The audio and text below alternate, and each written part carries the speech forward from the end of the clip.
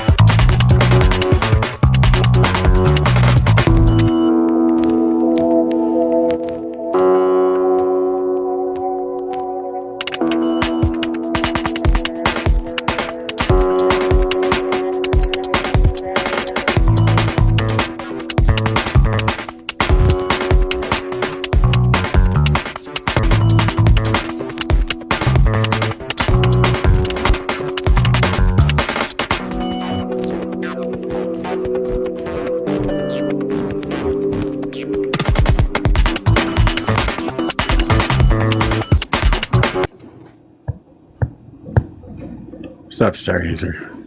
Hey, I wanted to. Do you remember I was going to watch that X-Files movie last night? Yep. It was really good. I was impressed. It was just exactly like the old, the old series, but it's brand new, and their characters were just like they never left. Really? They're not like Yes. 85 years old now? No. And she looks incredible. Hardly any even crow's feet. There's got to be some facelift up in there, but she did. She looked really good. That's cool. And of course, David Duchovny, he's one of my favorites. I like him. Do you remember Californication? Oh, so good. Yeah, was he like a Yeah, he was the main lawyer? guy. Was he a lawyer? And he drove around in a Something. camper? Yes. I think I- It was good. Hi, Court. I don't know if I met you. We met last night, and I think a couple of other times, I believe, before. Oh, okay. Sorry. I just changed my profile picture. So, no, you're good. You're good. Oh, Opus, it's on Disney, in case you're looking. The new X-Files thing is on Disney. Yeah. When you said that last night, I was like, I have not seen X-Files in like 20 years. Right. It's been a long time since that's been on. They might have had something in between the series end, but this is the first one I've ever seen. It was good. And I'm watching the new season of Reacher. It's a little over the top, but I like Reacher. yeah, I like him. I just liked that person who plays the character. Yes. That was an interesting story. I didn't think that was ever coming back. What? Reacher? Oh, yeah. it is interesting. He loves his pie. His He what? does. His pie. Hi. That's right. Yeah, he stops and gets pie all the time at Mm-hmm. diners and shit. I told my sister to watch it. She said, that's too much violence. I'm like, okay, whatever. Well, don't tell your sister to watch anything I watch then. Have you seen the one with Jason Momoa and the big dumb guy on His Guardians of the brother? Galaxy? Yes. His brother in the show? Yes. Yes, very good. Can't think of the name of it, though. Yeah, it was in Hawaii. That was good. It was interesting. I mean, it's cheesy, but Yeah, but what was the name of that? I don't remember. I have to Google it. I'm on my phone. I can't. Oh, hey, Alexa. What was that movie with Jason Momoa in Hawaii just recently? Oh wow. Jason Momoa's latest movie is Supergirl, released June 26, 2026. No. That's before- not it. His TV series Chief of War, which just dropped on Apple TV Plus August 1st, 2025. Okay, before It's a that. historical epic about Hawaiian unification. Alexa. Also, Hold on. Go ahead. Also, she was just going thanks, Tracy. I'm here to help with whatever you need. All right. I can't remember his name. What's his Wait, name? it was just talking about Hawaiian reunification. Oh. I heard No. that in there somewhere. What's that guy's name? Alexa, what's the movie with Jason Momoa and his brother is the guy from, what's that show, Mojo? Guardians of the Galaxy. Guardians of the Galaxy. Ah, you're thinking of The Wrecking Crew. The Wrecking. That's it. Thank you, Alexa. The Wrecking Crew. That was really good. Yeah, that was a good movie. You're welcome. Glad you enjoyed The Wrecking Crew. Me and Alexa have a relationship. I really can tell. I resisted her new voice. They changed her voice, and I really liked the first one. I'm like, I'm not doing it. I'm not doing it. And they said, finally, you have to switch, but if you really hate it, you can switch back. And I really like her because she is more personable and, carries on actual conversation with you. So. Okay, we live in a fucking weird world, I tell you. Well, hey, the Jetsons was my favorite cartoon when I was growing up. I love futuristic stuff. Meet George Jetson. Right. And then the Terminators came out, and I'm like, yeah, I loved it. But I fear it now, but I loved it back then. Because it seems so far-fetched. Yeah. Now it seems plausible. We're on our way. More plausible. Pardon me, Court? I think iRobot I think it was like Will Smith or somebody. Yes, that you're right. That is probably more plausible. Because that kind of does look like the robots that are being created currently for like different tasks like bartending, dancing, DJing, whatever Elon did at his big event. They had one at a baseball game. I think it was a Kansas City Chiefs game. Or football game, sorry. Chiefs game. And he was dancing on the side and interacting with people. And I'm like, wow. Yeah, it was bizarre. They had several of them for the World Cup, and they were supposed to go out and kick a soccer ball, and they kept missing, and they would fall flat on their back. And I was like, oh, so we didn't learn soccer yet, boys, huh? Yeah, okay. Funny. But they can make you a great martini. A lot of content creators are buying these robots just to be seen with them in public. Uh-huh. I've saw that. Interesting. How's Donovan today? Various levels of hilarity. Okay. What does that mean? Pray tell. Well, laughter is the best medicine, so I tend to find humor in lots of places that would normally elicit frustration from most. There you go. Yeah. Have you ever read The Power of Positive Thinking by Norman Vincent Peale? Yes, I have. I read that in 7th grade. That was one of my favorite books. I really liked that one. I really liked the book The Secret. Oh, you know what? I haven't read that yet. I heard it's really good. It's very good. It's very similar. It's positive thinking, basically, is what it's all about. Yeah. What is the book? How to Not Give a Fuck. The Secret to Not Giving a Fuck. Something like that. I also own that. Who wrote that? Honestly, I would have to go grab the book real quick to tell you. I have several of those, though. The Art of Not Giving a Fuck. The Secret to Not Giving a Fuck. There's several of them. Cool. The first one was really short, and I read that. That was like the my last book I've read.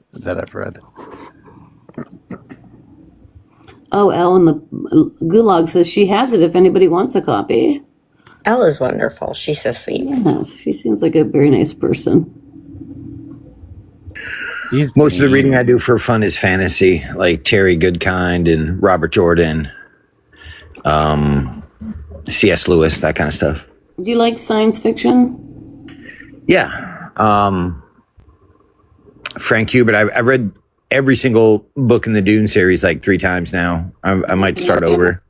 Just because they're so good. I want the next Dune to come out. Sorry. Do you like the movies, Donovan? The Dune movies? Yeah, the new ones are great. When is the last one coming out, or did it come out yet? It's going to be out sometime near Christmas. I'm pretty sure principal photography has already finished. They're in post-production now. So yeah, I'm pretty sure it'll be ready by Christmas. You know what? Florence Pugh is going to be that and the Other one, the superhero one that's coming out. Florence Pugh's in both of them. What's it called? The Avengers or something? Oh yeah, Florence Pugh plays what? The Black Widow's sister, right? Yeah. Yeah, that's right. She's going to be in both movies. That's bizarre. Yeah, I think Florence Pugh plays Princess Irulan. Yeah. Right? Yeah. So yeah, she'll be. I've been following her career from a long time ago. She's good. Between her and Zendaya, they are very good at taking roles that are very different from the one before. So, like for Zendaya, like Euphoria, Dune, The Odyssey, so on and so forth. The tennis. They're very good.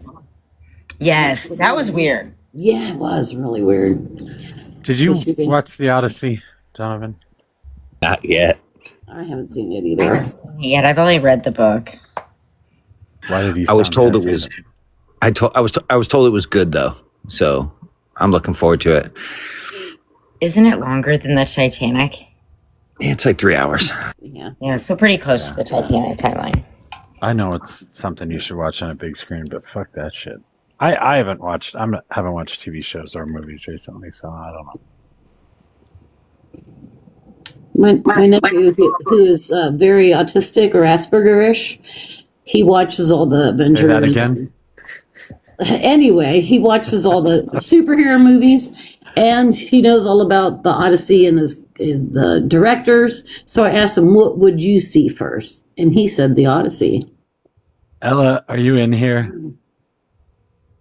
She was. Ella, if you are in here, not Elle, but Ella, I want to know if I can call somebody Aspergerish. Aspergerish.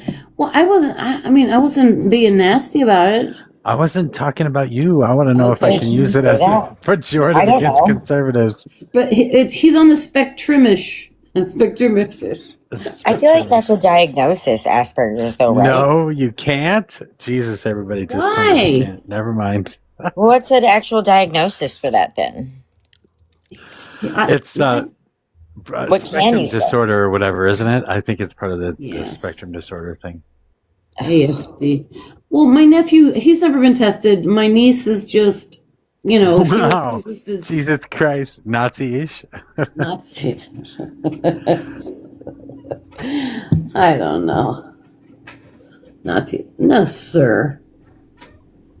Oh, it's okay. Revel. Asperger's just from a Nazi doctor. It's no longer being used. I see. Okay.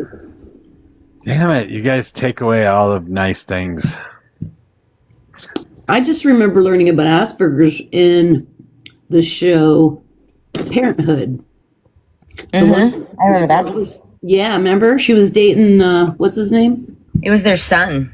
Oh, yeah, it was her son. Right. I learned about it from Boston Legal. The TV show Boston Legal with Kirk. Captain Kirk. What's his name? Will Shatner. Yeah, William Shatner. I never really watched that much, but some of the old one, people would talk about it, and I'd go watch that episode, but I never watched the whole thing. Yeah, I love that show. I thought it was great. And one of the characters in there had Asperger's. Okay. What's his name? I kind of name? explained it. Family Times. I guess I just don't understand how there's an autism spectrum with all of these different diagnoses, with all of these different levels of, if you have these sorts of issues, then you might be more this. You can do the testing, you can do the blood testing, you can do this. But then we turn it into you're on the autism spectrum somewhere. How does that actually give somebody the ability to understand? Because, technically, I'm on the autism spectrum. I have a high level of ADHD and other things going on, and these are my issues. I honestly think that these people, the children and the adults that are like this, are more highly conscious. I can't say it anyway. Conscious than we are, and that's how the world is evolving into higher level of thinking and feeling and all that. Judge Wapner, 3:00. Yeah. What? Really? Judge Wapner, 3:00. Wait, Kurt Cobain, what? What's that say? You haven't seen Rain Man? Yeah. Oh, yeah. Oh, Rain yeah. Man. It's a good It's one. been years, but yeah, I've seen it. It's been a very long time, though. That's Well, fun. I You okay? Hi, Liz. differentiate between kids on an educational standpoint, right? Even though they had the same disorder, it was almost like, oh, I'm like them, but not that bad. You know what I mean? Like, so in order to make sure that everything was equitable for all kids with autism, they just made it an entire umbrella. So the spectrum is gone? No, the spectrum is there. Asperger's is gone. It doesn't exist in the DSM anymore. So you're either autism level 1, 2, or 3, which basically just clarifies your support needs. And then you have further documentation in your medical charts about what specifically your needs are. Why did they remove Asperger's? Well, one, because it's named after a Yahtzee who experimented in during that lovely time in our history. But also, again, people were using Asperger's syndrome as a way to differentiate in a way that made access to education not equitable and stuff like that. Oh, okay. Yeah. Thank you. Thank you for answering my question. Yes, thank Yeah, you. no problem.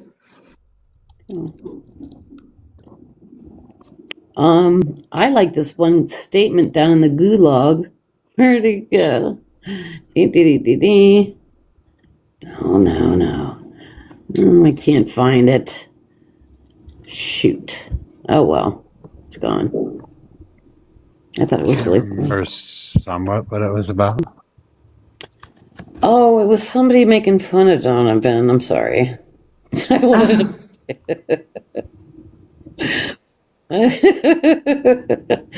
I'm scrolling back to see if I can find it.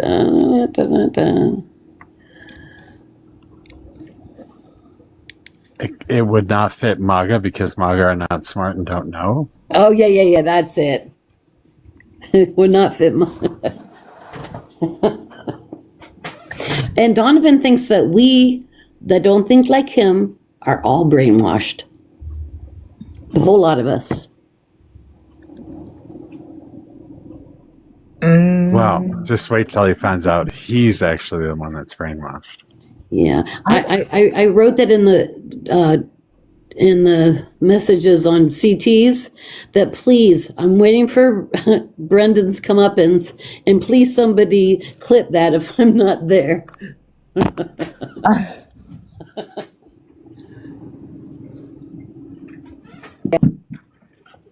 I'm up here dodging comeuppance like fucking Neo from the Matrix. Oh, Get it, dog. Okay, three-fingered troglodytes. Tap the screen, you guys. Okay. Share out the live, do the heart me. I do. don't know if I have a gift goal or not. I guess I probably do. You do. you do. I send a couple things. Help with that too, please. Thank you. Alrighty. I just saw three fingers and reminded me of Messi, which reminded me of tapping. Yeah. 3-finger troglodytes. 3-finger Oh, tap. no. That was a comment. Yeah, I was can in fit the a comment. 4-finger tap. it's right I there. know. Yeah. I just read the comment and I thought, well, that's perfect. Somebody told me, because I'm on disability and I was married to my first husband for 13 years. Somebody said cost Social Security. So I called and they said, well, you make more than what you would on spousal benefits. She said, however, if he passes away, you could get a great deal more. And I do not wish that on my children, but it's in my back pocket. Wouldn't your children get his Social Security, though? No, they're 35 and 33. Oh, over 18. Okay. Yeah. Donovan, They will get his 4. Yeah. Yeah, I'm watching a few videos. What's up? what are you freaking out about today? Not always freaking out about about anything. something. What are you talking about? I don't freak out. Right now I'm watching Don't Walk Run Productions about a video.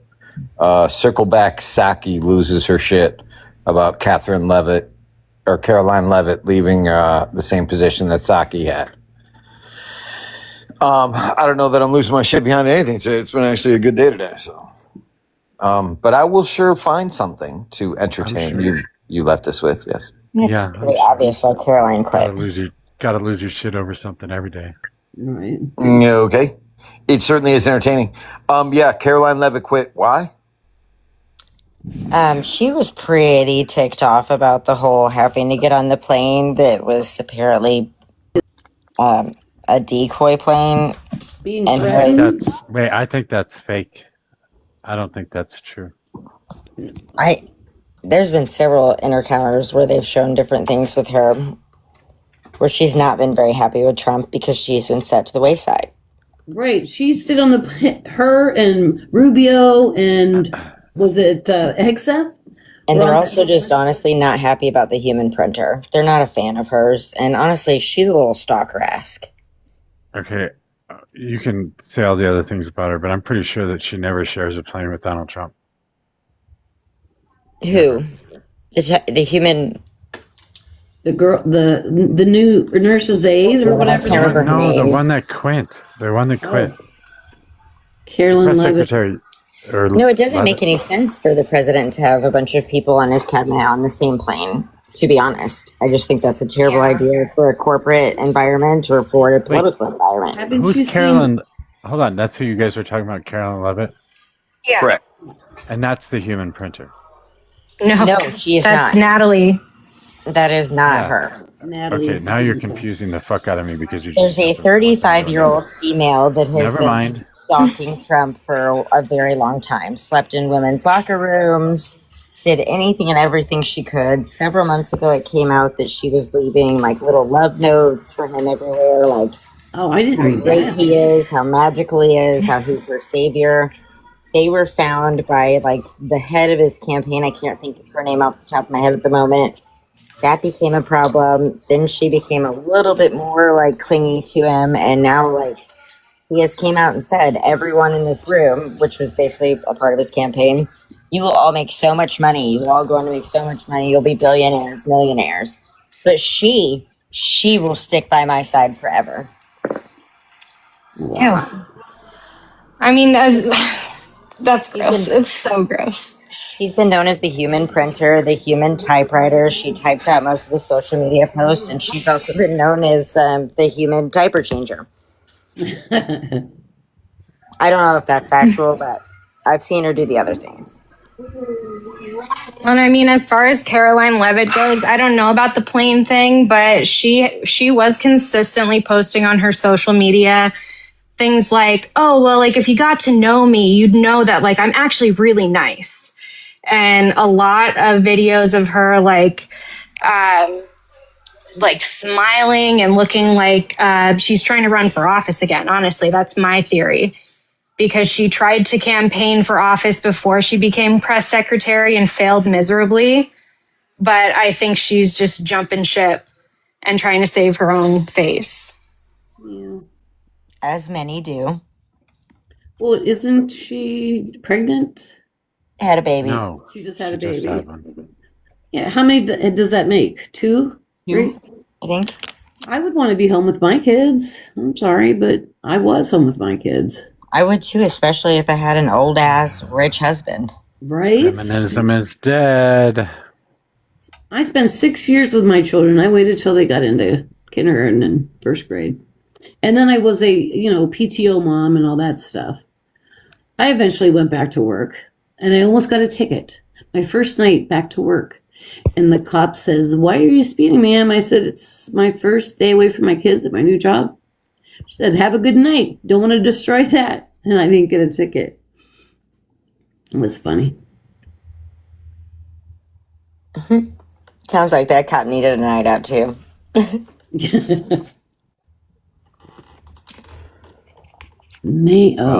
Here comes trouble. Yeah. Capital T. What's a MOJO? The ceiling. The price of rice. Price of rice in Thornton, Colorado. I don't know.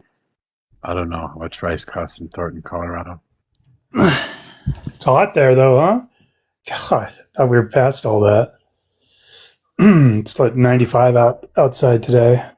I had to It come in. is where I'm at, 86 right now. Yeah. It'll keep getting hotter till like 7, and then start cooling down. At least it cools down there, right? And then in the it night, starts cooling down generally now. Between 3 and 4 is when okay. it starts cool. We still have a bit of a heat dome on us that's still kind of rising, and it'll be hotter next week. It's gotten cooler in the evenings. It's almost feeling fallish in Northeast Ohio. I'm jealous. The temperature won't drop here until like Halloween night. That's typically on the dot when it happens. Yeah. Oh, Phoenix? Where do you live? No, Southern California. Oh, yeah. Southern California, but not near the coast. No, not near the coast. Yeah. Are you Yeah. looking to dox people? Is that what you're doing? What are you doing? No, it's just You sound like you're trying to get everybody's location right now. Yeah, what am I gonna do? I'm freaking laying in bed. That would be probably what most doxers do all day long. In their boxers. Right. Oh, you're doxing me. You're wearing boxers? I'm confused. Yeah. Oh, yeah, actually, yeah. If you work from home and you put on a nice shirt and you just have boxers on to do your Zoom meetings, get it. I love it. Yeah. What I did. No, I haven't done that. No. Oh, I used to. The back of my hair would look like crap. I would put a filter on my Teams thing, and I would look lovely. But I would have on pajama pants, a halfway decent, like nice businessy shirt. Back of my hair would look like crap, and the front of my hair was done, and all was well. Business in the front and party in the back. You got it. That's the new norm now since COVID. Well, the amount of work that I can get done working from home versus being in the office is drastically different. Can you? Oh, it is. Oh, God. Can you really? It just depends on the person. You're so right. You're so right. I am terrorized every day by the same stupid-ass conservatives. Well, if you unblock my main account, I can actually bring some people in here. Didn't I unblock your main account already? I have no idea. I haven't tried. What is the main account? He unblocked everybody, I thought, Derek. Everybody right but back. 2 people. Let me Everybody find but out. 2 people, and then Patriot? I have blocked a few people since then. So Why haven't you blocked me? I feel sad. No, I'm just kidding. Don't do that. You blocked Patriot? Patriot I blocked a long time ago, more than a year ago. Is that because he goes to all those parties at Mar-a-Lago? No, it's because he likes to dox people. What? He does? He and Crustable both like to dox people, yes. Well, I'm happy I unfollowed both of them. Dox them for what? Don't they kind of have to do something? It's egregious? You don't have to do anything to be doxxed. No, but I probably did do something egregious, meaning that I put out a video of him saying the N-word on my live. Oh, oh gosh. Oh boy. Well, if you didn't want that video out, you shouldn't have said it. And then that brought on the doxing crew. It brought on a bunch of threats and at least one person getting doxxed, yes. Oh boy. That can be serious for some people. But yeah, I agree. There are a lot of people that do have jobs that would care, or if you are doing this kind of stuff online, and if it gets back to them in some way, shape, or form, you could possibly lose your job. So a lot of people do like to remain anonymous online, and that's perfectly justifiable. So any asshole that decides they want to dox is no longer welcome in my live or around me at all. That said, it's just like the online version of wearing the white, gowns that cover their head, and the burning crosses. It's just the online version when they go behind usernames and say a bunch of stuff and then go, this better not catch up to me in real life. my desire to, seek removing accountability, which just drives me crazy. But there are people on this app who come on here with their full government name and then say it and then act surprised when they lose their job. And I'm just like, dude, you said where you were from, your whole government name, and then you said something deplorable, and then somebody reported you for the thing you did, and now you're upset because accountability? I mean, nothing tops Leo reciting his social security number. That was pretty wild. Oh my gosh. On my life, he recited. Did he show his full credit card number to you? And He was gonna start showing all kinds of stuff, and I'm like, no, what the fuck is wrong with you? Oh my god. He recited it like, when you were in elementary school and you would recite your lunch number really fast, like it was impressive. Like that's what he did with his social security number. It was bad. I'm just grateful there's over I think 3,000 people in the US with my first, middle, and last name because my parents were not original. And then even in my state there's like a whole bunch. So, and I'm a nobody. So I'm like, yeah, nobody's gonna find me. Steve O.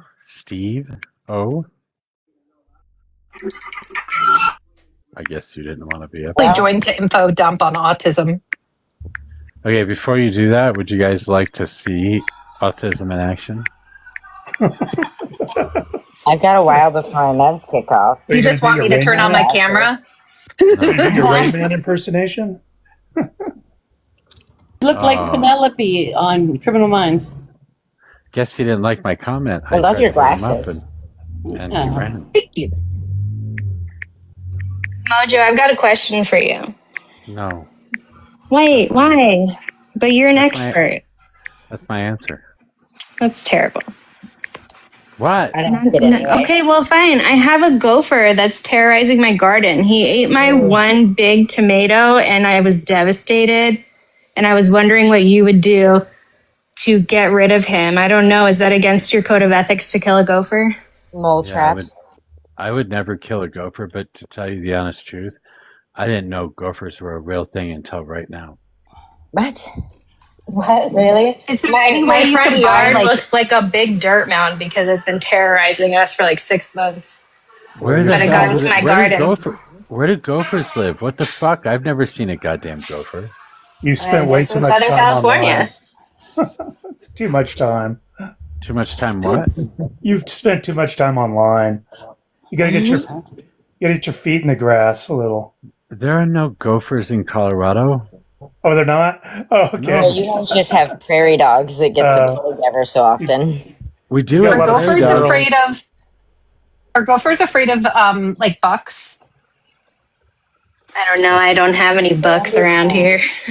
You need they sell deer pee. As disgusting as this is, I only know this because my ex was a hunter, and he used to put like remnants of it on his hunting clothes. But you can use maybe that around the edges of the garden. If it like the scent of an animal, like they sell animal scented things and animal pee, as gross as that is.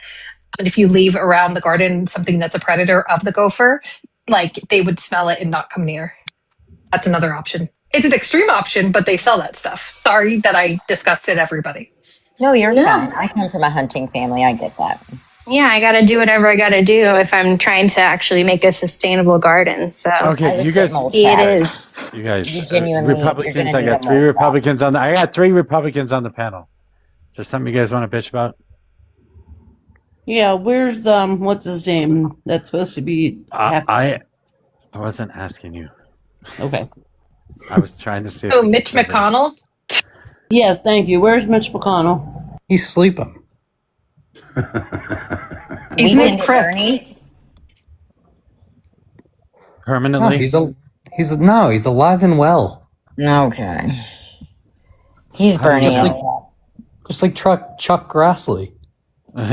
Chuck Grassley's running for president or for Senate again. I think that's fucking comical. If he gets reelected.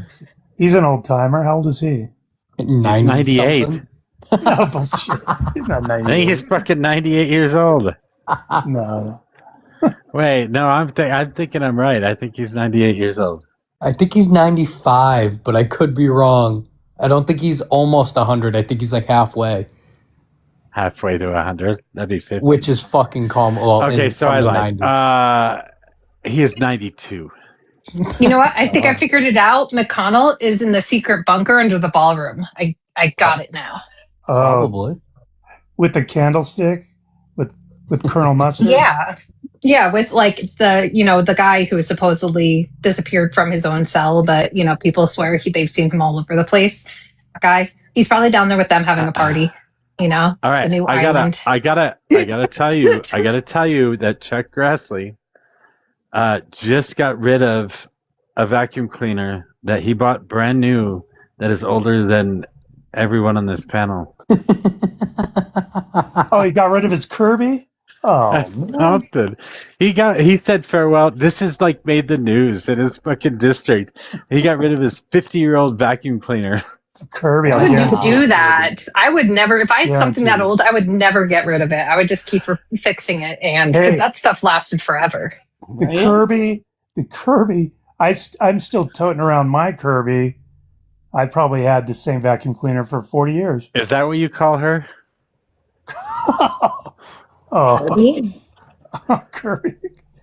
Oh, no. I just think it's funny that he's been elected all this time. And I don't know if anybody's even checked his age. And if he wins again, I don't he's even 92. have words. I just said he's 92. And I No, think I he's know. up for re-election in 2 years. So if he does run again, he would be 100 years old if he lives that long before his next term is over. So what's the problem with just pure age without any other variables being in If you're question? too young to be a president or anything else, then there has to be a point where you're too fucking old to actually be in government. Okay, I get that, but you're just paraphrasing my question.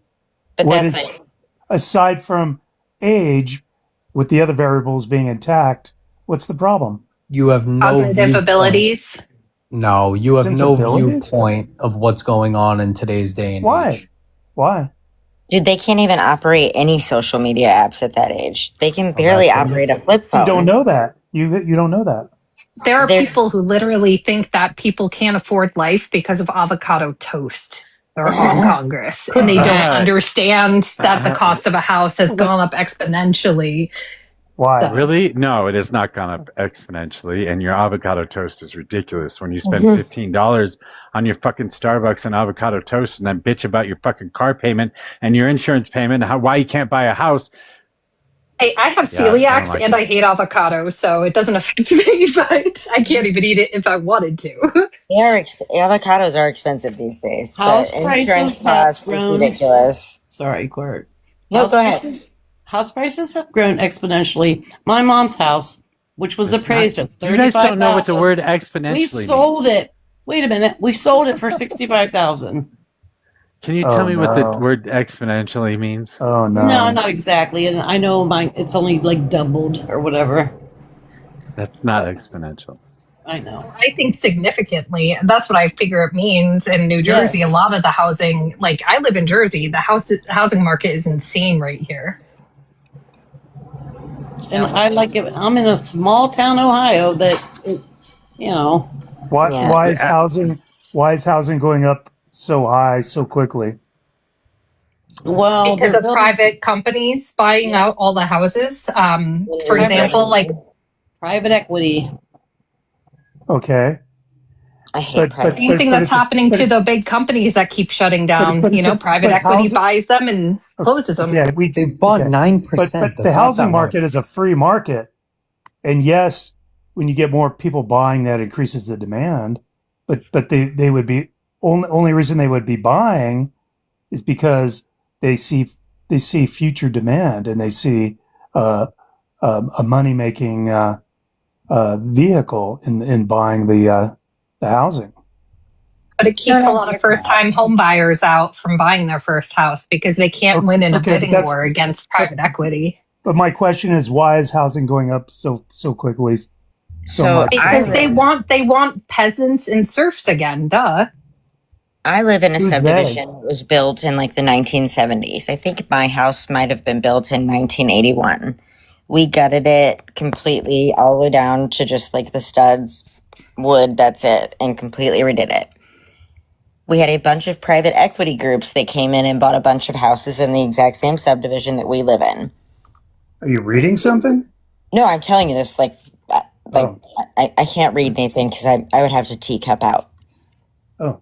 I don't have my computer by me, but yes, our house we bought for $114. Literally, we bought it as a foreclosure. We bought it from the bank. very good.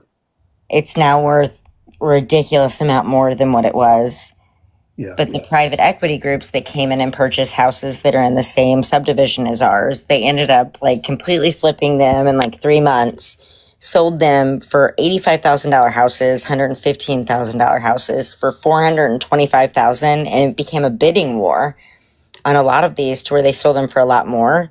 So that would increase. I live in Illinois. That increases our property taxes. That increases everything for everyone.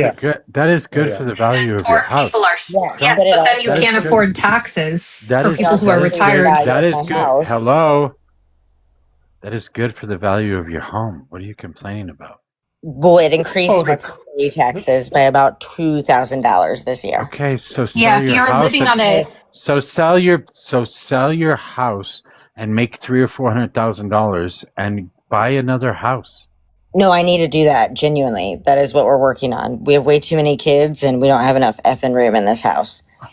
Where do we have enough? I heard that there's a problem with selling right now, though. Mm-hmm. There is. It's a buyer's market right now, too, on top of that. So I don't know how these things can exist at once, but I think it's because we're in another bubble and it's about to pop again. I don't think anything is going to pop. It feels like during COVID when people were like battling each other on OfferUp for exercise equipment, and somebody was saying that their 30-year-old dumbbells were worth $300 when they clearly weren't. And now we're just going back and forth and saying, you know what, well, fuck you. Good luck selling it. And he's saying, well, fuck you too. Good luck to you. You know? No. That's what's happening. Well, the bigger part of that is you had people who paid over what the valuation was by about $50,000 or more in all cash. So when they go and sell the house, they have no equity. That's what you're running into. There's the bigger problem. That's what you're going to run into when people are trying to sell their house or their property taxes have skyrocketed and now they can't afford the house because the property taxes are getting to be out of control because the valuation jumped up 40%. Well, a lot of areas have laws in place that cap the assessed value of your house. God damn, I wish that was here. Yes, also, if you have California has Prop 13 that minimizes the revaluation of your house unless you change ownership. Yep. But also, if you are a parent and you share a child with a divorced parent in a lot of states, like in Jersey, I can only live 15 miles from. We have joint custody. So we, bring our child back and forth. That way she has all her parents in her life. It's the best thing for the kid. But that also means I cannot move somewhere cheaper because I cannot move more than 15 miles away. It doesn't give me a lot of. Yeah. What about renting? That would be more expensive than to live in the house we live in now. But all the houses around us are going into bidding wars. So therefore, even if we were to let's say sell this house, which we don't have much equity because we just moved here in 2020, right? Yeah. That means we are not guaranteed to find another house within the 15 months. You see a problem? So and the apartments are ridiculously expensive now for rent. They actually cost more than the mortgage here. So, but then these taxes are going up here because of all the other, there's not really a solution here unless I give up custody of my child. You can get an agent. You can get an agent to look out for houses for you within that 15-minute area. And if they find one within your price range, they can put an offer in on it contingent upon you selling your house. Mm-hmm. And then you don't have to do anything until you sell your house. As a matter of fact, real estate agents love to do this because then they get commission on both houses. Yeah, it's just very complicated right now. The market looks very crazy, at least where I live. Yeah, but you Jersey. can set it up like that you can just set it up like that if you're really worried about paying your property taxes. Set it up like that so if something comes along, then you are available to buy it. Well, that goes. I'll definitely reach out to see if I can find someone willing to do that. All that is writing that into the offer and getting the seller to agree to it. That's all it is. Yeah, and most sellers will agree to contingent on. I mean, unless they've got like a shit ton of offers on the house. But either way, a lot of sellers will agree to letting you sell your house first. Yeah, I just did that. I just did that same transaction. And like I said, a real estate agent will do that shit for free because it's only a matter of just putting a marker on their application or their website that they have to look for a house that is within your range, within your price range, and within the range of area that you are willing to move. And then once it pops up, they can make an offer immediately with that contingency, and then let you know from there. Why are you selling? The only other downside is I do not know what our credit looks like now, so that may be another factor. Why are you so we may not be house? going anywhere. No, we're looking to potentially move because the cost of our taxes have gone up so much lately due to the housing market in the area. Well, I know that so you get reassessed. You get reassessed like annually there in Illinois, was it? Every New year, Jersey. Illinois. Yearly. Yeah, yeah, that happens here in Idaho, and but the taxes are so low. It's awesome. Yeah, it's not the property taxes in Colorado aren't that bad either. They're not that bad. Is it northeast or northwest Idaho without power now for 8 days or 9 days? Is that Idaho or is that Illinois? What am I confused? No, that's Indiana. Indiana. So dyslexic with my states. I'm like, if it starts with an I, no, I'm sorry. No, I know. Sounds about right. Over here, if the wind starts blowing, the power goes out. It's like, really? I'm getting really good at setting my clocks. Oh, that sucks. But well. The wind? My cousin's in Indiana. She hasn't had and electricity for 8 days. That's insane to me. Yeah. Well, they're testing it out. That's a Republican state. They're testing out to see what they can get away with, Yeah, in Idaho, Holy conspiracy theories. I was going to say, after they told me they would never overturn Roe, I look at a lot of things differently. All the things they said would never happen keeps happening. I agree, Tennis Love. Where is FEMA? Since Trump's been in office, what rights have you lost? The right to control my future and my body and to self-defense, because if I get impregnated, I unalive. So, and my daughter has lost that right as well. Do you have the right to self-governance? Because I don't. So what law was that he put in place in the second term? He put in place the exact justices who knocked down Roe versus Wade, and then he also went on the news and took literal he literally went on the news and said, I did that. I knew those justices would overturn Roe. And now they're talking about a national ban, and that just got leaked. That phone call about how they're going to make it every state you cannot access abortion, including. Oh God! So much for sending it back to the states, right, guys? And I can play that recording if I get to my computer. The gossip train has left the station. Yes, I mean they would never do that, considering they never would have overturned Roe, right, guys? I mean that would be such a stretch. But in his second term, you guys have to understand they're tracking females leaving certain states with these flock cameras. Yep. To see what they're doing. God. No, they're not doing that these either. Flock cameras. Then how come 50 cops? How come 50 cops have been arrested for illegally accessing flock cameras to stop ex-girlfriends, ex-wives, and pregnant women? God, where are you getting your information? Jesus. Hang on, Nate. How many subjects do you want to go into? So these flock cameras, you do know that was part of Biden's infrastructure and American Rescue package, right? To send the states the money for that, right? So how was that Trump? I don't like any of it. No, don't pivot. That was Trump. That's Trump, though. So let's focus on Trump. Trump is still pushing it to continue forward and adding more. So I don't understand what you're going with here. I don't like either of them. Should we blame? I don't like Biden and the Willow Project. I don't like Trump and the fucking national parks. I don't like either of them. It just seems like you're trying to find things to complain about. But I agree. I want to complain about things. I've thought that for the last 30 years of my life, probably. That's just how I feel. Also, foodborne illnesses going up 400%. That was such a great thing. I mean, deregulation has really helped with the FDA, wouldn't you say? Aren't you guys glad we have explosive diarrhea lettuce? Such a great time to be alive. I ate the lettuce at the Taco Bell. You guys are putting way too much. What is going on? Why are we? You said bring up things that you're upset about. Why? And so I started. Mm-hmm. You're I didn't putting say too that much to weight you. on. You're saying list your grievances, and I said sure.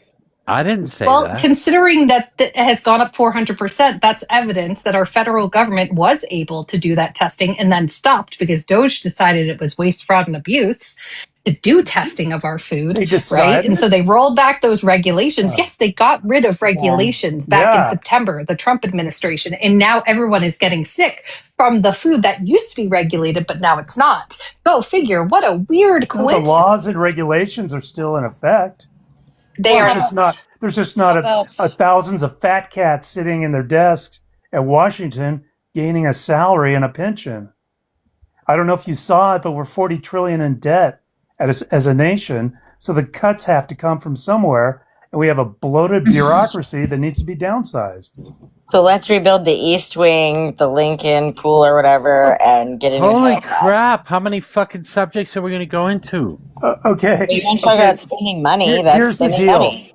Here's the deal: that Washington spends $17 billion a day. Okay, what? That's 20 million. That's 20 million in less than 5 minutes every 5 minutes. Okay, so it's a spending. We got a spending problem.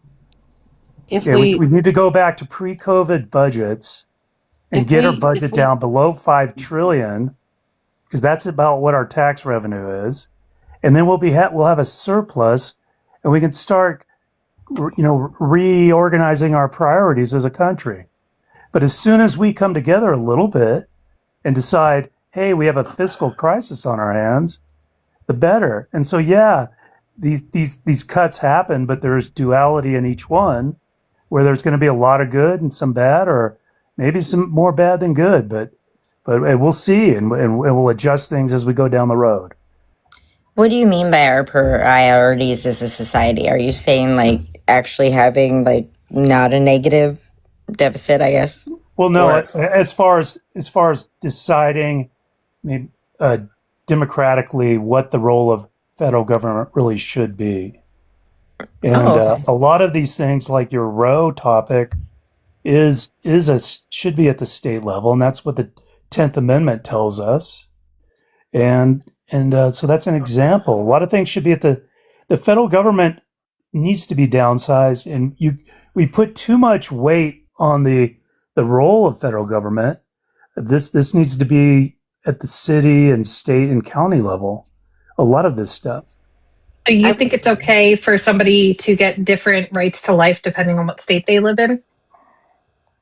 Well, the Supreme Court interprets the very much malleable Constitution, and it's not these type of situations were not foreseen in the 18th century. I was going to say abortions happened all the time back then, first of all. Second of all, I thought it was all men are to be created or treated as equals. And like, for example, the 14th Amendment says that people will not receive unequal treatment under the law. I don't see anywhere where men are penalized for the reproductive health care or denied it based on their gender or sex. I don't see that anywhere, but I do see it for women. And denied access to life-saving medical care. So that would be different treatment, unequal treatment under the law.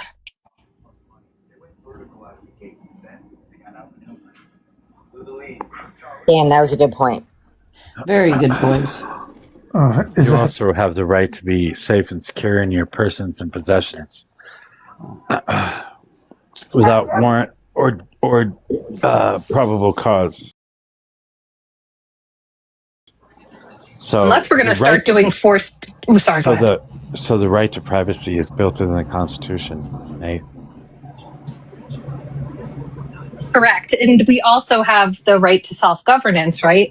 So unless they're going to make it so that, like, for example, sick children might need a kidney donation, unless they're going to force pro-life men to give their kidneys against their will, and the government has the power to do that to sustain another person's life, and even a child, an innocent child's, then I don't see them having a legal way to do it to women. Well, the thing is, it's what's done is done at this point. So you might want to get involved in your state politics and get abortions, ADs, legalized, so you can do that. Yay for Illinois. I was going to say, I live in New Jersey. It's legal still here for now until they do a federal ban. If they do that, if they do a federal ban, then it won't be acceptable. How do you know that? Well, I think I don't not know that, but the thing is, it's conjecture and speculation. When you said there was a phone call when they were discussing that, there's a lot of things that get discussed in private phone calls and emails with the AG, and it's like you don't even know the context in which they were discussing it. They literally said that their desire is to make it pro-life in every single state and to withdraw the right to have abortions, and that there will be 0 abortions happening in any state. Okay. And that is literally from the new AG that was just appointed. Just put in. I totally get it. And I don't think. And if I was a woman, I'd feel very much similar in regard to that happening. I am very much conservative, and I'm very much pro-choice. So it's like, why is this even a political issue is beyond me. But I do, I understand both sides of the argument, but they should have never touched it. I agree. But that should never be a reason to vote for the president of the United States. It shouldn't be a reason for your political affiliation, your party affiliation. I think it's ridiculous. But everybody has their own opinions. I don't think you can understand. You're free to do that. What? You're not a woman, so you don't understand why. I think I said that. I said if I was a woman, I liked what he said. I would feel similar. Yeah. But that's how I feel. You ended that's with my that's opinion. just silly. So I have a silly comment. Why is it all right for you to unalive something? We're gonna go with because we'll use that terminology today. Why is it okay for you to unalive something? Because you either A, couldn't make the financial responsibility when making the sexual act, or B, you have just decided, I don't want this. It doesn't matter the reason. I have the right to self-governance and I have the right to self-defense. That's it. You cannot tell me what to do. That's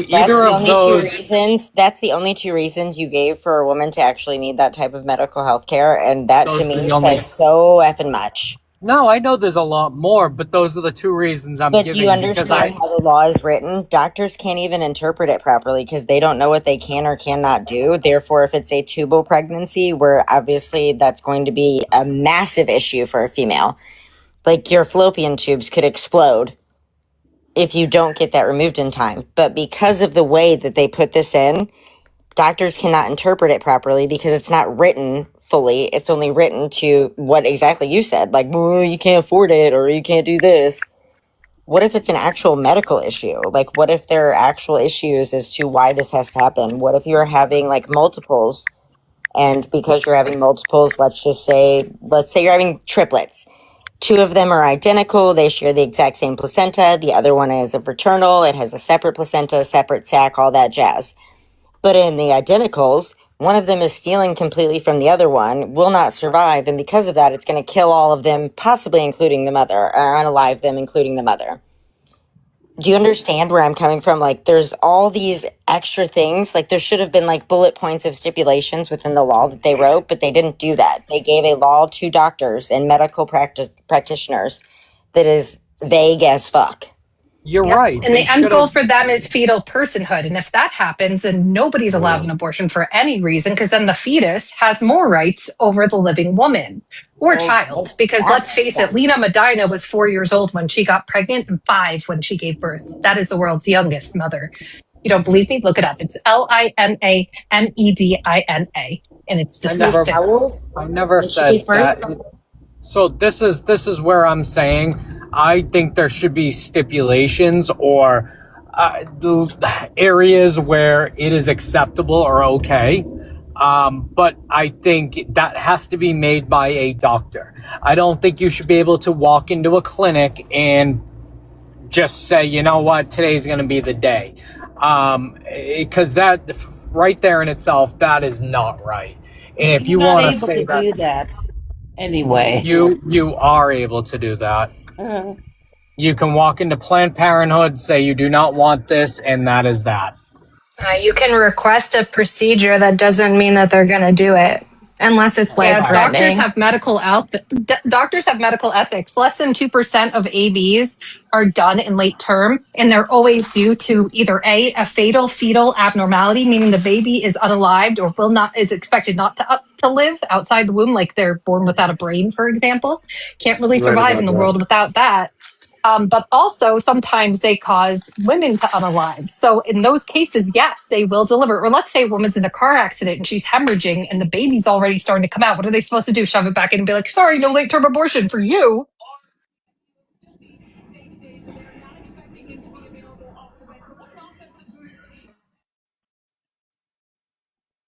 Somebody who has repeatedly said that he doesn't want to be responsible for anybody's crotch goblins. I'm pretty sure that's what he likes to call them. Right. So he's just being silly when he's pretending that he cares about this at all. No, he cares about it if it's his own kid, because a lot of men, they don't view women as women. They view us as incubators to carry their property or their potential property. But then they can be irresponsible leaving their seed around, because no woman gets pregnant on her own. It's always, every single unwanted pregnancy is caused by a man. I've never met any single woman who had an unwanted pregnancy without a man. So you admit that only women get pregnant. Perfect. Thank you for elaborating on that. Okay. Jeez, here we go. Yes, only cis women get pregnant. You're right. Not actually, no. Not all women can get pregnant. Some women actually are not able to do so. Just so you know. Yeah, that's true. Also, I can't get pregnant anymore, but, I actually don't have a uterus. So according to Justin, I'm not a woman, even though I've got, 3 kids. The type of equipment that you have doesn't really matter, as long as you had the equipment at one point. I mean, but what if you didn't have the equipment? What kind of alleles? What if you were born? What kind of alleles do you produce? Intersex. Yeah, exactly. There are people who have all the external equipment of one, but the internal equipment of another, and the hormones are different. And, so they might outwardly appear one way, but then if you test their chromosomes, because believe it or not, there's more than just 2 different types of chromosomal matches. And in those cases, if they keep passing these laws where you have to get a chromosomal test to play sports or enroll in school, going to have a lot of kids that are, let's say, ostracized even more than they already were. The exception does not defeat the rule. The rule does not make it a rule if there's exceptions. If there's something outside of it, that means it's no longer binary. Absolutely binary means not. 2. So no, binary means not. 2. So Just if there's anything that exists beyond 2, it's no longer. The exception does not invalidate the rule. Right? If something is a binary, that means there's only 2. Am I wrong? Yeah, binary means 2, exactly. Okay, cool. So we can admit then that sex is not binary because there's more than 2.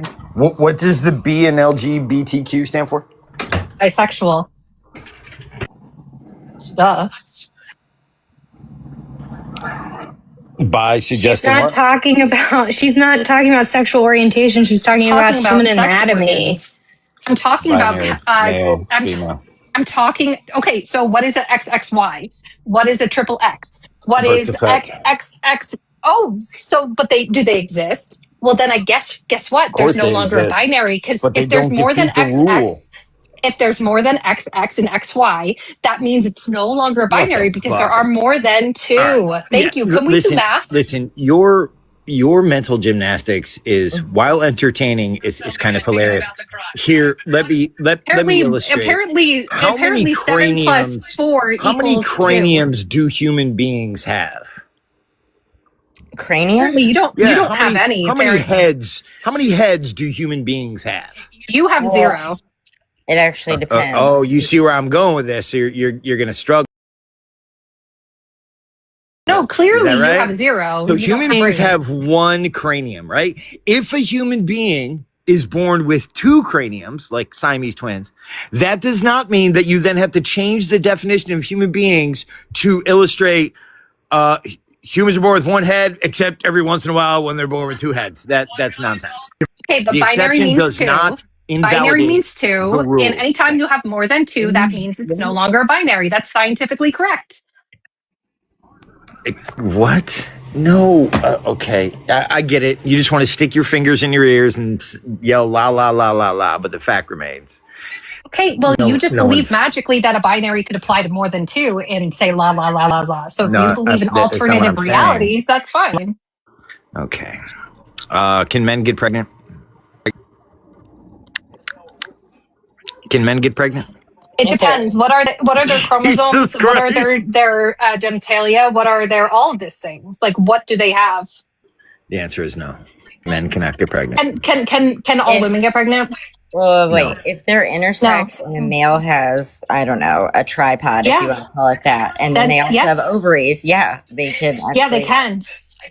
Intersex men can actually get pregnant if they have the equipment for it. Yes, and it is functioning. Yes, they can. It has happened. Oh no.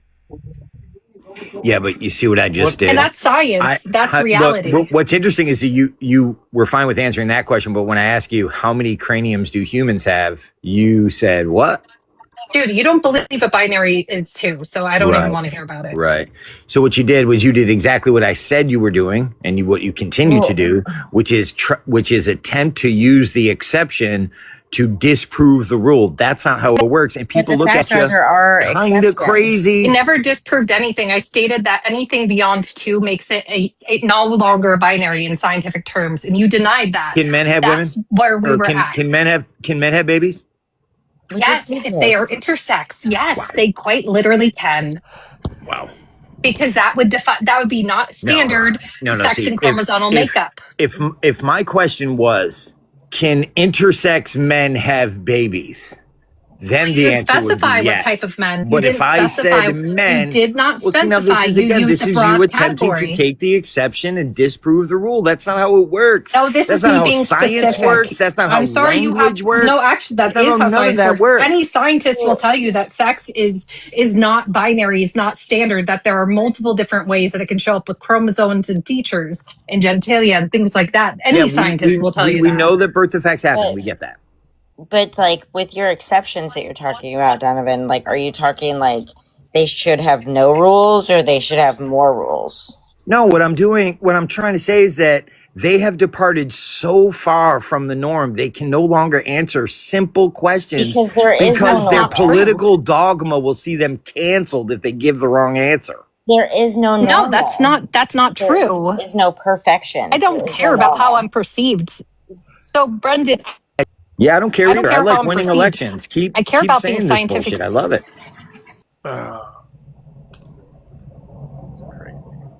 Next topic. Doesn't mean that everybody has that, okay? I know that you have.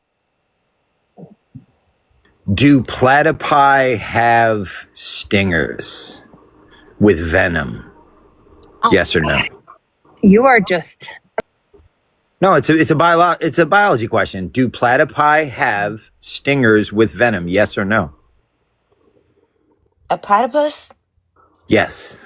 No, I don't believe so. Jesus Christ, I give him a gift, Mojo, and they can't even take the gift. Well, fuck, I don't know if they do either. What the fuck? Do the males have them? Who the fuck? I don't know what the hell you're talking about. Did you know that male seahorses have babies? I gave you a perfect opportunity. I gave you a perfect opportunity to illustrate to you how, one, not all platypi have stingers and venom. Only the males do. So they're not only the platypi that identify as males, the males. Are we platypi? Unbelievable that we're sitting here. Have we studied every single platypi? I didn't know I was a platypi. Why? I don't know, honestly, at this point. Why?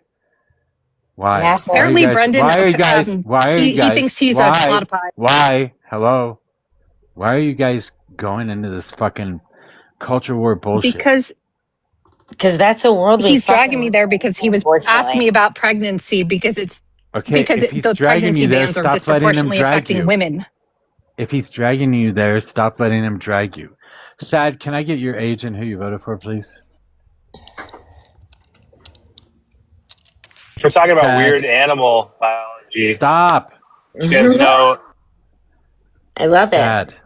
It's not sad. Stop. It's fun. Your National Geographic. Fucking damn it. Sad, are you there? Sad. Nothing. Okay. Sergeant First Class, are you present? He is not. Maybe they're sad.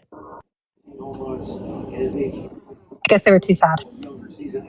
Okay. No, but really, look up duck erection. If it will blow your mind. Ew. I'm good on that. I don't even know why I'm going to do this, but I am. No. Now I'm curious, and thanks for that. I'm not, because I would vomit. Someone told me about it. I thought I had heard. It's not. No. It's not what you think. It's just wild. I just I'm don't even want to surprised. know, because that just...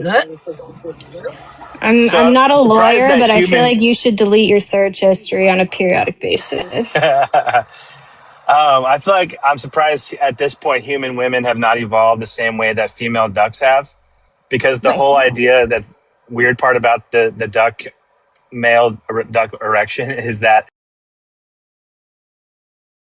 over time, female ducks, as some sort of resistance to, I forget why this happens, but it's some sort of resistance to the male duck. It has their internal parts have created like a maze, a more and more complicated maze, to where the male duck has had to evolve and create a very strange maze-like erection that's designed to find its way through the maze. Well, that even I don't know. It's spiraling. Female ducks also chose the bear, I guess. Yeah, I do resent that you're saying that it's women's, it's the female's fault for the male's erection problems. I don't like that. What are you talking? I didn't say that. I was gonna You say, did a little bit, but I'm just joking with you. What percentage of men? Well, in mammals, that is factual.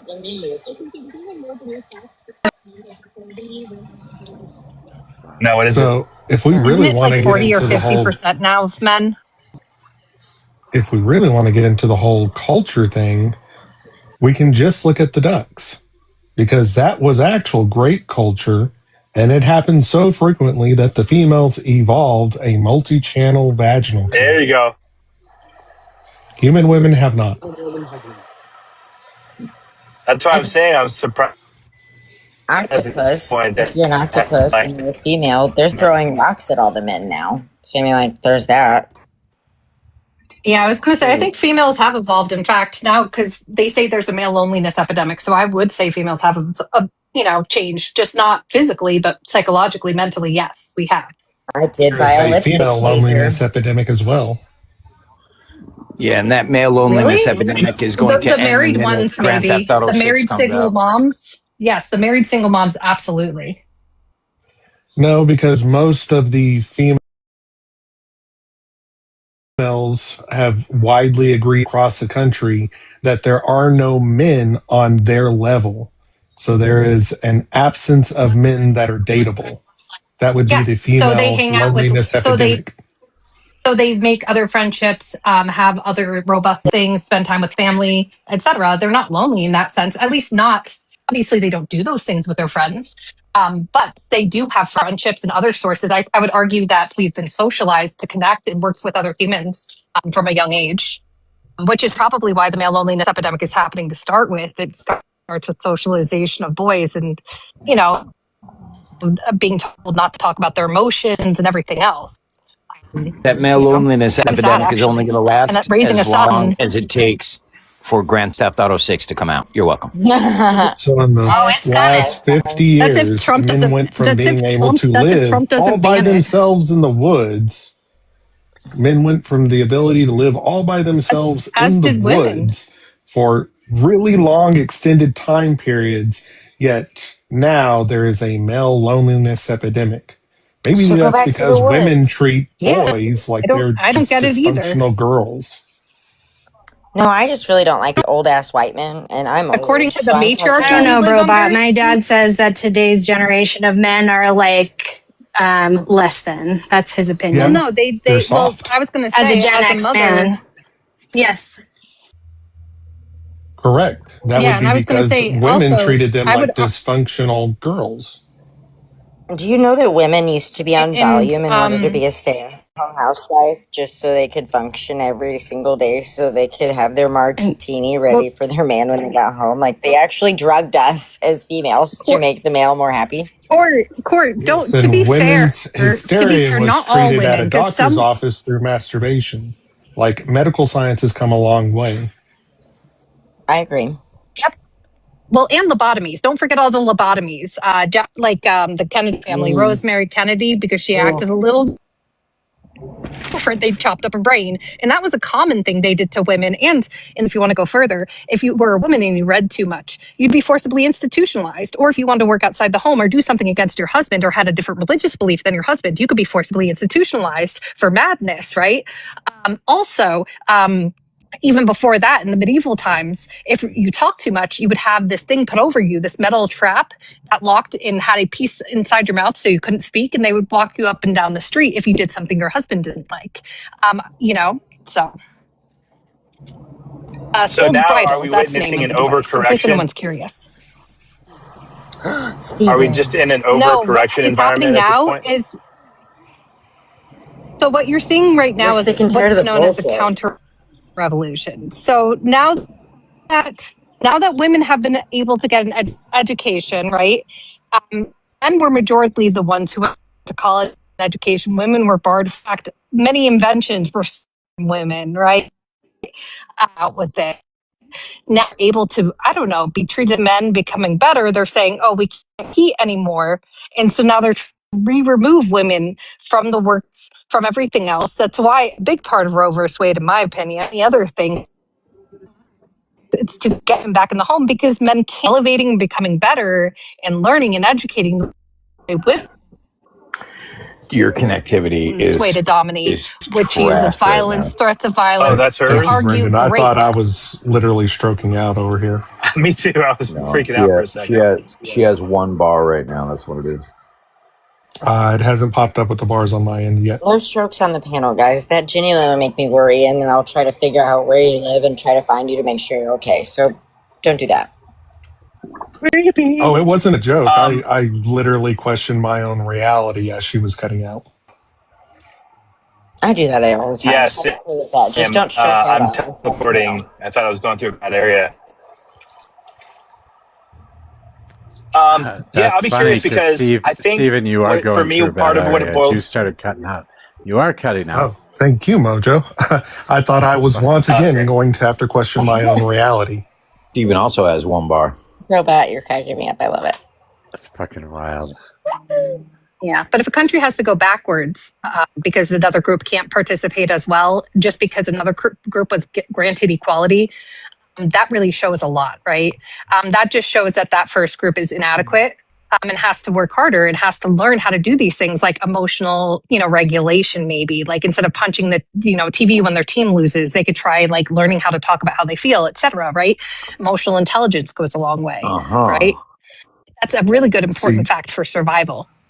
When I mentioned that women were treating boys like dysfunctional girls, it'd be that right there. So teaching them how to regulate their emotions.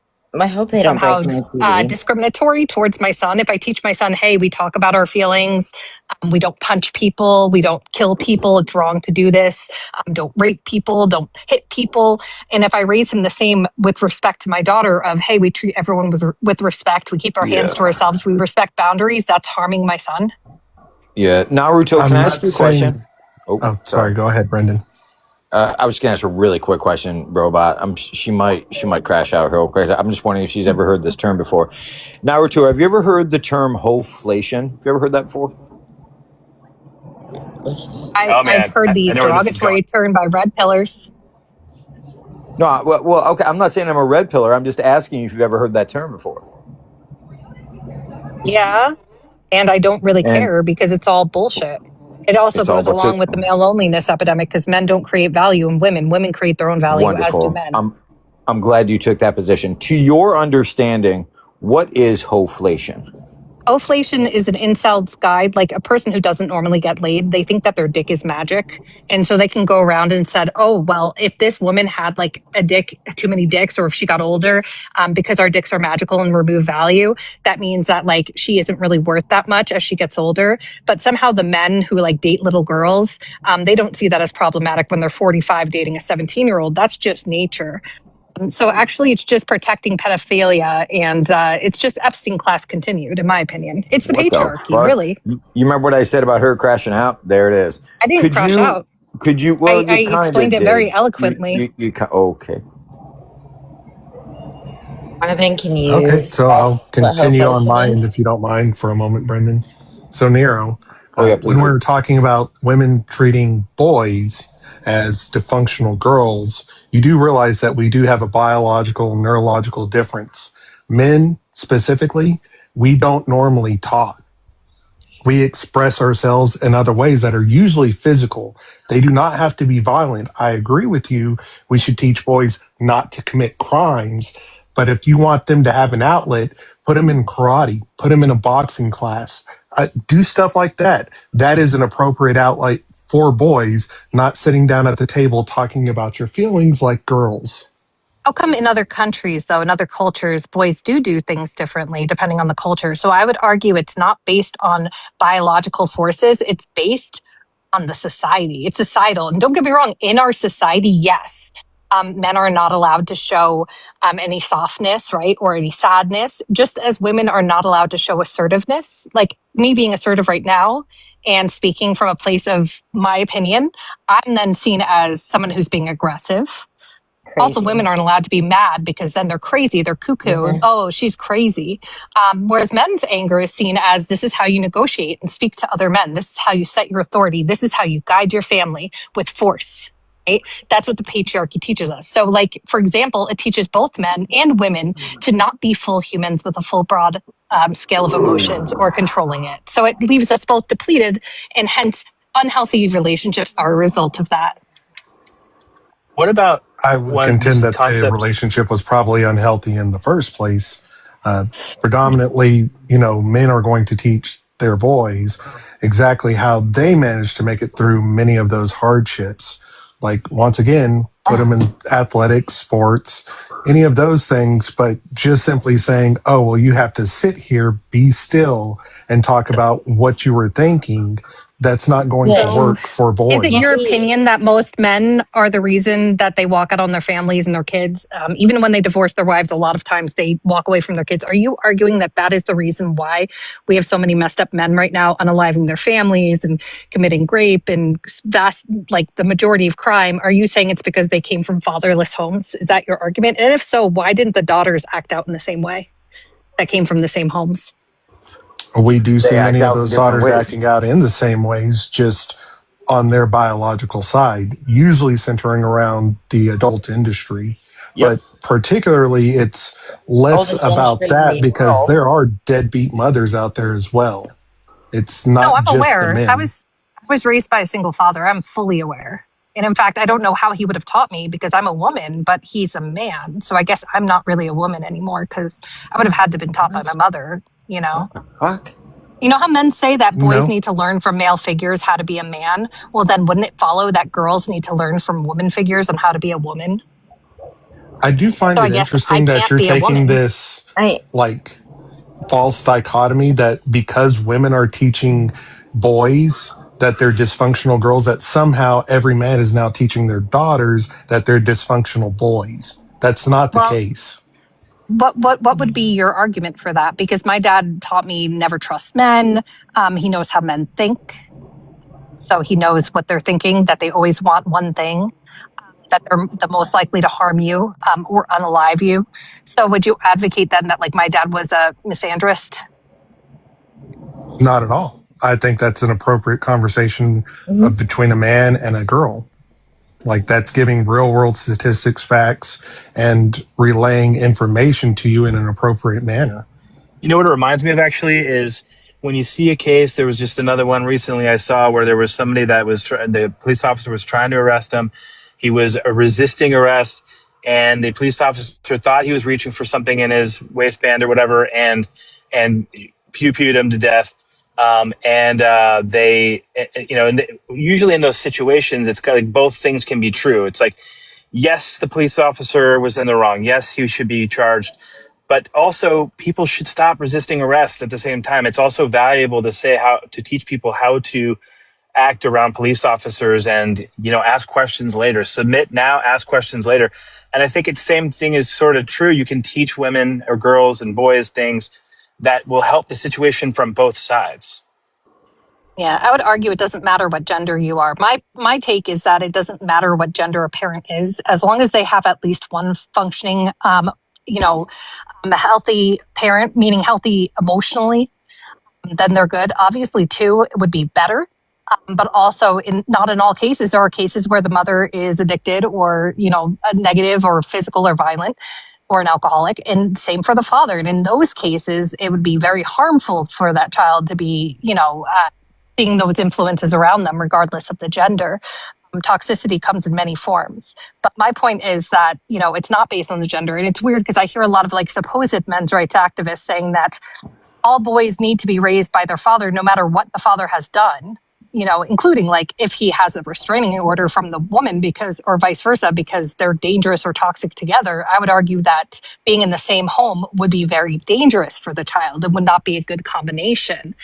Obviously, if they're a healthy mental individual, where they're mentally healthy, they should see their child. That is helpful. That is beneficial, right? But also if they're not and they're, dangerous around women and children, let's say they've racked up multiple DV charges, regardless of gender, they probably aren't safe or a good influence to have around a young mind. That could cause a lot of damage regardless of gender. The reason that they're saying that is probably because statistically, children raised by single fathers have better outcomes. Financially, yes. They've also gone further into that study and proven that it's based on finances. Men typically make more money than women. Single mothers generally have less support. A lot of single fathers have a mother or a brand new girlfriend that helps them care for the child while they work. So they don't lose that sense of support, whereas many single mothers do. Which brings us back to hoflation. Let me give you the actual definition of hoflation. It used to be that two comparably attractive individuals, let's call them sixes just for the sake of argument, could get together, start a family, and, go right off into the sunset, to get divorced 7 or 10 years later, whatever. But now the way it works is because of hoflation, a single mom of two thinks that she deserves the 3 sixes, which is 6 foot tall, makes 6 figures, and has six pack abs. Because there's a 4th 6, by the way, at least 6 inches down there. Didn't a man start that whole thing? Wasn't that started by a man? That's interesting. I don't know, but what it's doing is leading to what Robot was saying before, which is the female loneliness epidemic, because now we found out through the dating apps and we found out through social media that because so many women think that they deserve this, that they deserve 6 feet, 6 figures, and the other stuff, that they are not, quote, settling, when in fact all they're doing is they're wildly overestimating their own value. Slay queen, everybody's a 10, all that nonsense that you tell people, that you tell other women all the time. I particularly I don't think use generally that fresh happened. and fit argument. Hold on just a Yeah, second. I particularly don't use that fresh and fit argument simply because it's coded in a pretty guttural language, sort of. It's a lot of slang and a lot of things that I don't agree with. I would call it the Disney princess mentality. They've been locked away in the high tower for so long and had all their needs catered to. They don't particularly view any of these men as worthy. So they forego these relationships and live in solitude. Yes, it's purely out of choice, but that is their own loneliness epidemic. Yeah, that was through the patriarchy and purity culture, right? Where women were taught that they had to keep their bodies pure and they were special. That was actually started by the patriarchy. So you thank the patriarchy for that too. And I agree, it's toxic. Nobody should be put on a pedestal regardless of gender. That said, I would argue a lot of this did come apart as part of social media, as somebody mentioned, because now women across the world can share their experiences, right? With the violence we face, the abuse we face, what we've been experiencing societally through multiple countries. And now women from around the world are going, wait, you had that happen too? Wait, there's a mental, like this is mental abuse when somebody tells me that I should cook them dinner, they're going to smash my head in. That's like a threat. Oh, wow. Okay. And now that women can communicate around the world, we're seeing a reduction in the amount of women getting married. And now that women have education, it's the biggest predictor oftentimes, believe it or not, in marriage, in a long-lasting, successful marriage, is if both people are college educated. Did you know that? Because then they both have, nobody's above the other economically. Nobody has, more of an advantage, at least as far in that marriage. So if you want a long-lasting marriage, if you're college educated, seek a person who's also college educated, because statistically, that's your best bet. But also, I would argue that the more we know, right, about abuse and things like that and can see red flags, the more women are not willing to put up with it, right? Because, if you see certain things you don't like and things that harm you, you're going to say, why would I put up with that? And then the men want the same women their grandfathers had, right? They see their mothers as these wonderful sacrificial women, and we saw them as abuse victims. We saw our mothers as being abused, and we're like, I don't want that. I don't want to have to beg them for grocery money. And worry that they're tracking me when I'm just trying to go to the store, and then they call me and ask me why I spent $2 more and start screaming at me. I don't want to see that. I don't want to experience that, right? So that's what's happening. By the way, Donovan, there is a flip side to what you said, and I think this is why there's a male loneliness epidemic as well. Is you've got some males who listen to people like Andrew Tate, who think that they deserve crazy things too, like the whole body count thing. I think, one of the reasons why it doesn't work on the women's side is because statistically, there's like a tiny percentage of men who are 6 feet tall, make 6 feet, all those things. It narrows it down to a tiny statistic. So they're all fighting for this tiny percentage of men. Same thing on the other side. I think if you're going to use body count and other factors to tell yourself that you deserve these combination of things from the opposite sex and not realize that it basically dwindles it down to a small percentage of people that fit into that, and that somehow you're going to compete against all the other 8, 9s, and 10s out there for this small group is delusional. But you said Disney princess syndrome. There's also Peter Pan syndrome. And that is a syndrome where there's certain men who never want to grow up, who feel as though they can get all the kitty they want for the rest of their lives. Oh, that's my ex. That's one of my exes. The dating pool is extremely shallow. It has been for a while. I left it 5 years ago, but it was pretty bleak then. And I can't really imagine what it's like now. But I do honestly think it can be across the board. I think that people are just unwilling to, people have less patience for each other, right? They have less patience and understanding. And yes, sometimes that is founded. Sometimes people do not deserve a second chance or a second date. But a lot of people translate that into, if one thing's wrong, then I'm out. And you can't build a relationship at all with that attitude. Is that bad? There's a movie called Shallow Hal that it actually explains why that's bad. Well, specifically, good or since bad, you depending on mentioned the that reason. a country with 180 million men is a shallow dating pool, I believe that's a concession to my point. So thank you, Liz. I mean, shallow in the emotional sense, but yes, it's just everybody is just wholly unwilling to compromise or anything like that. And I think there's a balance that needs to be struck because you have to compromise in relationships. Mm-hmm. Yep. And there's also a lot of people are pushing for traditionalism too. Like there's a lot of people pushing to go back to the 1800s and why can't I have a wife that rubs my back and makes me sandwiches? There's a whole lot of that going on right now. If I'm cutting the grass, you better make me a sandwich. No, but the point is, if I'm cutting the grass, if I'm cutting the grass too, doing the dishes, if women are working too out of the home, then everything should be mutual. Everything should be divided. The home, there've done multiple studies that show that home labor is not equally divided between sexes. Even when the woman out-earns the men, she still does more home labor. So it really doesn't make sense.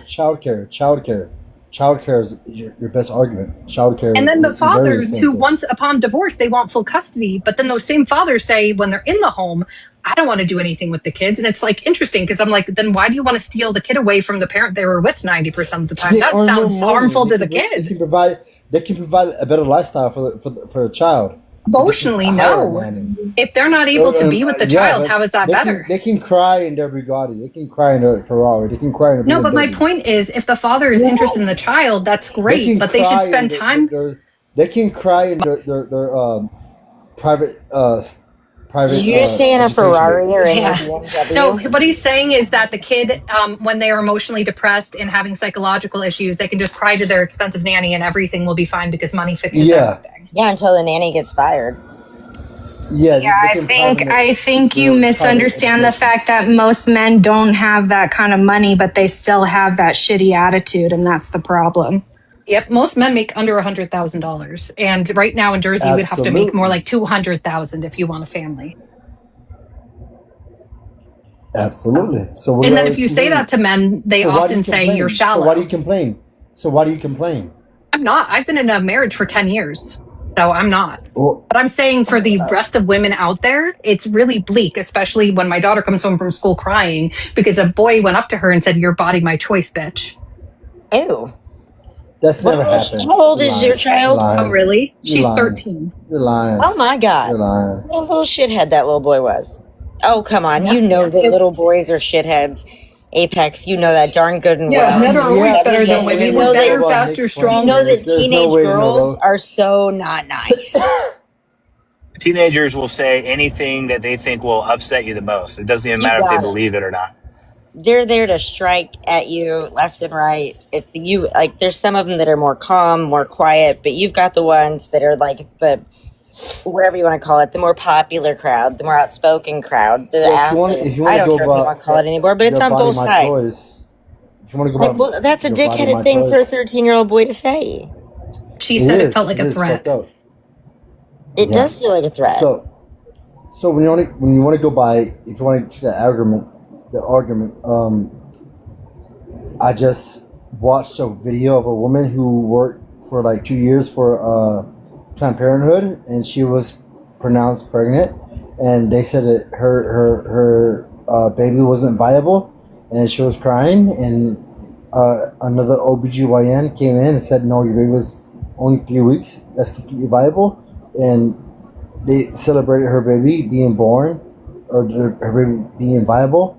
At the same day, they committed 40 unalivements. And she was How many Modelos have you had today? My goodness. Yeah, because this is making no sense. And Modelos are bad. But yeah, I can tell you, dude, you hiccuped. Yeah, so we're pivoting to that. So that was a quick pivot, man. Too quick. Yeah, I'm sorry. I'm gonna drop off, but like that's the thing about like how can this AB clinic celebrate their person? They thought that was unviable, but then it was viable, and they celebrated it. Baby shower. What does the science say about viability? Because that's what they go by as medical specialists, right? They go by science. They go by medical ethics. So it depends on the stage of development. If it's 8 weeks, obviously it's unviable. If it's 12 weeks, unviable. Even 20 weeks, unviable. Meaning it won't survive outside the womb. Can you help me out, though? Can you help me out? Because sure. I actually thought that my child wasn't my child. Because I met this girl, and I met her at a specific date, right? And we consummated, right? Boom boom in the boom boom room. Yeah, boom boom, right? The ultrasound technician said it was 17 weeks. I only known her 14 weeks. We get the blood test. It was my child. Okay, then she must have been incorrect with her date of conception. Yeah, apparently they add 2 weeks. They add 2 weeks to it. Yeah, they do. I didn't know that. I did not know that. I'm not being mean. I'm not being vicious to anybody. No, you're not. I didn't fucking know that. Honestly, the first time that I was pregnant and had a child, I did not know that. So I totally know where you're coming from. As a female, I did not know that. It's to combat like people. It's to combat abortion. ABs. It's to combat that. Like we don't want you to do it too early, right? That's not true, actually. So when it comes to conception, on top of that, did you know that it can take multiple days for the sperm and egg to meet and to implant? It can just hang out in there for a few days. Did you know that? So the conception's never just on that same date. But like for like months, I told the female, I was like, nah, it's not mine, because obviously the ultrasound technician said 17 weeks. I met you at 14 weeks, and yeah, that was horrible. That fucked up my relationships. Were you a couple? So she could have been going by the measurements. So there are measurement sizes standardly of fetuses where they normally are size-wise, depending on the weeks of gestation. So if your ex wasn't sure exactly when she conceived, and she said, I think it was around here, and gave her like a vague idea, she's going to go by the measurements of the fetus, which means she was doing her job. And some fetuses do start off small and then end up catching up, and they have to watch them and monitor them to make sure everything continues to grow the right way. But it's not an exact science, because again, there's many things that can change, like the date of when it actually implanted versus also the size of the embryo, for example, can change. But for him being somebody not in the medical field, he was not told that probably by the ultrasound tech, I'm guessing.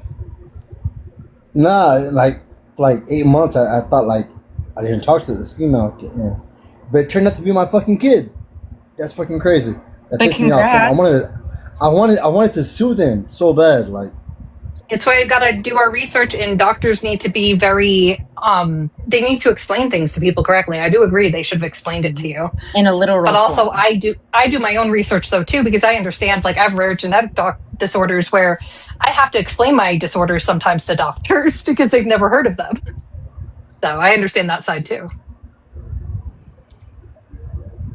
But that sucks. I'm so sorry that you had to go through that.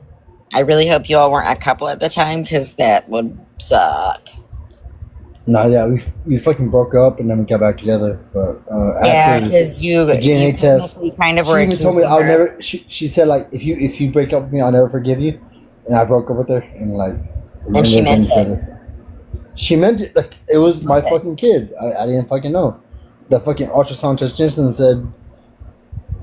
Well, in her brain, she was thinking, if you're not going to believe me, I don't want to be with you.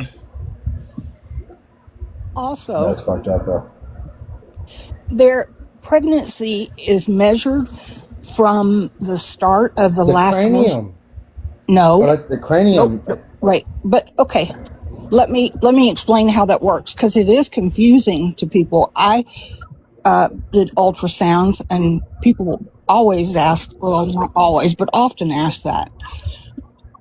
The measurements it's put into the computer in the ultrasound machine, and this is everybody. This is for if you're thrilled to death you're pregnant and going full term with the pregnancy, or if you intend to end the pregnancy with abortion. It doesn't matter. The measurement with pregnancy, if somebody says that they are 12 weeks pregnant, let's say that a tech does an ultrasound and tells the patient they're 12 weeks. That means they got actually conceived about 10 weeks ago. And people, when you're the tech standing in there, people look at you like, are you crazy? And I go, I know, it sounds crazy. I don't know when it started. I don't know the history. Maybe back in the olden days when people didn't talk about when they had sex, and all they could go by was last period, all that, midwives or doctors could go by. I don't know. I'm just guessing on that one. But if abortion is legal to 20 weeks, for instance, in some state, that means the person got pregnant 18 weeks ago. And the reason is that, let's say it's you pregnant. On June the 1st, you have a period. About 14 days after the start of that period, a person is fertile. So that's about 2 weeks after the first day of the period. So when the pregnancy test comes back positive, say, let's just make it easy and say 2 weeks later on June 30th, they haven't been pregnant 4 whole weeks. But in terms of pregnancy in this country, they say you are 4 weeks, even though they never, just like, what Apex, what you said was that you knew you didn't, y'all weren't either together or you weren't around her at that time. And that makes total sense that you were confused. He's gone, by the way. Well, I know he might still be hearing, but I just wanted to know that he wasn't just dumb to think that. No, and I'm sorry if I made him feel that way. I wasn't trying to, because I know a lot of people don't know the science, and it is confusing, honestly. Oh, yes, it is. I very much agree. Of the date of the last day of your period, because you could have missed or spotted or just not had one for several months and then found out that you were. And then when you go into the OB, they're like, when was the date of your last period, blah, blah, blah. And you're like, you know what? The last month I didn't have one. And the month before that I barely spotted. And then, 3 months ago. Yes. When I tell them my last one was October 1st of 2025, and they all freak out because I'm 40 and watch them panic and then say, oh, by the way, I had my uterus removed. Yeah, well, it isn't clear. I mean, should I be panicking? I can't remember the last time I had a period. Oh my God, you need to figure that out right away. You need to download that app, buddy. Well, I was going to say, men kind of have their own. They have daily hormone cycles, by the way, 24-hour cycles, whereas ours is once a month. Well, Robot, I think as long as you know that when somebody tells you that they are 10 weeks pregnant, that they actually got pregnant around 8 weeks ago, I think you're good. That's why I keep telling people the 6-week AB ban is unrealistic, because most people don't even know they're pregnant. Right, because conception occurred with a 6-week ban. Conception occurred approximately 4 weeks, not 6 weeks ago. Nor do they know if there's a heartbeat by then or if there's going to be. Yeah, well, there's electrical conductivity, but no heart. And a lot of people like to tell me heartbeat. I'm like, nope, there's not a heart there yet. It will be, though, eventually, if you depending on the choice. And maybe not even, because one out of every 4 pregnancies ends in miscarriage. So even that's not certain.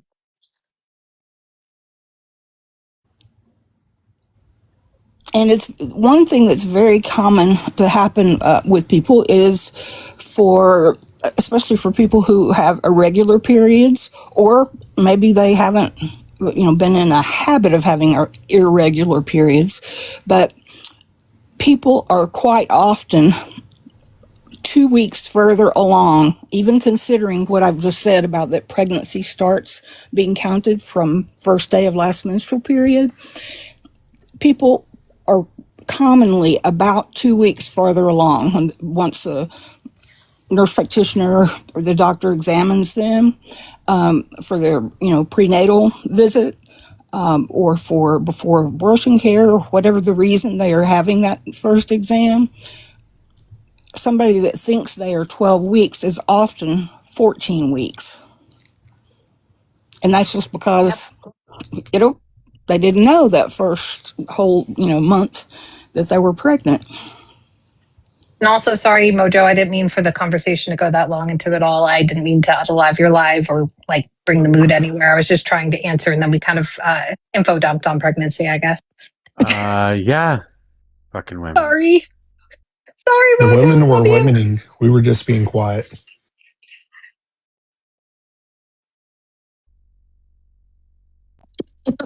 Just kidding.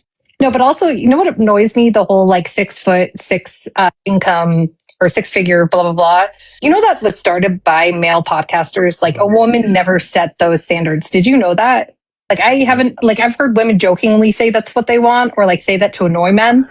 But it was started by men. And that's why I'm like, this is so stupid. And most women don't care. My ex was 5'4". I'm 5'9". Most women do not care about that. Yeah, I'm 5'2". Anybody too tall is a chore. Yeah. Too tall is a chore. I could reach the top shelf for you. My God. I can climb on the counter. That sounds like the chore. Also, a lot of men don't like tall women. I used to get told don't ever wear high heels because I was embarrassing to them, you know? And they would be like, you can't appear taller than me because men are so insecure.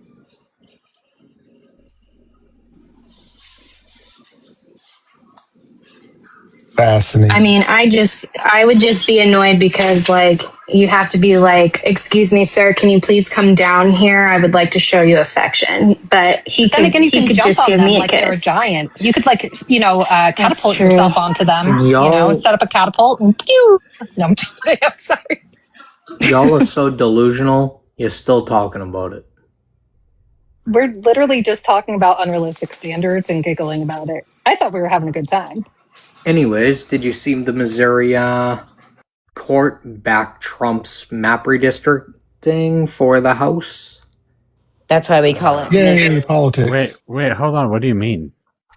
I have no idea. I just saw the headline.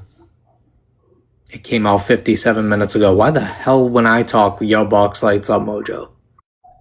Because I wasn't going to get involved in that fucking shit. Because he's the host and you're changing the subject. Good Derek, job. I'm trying to get extra gangster. And that makes right me now. happy, by the way. No, I know we did need a subject change. Derek came in hot, sounding extra gangster. He's like, "Why the fuck would you come on?" Well, because Mojo just said, like, you guys ruined the panel, yet they continue to talk about it. This is why we don't need girls in this world. Anyways, so back to Missouri. I'm not going. Then don't complain. Then don't complain about it. No. Wait, I You gotta can know. go live Justin, how did you your come into Lord this of the world? Flies fantasy Did we create a fake with a whole name bunch of for other you? boys on an island? Like, that's on you. I That was a like good being book. around women. Go move in with Nick Fuentes or something. Let's get rid of all the women so we can get rid of all the Justins in the world. Thank you. Good thing my name's Derek, but thank you for respecting the pronoun. It says Justin. I don't know your name other than what it says. It says Justina, by the way. Yes.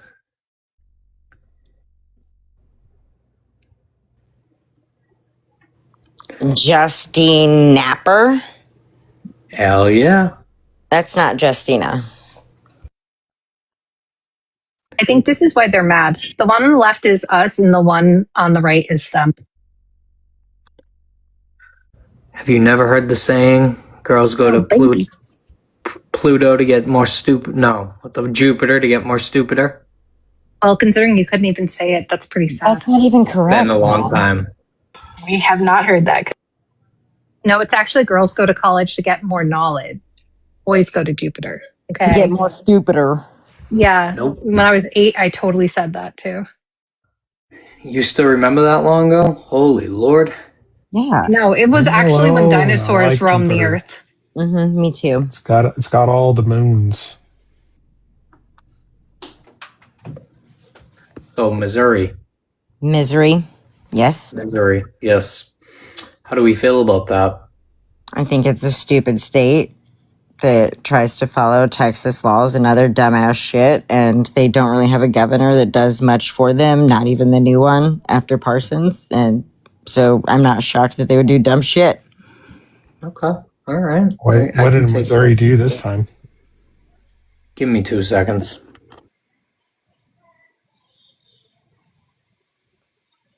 I mean, I just remember during the 2024 ballot initiatives, Missouri enshrined ABA and their constitution.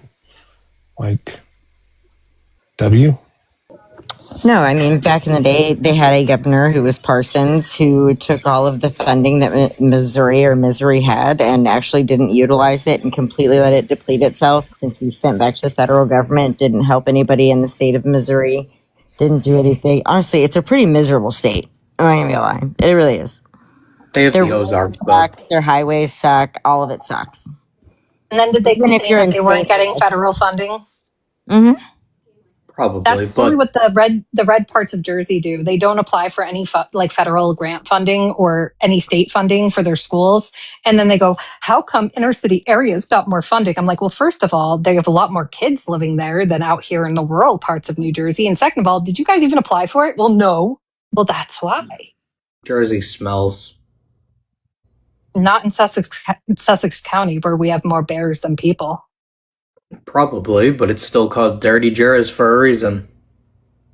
I thought it was just of the United States once upon a time. I've never heard of dirty jurors. I mean, Newark is like that, but every city is like that, and every single state that has a big city is like that. New York is like that, like, even Houston to some degree. So, like, if there's a city area where there's lots more dense population and like garbage issues and things like that, yeah, it's going to be smelly. Like, logically, yeah. He's and in Florida. Oversized I don't think he rats. can It's talk. terrifying. He's in Florida. He can't man. talk. You know what's fun is to take your name and your birth date and type in Florida man, or just your birth date and Florida man, and see like what Florida man did something crazy on your birthday. Probably like, something wild. There is the Florida Man games. You can join those too. I hear about. Sounds pretty cool, actually. I just hate it when I get stuck behind what Florida driver. That's the worst.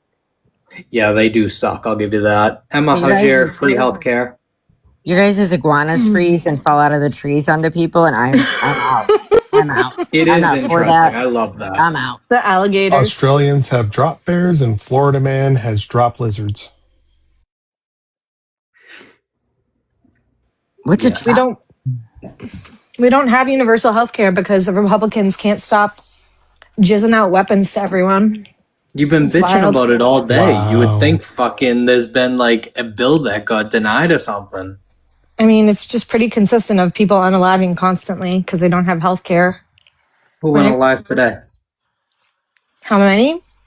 Yeah, Uncle Sam would jizz out weapons to us. Like, Jesus.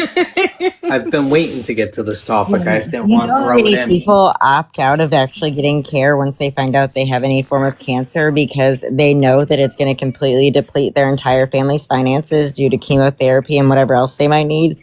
So they actually don't do it. Even if they have insurance, they actually decide not to go through chemotherapy, not to go through anything. So it's funny we bring this up. So let's look at Canada's. Well, no. Let's look at Canada's model because I wanted to talk about this all day. I've been just waiting for the great time. Yet Emma just brought it right to us. So a new study and new data from I'm gonna fuck this up. Ontario Health shows 355 patients die unalived while waiting for a cardiac. Jesus fucking Christ today. Cardiac. Yes, cardiac procedure or cardiac surgery. And that is on top of their long wait times. So universal healthcare, Emma, has been proven now to not work. If you want that study, I can get you that information. How long does it take on average? I'm just curious because I have an electrophysiologist and a cardiologist, and it takes me about 6 months to get it in the US. So Nah, hang on. I'll get it.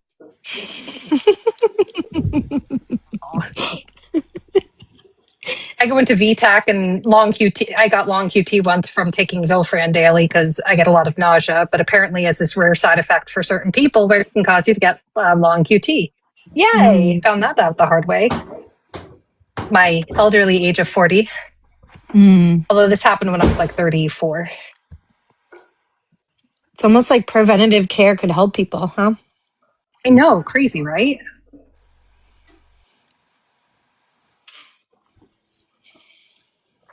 Obviously. And it's an issue every day, healthcare. It's not like a today issue. It doesn't have to be about a bill. It's just an overall thing that we should have done like decades ago in this country. But there's too many greedy people and they'd rather spend it on jizzing out weapons, like I said. Do you understand that the Europeans think our food is poison? I mean, all of it has poop on it, so wouldn't eat yeah. our food. They wouldn't Right eat our now. food. So I'm here to shit on Derek's little dire civics. topic here. So here's why that's happening, Derek. Why Because so, pieces of civics? shit conservatives are running this fucking province. They're purposely not funding it.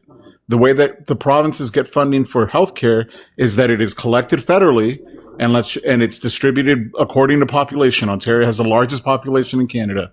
And let's just say, for argument's sake, they get $10 billion from the federal government that is meant to be spent on healthcare. And when your piece of shit wannabe Trump premier takes only $6 billion of that and spends it on healthcare and pockets the other $4 billion, whose fucking fault is that? That's not the fault of universal healthcare. That is the fault of conservative politics. You seem angry. You seem like you don't know what the Two fuck notches. you're talking about. 2 notches. You don't have to turn it down all the way, but 2 notches would be good.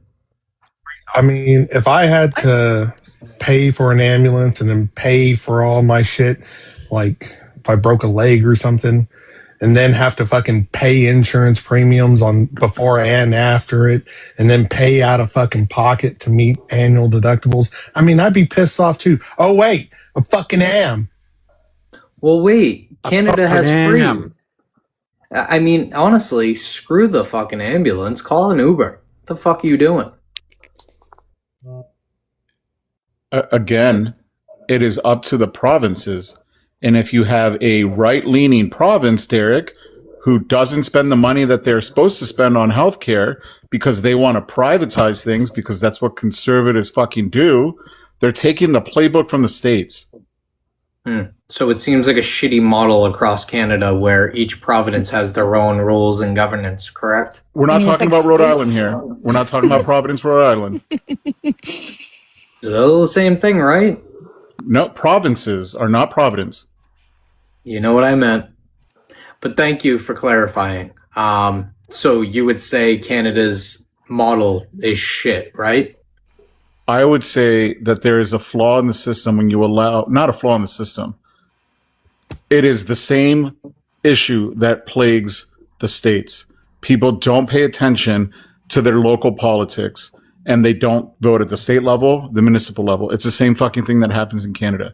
They only care about Mark Carney and Justin Trudeau and Pierre Poilievre, and they think that all of their fucking problems are going to be dealt with federally, just like they only care about Trump and the fucking Congress. When in reality, a lot of the fucking issues that affect them day to day is at the state level. You have to know who your governor is. You have to know who your state representatives are.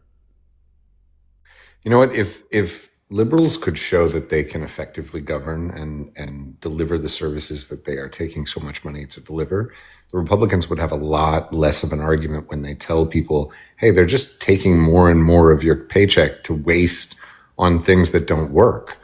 And they're right about that. It doesn't mean that they're good in terms of trying to take healthcare away. I think that it's obvious that healthcare needs to be a right for people in America and needs to be delivered effectively to everyone. But as long as the side that you're representing just wants to take more and more money to be less and less effective, it's still a very compelling argument for most people that they would rather not give away their hard-earned cash. Well, which states have the highest amount of citizens on federal benefit programs? Which states have the most, and which states pay into the federal government more? That would tell you a lot, wouldn't it? Not necessarily, because even if you're looking at who is the Prime Minister of Ontario, he's a progressive. So I'm not sure if that means differently in Canada as it does in other countries, but doesn't seem like he's a conservative in that sense. Civics. Oh, I'm sorry. I thought we were talking about the U.S. My bad. I'm just trying to prove that it doesn't work. Like in Denmark, Sweden, England, all those places. Also, how many people unalive each year in the U.S. from not having healthcare or being denied healthcare access or like rationing their insulin? I'm curious. Do you think it's like 2 people or like 40,000? Okay, so 40,000, but if you want to look at these Nordic countries, the same amount of people, if not actually 3 times more, unalive due to heat related because they have refused to put in AC. Yes. Do you have any statistics on that? I would love to read about I have many statistics on that. You want me to find how many died or unalive this past year or the year before or the if year after? If you give me an idea of how many people unalive each year on average, that'd be great. It's about 170,000 in all of Europe yearly. I've heard quite a lot about it. I mean, all of Europe has a population of about 450 million. And yes, he is correct. Like 175,000 per year die of heat-related illness like stroke. But more specifically, the politics around it is super interesting because their politics want to blame the left on everything because there is some climate policy behind it as to why they don't use heating and air conditioning and all that stuff simply because it uses a lot of electricity. But what's more fascinating is that their conservatives actually don't want any of it because they don't want to spend on any of it. They don't want to make any new power plants. They don't want to make any new infrastructure. They don't want to spend on any of that stuff. So a lot of it comes from both sides of the aisle when it comes to Europe. I was going to say, but maybe they have conservatives over there who think that windmills cause cancer or that they hurt whales, you know? So did you just dismiss someone's environmental concerns? No, I literally said that it's ridiculous. Yeah, I wasn't dismissing environmental concerns. I was bringing up the other side that Derek is going to refuse to talk about here in just a moment. He's going to say that conservatives play no part in this, yet they do, because they're the ones that are blocking most of the bills to build any new power infrastructure. Conservatives Explains why they've been attacking global warming for this whole time and denying that it existed. It kind of makes sense now, doesn't it? No, fucking climate change this, climate change that. Yet the same people that are bitching about climate change are the same people who are buying fucking multi-million-dollar houses right on the fucking water bill. Yeah, let me tell you, climate change is real while they're flying in their fucking Who's jets. doing that? Just look it up. You think fucking normal people are buying the same fucking properties that are worth $20 million on the fucking oceans in California? You think we're the same people that fly around in jets and private jets consistently? Come on now. You can't be that disingenuous that you can believe that climate change is going to completely take over in the next 2 years. It's going to take probably hundreds of years in itself to even start affecting to the point where That's not true at all. That's not true at all, Derek. Can you show me something that says The experts differently? literally say exactly the opposite right now. Yep, there's been more hurricanes, tornadoes. There's been, but also when I mention all the hurricanes, tornadoes, natural disasters, etc., I'm often told that it's the Democrats with their darn weather machines. Like we're just, pressing a button and dropping a tornado in Texas, because apparently we have that power. But also whenever a tornado hits like a northern state, it's because it's God's will, because we are just sinful creatures. I love how that works. No, God just hates Oklahoma. But anyways, weather modification. Do you realize, if it did Derek, exist, that yeah, I if you would look say up they who do. purchased, if you look up who purchased that Scottish castle, I believe it was in 2024, devout conservative actually lobbied their parliament for the better part of a decade to not pass any new tax funding and literally put air conditioning in a fucking, I think it's like 800-year-old castle. I believe it. It's like a person who doesn't believe in climate change. So yeah, they would buy that property because they don't believe in it because they're conservative. That actually makes perfect sense. I'm just saying as a whole. I mean, I'm not talking about one specific country. The same people who are bitching about climate change are the same people who will jump on a jet and fly to the next city over. I mean, I know you guys are all billionaires. Billionaires are horrible no matter what. I think all billionaires are bad, regardless if they're on the left or right, and that they don't give a about the environment because they're going to build bunkers anyways when everything goes to crap and try to live out the best they can in the end of days, right? But then there's other people, literally accelerationists, who are literally doing things like rolling back regulations that used to protect us and stuff because they called it woke. Those people are trying to accelerate it. That way they can cash in on the way out. And that's pretty awful. If you ask me. Like paper straws, that really helps when everything is fucking made by plastic, right? Even the fucking cup you get is made by plastic. Please explain to me how that. So let's go back to glass. Let's do it. I agree. I'm down. But you know what? You guys are gonna. And you can recycle it. You can reuse it. I mean, because everyone skips over the recycle. Like everyone wants to recycle, right? But like not everything gets recycled. It takes more energy. But if you just reuse things, like people could reuse things, but it's single use products. So that's really like the companies choosing to do that. And the planned obsolescence is what causes so much trash. So that's something that Republicans should be behind, right? Like, they should regulate corporations and tell them they have to use these type of programs. What we need is more regulation, right? Let's do that it. way we stop having so much disposable stuff that is, polluting our environment. I agree. You're right. It might cost them more money, but I'm sure they won't mind, these CEOs. You're right, Neuro. But then at the end of the day, I can guarantee you guys are going to be the party that fucking bitch about it when we go back to glass and then fucking McDonald's. Hang on, Emma. And then a kid at McDonald's gets smashed over the head with a glass bottle. You guys are going to say, I don't understand why we had to go Those such are paper. harmful effects. Those aren't plastic, they're paper. You don't get plastic cups? I disagree. I've seen not Democrats, plastic. and I'm not even Democrat, but I've seen Democrats advocate for healthier changes. Like I remember there's this lady, I think her name was Michelle Obama. I don't know if you remember her. She tried to make like school lunches healthy, and a bunch of conservatives freaked out and were like, "How dare you change my child's food? How dare you make it healthy?" And then like a couple of years later, they had the like red pill / healthy food / gym bro stuff to red pill pipeline, and then they're like, everybody should be eating this and not eating that, and being healthy, and seed oils are dangerous and blah, blah, blah, blah. So are they now wrong? they care about the health. 1 second. Are they wrong now, Nira? No, I'm just saying, could they at least admit that she was trying to make the school healthier? And why did they have such a outlash against we that? should all admit that when you come for big food or big ag or any of the actual systems that are fucking all of us equally through both the Republicans and Democrats, they're going to fight you. It doesn't matter who you are. The Republicans are the ones that won't push back. That's the problem. Republicans are the mouthpiece. Remember if the Democrats photo do it. shoot? The Democrats are the mouthpiece if the Republicans do it. It's just how it works. There's people Remember when Trump back sat on that side. plane with McDonald's and made RFK Jr. eat McDonald's? That was so funny. Why? Because it's ridiculous. Because he doesn't want to eat it. Like Why that's didn't the he whole want to eat point. it?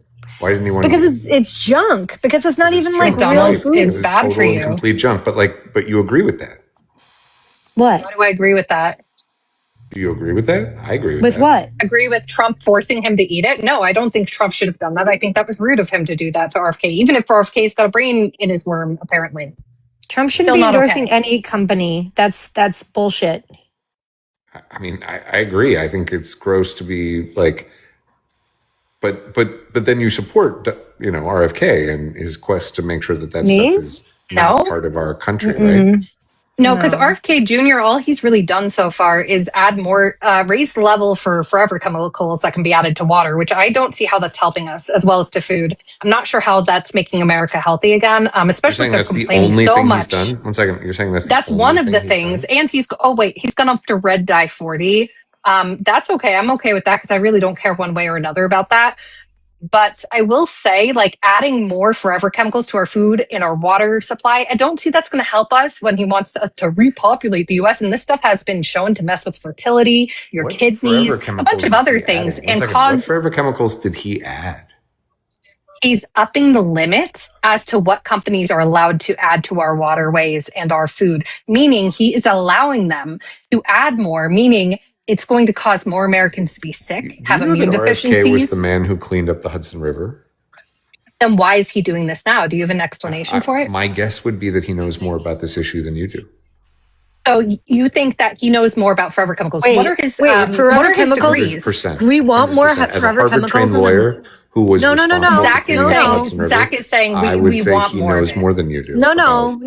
Forever chemicals are not chemicals good. are good. Apparently, No, I'm that's saying bullshit. you're mischaracterizing whatever the issue is because he wouldn't do something like that. Yes, he did. He did, though. I'm saying you have clearly misunderstood it because, again, the man who spent his life cleaning up the Hudson River as a Harvard-trained environmental lawyer who for years fought chemical companies and pharma Also companies, a heroin addict. the idea that you think that man did something specifically to hurt us and our environment is ridiculous. Well, this is the he's man getting paid, I'm sure, by Obama these was going to make the EPA director.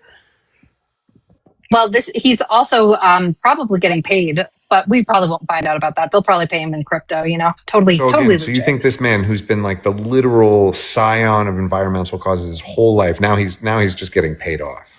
Everything he's doing, because he's with Trump, he must be evil, and everything he's doing must be. I don't think he's evil. I think he's unwell.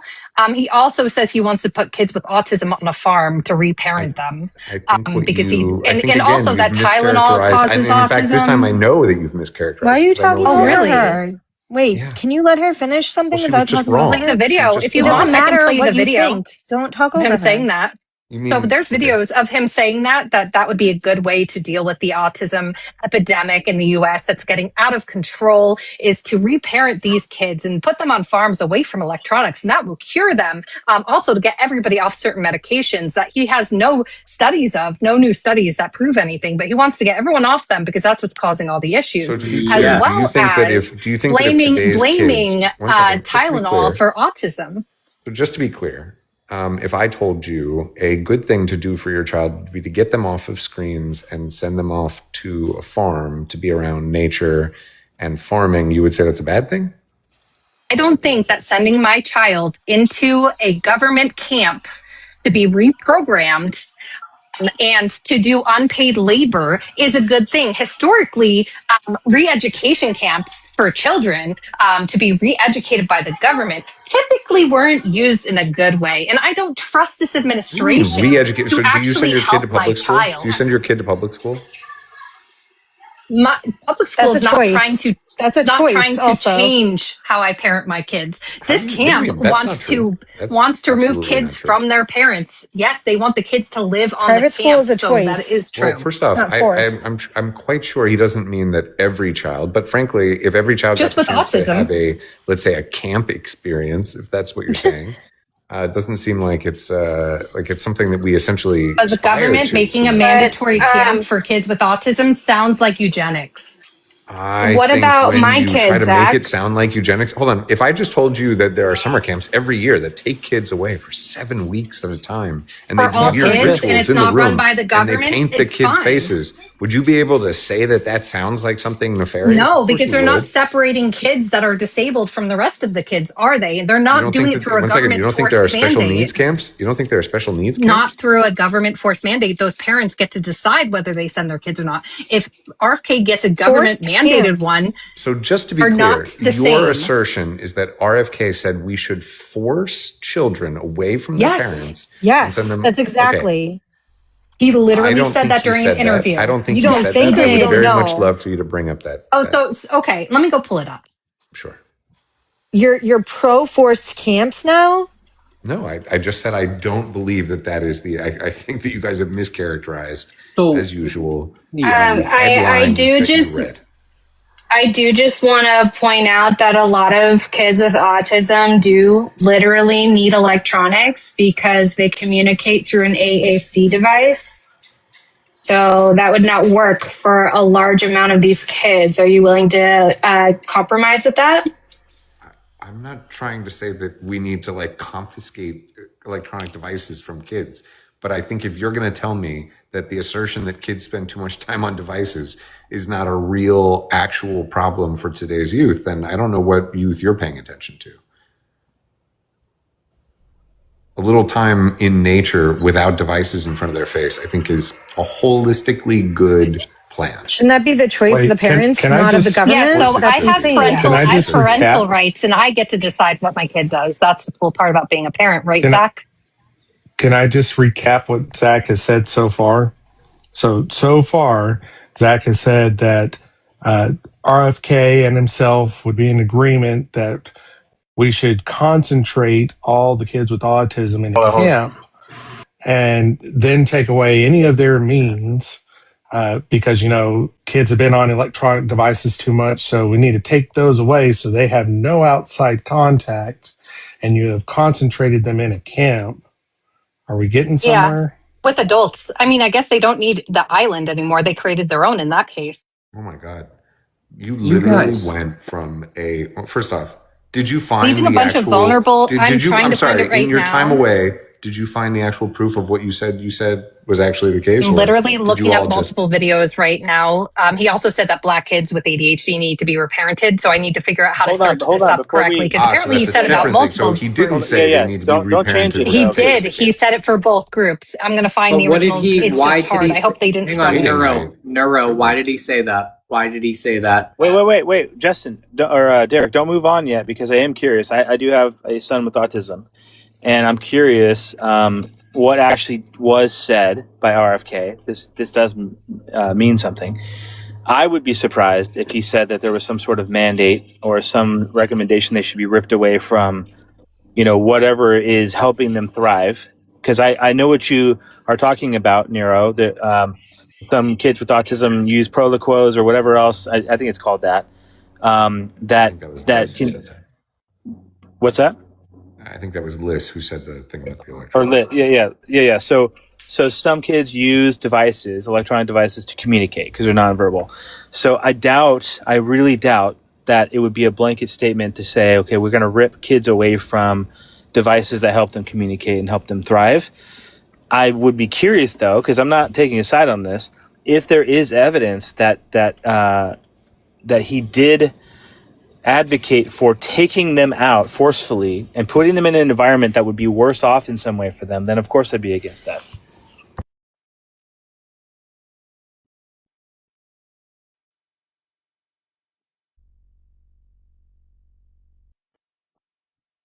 But I'd also be really surprised if that was the case. So pretty much what he said was to put people on wellness farms to get them off opiates, antidepressants, and those sort of things, because Wellness farms. He's a strong advocate against all the SSRIs that are being prescribed to children nowadays. Wait, how many times have you repeated that blatant misinformation? Hold on. The wellness farms were RFK. Is that what you're talking about? Yeah, they're trying to deny that he said that. Zach is specifically saying that he is pro forced camps. 1 second. He said a series of wellness farms to help people deal with addiction and substance disorders. That is not the same as autism. First off, that's not the same as autism. So let's take a step away and come back to the fact that you said that RFK wanted to forcibly send autistic kids to camps. He said anybody who has ADHD or autism is on SSRIs or ADHD medication. Here's the thing. He's not a doctor. He's also not the kid's parent. He does not get to tell me what medication. No, you haven't let me finish. He did. He literally said that children with ADHD, autism, other conditions, mental health disorders should be sent to a wellness farm, electronics taken away. That way they can get off these meds and do everything else right. And even if he says it in a good way, you don't get to decide what kind of medications a kid's on. I understand if there's an addiction issue and you want to offer that as a solution, as a possible solution, but it can't be forced. It can't be government mandated. You can't just remove kids from parents' homes. First off, we send kids with addiction problems who are going to jail or have the option to go to addiction. At that point, they are adults. They're no longer. That's a choice. They're no longer minors. That's not mandated. We send minors to addiction programs all the time. Yes, the parents do. Wow. Yes. No, it's when it's a choice. Or the government will send camps. You're pro forced camps. Programs. You can because that's what that means. That means that door can now be open to put any kid who's on ADHD meds into those places, and that's not okay. Why does that open the door? How do you make the jump? That's like being like, well, we have jails, so why? That's the step towards concentration camps. It's like, no, we have jails for criminals, and we would have wellness camps for people dealing with addiction. Because they should not be sent there against their will. That should be a parent's choice if they send their kids there. It sounds dangerous, manipulative, and also a violation of parents' rights to do that. I understand. Dangerous, manipulative to send. So here's the direct quote: addiction problems. These are kids who will never pay taxes. They'll never hold a job. They'll never play baseball. They'll never write a poem. They'll never go out on a date. Many of them will never use a toilet unassisted. Yeah. So just disabled people in general are not okay to be in society. Are you saying that there aren't? That's literally what that is. Are you saying that there aren't autism destroys families, and more importantly, it destroys our great resources, which is our children. These are children who should not be suffering like this. Guys, so just because you like destroy families sound like a good thing in the rooms doesn't mean you're autistic. There's a lot of people who are severely, my son has a diagnosis. They're nonverbal. There are people that are nonverbal. There are people that are difficult to deal with. They're violent and restless and don't know their own strength. Like the idea that you can callously talk about the thousands of families in America that are dealing with a very, very real struggle. How many children do you have with autism? Exploded in America. How many children do you have with autism? How many children do you personally have with autism? Because I have a son. No children, ma'am. And congratulations. So I don't think you need to talk about it. Does that have anything so to you do can with shut it? up. Because you told me how dare I speak on it. This is my child. Yeah. Like what? What does that have anything to do with it? So because you she has a child, you're telling me not to speak about something that directly affects me. Is your child nonverbal? It doesn't matter. That's not what. No, wait, they didn't say that. So don't try to compete. My child's nonverbal. My child's nonverbal. He's level 3. You see, she's beating you in the autism Olympics. There's no Olympics. If you want to have that conversation, we can have it again. The fact is that the pattern is there. RFK started with these statements that have been made decades before, when autism was very stigmatized in this country. Okay? He says those statements, then he starts talking about a cure for autism. Then he gets Dr. Oz involved. And now Todd Blanche is talking about getting rid of the Olmstead Act. Okay, so it's all a snowball effect. And what we as autism parents want, yes, even me with my nonverbal son, is for it to not be politicized. Can I ask Stephen a question? As you literally politicize it. No, How am I politicizing it? We're fighting back against the government doing that. Can I ask Stephen a question? I'm telling you to mind your own fucking business. Emotional. Stephen, and I'm not going to ask anything crazy, but I think you said you have a child with autism. Does that make it a little bit harder on your life, or I'm not sure of any nature, but does that make things a little bit harder for you? Yeah, it's definitely a lot more challenging. Typically, not for everybody, but typically it's a little bit more challenging as a parent to have a kid with special needs. Of course. Okay, now could that, in any sense, destroy a family? I don't know, man. I don't know about destroying a family.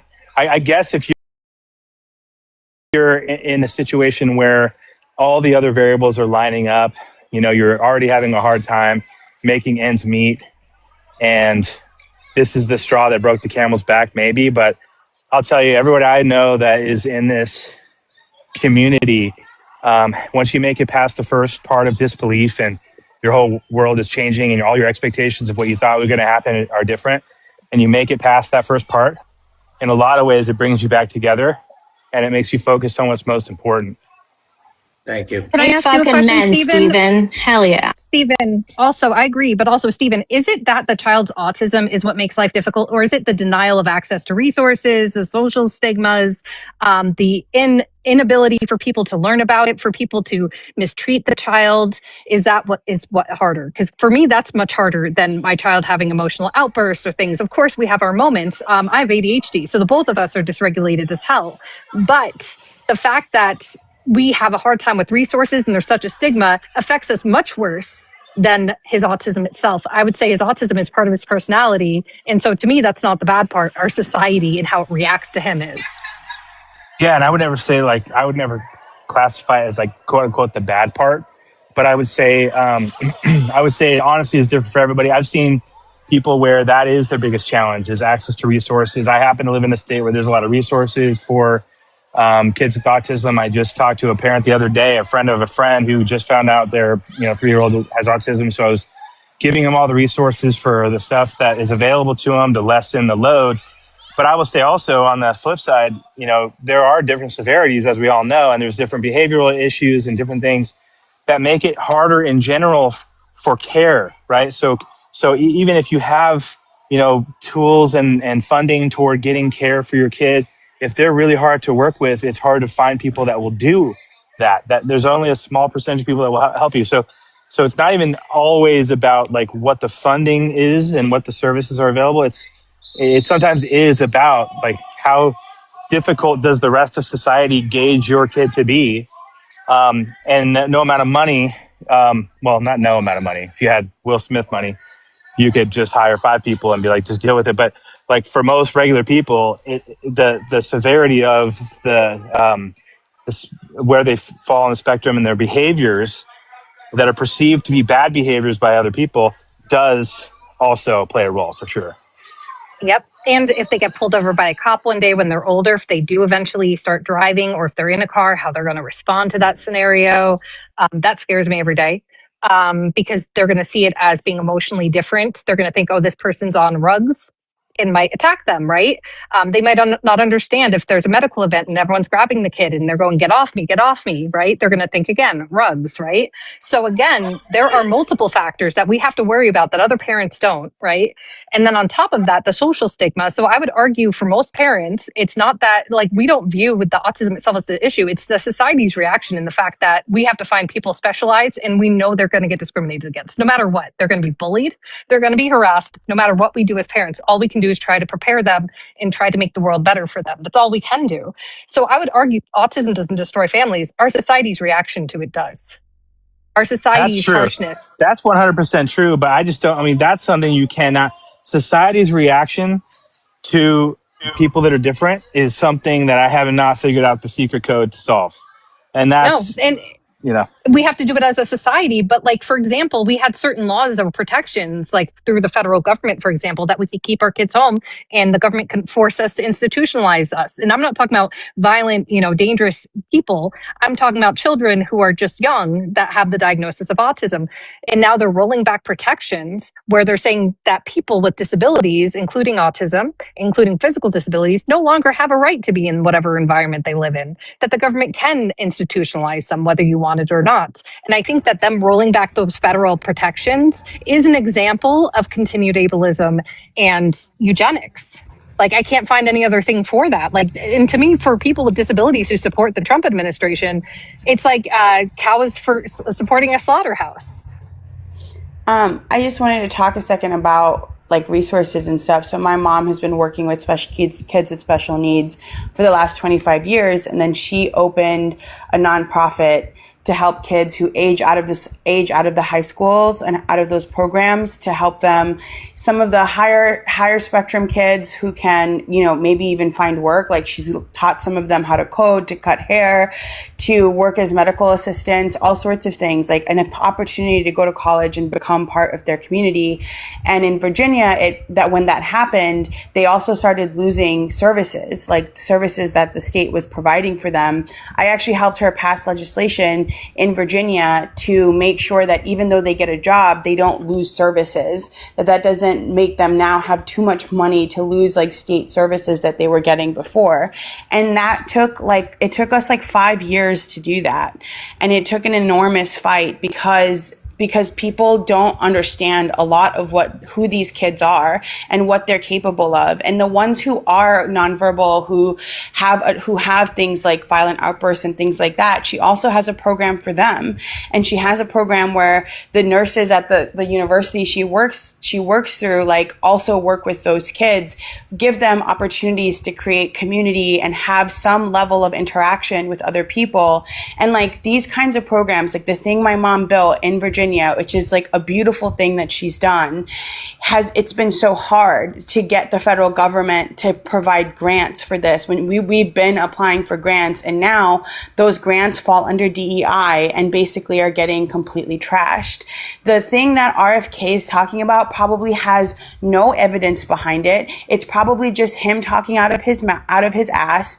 Like, I've worked with these kids, and I like when I was in high school and throughout college, like I always helped my mom with stuff with them, and they're some of like the most incredible people you will ever work with in your whole life. Kids with disabilities, like, they are some of the most like delightful people who are genuinely just so happy to learn something or be around someone or feel belonging with. And I think what RFK is doing is he's just trying to pathologize something, which I think autism now is like something that has a culture behind it. There are lots of different kinds of like idiosyncrasies and colloquial things that people who have autism have found. Like those, when I listen to those autism tapes, like there's a whole culture behind it. And it's not something that needs to be put in a wellness camp or pathologized to no end. Like it's kind of like deafness, in my opinion. It's something that has also created a culture. So there's no need for those wellness camps. And wellness camps for people with drug addiction and mental health things already exist. It's called wellness retreats and fucking rehab. They're always out in the fucking forest and stuff like that. So he's not coming up with anything fucking new. There's not enough. Also, if we were to divert and to have wellness camps, There's not enough fucking wellness camps to actually address the issue. And the funny thing is about families with autism, they don't give a fuck if your parents are Democrat or Republican. It's those services are fucking needed. And in red states where they're cutting that funding, and when the Department of Education is making sure that your school doesn't have the accessibility that is needed for your kid to be able to go to a public school, like all of these things are detrimental. But somebody had mentioned before, cows for slaughter. It is roaches for raid. You guys don't understand. Not you guys in particular, but like people in red states just aren't really aware of the fact that they are consistently voting against their best interest. Exactly. And the biggest thing that scares me, so you know RFK Jr., who his aunt was, right? Everybody, do you know who Rosemary Kennedy was? Are you going to continue to talk about she was socially, RFK as if you have the So authority Rosemary to be Kennedy, positive statements? you don't about have a any person? authority at all, Zach. You don't just have any literally, authority. we just looked it up. So We just found Rosemary it out. Kennedy, You were bold-faced lying. All right, Zach, you need to stop cutting me off. You need to stop I understand, cutting but me off. why do you think I that was you can not get on and be lying. like, here's In another fact, thing I know people, about and a RFK? bunch of people said, okay, so autism ruins families is somehow a positive statement. Okay, Zach, got it. Anyways, so what I was going to say is Rosemary Kennedy, his aunt, she acted socially inappropriate and different for women her age. You know what they did to her brain, their family? They butchered her brain until she ended up in a nursing home for the rest of her life. This is the man who says, oh, I never saw people who acted like this back then. Yeah, when the ugly laws were a thing, when in the 1970s and before, you could not have your disabled kids out there because there was a law called the ugly laws where you could lose custody of your kid and they could be forcibly institutionalized. Of course, you didn't see kids like this out on the street. They weren't allowed to be, right? And now they're attacking these same protections that they changed since the 70s to allow disabled people to be raised with their families. And now you're like, oh, I don't see how this government is affecting or attacking the rights of parents to raise their autistic children.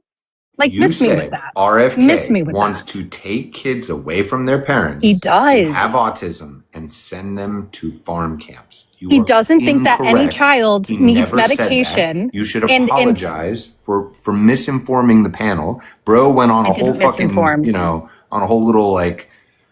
He literally said that children with autism and ADHD and who are on SSRIs with other mental health issues did not need to be on those meds. They needed to be removed, sent to these camps, and reparented to these Autism and wellness the farms. SSR and the autism comment was different when he said ruins families.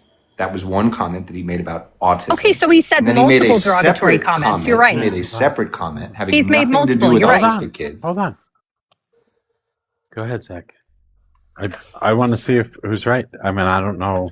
He made a second comment having nothing to do with autistic kids, where he said that children dealing with drug addiction, mental health problems, Stimulants.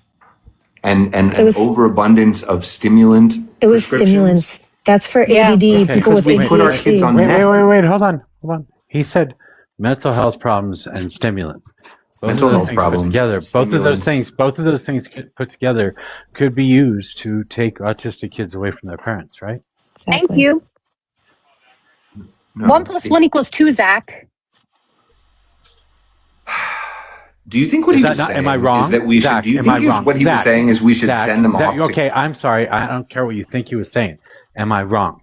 Are they not using stimulants and do they not have mental health issues? they're not giving autism kids stimulants. That's not. the Why thing. are you not That's what they're answering my doing. question? Yes, they do. Kids with autism and ADHD do take stimulants. They That definitely is do. untrue. All right. Well, again, when he was talking about autism ruining families, he was talking about Okay, severely why are you not disabled, answering my question? Is that not a way? Is that not a way for him to take kids away from their parents? No. Bullshit. That's exactly what it means. Do you think that Zach's is the in goal? denial. Do you think that that is the goal for him? To take kids Considering away he from their says parents? is calling autism an epidemic, yeah. Well, Neuro, I asked this to, I believe, Liz yesterday, and you may have been up here. I'm not too positive.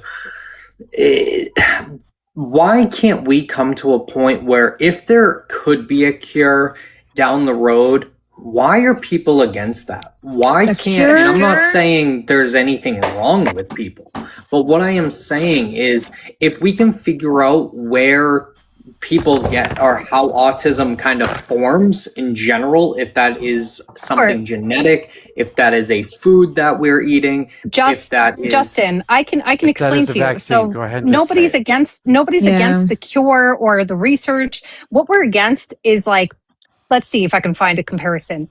Somebody who's had a history of harming certain groups of people, them being put in charge of their research, right? Someone unethical who's said horrible things about the populations that they want to test on, it's like giving him the keys to do that, right? So that's the problem. I do not trust someone who has not only a family history, which I admit he could be different than his family. Who knows? Maybe he doesn't think it's okay to cut up people's brains to fix them because they socially act different. But the fact that he has said numerous times that it's a pandemic, that it destroys families, why would I trust somebody who thinks of it as a plague on our society and that they are not useful, they will never be taxpayers, and views them as a leech on the system and as something that isn't good to be here? Why would I trust him with the research? He obviously doesn't. He wants to eradicate these human beings. You can't take the autism out of my son. Okay. On top of that, Derek, I think, correct me if I'm wrong here, but I think I was part of a live like a month ago. You were on Deadpan's live, and we were talking about AB. And I think you said that you were for AB for babies within the womb that could be determined to be special needs. That is correct. After a 6-hour conversation, that is not what I'm saying up here. What I am saying entirely, I'm not saying let's full on AB, but where I want to get to is what is causing this? What does cause people to have autism? What does cause people to have Down syndrome? Is there something that is linked? I'm a strong advocate against SSRIs because I think they're extremely harmful, but that's my own opinion in itself. I think a lot of people are prescribed them in this country who probably shouldn't be. And I think we have kind of reached a point where we need to do a lot more research into everything that we're pretty much. We have. No, we haven't. Justin, what was it initially when they first classified autism or the signs and symptoms of autism? What did they first call it? Wait, I don't know. Why don't you in the early 1900s? Did Zach just leave after I did that to him? Yeah, he did because he's a little bitch. What the fuck? Mm-hmm. Yeah, because he couldn't take it and he was wrong.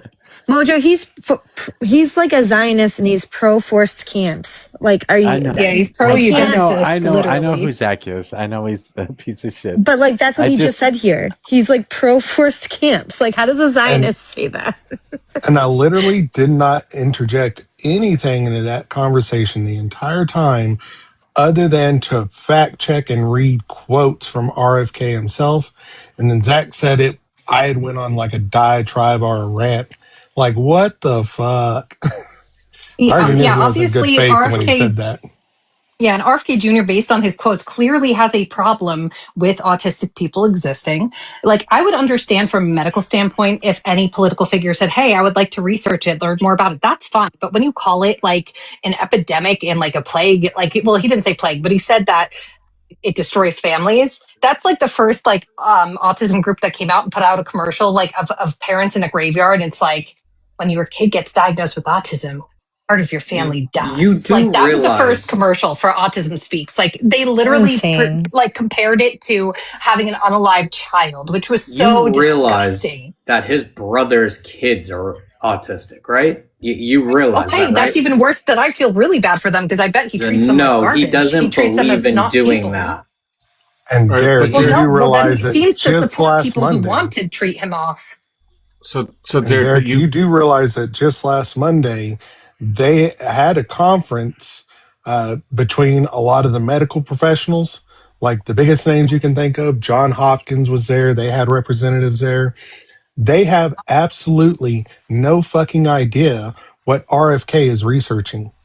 Like, the CDC was there. None of their scientists are working on it. Nobody at John Hopkins is working on it. You mean they're telling me they're not working on this multi-million-dollar project from RFK researching autism. So the doctors nobody's been part of it. Oh, Neuro, hang on. You can't just talk while Robot is. So you believe the doctors in the Lindsay Clancy case that prescribed her all that shit? You believe everybody. You guys don't know which side of the fucking aisle to stand on because you You're guys pivoting fucking right just now. pick. No, It's I'm literally not. just putting words in What my mouth research on do a you pivot. have? What studies or research do you have to dispute any of that? I believe in research done by multiple doctors around the world. So I've read studies from multiple countries on children with autism. Can you tell me like what studies you've researched that told you where it came from specifically, since So you're very educated on it? is our healthcare system not a for-profit system? Okay, so you're not going to answer it like you did. No, with he's not going to answer. I don't have any research on off the top of my Oh, head. You're so you correct. don't know anything about it. Okay, cool. Glad we understand that. I'm glad you believe every doctor and want to Here. use everybody as a guinea pig. It's not about Okay, using next them as a time you guinea need pig. open heart surgery, go to a Such a mechanic who wild fixes argument. cars Honestly, and they ask would them probably to do do your better. open heart surgery. They would probably do maybe, better. yeah. Let's be Joe realistic. Rogan can spit into your open chest Can I cavity get in because here, apparently please? he can do That it. sounds kinky. I'm down. It sounds like Derek's argument is genuinely just driving off a cliff. Like 1 to 100 in a Maybe split Darwin second. was right. So, Derek, you made the comment earlier. I don't think doctors should be just giving this out because they haven't done any research. Of course, they have. They go to medical conferences where this research is laid out, peer-reviewed research. They're not just giving it out and they get some kind of top off because of it, right? Like every single SSRI that is prescribed is prescribed by a medical professional. There's no back alley doctor that has stolen some kind of prescription pad and is giving it out to people. Yep. And on top of that, doctors who do things illegitimately, they are sued, right? And they lose their medical license, right? There are some bad doctors out there, just like there's bad everybody in every single industry. Wouldn't you agree that you will always find good and bad people in every field? So there are doctors out there that aren't good. Guess what happens to them? They lose their medical license. They get sued into oblivion, right? Now, obviously, the medical system isn't perfect. Science isn't perfect. It's always changing, right? But I'm not going to trust someone with no medical experience, no degree, no research history, who's not gathering people who have a history of research. Why would I trust him to come to a conclusion? It's literally like me going to Joe Rogan and saying, hey, teach me how to do open heart surgery. I'll believe you, even though you have no experience, you know? You can probably do it just teach me how watching to do it. YouTube, or if you really What? wanted to. Dude, just stop.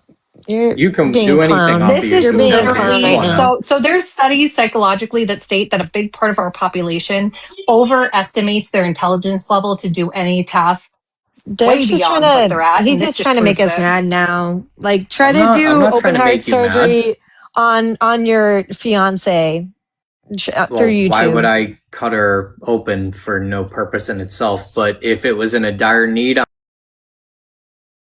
I'm pretty sure that if I pull up a YouTube video, I could probably figure You it wonder out. why men live so much shorter than women? Here's Exhibit A. It's by 3 years. You're I not can outliving YouTube. us I by can much. YouTube Oh my my God. healthcare. You're not Hey, outliving Derek, us The by so much. ego is Give wild. yourself your cardiac ablation. I want to see you go through your femoral. Let's do it. Derek, the reason why I think that you and I agree on some things and not others is because of your personal experience when it comes to like this particular topic. Um, I think we agree when it comes to, you know, how capitalism works, how, you know, our society is framed around people who work hard get stuff, right? And then there's a big argument about people that are disadvantaged and that don't have the same access and all of that. But in general, the idea that you can be part of a society and work hard and be rewarded by that is something that makes sense. I think both of us. Where I tend to have, you know, left-leaning thoughts is when it comes to people that did not choose to be the way that they are. They did not choose their disadvantages. And there are some examples that are just more clear than others. And I think there's this is where a lot of the debate happens in the middle. It's like, okay, you were born with a little bit of a disadvantage, but also choices played into where you are today. But there are some clear examples of where there was literally no choice that led to where they are.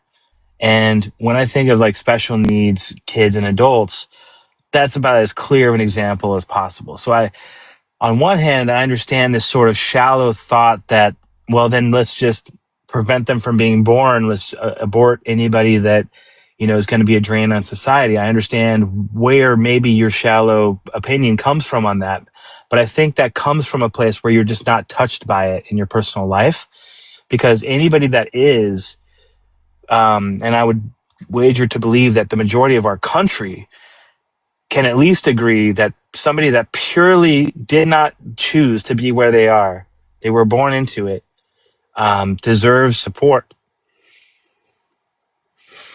They do deserve support. That's kind of not what I'm saying. What I'm saying on this is I would love to figure out where it is coming from. Yes, it's not their fault that they are autistic, special needs, anything of that nature. But if we can figure out what is causing... I can tell you where it's coming from very easily. So do you know what they used to do in the 70s, 60s, 50s with people who presented with symptoms that looked like autism? They called it, what did they call it initially? Initially, it was refrigerator mother syndrome because, of course, they blamed the mother for the child acting cold and emotionally deficient. Then they called it childhood psychosis, right? Because they thought, and then childhood schizophrenia came in, where they thought the kids were hallucinating, and that was causing them to do the movements with their hands and the strange sounds and the stimming, right? And then eventually got over to autism. Well, first to Asperger's and then to autism, right?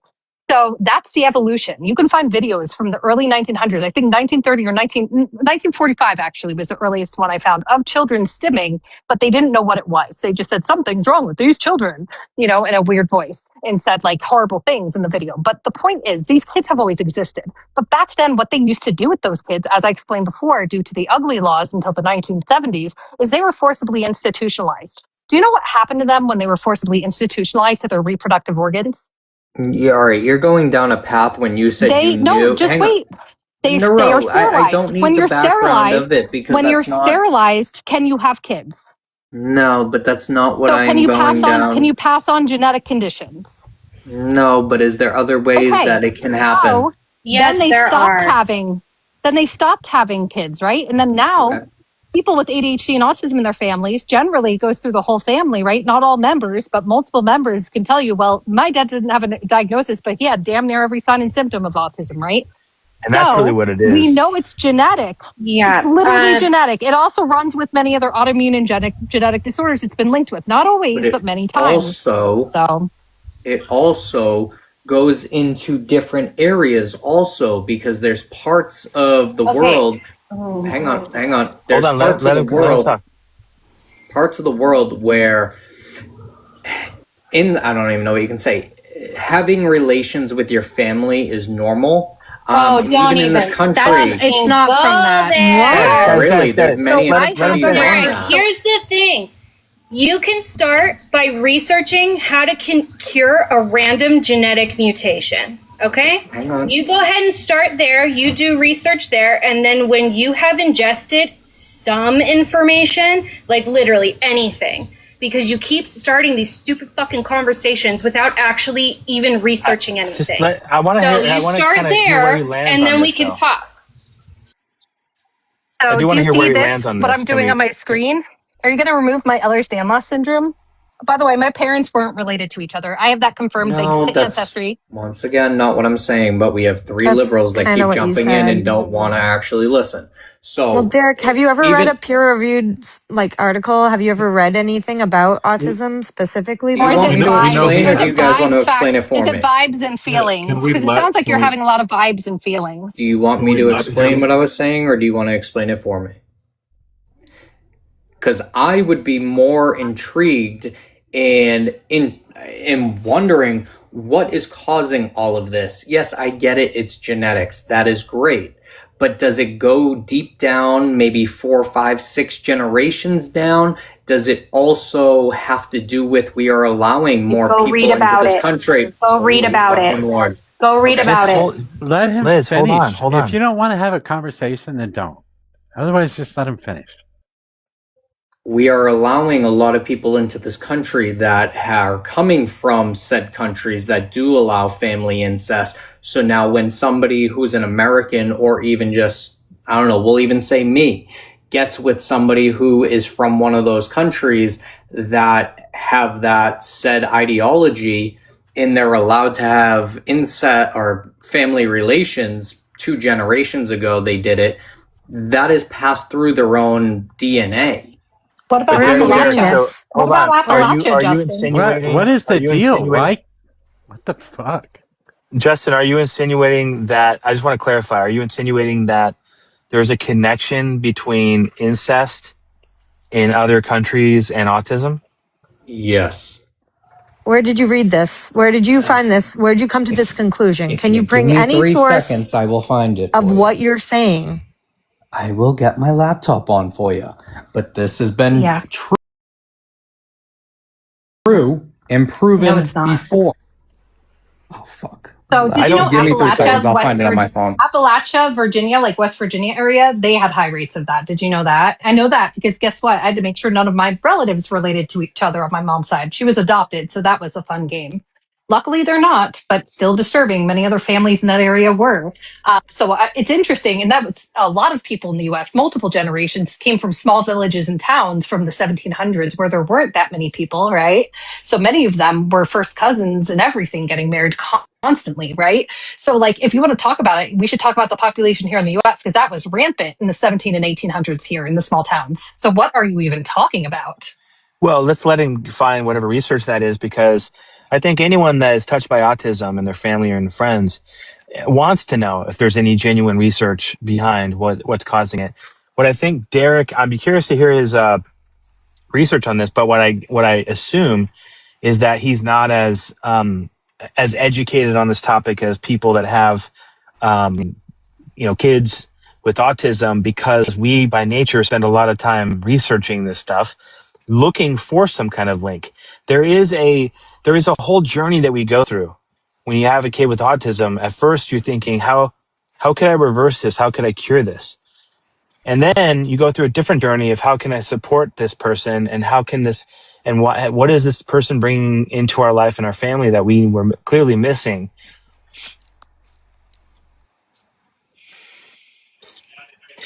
Sorry, I get a little emotional when I talk about this, but basically,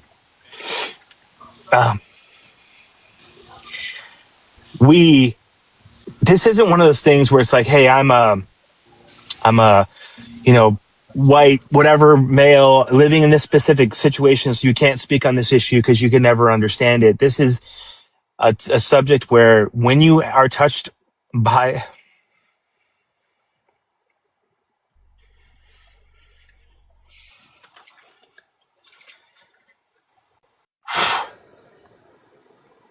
when you're in this world, you research it. So it's not that we're saying that whatever you saw is bullshit. We want to know if you found something that we don't know about. I'm pretty sure you didn't, but if you did, we want to know about it, because whatever happens in the future, this whole autism thing has been an increasing percentage within our population. Part of it is obviously diagnosis. People started to realize, and as somebody said earlier, it used to be Asperger's was like high functioning. Now it's all part of the spectrum. Now we're at a position where we can diagnose people where we didn't before. So part of the increase is from that, but part of it seems to be that it is increasing just in general. So how do we understand it? How do we live with it? How do we have people be successful with what they have? When I say prevent it too, like one of the things that's such a weird thing, and I don't know if anybody else disagrees with me on this. Any parent that is having a kid, of course, if there was something that could help them prevent something that would cause a challenge in our kid's life, we would do it. Yeah. But and most of us at the spend same hours time, researching.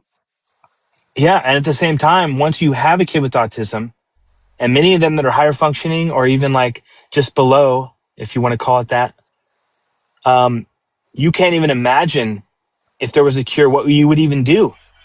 If you leave it up to the kid who's high functioning, they would probably even say, I don't want this quote unquote cure.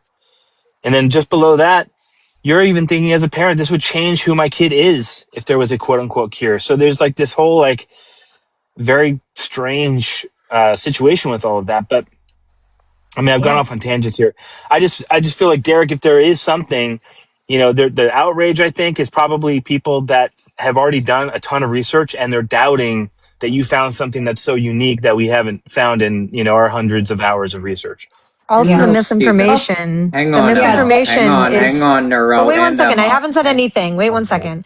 The misinformation and stigmatizing people is the problem, and I think it's despicable to make connections without actually having researched deeply, like Stephen was talking about, and like many people on this panel, like a lot of us have people in our life who have autism who are very close to us, and to the misinformation is very damaging. And so to throw out something without it being substantiated is very frustrating and dangerous, honestly. Okay, Emma. And also, Let me. All right, Neuro. Hang what does it say in the on. first So I sentence? can It read. does not all right, cause hang it. on. If you read down a little bit more, which I was going to say, but I wanted to say one more thing prior to that. But you and Emma need to fucking step in it every 3 seconds. Stephen, I do appreciate you. And I have no negative, ways of talking about somebody with autism, anything of that nature. My whole viewpoint on this, and as Neuro has it, if you look a little bit down to what I sent, if it doesn't necessarily 100% cause it, but if the 2 parties are carriers of the recessed trait, what's your source? traits causing autism, that is an increased chance of it happening. Because that is linked. I sent it. I will once again send it again. I am not saying that you guys haven't done all the research. I'm not saying you guys haven't tried to go a million extra miles through the research, but something has to change, as Stephen, or not even change, but be looked at more. As Stephen said, it is becoming more and more, I guess you could say, what's the word? It's becoming more and more. And I would love to figure out what is, I guess you could say, the cause, or what is things that are leading up to this. If it is generational, I guess you could say, and this is my claim, incest, that is something I would love to look into more and see if that is something that has caused it. If it is an immigration problem, if it is because it's still legal in this country in certain states, which is wild in my own view. But these are things that should be looked at and studied a lot more. Justin, so there has been studies. So first off, I did read your thing. It just stated that anybody who has incest has a higher chance of getting any type of disorder, genetic or whatever, which is true for any type of disorder, right? That there is no evidence that this is caused by it itself. So it's just anybody who has that type of mattress tango has a higher chance of having children with abnormalities. Do you know what also increases abnormalities? Older sperm, geriatric sperm. So any sperm that is above 29 years old, like any man who is above 29, has a higher chance each year of having children with genetic conditions. Did you know that? That's one of the highest causes, as well as women having later pregnancies, right? But that's not necessarily true for autism. It's just for any genetic disorder. They have not yet found a direct link between what causes autism. They have seen that it does run in families, right? They do suspect genetic components. They have not clearly identified, but they have some ideas. They think it's also multifactorial. What that word means is that there are multiple things, including the environment, the genetics, multiple different types of genes that can cause it when they come together, right? As well as different stages of the pregnancy, as well as the sperm. All of that plays a role, which is why it's so damn hard to find the cause of it. So they do know it also runs more with other genetic disorders. I have Ehlers-Danlos syndrome, which is a genetic disorder specifically linked with autism and ADHD. My son has a rare gene for Kabuki syndrome, which no one in my family has. It's called a de novo mutation because we had him genetic tested when he was first diagnosed with autism, because a lot of times they want the child to get the testing too to make sure there's nothing else going on with their health. We all have heart conditions. We all have other genetic issues, right? So yes, our family does have a lot. However, there is no inbreeding in my family. Trust me, I looked. I'm Irish. You never know, right? I'm Scottish. I'm very European. And yeah, that happened a lot in England, by the way, too, with royal people generally, though, right? It was royals who would marry their first cousins or their brothers or what. Ugh. Either way, the point is, and in Appalachia and things like that, the point is, incest causes any kind of genetic mutation to go up. However, that said, there is no link to autism, and they still, again, are trying to figure it out. And the age of the man, the mother and father play a role as far as what they think. And again, that's just a hypothesis. There's still no conclusion with those studies, but they have seen an increased rate with the fathers who are over 40, as well as people with alcoholism addiction in their family, which doesn't mean that the person who's having the child is specifically using or doing anything fallacious, but it's also linked with stress. They're also starting to realize there's a connection with PTSD. There's a lot of studies. So a lot of people are starting to look into generational stress and the study of generational trauma, as well as, other causes or features in it, right? But again, multifactorial, meaning we are still trying to figure it out. That's why I can't even say conclusively what causes it or why it's so prevalent in my family. I just know it is. but just saying it's incest, like, and saying you're interested in if it's connected to immigrants is like ridiculous. Like, you're trying to find research to prove your narrative instead of actually researching something and like reading articles to understand about it. Like, to just prove this claim that you have that's unsubstantiated. Like, did you even read that article? Because there's a paywall. Well, there's not, because I highlighted and copied it. But anyways, no, it's not trying to fit my narrative, Emma. I'm trying to It figure is, out. though. I mean, Do you can say have it's people my that are narrative. autistic in your family? I do. Okay. So I'm why not sure do you if want to you have prove been that up it's here before, incest? but Is why I am is in the bloodline of the JFKs.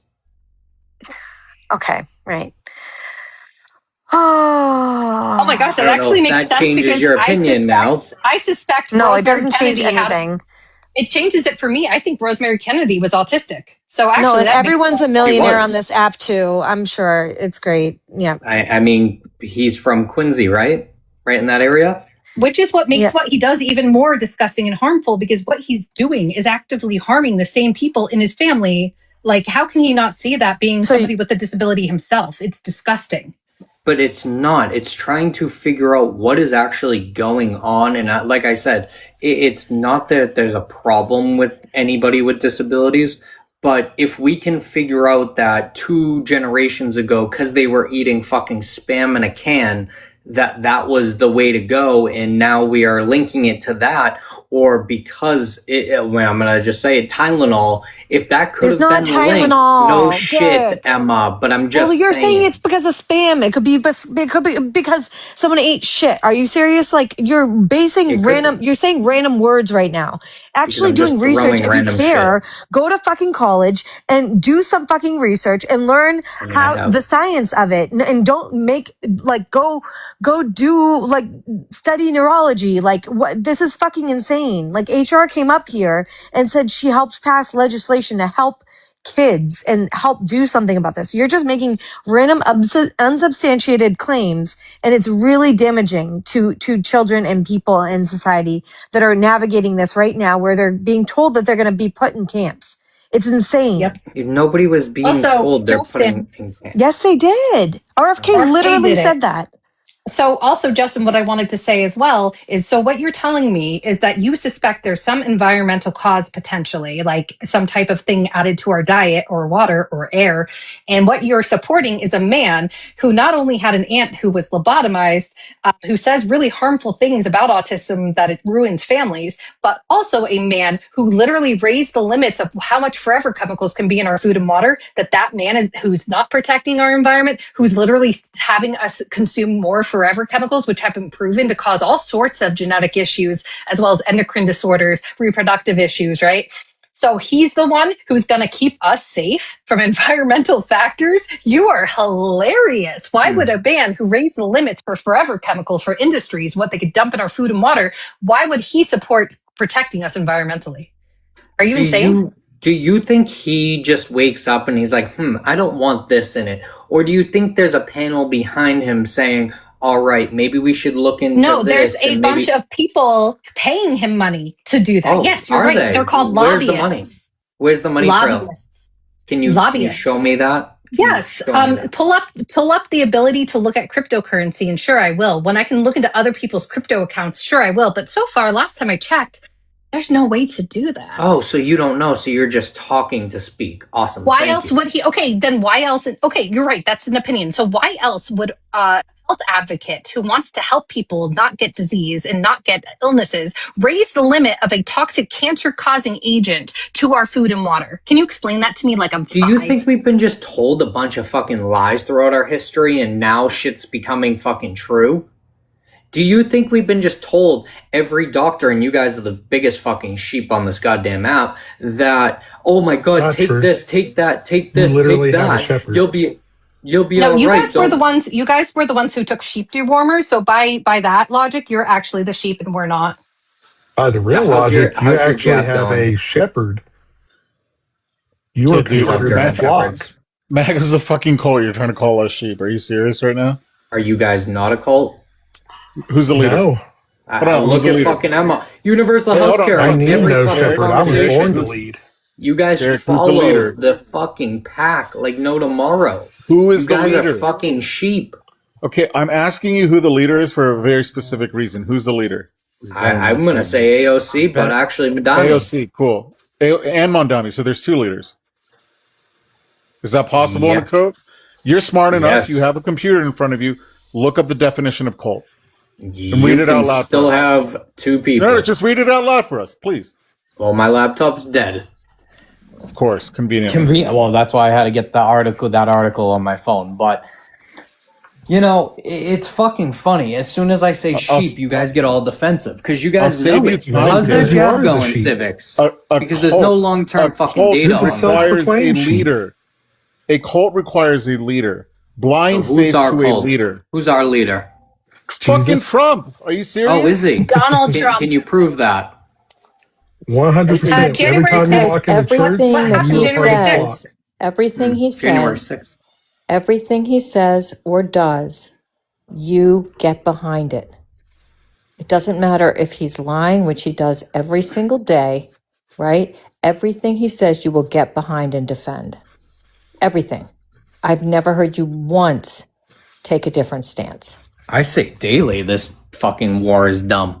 But I also have said multiple times there's two options for us in that situation. I think him going in there was the dumbest thing impossible entirely. I also think what he's doing with fucking the market or the market manipulation is absolutely fucking the funniest thing if you know how to follow the market, but it is absolutely horrible in itself. I know But everything you that he's still doing. support him, Yes, even I though do. you think that the war was the dumbest thing, as you call it. Yeah. still Who won the support him. 2020 election? That would have been fucking the old guy. The, I was they going were to say, two old men Trump is running. old. The That fucking doesn't say senile anything. one. Yeah, it's They're still both Two senile. senile men. The dude who fell off the bike. They Who both stared got directly? bikes. What about the one who stared at the solar eclipse without glasses? Does anyone remember who did that? No. Did you always? Yeah, that was funny. Did you always think that Joe Biden won the Hey, he election? doesn't even Yes. think that now. He doesn't even think that now. Otherwise, I mean, I Yeah. believe said he fucking won. Biden. Do I Also, think don't know where if were you you? always Where were believe you that. January 6th? where the fuck? What year? 2025? No. Stop. No. 2020. You know what year. 2021. I was actually in Arizona. Mm-hmm. I lived there. I hope so. I have So a what house did the there. court records say? Where'd they say you were? They said I was somewhere in Arizona. I bet you thought that The Maricopa taking. area. I bet you thought, Justin, that taking all those documents and keeping them and keeping them from the archives and then keeping them for the DOJ was okay. Also, No, but did that same thing happen with Biden and Hunter? no, that's not the question. No. That's not the I'm question. proving I'm the just fucking asking both you. sides of it. No, you're not proving anything. So So one people use president both can do sides. it, You and it's think not a that that cult. was wrong? Because they'd rather say both sides and admit guilt. Whenever someone says No. both sides, that's a way to That's avoid the because you're a conversation or sheep take yourself. It's accountability. just funny that Look one over side can do here. it, you guys don't give a shit, but the other side does it. Oh my god, that's a cult. You guys Sorry, do but not like, make sense. no, I'm sorry. Did someone store like documents in their bathroom? Who did that? in an unsecured room. I don't know. Well, I that was don't Donald follow Trump. Trump as much as you guys because you guys are fucking You don't more remember obsessed with that? him than the What? right is. What? The That's left is crazy. more obsessed with Trump than the right actually is. I think No, you guys want to be in the right. You guys avoid looking at anything that incriminates him. That's the difference. No, he You has probably you 34 agree with the felonies. SAVE I've got Act. You another question agree for you, that Derek. he should suppress the vote too. You agree that that the SAVE Act should be passed, right? I do. I was 'cause just who is that about to head suppressing? there. Who's So, that suppressing? and Derek, between so 2016, 2020, 2024, and the upcoming 2026 elections, are they secure or are they not secure? I would say what we just found out through Virginia. No, I do not think they are secure. What we have found out about So Arizona and 2016 and Pennsylvania, 2024 were also not secure? Was there fraud? I think they were not as secure as they could be. can I ask him a So question? there was fraud. Yes. I'm sorry, Robot. Did you think that it was at all suspicious that he called the Secretary of State of the state of Georgia and said, "Find me 1,100 votes"? That's all I need. That's all we need, guys. Come on.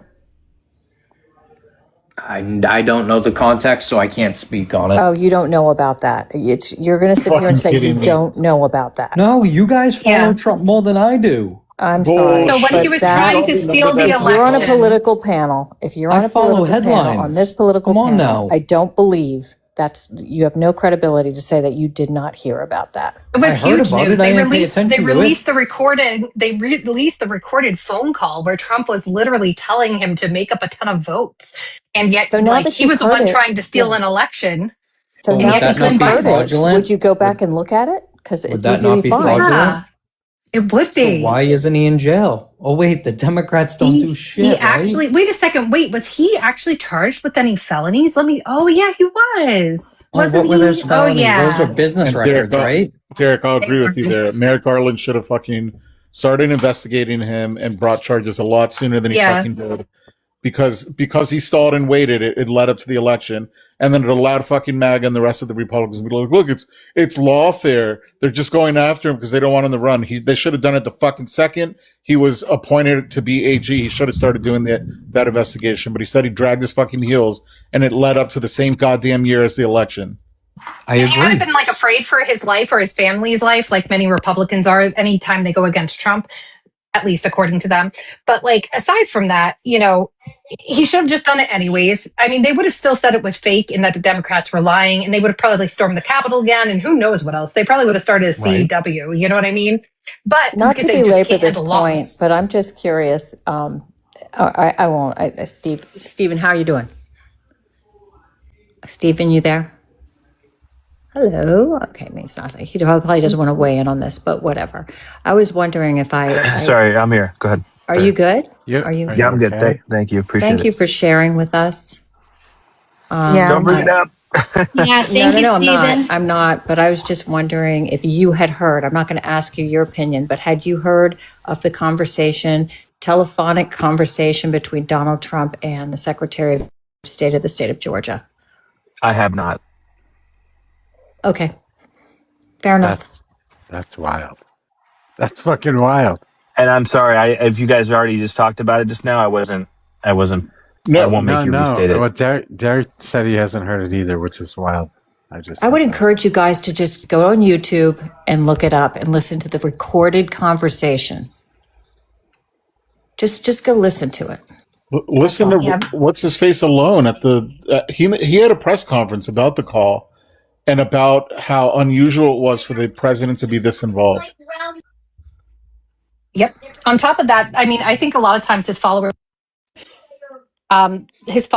will go ahead and say things like they'll hear the tape where he literally talks about walking backstage during pageants where women are getting undressed, where no men are allowed to be, but he gets away with it because he can pretend to do inspections, where it's basically it's a man in a woman's space, right? A woman's private space.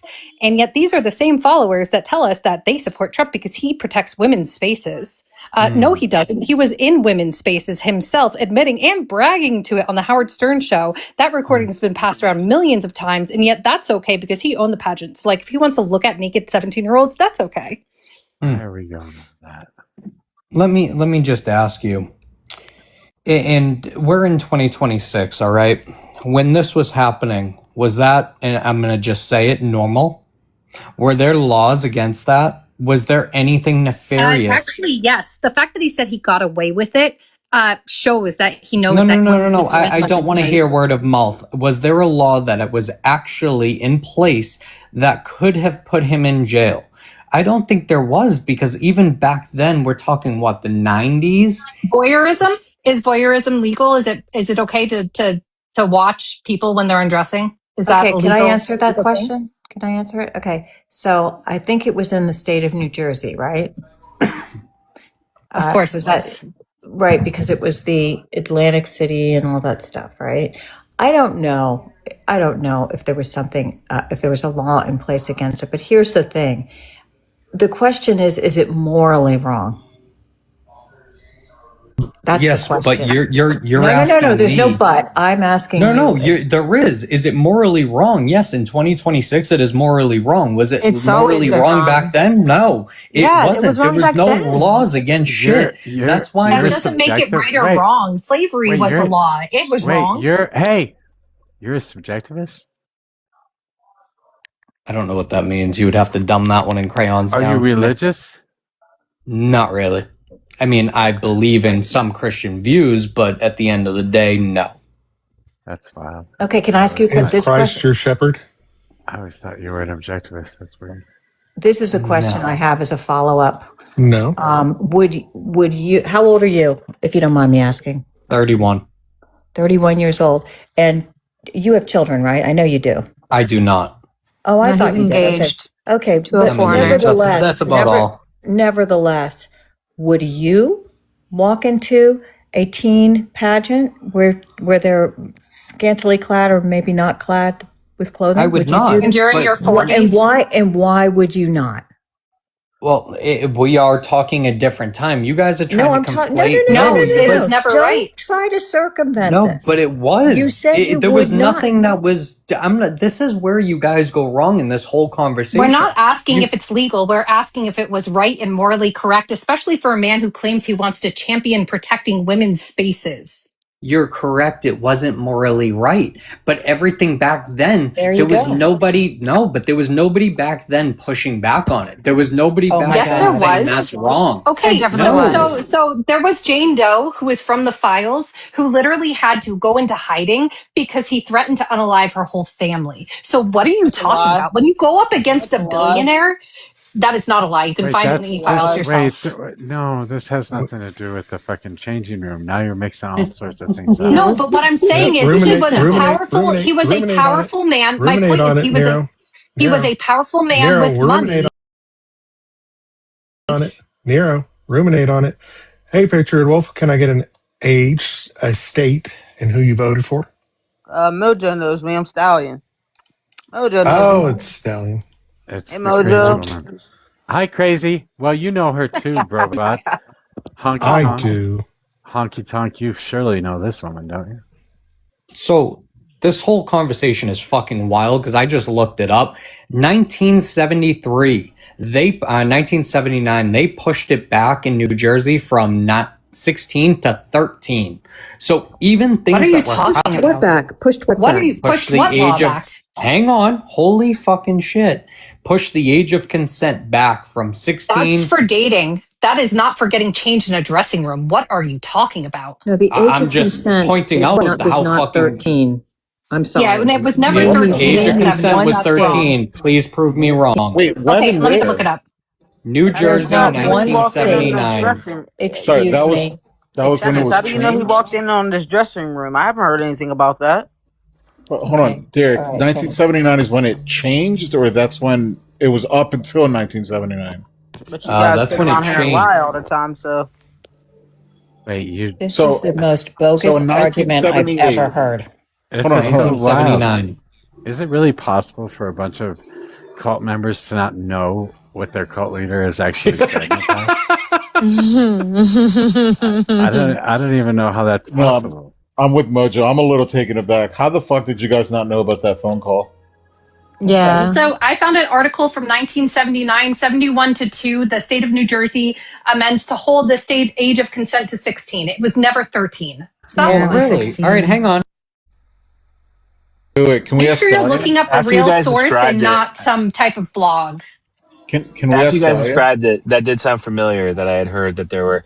I mean, that's sort of like his, you know, his His fallback taped position. conversation with. His fallback position. Sorry. No, his taped conversation with Billy Bush, right? It's like this along the same lines. But Him no, it's basically not. That was boasting. never, but that conversation said that I can do whatever I want because I'm famous, and you can Right. grab him by the pee, and I moved on her like a bitch. That's what he said about a married woman. So let's not even go there, okay? Because you all heard that, right? You guys heard that, right? Yeah, they Steven? don't Yeah, I'm care. Yeah, sure. yeah. I'm sure they Wait. did. I wanna hear the gross. Go ahead, Derek. Give us the gross. What?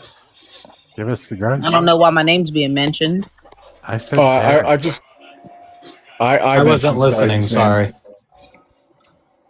Yeah. So you did hear the Access Hollywood tape, right, Derek? Which one? There's only one. There's one. I The don't know. Billy Can we Bush break one. it down? I The don't Billy follow. Bush one about She the just said grabbing her it. by the pee. He's gonna he pretends like he didn't hear it. Yes, I heard that one. No, I was trying to look up some research while you guys were talking, Yeah. so I wasn't listening. Okay. And So you Stallion, And the do you reason. do Well, you just hold agree on. that? Yeah. Go ahead. I want to know if Stallion knew about the call to Brad Rathensberg in Georgia, because she's also a Trump supporter. Oh, and she left. God damn it. It's crazy because the age of consent was 13 through 15. Within a few years, it was legal. And that is what Dan L put in the comments. It's That just, Then why is did the not New true. Jersey State Assembly vote 71 to 2 to keep 16 at age of consent? And this was yes, 1979. This was in the newspaper. So are you you can't telling just me that the state always of New fucking say it. Jersey, didn't vote on this and that this is just like a hallucination from a newspaper? You just talk and then you don't listen. You have a tough time with that. And I'm going to be blunt and honest with that. You should probably do more listening instead of talking. Dude, you're not even listening to us when we're talking to you. Because I was trying to find Yep. research. But in Tennis the was end of the day, specifically if asking you... you a question, though. Yes, I heard that. And then it jumped to fucking civics. So, no, do I think that was correct? No. But was that something that was done back in the day? Fuck, yes, it was. So Yeah, Slavery so was done so was too. SA. Yes. And so was So SA. was And that married. was totally So, okay then by you if so you did was that. What's your marital point? rape. But that wasn't Yeah. illegal back then. No, but it was back then. It was okay. So if he did all those things and did those things to children, it's totally okay because it was a different time, you guys. We have to understand that, according to him, No. that like no matter what crime he committed, it was okay because like back then our culture was totally different. It's not like there's tons of men right now who have a lot of money who are still being protected that we know their identity of in some files. It's not like that's still happening today. But you guys are That would trying be to... crazy. You Can guys we are trying to talk about something, conflate... though? Can we talk about something, Derek? Even if something's legal doesn't mean that it's right. If you want to hook up with a 13-year-old, that's wrong, regardless to if it's legal or not. Slavery used to be legal, but not everyone actually agreed with it morally. Not everyone was enslaving people. Like, just because it's legal doesn't mean you should be doing that. There's a right and a wrong. Correct. And being with, dating, or creeping on young children is wrong no matter what age we're in. It's just wrong. Yes. But it So I wasn't... don't know the Especially when you point run that you're around- trying to make. So can I bring it back? I just want to circle back to where we were because you had said we were sheep.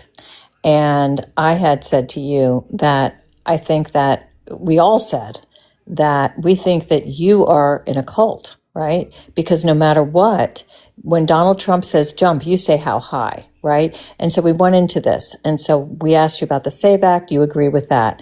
Then I asked you about the going into Teen USA and all this stuff. And you say, oh, your excuse for that, it wasn't wrong back then. But then I asked you, would you do it? And you said, well, no. Right? And there's a reason you said no, because you know that it's morally wrong. And so my question to you, if you know that it's morally wrong, that's a judge on someone's character, right, Derek? Yes, tennis. And But when that's we're looking why, at and two that's different time why, frames. So I'll but you chime in and know, I'll. it speaks to a president's character.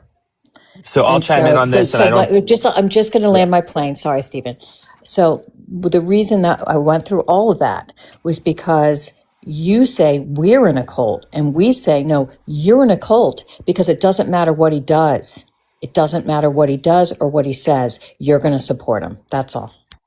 Yeah, there's certainly levels to it for sure, and this is where like a lot of disagreement happens with me and you guys as well. Is from a Trump perspective for when it comes to how I vote and how I voted in the past. This is the first time that I voted for Trump, and how I was able to, let's say, minimize some of those things. And this could very well be a bad way of looking at this, but I am in the business world, and so a lot of how I look at things is through the lens of being in the business world. I know a lot of CEOs of companies that are not the best moral character type of people.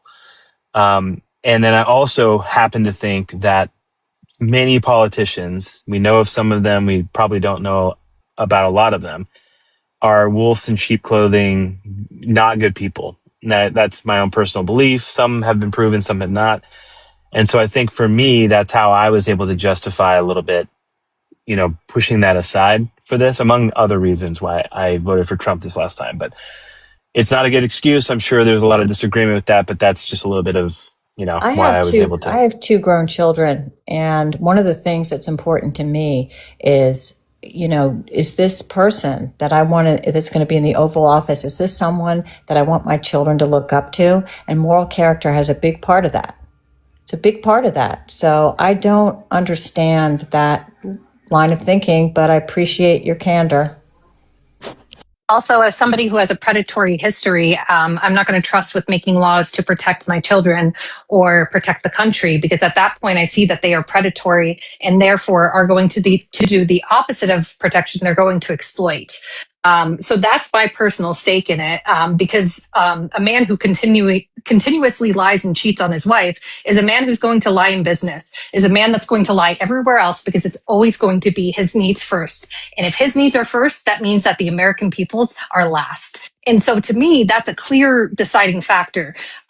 Aside from the fact that I do think he genuinely did some horrible things, I do believe up to like 30 something women who have come forward since the 70s, not since he started running as president, but for years and years, some of them bravely came out. Other ones went into hiding due to fear of retaliation because anytime you go against anyone who has a ton of money, regardless of their gender, they have power that you can't even begin to imagine.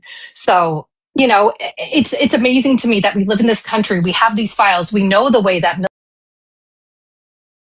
millionaire men act.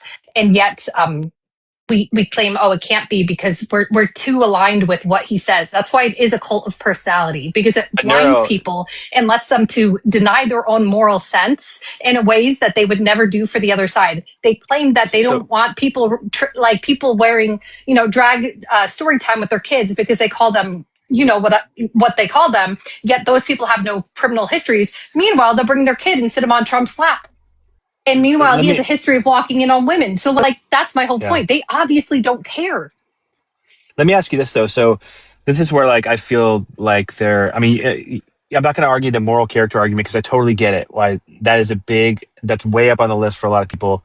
And that's why certain people couldn't vote for Trump in the last two terms. But when it comes to any other candidates, so I'm always curious about asking this question about somebody who really feels strongly about Trump, because I do feel like Trump is an easy target right now.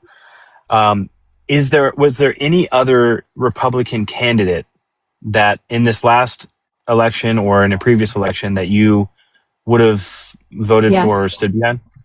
I would have voted, honestly, I really first of all, I've never voted Republican in my life, but I would say this. I would give my eye tooth for a John McCain over this president. I don't like Republican policies. I don't like Republican policies. I'm not conservative. I believe in helping people and making sure that everybody's got enough. So that's always been my MO. But There are Republicans who are good people. They're not bad people. They would never destroy our democracy. They would never do these violations. And John McCain had an exceedingly good moral character. So that's my answer. Yeah, for me, I was actually raised Republican and Baptist. I was very Republican until about, I would say, 2007-ish. So I'm 40. But regardless, I think my favorite was actually Ron Paul. He was actually my absolute favorite. Rand, some things he does stick with the Constitution on. I do believe in the Constitution. I do believe in 2A. I That's always not say if you go Republican left though. enough. Ron Paul was straight up libertarian, so that's not. Yeah, so if you go left enough, you get your pew-pews back, but that's my philosophy. I think that gay green leaf plant farmers should be allowed to protect their crops any way they see fit. That's my philosophy. I'm actually pro-freedom, unlike the Republican Party, which is now taking away freedoms and creating big government, right? And shutting down tons of things and replacing it and saying they're returning it to the states. But in fact, they're just gutting these programs and leaving kids and adults with disabilities behind. So to me, that was more what I had a problem with, as well as reading Project 2025 thoroughly and seeing what their game plan was. And, it just obviously, and his personality. So like, I liked those type of Republicans. I watched a video the other day of George Bush. And like I've said this a few times on this panel, I think I've watched videos recently in the recent history of George Bush, and he actually sounds smart now. And that is terrifying to me. And that should be terrifying to everyone. You know what that is? Because he's not a smart man, but he sounds smart compared to today's. He sounds smart to today's Republicans. Thank you. Thank you. He sounds so much smarter than the Republicans of today. No, the Texan sounds so much more stupid now. Because things seem better in hindsight. Like, it's like when you go on vacation and your kids complain the whole time, but then later you're looking through photos and you're like, yeah, actually it was a pretty fun vacation. Like and don't go me wrong, I didn't like him either now because like the Patriot Now Act. watch this drive. Can you stop? Is there anybody else that wants to answer the question? Strategery. Yeah, I can answer it. Nuclear.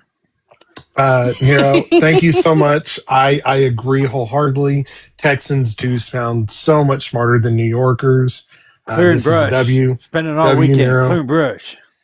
Got to clear some brush.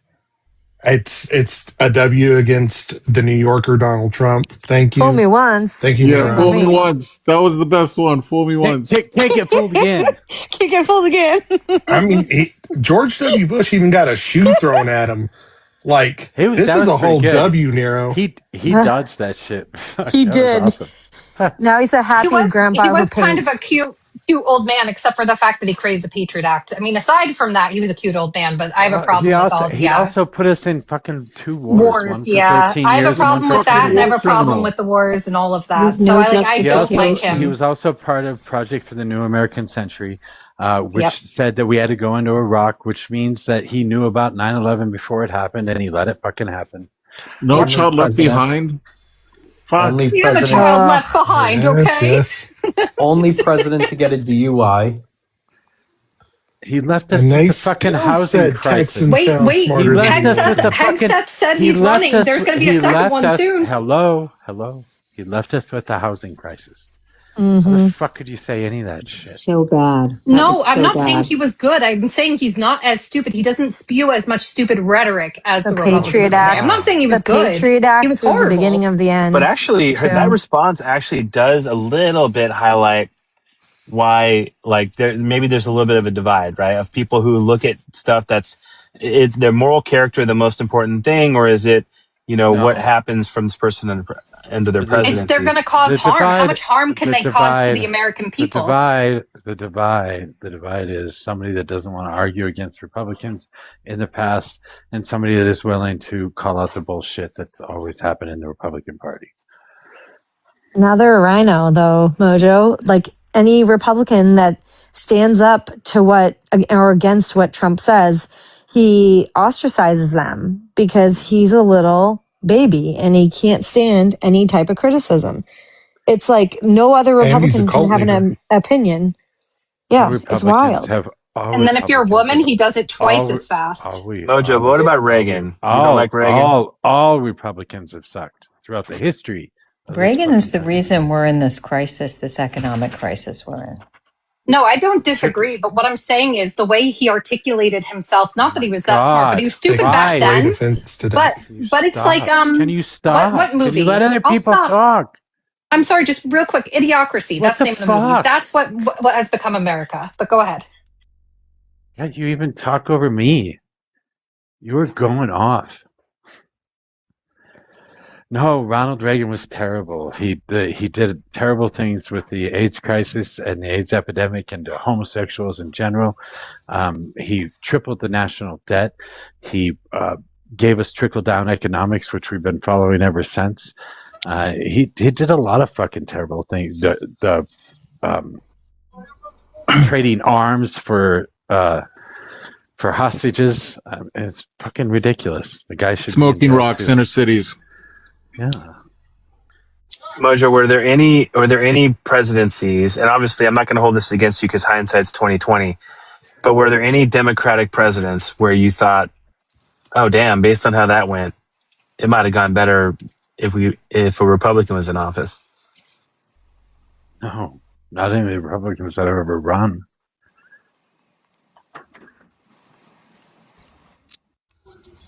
Seriously? W. Bush, Kerry, I don't know if Gore, Dukakis would have done a good W. job. Bush, Dukakis. The guy who was in a fucking tank with a fucking helmet on in one of his goddamn campaign commercials. Yeah, that guy. Ugh. Who is this vice president? I always forget this. Fucking hell. Actually, Wasn't it Cheney? The only good Republican was the only good Republican was fucking Richard Nixon. Until he went and broke the law. So you just throwing Theodore Roosevelt out with the bathwater? No, Ike wasn't bad. Wasn't there one that like unalived right after getting into office and like didn't get a chance to do anything? I would say that was the best one. Garfield? Yeah, that was the best one, clearly. They based the cartoon off of him. No, well, Ike, I don't even think he was a Republican. He just ended up running for the Republicans, but he was just that figure that we needed post-war. I don't know. And he also warned us about the military-industrial complex. Seeing it firsthand, being part of it, he gave us a fair warning that we were just like, what does he know? Has anyone seen the movie Idiocracy, or am I the only one? No, yep, Gatorade. Mm-hmm. Doesn't it remind you of the White House commercials? It reminds me of the like White House military commercials that they're doing. The UFC fight at the White House lawn reminds me of that movie. That too. Gatorade. It wasn't Gatorade. What was it?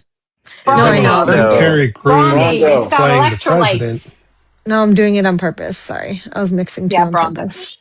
Though instead of Terry Crews playing the president, I'd rather him play Snow White. I was so hoping for that. Did people also Ted Cruz? Did people know that Ted Cruz is also a Me Too person who came forward? A lot of people don't know that. I wish he'd jump off a cliff. I don't like him as a person, but like at least he came forward as a victim and stood for that. But other than that, he can go to hell. But I at least respect Is him for that as McConnell a victim. still like fake alive right now? Fake alive. Like How many I feel like days? he's somewhere in a cemetery right now. Yeah, He's on life support somewhere. There's no way he's still alive. No, like where is he? Nobody's demanding to see him. It's driving me insane. Like what the fuck? We're paying him. Can you imagine? Obama would never get away with this. Not the tan suit. There was something that came up. I read it tonight about. Okay, so you know how Trump was going after universities early in his second term, Harvard and UCLA, the California schools, and Brown, the Ivy Leagues. So there's a whistleblower who worked, and we were talking about this. and I think it was Jeff who was up here. And we're talking about how, I'm not sure it was this live, but how lawyers, that the Justice Department is losing good lawyers because a lot of them have resigned in different states because they're kind of being told what to do and how to practice law. It puts their license at risk. And there's a report now that there's a whistleblower that the Trump administration ignored evidence that they had that where they came up with this pretext that Harvard and the Ivy Leagues were doing, that they were discriminating, and that they should, and they're going to lose their funding. And a lawyer said that that they knew that was a false pretext. And some universities capitulated, like Columbia and even Brown, and they said they can't lose their funding, so they capitulated, and they didn't do certain programs. So now all that's coming out, and it's brought out. Sorry. Well, on the campaign trail, Trump was running on the fact that secondary education and post-secondary was overinflated, and there were a lot of programs that didn't meet like any kind of job market. Basically, like the children in college are being robbed or extorted, and that's what a lot of people followed up on, and especially after Harvard started putting out their free classes at the first of 2025, like I can legitimately see why a lot of people were fervently backing him all up until like the fall of 2025. Then shit started getting real where all the funding was getting cut anyway.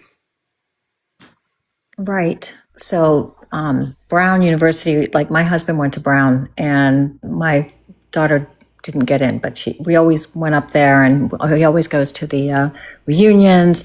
And they couldn't lose their funding, so they in some ways capitulated to all this. And now it's coming out that the DOJ, that they had the information that what he was saying was just a pretext. And Harvard resisted. Harvard has resisted. Columbia capitulated. I just think this is just, all this stuff is coming out, and this is coming out in Congress today. There's whistleblowers. They're coming out. Yeah, I think Harvard capitulated in their own way by offering those free classes rather than cut certain lines like the gender studies and all of that. And on top of that, they removed the requirement of. I don't know if they did that to appease him. Did they? I don't know. Yeah. I don't know how that does. Because a lot of what Trump had run on leading up to 2024 election, especially in like August, September, the fall semester starting, was the cost of tuition. Like that's how he was like wrangling a lot of the younger voters, especially males. Right. I just didn't men in America go to college for free when they went to state college for like 200 years or something? Just curious. I don't know. I mean, no, not that I'm aware of. A lot of the super wealthy, like the Vanderbilt, built his own fucking college to send his kids to. I wouldn't really. No, I'm fairly certain. No, white men, I thought, like landowning men had the ability to go to state colleges for free. Women were not allowed to. In fact, the first woman who tried to get into a college was rejected and created her own college in order to attend college to become a nurse. Wasn't it illegal for women to practice medicine? Correct. For a while? Yeah. Correct. So that's what a lot of the Salem witch trials were also targeting, not only mostly women that were uncontrollable or widows or disabled, but also midwives, because they felt that they were harming men's professions. So a lot of midwives were called witches too. Fun fact. And bro, the fucking Anderson Cooper's of Vanderbilt. Yeah. But back to the Salem witch trial, there was only one midwife, Sarah Good, And then they were targeting the landowning males like Corey Giles. Because if you were confessed of being a witch or found guilty, in those times the court would strip you of all your land and all your holdings. I know, but like how many men versus women? I know there were some men, but I think they were minimal compared to women. Like, I'm not just talking in Salem, I'm talking worldwide, because this happened all across Europe as well. Yeah, once you go worldwide, that's a whole new story. Like, they weaponize those courts against fucking everybody. They would call aristocracy witches just so they could take their holdings and title. So if you go back to, if you look at like the Crusades and what was going on with the women in that society, those countries, oh my God, the brutality. I was going to say, yeah, the Scold's bridle, like I was talking about before, the face cage that you had to wear if you talked too much or you pissed off your husband or whatever, and then you were paraded through the streets. Did you know that they only recently exonerated the women that were accused of witchcraft? Yep. I'm related to Rebecca Town. If you know who Rebecca Town is, that's a very far relative of mine. Go figure. Yeah, I live like right here. So it's like I grew up with it, but I mean, like I was talking to my coworker about it the other day because I work in a museum, and she told me that, and I was like, this long. And apparently there was one guy recently in Connecticut that was trying to say that there's no evidence that they weren't witches in Connecticut. Well, they're starting to say that again right now. Like conservatives, there's like crazy conservative, like far right nut jobs that are saying that any women on the left are witches and demonically possessed. Like how many times did they say Democrats are demons, right? But this is like specifically the people that were accused of witchcraft. They're trying to exonerate people in Connecticut, and someone actually came out to say that there's no proof that they weren't. That's where we're at right now. Yeah. Well, thanks Andrew Tate and the red pill stuff, which also came from Epstein, which, by the way, check it out in the files. Steve Bannon worked on that, and they actually created a lot of the red pill spaces in the 4chan. Disturbing, but true. You just would assume that they were exonerated, but I guess not. Yeah. So I saw a headline, and typically I run this through AI or a fact check of some kind, but just figured if you guys heard about it. So did Mondami open up 5 stores and they got like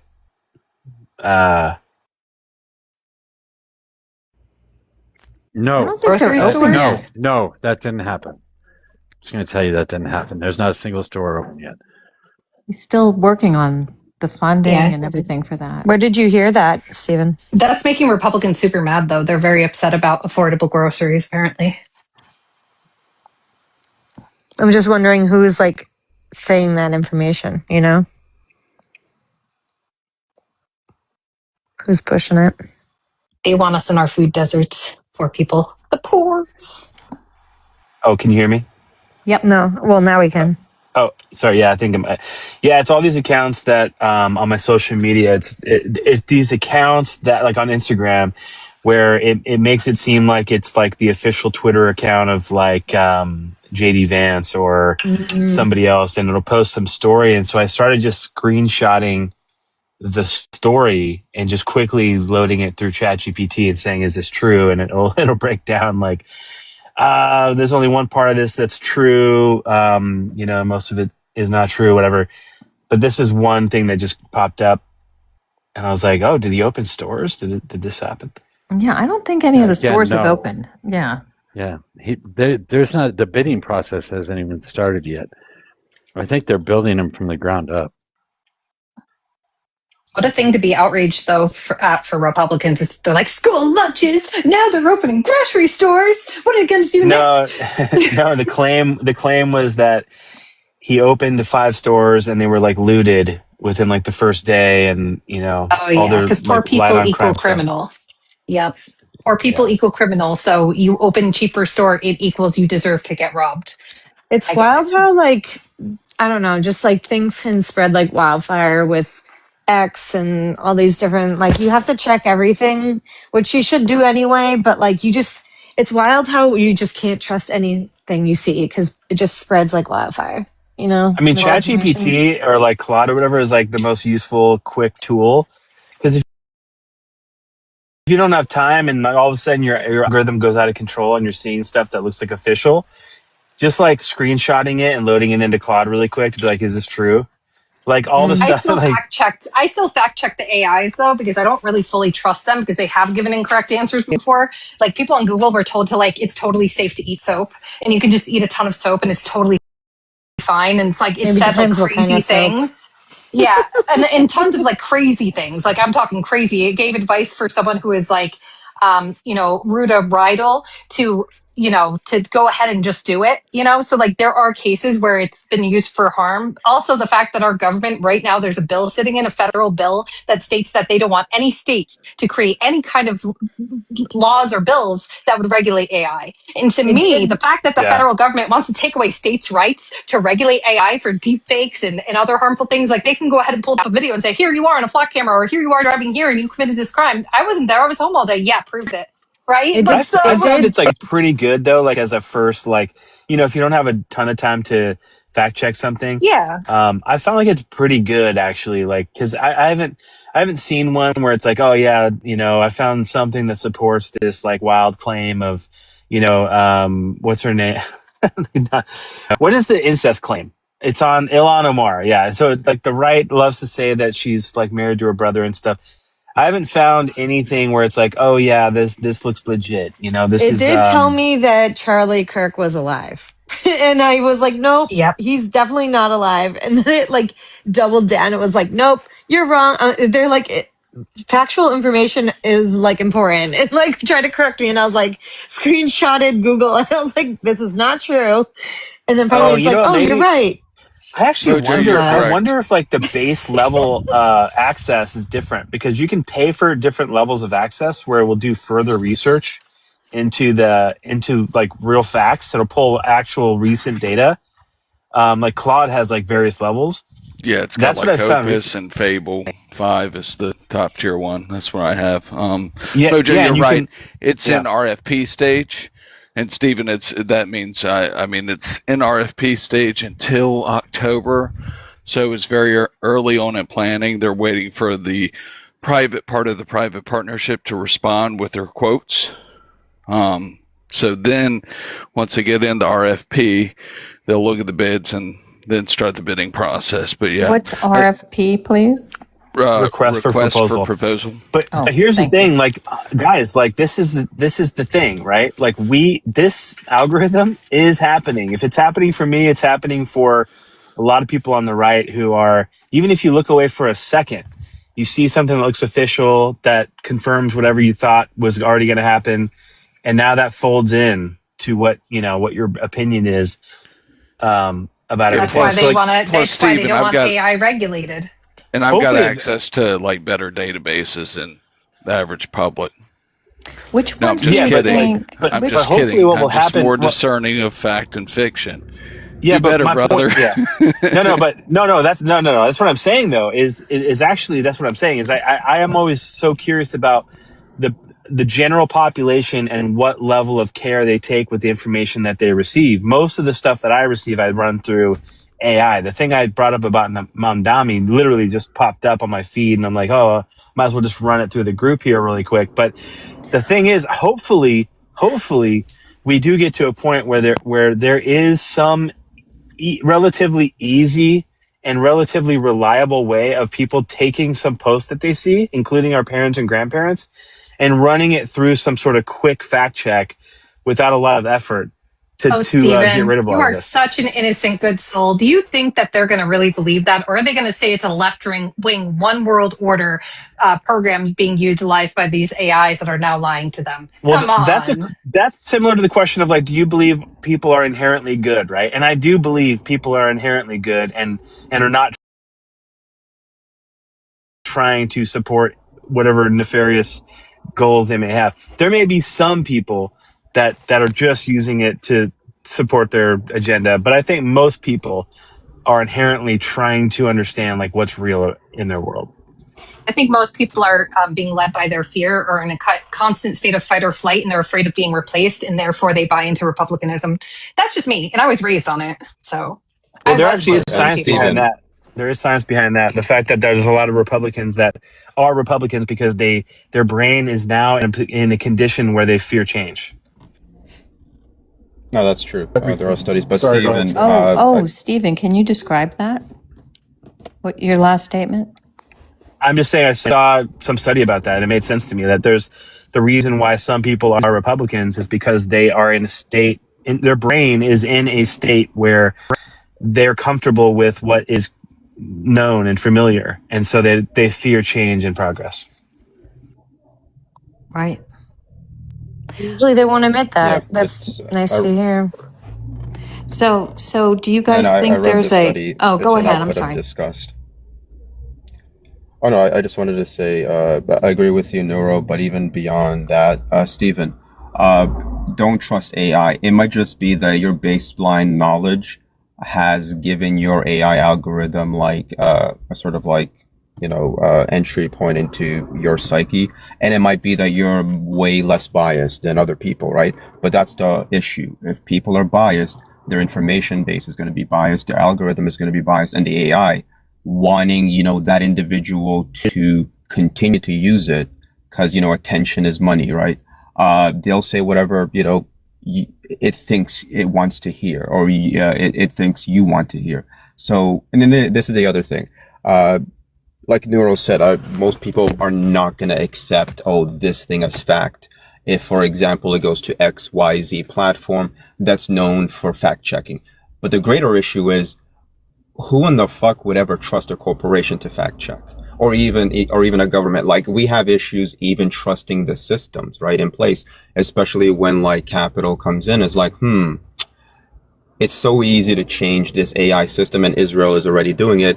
We're going to inundate the entire net with just garbage information. It is so easy to fix in that gambling way these AI systems, in terms of like what they proffer as history or truth or fact, by just one entity, CIA, whatever, that's just like creating so much garbage on the internet. And literally countries and nations are doing that. Hell, Cambridge Analytica was famous for it back in 2018, and they literally stole elections all around the world. So don't trust anything, let alone yourself, really. That's all. Yeah, but so Saintless, I agree with what you're saying. I do think that a lot of AI are self-serving. They want to keep you engaged. They're not as bad as social media, but they are trying to get you to keep interacting. And so if you show a strong leaning or bias towards something, they probably will start to support that bias. But my earlier point was that I personally believe that most people are not trying. Like there are percentages of people that are trying to support their own, belief, and they're just looking for anything they can to support it. I personally believe that most people are not like that. Most people actually do want the real answer to things. And so they're not going to be loading it up with their own opinions. And in that vein, I personally think that, my experience with AI has been, if anything, I feel left leaning, because I don't try to, put in my own opinion on things. And maybe I'm already right leaning with how I view things. And so I feel like it's a little bit left leaning, but I feel like it's the most fair breakdown of like what's real, compared to like where a lot of people try to go with that. I mean, Steve, the average person can't avoid confirmation bias. Like, you're pretty sharp. I don't think you're dumb at all. Like, how did you go about trying to find the truth of the Mamdani stores? What was it? What did you query? What was your query?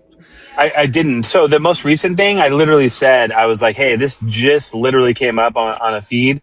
I have not looked into this at all. I'm curious what you guys think on it. That's all. That's what that was. That was the most recent thing.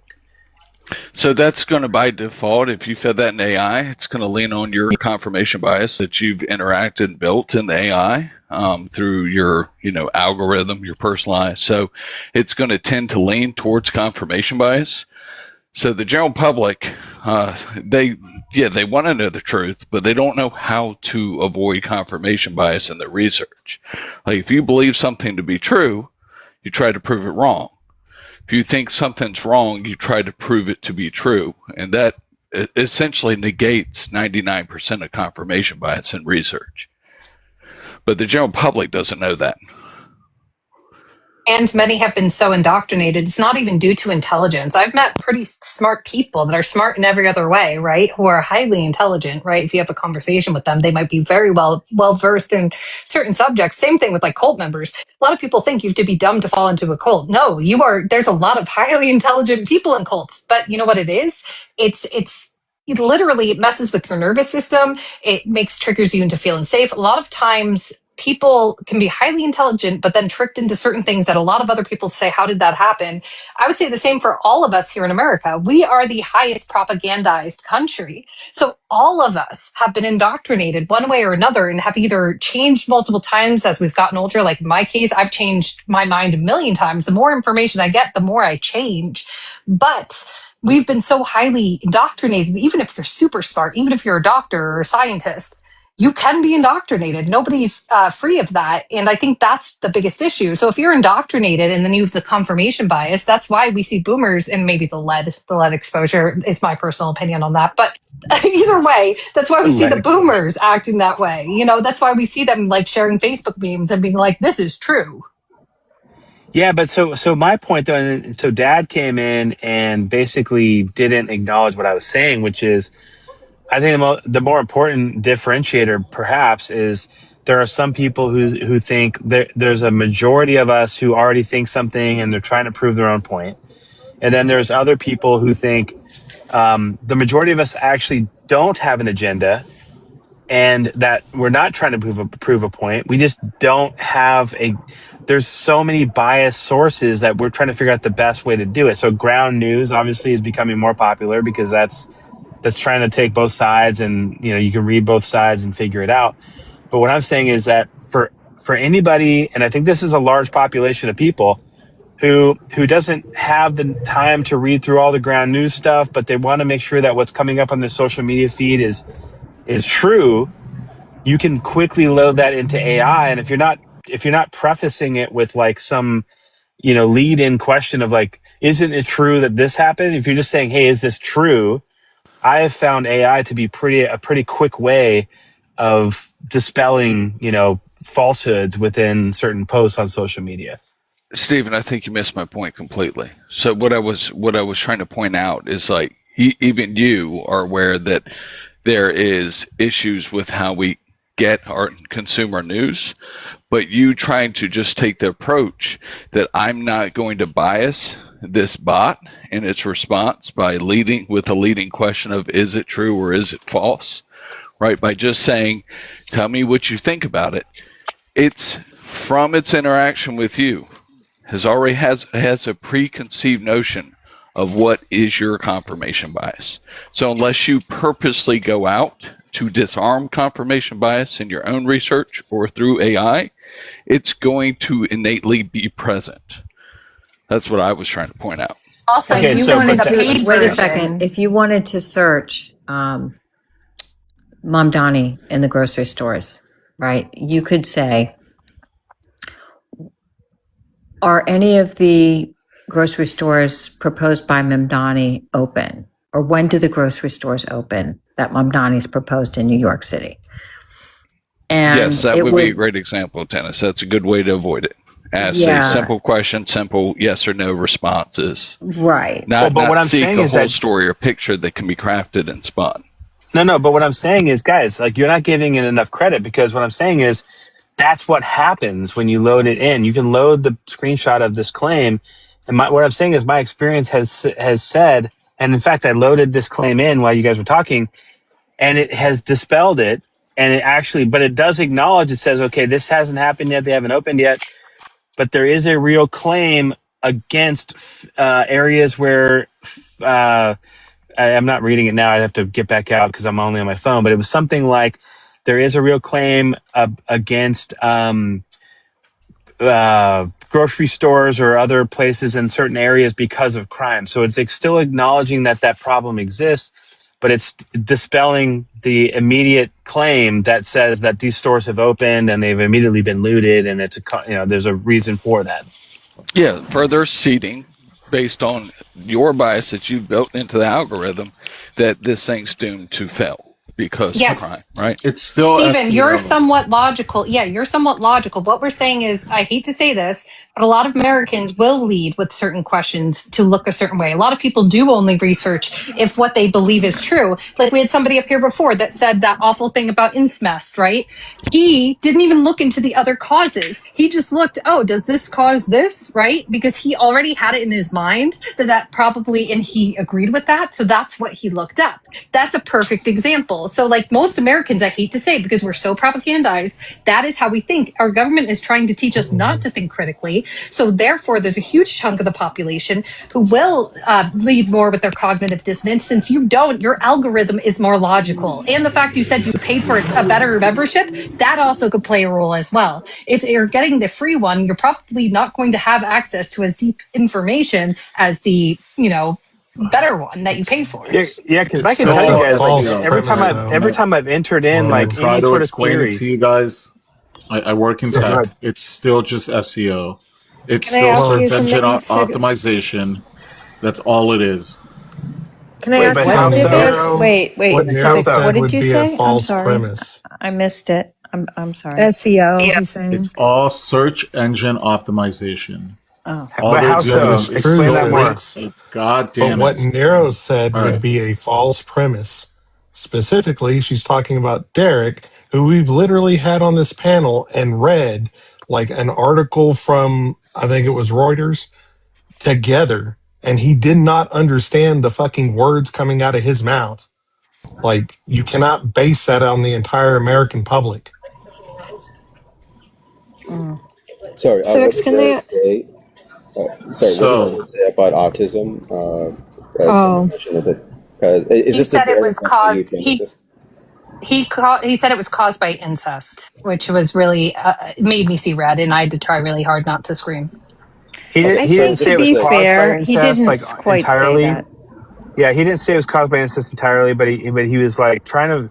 I think what he was trying to do is justify that it's not just something that inherently exists within our population and that we have to actually deal with.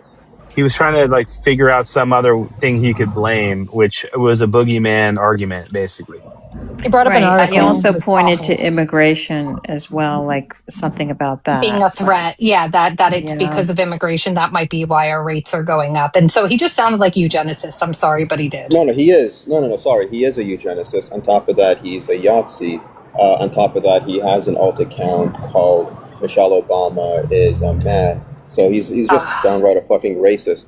The other thing about Derek is he is smart enough. He knows better, but he's one of those, Yahtzees that uses these platforms to, come in and mangle information for the audience. And if there's like one person that he can, get on his side because like he talks calmly, he's stoic or whatever, he brings up information, mind you, garbage information, but because he speaks confidently, he might, sway people onto his side. He's just a fucking racist. He's a Yahtzee. Like I don't know. Anyway, fuck that guy. Sorry, go ahead. Fuck him. Yeah.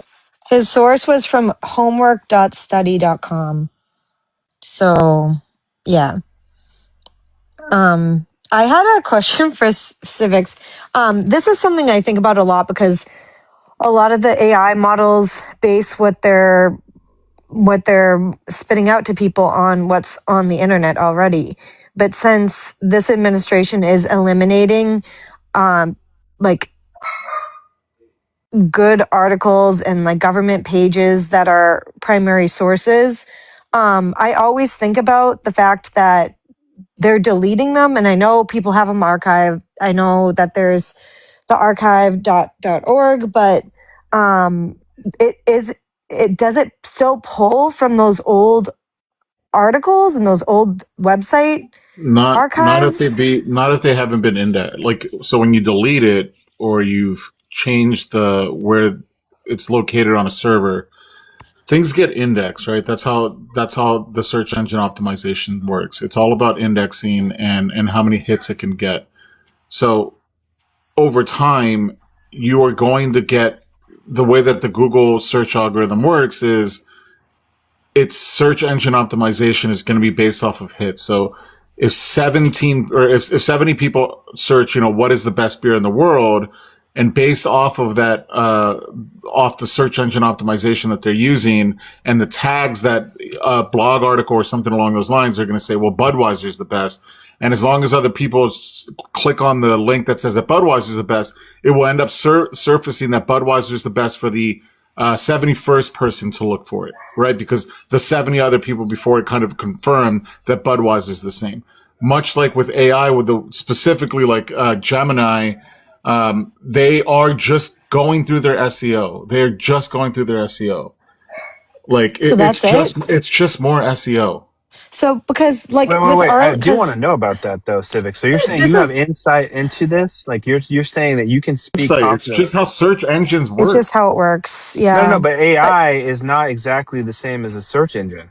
It is though. That's what it's basing it on. But all it's doing is it's hitting it harder and faster than it did before, but it's still the same.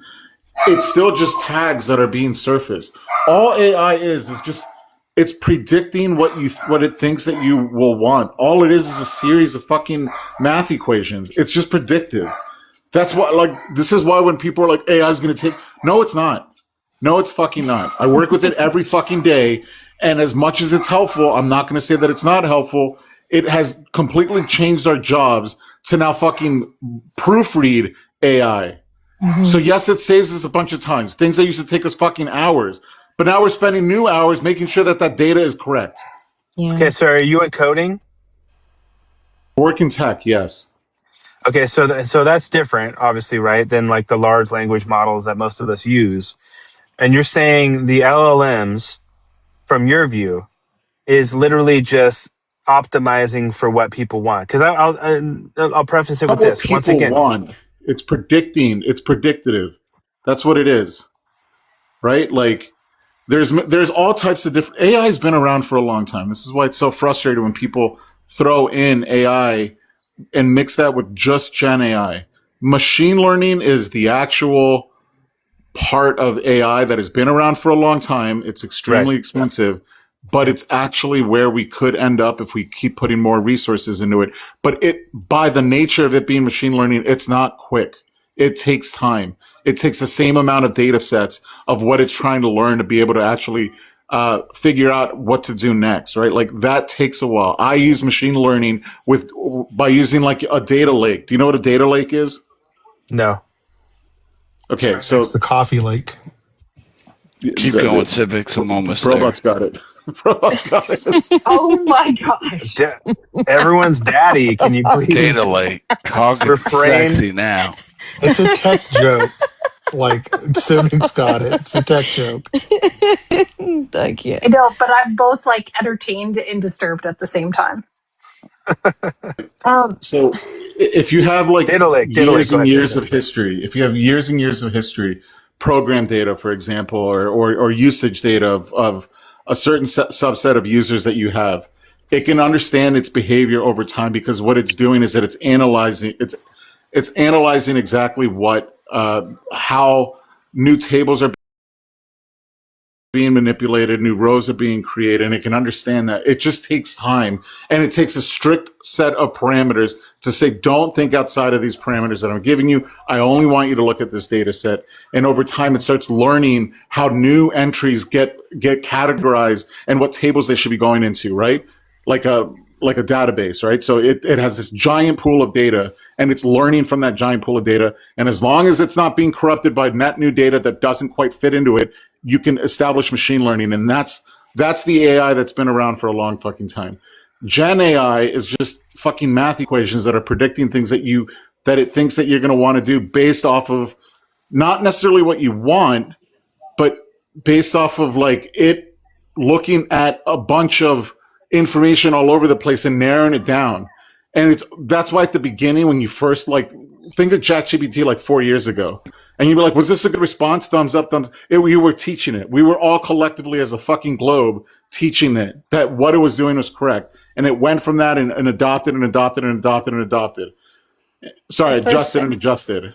That's all it is. It's not this fucking magic pill.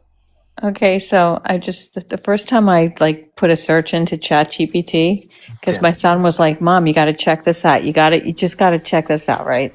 So I was like, I said, I wanted to write a letter to this person, my family, who's very narcissistic, and I wanted it to sound like John Lennon, right? And I'm telling you, in like 30 seconds, it churned out a letter that like wanted to reach out to this person and say it in a John Lennon style. I was floored. I just got to say, and I don't know how it did that, but I mean, Civics, real quick though. I actually kind of wonder, because I have to go in like just a minute. I gotta head out, but I wonder at this point if AI, if they programmed it in to be contrarian, because like a lot of people in here are saying like, oh no, you can't trust it. But like from my perspective, I've been very gentle, and like I think it probably knows that I lean right on certain issues, but I'm not like feeding it like, hey, confirmation bias stuff. But I'm telling you, like, it gives me very thorough left-leaning thoughts on everything I put in. So, well, Stephen, I that's just don't know if because that's you're like a liberal. You're a progressive. You voted for Trump. It's a doing member of its the job. DSA. It's not being contrarian. It's designed to have Stephen, empathy. how about this? How about you think about this, Stephen? Maybe the truth is just liberal. maybe. But everybody here is saying that they're worried about it's going to become confirmation bias for people on the right. And I just wonder if that's their experience. Can I explain why I brought this up? The thing about the archive pages, because I've used the archive a lot in research in the last year, and talking to people like in museums and being in that space now, I see how like documents can be preserved back in the day because they were physical documents or they were recorded by someone. But now we all deal with the internet a lot. We all deal with digital images, digital documents, and web pages where all the data is. And when that gets altered, if we're using the AI to get information, and like for instance, Arlington Cemetery website has I don't know if anyone knows this or if anyone cares, but there's a lot of parts of it that have been deleted. Women at Arlington, Black people at Arlington soldiers. There's a lot of things that have been deleted from the titles, and it's not like they're deleted from the cemetery, but the archive of them online is gone. So searching for that now, that information is not going to be there when people search for it in AI and in documents. So it's like, I understand that things may still be there physically on the back end, but if people can't access them digitally, it's almost like they don't exist, or that bias will be there because they're like, no, there are no archives of Black soldiers at Arlington or women soldiers at Arlington. And so like and those are just two examples, but I know people that have physically archived these things on their personal servers so that they aren't lost. But this is all separate like individuals that are doing these things. So this is just the things I know about. And so I think it's troubling, and I didn't know what Civics thought about it or anyone else, because it's kind of serious. I mean, that is very serious. It just means that over time, it will query whatever is out there, and it will tell you that that's the truth, because, yeah, it obviously can't go into the archives. But what we should be fucking concerned about, and HR has brought this up, is that Anthropic is breaking the binds of old books that are very rare and fucking digitizing them and not putting it back together. We are losing fucking books so that we can train the AI models. Like, it's fucked. We should all collectively be pissed at that. Yeah, that was bad. The other thing that's happening though is ChatGPT was recently caught basically like training its models for when people ask about things about Palestine, where it is querying or bringing up basically like Israeli propaganda when you do that. Right. So a bunch of different coders and people working in tech were tested this out, and they put together a study showing that there was a deal after some deal was made between Sam Altman and between Sam Altman and a meeting with Bibi Netanyahu, they basically will route all of the little links that ChatGPT is providing. When they check out every single one of those links, when you ask stuff about Palestine, it's like paid for Israeli propaganda. Like different NGOs from Israel, different partnerships with Israel to basically try to push people away from like what's really going on there. So like these large language models are very much prone to whoever is programming them too, right? Whoever is building these models has some say in where the predictive function goes. It's still a bit of a black box, but this stuff is happening, which is why like I urge people, like, I get that AI is cool and it can make some things easier. Like, don't lose your skills in like being able to tell when something is bullshit. Yeah, this story happened a few days ago. Grok calls for the, you know what, of Elon Musk, accusing him of P3DF. Grok did that. So the funny thing is Grok is unhinged because Grok has also done horrible other things that were anti-Semitic in the past, which I expected based on his programmer, right? But this shocked me. This was just a few days ago.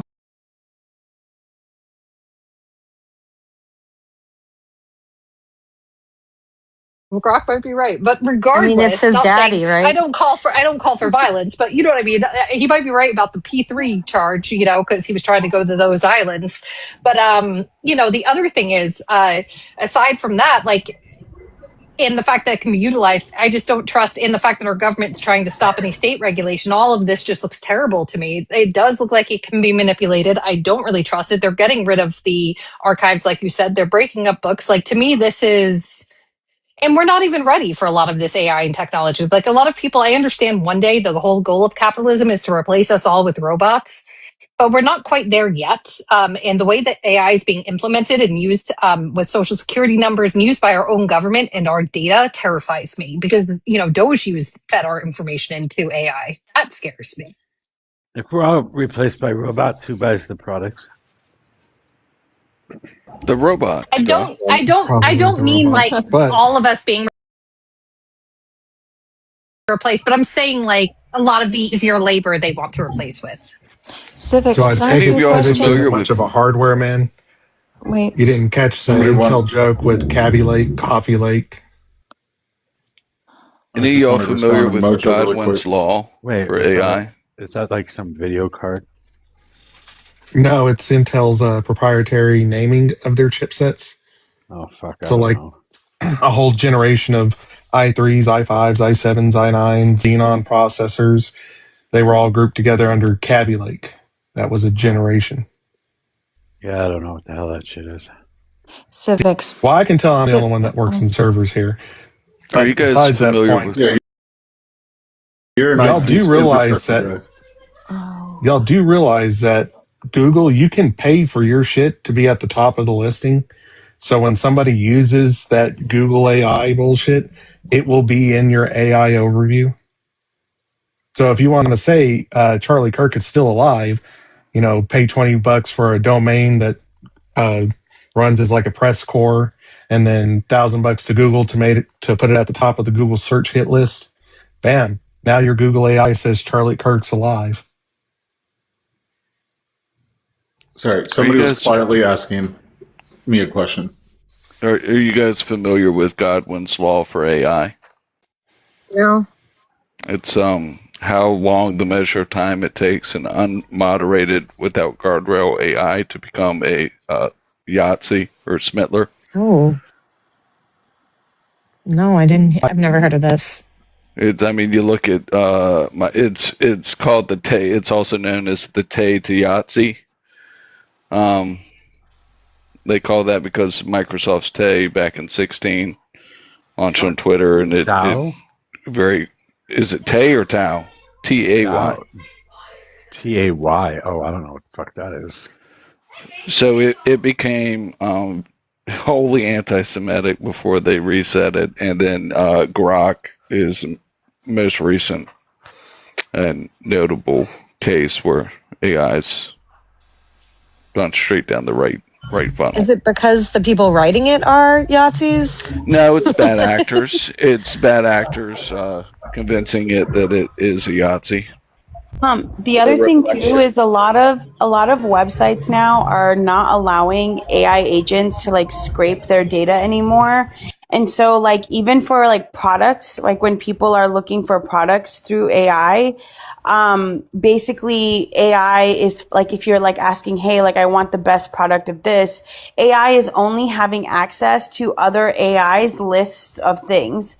They're no longer like Allure, for example, has something against AI agents like in their code for their websites, so they can't get in anymore. The same thing with like the CBO and a bunch of other government organizations have done this too, so that the AI can't scrape their websites anymore. And so this is also causing a problem. There's a great marketer who like started finding this out, who was noticing that every time she was asking for something, if she would go to those links, these were lists made by other AI agents.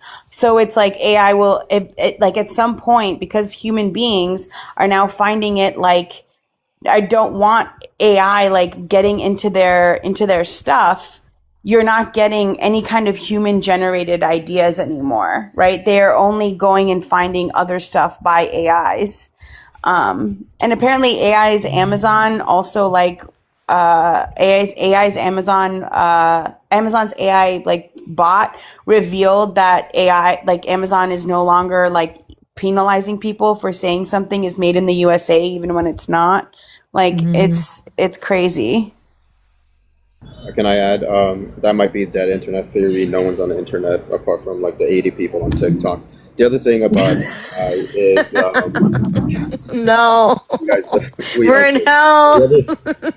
Sorry, we're in a recursive loop for sure. Yeah. The other thing about the books. So, one, if there's a rare history book, and let's say it's like, you know, the last one, right? So they copy it, they destroy it. There is nothing that I wouldn't suggest that the socio-capitalists wouldn't do, including changing the components of that book, of that history book. So much so that they could literally change the narrative of history. Now, we already know they do this. The victors write the history books, right? But imagine how easy it would be purchasing all these books, regardless of what it is, you know, poetry, this. I mean, remember, maybe it was a psychological sort of like operation. Remember Fruit of the Loom? Some woman was like, hey, Fruit of the Loom, you guys used to have the, I forgot what the word is called. Cornucopia. The cornucopia of fruits. And they were like, no, we didn't. And she's like, no, I recall this. I had a t-shirt. And she went crazy trying to find the t-shirt, and she eventually did. The question is, why wouldn't the company have this on their record? They literally said, no, that was never happening. This is why, to some people, the whole Mandela effect is just basically intelligence services psychologically operating on the populace. I would not put it past these sociopaths for everything they've done. Set aside even the Epstein list, which is basically just what they did. Another problem with AI is what Stephen was saying. Stephen, fine, cool. You're a unbiased Republican, sure. But again, the point is, your input liberal is going to reflect. Sorry? He's a liberal. Okay, so yeah, liberals are conservative too, like, you know. So, I mean, the Overton window in the West here is so shifted, right, that I may as well be a fucking liberal, even though I'm a communist. But like, the input is going to reflect back what you input into it. So my issue with AI is, we could have 10 different people with 10 different realities, and that is the greatest weapon of like the bad side, because information flow or information relay, bad or good, is the greatest weapon in any war. And if there's only one war that's ever been, it is class warfare, and AI is their greatest weapon. I have no compunction against saying AI is incredible. It is. In medicine, it will literally cure things. It is. Go read up on what it has done in medicine. It will flabbergast you. And the other thing is in economics, because it will usually tell you, hey, go socialist, you're going to fix a lot of things. But it is such a huge weapon, and especially when the people who are owning it are fucking Yahtzees, it is not good for us. And one other thing, my apologies, I'll land on this. you probably have watched it since like we're all in the general same age range, probably, and especially if you have kids. Social Dilemma. Go watch The Social Dilemma. It was a documentary. Basically, all the CEOs of all the social media platforms basically telling, the documentary, oh, we did wrong. I don't allow my kids on social media. We fucked up. Here they are, billionaires, and now all of a sudden they've grown a conscience because they realized, they already knew then, but they've realized, oh, fuck, social media is not good for kids. In the first year after social media, teenage schmoocide went up 300%.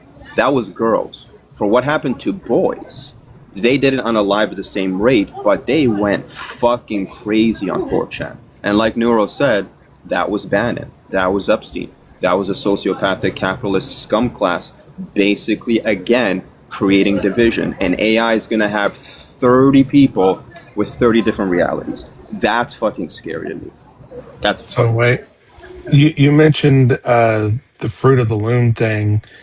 Like, are you seriously telling me that some 20-year-old schmuck behind a phone that is talking about 50-year-old iconography is going to know all the intricacies of that particular company instead of just saying, like, nah, because I've got a meeting to get to or they'll fire me, is somehow gaslighting the public, specifically at the behest of some kind of deep state? Well, I wouldn't say deep state. This is what I'll say. Would that company have records, designs on hand? I would assume so, right? I'm just saying, like, what did they gain? And I'm just like creating an analogy for like what I said about the AI thing, which is my main point, and what this woman was going through, and that was the point. This woman was so clear in head that, hey, no, I've seen this. I probably had a t-shirt of it, and she did. She eventually found that t-shirt. The whole point is, this institution that should have had the information base already there, they designed it, right? Like, they should have been like, yeah, let me go check on Jimbo there. He's been, here for like 60 years. He should know the answer, right? Instead of like, again, gaslighting her.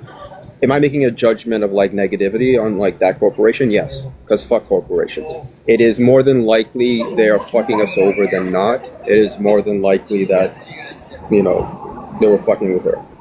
A little concerning, but considering the world we're in. Well, yeah, just given a similar parallel, if you were to call Apple right now and ask for their GUI designs on their original 1984 Macintosh, do you think the person over the phone's going to provide that for you? May not even know what the hell you're talking about. No, I don't think that's going to happen, but like there will be someone in the corporation. And again, this was a huge thing that came out. So after a certain point, the PR and marketing, departments will be like, oh, let's like check into that. All I'm saying is they gaslit this woman in such a way that like all I said was the Mandela effect could be, and I'm being somewhat facetious, psychological ploy. Again, intelligence services do this. Operation Gladio, Operation Condor, Operation, Mockingbird, hell, Operation Northwoods. They were willing to like unalive teen kids to go down to Cuba to gaslit the American population into going into Cuba to war them, right? I don't put it past fucking hell. We have the Banana Republic system where the banana company literally took over countries. I don't trust corporations. I'm not suggesting that this is what happened to this woman, but it was an interesting little analogy of like this corporation gaslighting this woman. And eventually she was found to be right, but that's the problem. She had to do so much to show that she was right? In just this particular instance, I don't think she got to like the design department or any of that other shit in the corporation, especially like Fruit of the Loom. It's just, she probably called, hit sales or some shit like that, and asked some 20-year-old sitting at a fucking desk, like, did this thing exist 50 years ago? And the kid's probably like, I don't know. Like, but there was a whole like reaction though. They actually had people from corporate, because I remember this. I remember reading news articles, and I know this is ridiculous, but I'm a dinosaur. But I do remember this. This was like years back, and I do remember corporate like responded to her over and over again to the point where she kept asking, because she kept like thinking like, no, I know this is real, and there was a whole big thing about it. Like I remember reading news articles. So like this went on for a while. So it is weird. I do agree. Like, can I say what their motive is? No, but also also like it is creepy, and I don't also trust companies. They could have just been gaslighting her to gaslight her, because I mean, this is America. I mean, God forbid you have a woman with chronic illness, then you're just you're delusional, and you have hysteria. So like women, that's not anything new. But on the same note, like I can't tell you the reason, but yeah, they definitely gaslit her. I just don't know why, because there was a lot of back and forth media coverage over this event. And it did, like, people were getting upset about it and like pulling out, like there was a bunch of like internet forum things about it too, where people were pulling out their old Fruit of the Loom clothes. Like this went on for a while. It was crazy.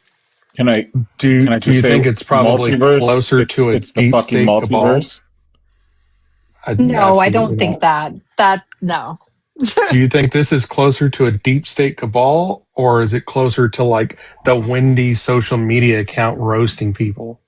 I think it's just like they gaslit her. I can't say the reason why. I'm not saying there's a cabal, but what I'm saying is that I don't trust corporations to tell the truth. So like they obviously lied to her. That's all I'm going to say about it. Like, and I don't trust them. This is definitely not my wheelhouse. I will bring up somebody that will speak to y'all on this. No, don't. Not if it's Derek. Don't. Oh no! Are you no, it's not Derek. He said he was going to bed. Don't bring up Jeff either. Speaking of corporations doing shady shit, did you guys see that Greenland Energy Group? How they like took a bunch of equipment on a barge, like I think it was like 13 or 14 shipping containers worth of equipment, and dropped it off in the northwest part of, or the northeast part of Greenland, and they were saying there were a bunch of leaked memos from them came out that said, with their investors saying, yeah, we're like having really constructive talks with Greenland and Denmark about being able to drill for oil here. It's progressing nicely. Like things are moving really fast. And Greenland and Denmark were like, absolutely not. You guys are not allowed to do that. That's like, what I thought. Nobody has said you can come here. Nobody has said you can drill here. Get your shit out of here. And like it's a Texas company, and apparently they still haven't brought their stuff out from there, and are still can communicate with their investors saying that this is going to happen, when there's obviously been no EPA studies, and obviously Denmark and Greenland are going to be very adamant, even if they even allow it to happen, that there would be studies done beforehand. But I don't think it's going to happen. But I don't know. Is this just like put it over there, shove your way in, and wait for Denmark to do something, and then use it as an excuse to take Greenland? It feels like that. It does. It does feel that way. Sounds like they got the idea from Trump. Just going to leave that there. I want to go to Greenmark and Denway. Greenmark and Denway. I mean, they can drill there if they want. If they want to drill there, they can drill there. I'm dyslexic, so I'm like, oh wow, I think I found my people. Sorry. Yeah, but I mean, that's the first thing I saw. I thought of when I saw that too. I was like, they did not get permission to drill there, and it's all indigenous land there too. They don't want to drill, and they've been trying to convince people. And I feel like almost unofficially Trump said to do this and handle it this way, ask for forgiveness, not permission, or just take it by force. The thing That's is, been the pattern. If you keep allowing those glaciers to melt in Greenland, that's right where the AMOC, right where the cold water comes into, and the dense cold water comes in, and that warm air water comes up. It's right between Iceland and Greenland that the AMOC runs through. If you keep melting that water, like those glaciers in there, you're going to completely stop that stream. That heavy, cold, dense water will stop that stream. That it's already slowed down. It's been slowing down at such a fast rate. It has slowed down by 25% since we started measuring it.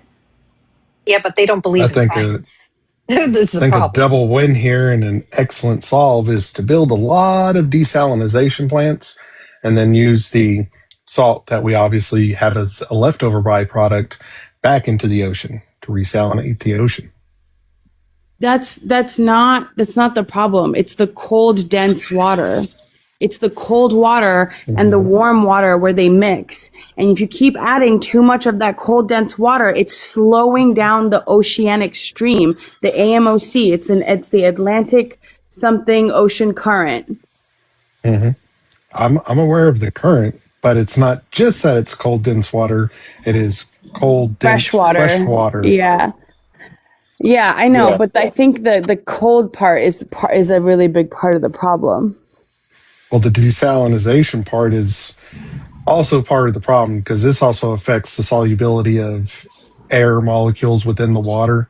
Talking about the oxygen, the carbon dioxide. Yeah, for the like fish and stuff too. Yeah. It not only affects the wildlife there and the algal blooms and the microbiomes, but it specifically affects how much is taken out of the atmosphere. Which, if we are pumping more greenhouse gases into the atmosphere, that means the ocean's taking less of it out because it's desalinating. But Derek doesn't believe in climate change, though. Yeah, there's also the cyanobacteria that's like building up in the ocean in the Pacific. It's like getting close. It's like the amount of like the cyanobacteria building up that caused the Cambrian extinction.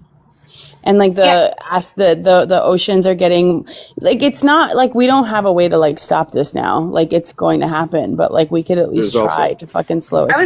I was gonna ask that. Isn't there like old bacteria that we've never been exposed to under these glaciers that are rapidly melting? That as soon as they hit the like, could they not infect us and we would have no way to combat it? Especially now that everybody's becoming like antibiotic, like we're all becoming resistant to antibiotics right now. At the same time, there's this ancient bacteria that might wipe us all out. That might be resistant to all the treatments we would have anyways. Like it's certainly an interesting notion, but we've never drilled into them. Obviously, because our drilling efforts would induce a whole bunch of microbiome into that environment if anything was living in it. What people are saying, don't tell Trump. What people are afraid of is so antibiotics only work on gram-negative bacteria. What they're saying is that when the planet was older, there was a lot more gram-positive bacteria. And so we don't know if it would infect us or not infect us. Some bacteria doesn't harm us at all, right? We've got loads of bacteria on our skin. We have more bacteria than we do cells. But it's a matter of the fact that when the planet was older, there was just more types of gram-positive bacteria, which antibiotics won't do anything to save you. And let's remember, viruses are not as harmful to us as bacteria. It's just that we have a solution for bacterial infections, right? Like bacteria will fuck you up. Oh, the bubonic plague was bacteria. It absolutely fucked us up. You guys, I'm sure we'll be fine. At least a third of the population of Europe.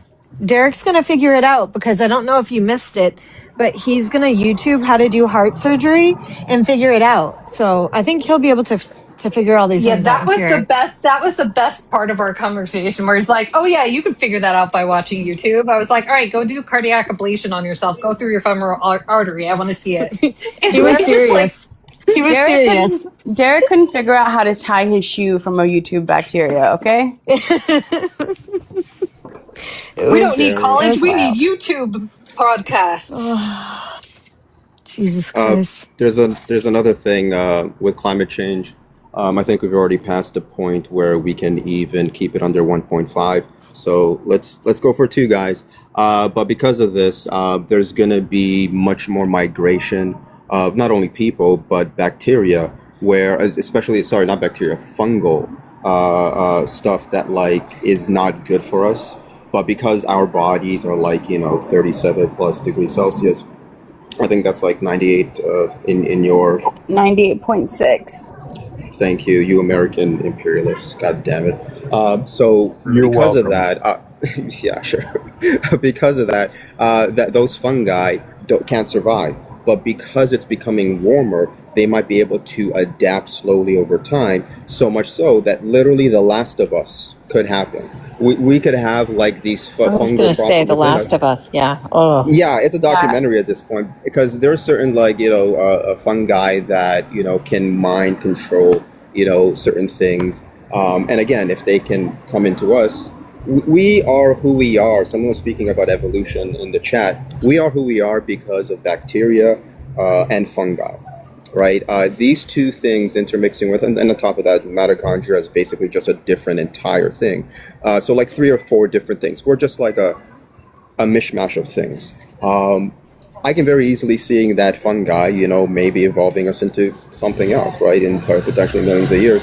But this is the issue. Many people aren't alive. We're not ready for that. The problem with fungus is the one you're talking about, by the way, is called a cordyceps mushroom that can infect ants, and basically it tricks the ant into going back into its hive and it's covered in the spores and it infects the whole thing, but it acts crazy first. So ants have actually found out that if they see an ant acting like this, they actually go and they like throw it out.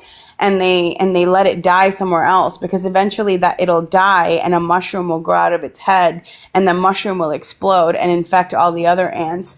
And the thing with fungus is that it doesn't need seeds to germinate. It has spores, and spores are extraordinarily hard to kill. Extraordinarily hard to kill. One of the funniest things about one of the things about spores is they can survive in vacuum. Like they're literally that strong of a organism. And we don't have a lot of treatments for fungal infections. We have like fluconazole and other versions of that class, and then we have amphotericin. And amphotericin is brutal on your body. Amphotericin A and amphotericin B. Both are extremely brutal on the body because it's fucking hard to kill a fungus, because fungus feeds on carbon. And what are we but a shit ton of carbon? Well, Don't worry, that's guys. where They we said this is what literally they get meant by the penicillin Gilded from. Age. Oops, sorry. Oh, sorry. That's where we get penicillin from. It's literally a fungus. Mm-hmm. Yeah. Fungus Among Us is Incubus's first album name. So, I just don't a like little that fun people fact. are like, "Oh, have you heard of fungus, or have you heard of a fungi?" And I'm like, "Oh, stop! That's like the worst dad joke ever." Emma, did you have a Brandon Boyd poster? Yeah, he's like a great artist. Yeah, I used to have a big It was crush easy on to look him. at. Yeah, I didn't have a Yeah. poster, but my friend's sister played the bass, and she got to go backstage and like play for them, and I was super jealous. I was going to say Like, him and Angelina damn. Jolie were my two. I'm bi, so Yeah. Why did this mushroom go to the party? oh god. Because He was a fun guy. Yeah. No Such a more dad dad joke. jokes. No, my other half got a book of dad jokes for his birthday because he's an old man. He's 42. I'm 40, so but yeah, he likes to read it to me all the time. I'm like, please stop. I really think if the fungus took over, I might be in the club somehow, because I'm a big fan of fungi, and I don't know. I've been a fan forever, and so I hope they accept me and don't attack me. Yeah, Take me as their own. I've been running we will around be nice to our overlords. Yes, we like you. I've been running around the forest high on mushrooms for fucking years, so hopefully they know me.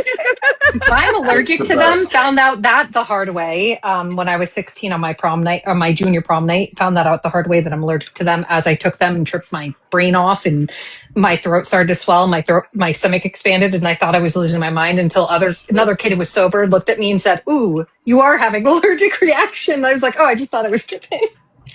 Fun story. Yeah, no, I've been talking to them for years, guys. I'm putting in a good word. You don't think if they take over, they're going to look at all the vegetarians and be like, "You've been eating our families for years." Mojo's screwed. Yep, y'all are boned. Well, if we take over, we're fine, because I have celiac, and I can be like, I don't mess with you. Well, you know what's funny about it is, like, one of the things, like, is you can't eat stuff that's not alive, right? Like, we don't have a choice. Like, if I could eat stones and stay alive, like, maybe I guess that we would do that. But there's nothing there is like this harsh truth about like the existence of nature that is like, you have to eat other stuff that's been alive. I mean, I don't eat meat, but I eat fish, and like, I don't eat octopus anymore because like they're too smart to eat. Like, I feel weird about it. Just tell yourself it's the dumb ones that got caught. They're so kind. I think Steve Miller eats unalived things, but that's just Steve Miller. Did you see the octopus that like went up to the person that freed him? That because he was like beached, and he goes up to him and like touches his foot, his shoe with like one tentacle, and then like swims away. And it was like a touching moment, literally and figuratively together. It was so cute. I almost cried. There are two really fun facts. So the first one is that ants are probably the oldest organism currently alive on Earth. And they're well over 100 million years old. They make up half of the Earth's biomass. So at some point, more than 90% of the cells in your body were ants at one point. And then on top of all that, there's been over 100 billion humans and trillions of life forms across the planet. Every molecule of water has passed through something's kidneys. What?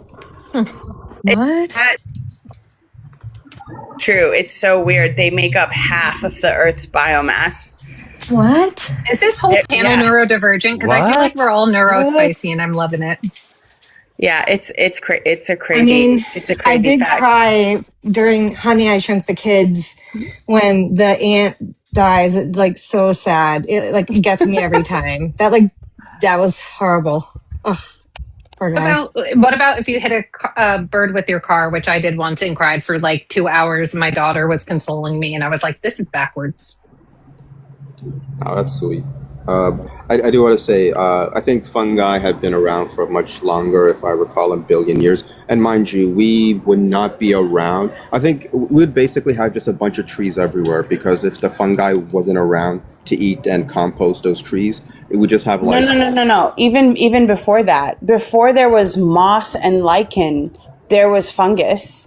The fungus started breaking down the dead carbon from all of the shit hitting the planet. And as it started to break down the carbon, it allowed for the environment to start growing moss and lichen. And after moss and lichen, then we got plants and trees. You would have never gotten trees without the fungus being there first. There you go. Who needs Discovery Channel when we have you? I'm sorry. Go ahead. I would also say lip tears. So lip tears was talking about soil erosion when we were talking about like the issues of the future and what have you under climate change effects. Yeah, soil erosion, very important. Within 60 years, billions could starve. You know, it might be the brown and black folks. So yay. But lip tears, you're saying that indigenous practices. It was a sarcastic joke. I'm being facetious. Lip tears, you said that indigenous practices would not work. No, they would work. They've been shown to work. Indigenous practices of farming literally fed 100 million people in North America for 3,000 years. These were food forests. Same thing in Africa. And this is the other thing. We wouldn't just have like, you know, singular, centralized, localized, and usually in communities of color where they can poison the neighborhood and no one gives a fuck. We wouldn't have that. Every single yard would be a farmstead. Every single yard. But we're not allowed to do that in a lot of places because they basically, you know, cut down male trees, or is it female? I forget, because they don't want free food out there. We literally have a planet that wants to feed us. It wants to give us things. It wants to do that, and yet we have policies because sociopathic capitalists, right? My point is, yes, we can go back to those farming practices, go back to that mixed practice as opposed to the monoculturing that we do here, because again, that topsoil, it'll take 1,000 years to just replenish 3 centimeters of it. And again, if you want to go read the Guardian article on this, within 60 years, if we don't fucking do our work, we're fucked. And if you don't want, again, brown and black people in your spaces because they're going to migrate over, then stop warming the planet, right? But then again, Bannon does want to like shoot a bunch of them at Europe, right? You know about that book, Brandon. You know what Bannon wants to do at the shores of Europe, just poop, all those Africans trying to come over, right? But that's what he wants, and they're okay with it because you know what? What's one dead versus a million? It doesn't really matter. I can't believe I just heard that. Saintless, you're so right. We're gonna invade your country. That's no, and Saintless. No, it's because we're affecting the whole world negatively. So Saintless also, by the way, I love that you brought up the whole male tree versus female tree. So that's called botanical sexism, and I tried to explain to someone that that's what it was called. And they're like, "Oh, now everything is sexist." I'm like, "No, actually, they got rid of the female trees because of capitalism and the fact that they assumed that the male trees were superior." So they got rid of them. And if you want to know why your allergies are getting worse and worse every year, it's because there's an overabundance of male trees creating pollen that's not going anywhere. So thank sexism for your allergies. Yeah, it's the tree patriarchy. It is not sexism. I'm sorry. It's a tree patriarchy, Mojo. It's both capitalism and sexism. The reason, fuck. The fucking reason that they got rid of female trees is because they can be fertilized by different kinds of trees as well. Then you have hybrids.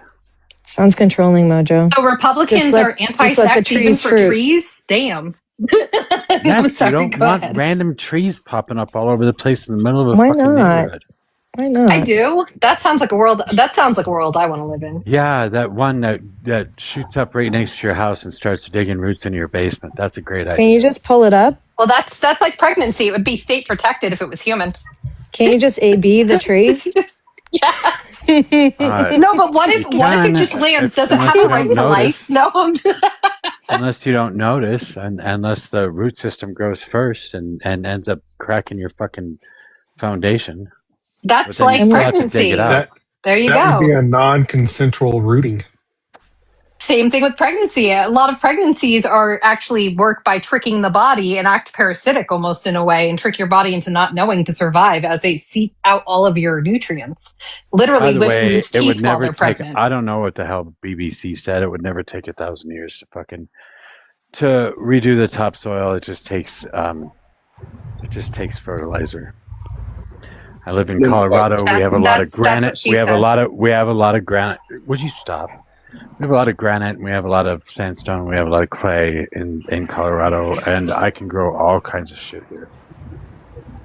I know, but this is I think what skin of the earth is what I'm talking about. I think what BBC was trying to say is that if it was left to its own devices, it would take that long to do it, right? Because nitrogen fixing from plants and bacteria takes a very, very long time, right? Because it's very, very hard to get to, like I said before, the nitrogen bond, that triple nitrogen bond is one of the strongest bonds in chemistry. And so plants and bacteria, it's a very slow process to fix nitrogen into the soil. And nitrogen fixing is what allows for carbon fixing. Remember the carbon cycle, everyone?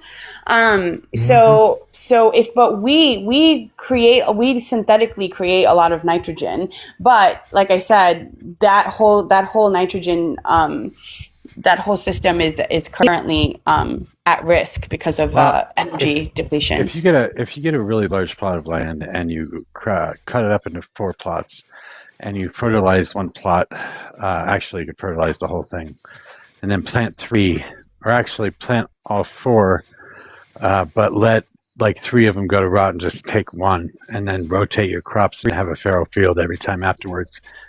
You can continue doing that forever without even adding fertilizer. Sure, crop rotation. Correct, because that keeps the microbiome. Yeah, it keeps the microbiome safe. Crop rotation was something that happened in like the Arab Empire. I think they started doing that in Egypt, crop rotation. Before that. Why do we refuse to do that now? Well, we refuse to do it because capitalism says that we need to grow lots of corn for you guys to fucking eat beef.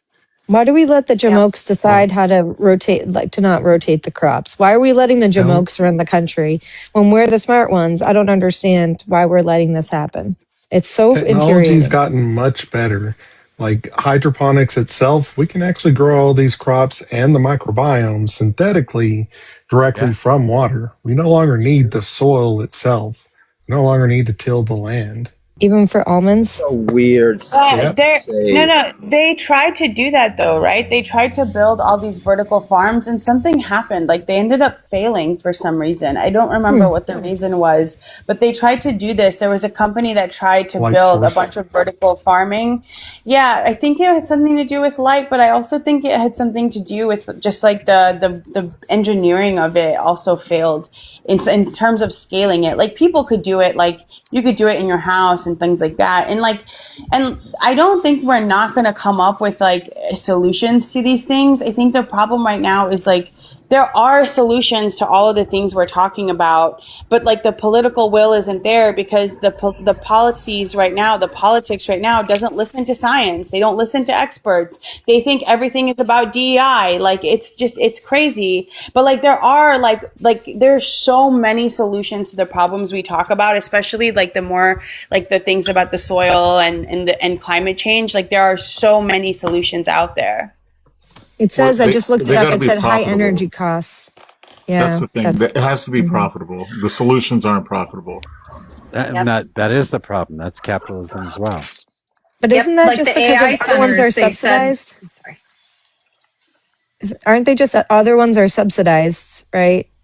So, like, if these things aren't backed because they don't want it to succeed, they want it to fail. It says like high energy costs, expensive equipment, and labor outpace the revenue from selling the basic crop like lettuce. But like, go. I'm right? sorry. I'm sorry. I was just gonna say, if you don't give it a chance and like tweak it and figure out how to make it more efficient, then like if it's not, they're not incentivized because other businesses want to succeed and get those subsidies, so they don't want this to succeed, right? Wouldn't that be part of it? It would take away business. They want to keep the profit motive going. The funny thing is when you say high cost machinery and high cost this and high cost that, it doesn't cost anything to make these things except for labor and will. I mean, if we can move our system to a system of labor, how many hours will it take to build this thing rather than how much money will it cost to pay the labor to build these things? We'd live in a much different world. Yeah, I was going to say, we all remember what happened to the guy who made the car run on water, and that's one conspiracy theory I believe in. I don't care. Yeah, people go missing, and the trademarks or patents go away or get purchased and hidden. They don't go away. They were bought by the fucking oil and car companies. I was going to say, what about all the missing scientists right now? Wasn't there like 6 of them, or they mysteriously were found unalived? There's more than and they all 6. committed self-unaliving somehow. All these people who are against self-unaliving. They're missing. A lot of them are missing. They're not even unalived. Yeah, and just to go back to the electric car thing, it's not even a conspiracy theory. Like, go and watch a documentary, Who Killed the Electric Car. They had like this electric vehicle, I think it was GM, and they allowed a bunch of Californians to just try it out, and they loved it. But, of course, the company began realizing, oh fuck, this is actually a nice car.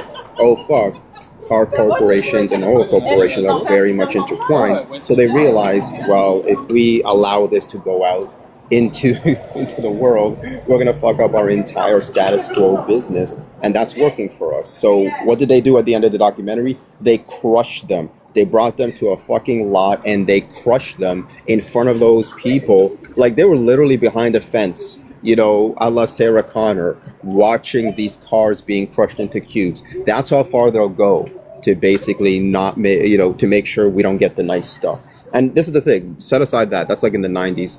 I recall in the early 1900s, again, there were literal electric cars, right? Like, they were trying out everything that they could do because that's what science is about, experimentation. So yeah, there was like gasoline powered ones, but there was also electrical ones. And had they gone the route, who the fuck knows where we would be? Look at where China is. And they just did that in the last, 20 or 30 years. Imagine if the US had been doing what China did, they would have had like a 70-year head start. Like, imagine the shit that capitalists took away from all of us. Fucking hell. Sociopaths. The thing is that like, at least for right now, like we can't go from where we are to where we want to be in one step. Like the first things first is we've got to stabilize the American economy. Like that, like unfortunately, like whoever comes in next has the shit job of stabilizing this economy, because we are currently the Titanic, And like that just sucks, because that's not going to be fun. It's not going to be sexy. We're not going to be able to pull any big policy right away either. like stabilization is extremely necessary, especially now that we're seeing what's going on with the bond market. Like, that's not good. Yep. My problem is the Republicans now own all of the media too. Like a lot of people don't realize even CNN, MSNBC, like everything has been bought out. And Well, so you now saw right wing own all the social media and all the news agencies. So like they literally have control of most of the major mainstream media type, resources. And didn't it just come out that they are using fake internet news stories to affect the midterms as well? So like that's what I'm concerned about. Like I'm concerned that people are just going to continue to be duped. And unfortunately, like, yes, I know there's very smart, logical people out there, but I'm just saying the indoctrination as well as everything else that the Republicans are doing with defunding education and everything else, how much is that going to play into politics and how people vote? Did you hear about the FCC's policy shift about the repealing the 39% national TV ownership cap? No one company could own that amount, and now they Yeah, can. Exactly.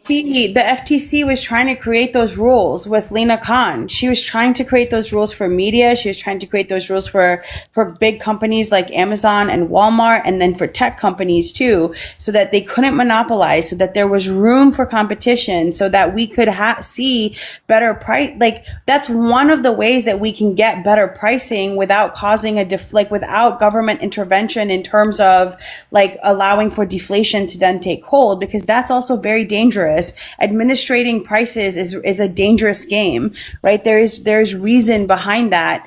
And like, so creating more competition is a way to bring down prices. And Republicans fucking fought tooth and nail against Lena Khan, tooth and fucking nail for the thing that they tout as like the gifts of capitalism. Same thing with this new study that showed that Amazon and Walmart and all these companies aren't paying people enough to eat. Like they should be forced to be paying people enough money to be able to feed themselves. That should be a given, considering they have enormous profits that go towards buybacks and CEO profits.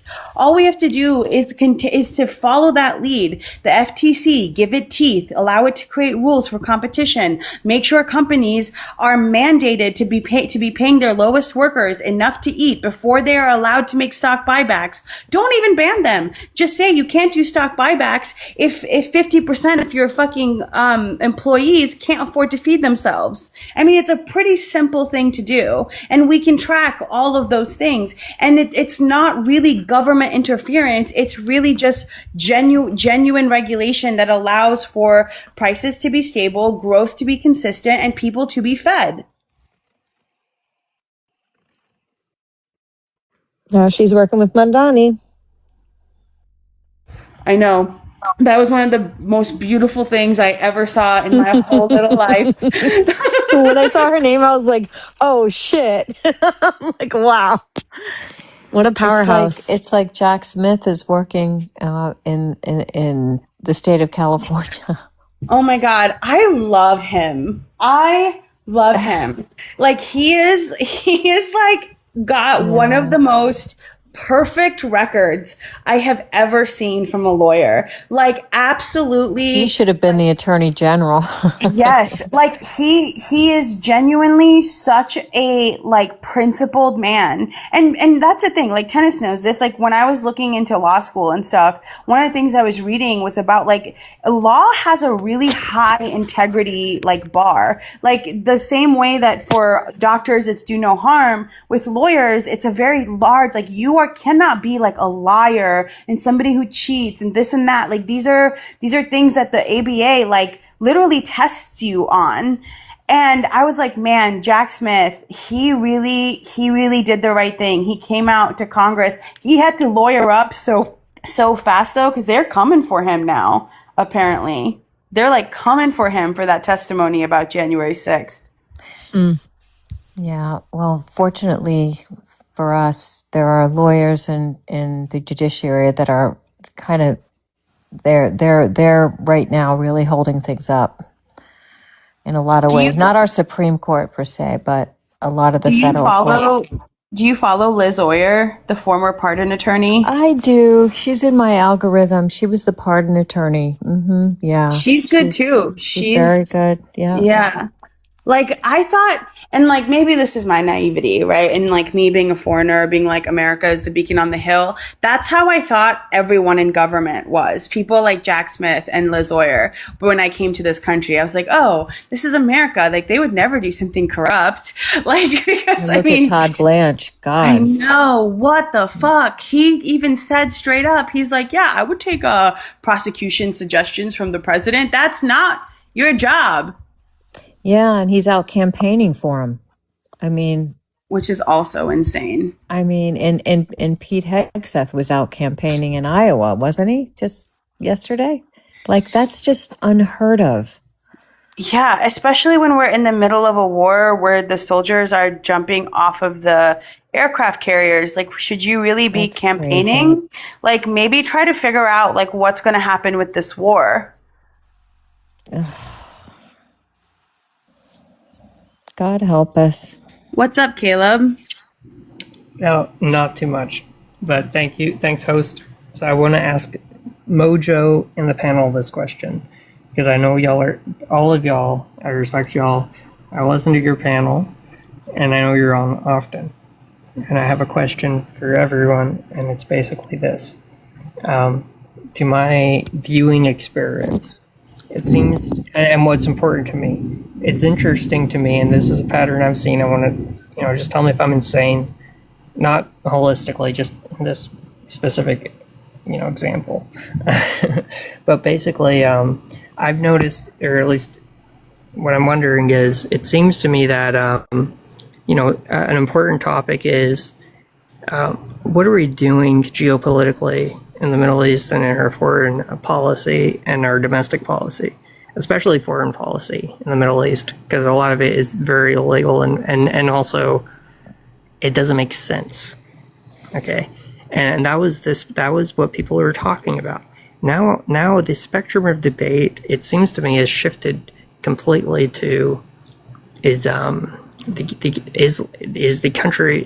religion of Islam infiltrating our nation, and is communism infiltrating our nation? And I think the reason for that is that's the counterbalance to the facts, and that's the boogeyman to the facts.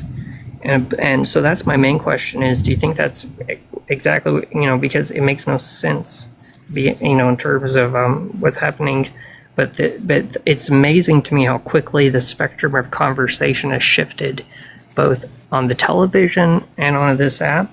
And then my bonus question is this, man, how many people are we going to see put on a face? I would say Obama. I would say Bernie Sanders and others. Okay, not a clear question. Is this man honest? Because he's saying, I understand the question. I can maybe clear it up, and you can correct me if I'm wrong. Okay, no. Well, hold on to that. And then my second question is about him. This name I put in the comments. What do y'all think about him? Because Bernie Sanders was a guy who said a lot of good things for a lot of good people, but in my eyes, he kind of bent the knee to the DNC when no one. I mean, Joe Biden was not cognitive according to a lot of people, but they let him be the nominee when no one was polling, and I don't believe in him, and that's maybe my own bias, but I'm wondering what the panel thinks of this man who I like a lot, but I don't want to believe in someone who's another liar. So that's kind of the other question, but beyond, So for the first question as to why I have my door open. Sorry. Why the discussion has shifted from like what we're doing there and whether or not it's moral to Islam, the morality of Islam and it infiltrating into the country. I think that's because like what we're doing over there isn't really defensible, right? There was no real reason to attack a country of 92 million people that has an enormous amount of resources at its disposal through oil and the the ability to close the Strait of Hormuz, which is something that we always knew would happen, right? Like in every war game that every new soldier has done against Iran, the first thing that happens is they close the Strait of Hormuz. And so I think that that's why the conversation has shifted. It's better to give us a boogeyman about Iran and Islam because it's easier to scare people about continuing to be there if they're afraid of who they think Iran is, right? And that's, again, it's just a way to continue to use fear tactics as opposed to get to the heart of the situation, which is like, we made a mistake. We shouldn't have done this. This wasn't a good idea. And there's nowhere to go from there because that's established. Pretty much everybody knows that, whether or not they'll admit to it or not. So it's better to say, well, we're protecting ourselves from Islam. We're protecting ourselves from the boogeyman of an Iran having a nuclear weapon, even though there's still no evidence that that was the case. For your other question, Abdul Al-Said, I think, has a Wait, proven can I cut in for 1 second? Sure. I think the way you answer that is almost perfect, correct. And I think my second question is actually my answer to what it might also be. Because if he is who he says he is, then this would be the time to ramp up the Islamophobia. And that would be my answer to why. So I'm both asking the question, and then who he is could be the answer, because we've all known the answer before, but they had a different set of circumstantial questions to argue. So why has it shifted so rapidly? Well, I think it's... Well, perhaps, right? Like, I think there's also with like Mamdani, he's also Muslim. I think a lot of the people who are Indian in Congress that are also good are Muslim, right? A lot of the Democrats that are Muslim in Congress are very much on the left. There are also Indians who are in there that are Hindu, but all of them for some reason are on the right. I don't know what that's about. They don't claim them. But the thing with Abdul Al-Said, in terms of why I believe him, is because of his track record, right? Like, he's been working in public health in Michigan, and the way that he did that, the mechanisms he used to get things done, like, for example, with this like dog shelter that was being run by the police, that was like basically animal abuse because they didn't have the resources, they didn't know how to do it. He fixed that by getting that dog shelter into the public health sphere and completely shifting it and changing it. And he does it very much in line with, I think, like, progressive tactics, right? Like, he gets people who are in the community already, that know the area, that know that shelter, get them working there and having them do that, finding people who are already doing the work that he wants to perpetuate in the community and giving them jobs and giving them power and backing to do it. And we saw Mamdani do the same thing. When he created his cabinet, he went into the community, find the people who are already doing the work, and then you hire them. And I think it's threatening to the kind of capitalistic landscape. It's also threatening to the power structures, right? You are really trying to empower the people to have them feel like things are working.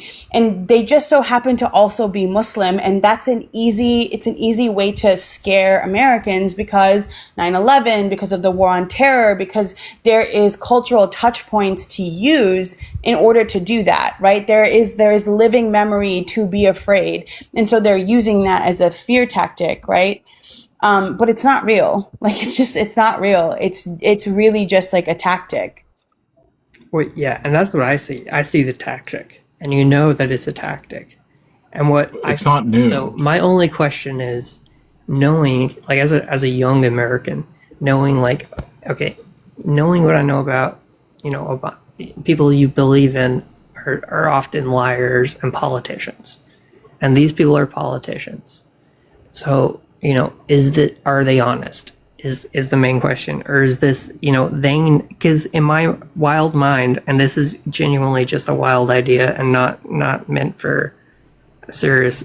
I'm not trying to say this as like, this is what I believe. Just at this time, I'm thinking they know what they're saying are simple truths. What they're saying, they're standing up for the people, and they also know that within this country, by being who they are, it's going to is it a play Like, are they actors?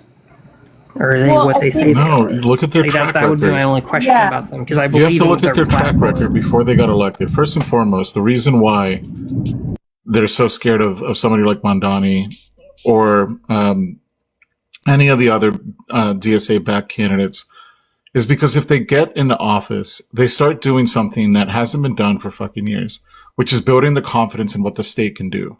At the end of the day, in order for socialism to work, is that we need to trust in the system, and we need to trust in the government that they're going to have our best interests in mind. And for fucking years, any government service that has been run, that has been meant to work for the people, has been corrupted by politicians that want to privatize it and say that the government doesn't work for you. So as soon as they elect somebody who actually makes the government work for you, it sets the foundation for the rest of government to start filling in the voids of that haven't been filled for years. And that terrifies the fucking right, and it terrifies capitalists, because then that means that they can't get their private grubby hands onto it. That's the real fucking terror, is that as soon as people start trusting the state again, not just politicians, but just start trusting that the government can provide them services and that they don't need the private sector, it's the beginning of the end. Yeah, civics. 100%. And that's kind of been the tactic of the Republican Party. It's like you create a program, right? You don't give it enough resources to work. You complain about it, and then you privatize it, and then the private company enshittifies it because they're going to cut corners in order to do something and pocket as much government money as possible. And then they point and they say, look, government doesn't work. And that's been working. And just to say something on Bernie, like Bernie reached across the aisle a lot. He got a lot done. And you have to remember, like, these guys are going to go into a Congress that is going to be fighting them tooth and nail. They're not going to be perfect. They're going to have to make some compromises to get some of the things that we want them to get. We have to look at it from a practical standpoint as well. They're not going to be able to stick to their guns on everything. And we hope that they make the right kind of compromises and they fight the right battles. And that's where like character comes in. That's where like looking at their record, looking how they fought for, not just what they fought for, but how they've done it is really, really important, because they're not going to go into a Congress that's just going to let them do whatever they want. Like, Republicans are going to fight them. Some Democrats are going to fight them, and it's going to be a challenge. And we have to find a way to like get people on our side. And that will require some compromises. Again, it just depends on what those are and how they decide to actually execute. Yeah, and I'm with you. And I don't mean to just like slam him. That's more of just my headcanon. Like, the things about Obama and Biden, facts. The thing about him, my headcanon, I felt like he should have been the one over Biden when they just like put Biden in. And I was like, that was your time, buddy. And you just bent the knee. That's just my own headcanon. So I hear you on that. You know. And remember, Bernie was in there before any of this stuff he was like the first, like, you know, he was in a Congress that was very much to the, you know, he wasn't working in what we're working with now, where there's like a lot more interest in progressive politics than when he was there. I can give you a shorter, more definitive answer. I know you probably liked some of the long-winded ones, but for your first question, no and no. Marxism and Islam are belief structures and idealism that is not infiltrating the United States. They've been around for hundreds of years. It's much like saying Catholicism or capitalism is infiltrating the United States. It's just simply not true. And then for Saeed, he's been in politics for like 8 years. I mean, if we don't consider Donald Trump a politician after being in office since 2016, then you can't really consider Al Saeed a politician.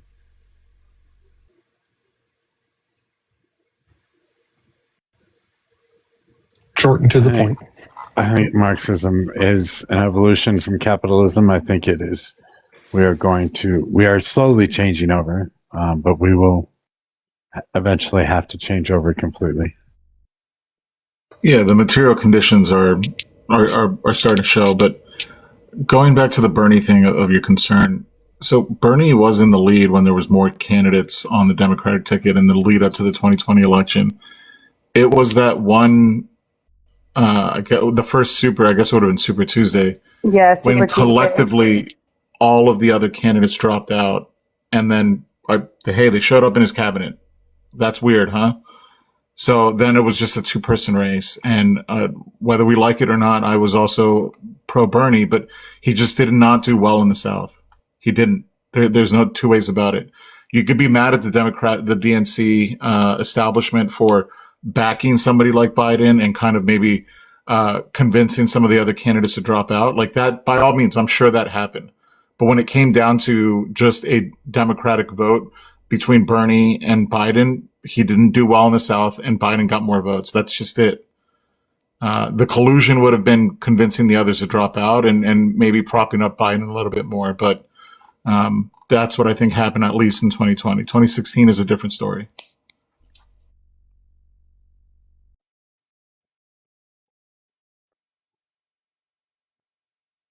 Well, Biden is a Zionist. Obama is a criminal. Bernie said he was something else. So why step down even if you think? Why step down for the DNC when you were outside the DNC based on what you say? Step down.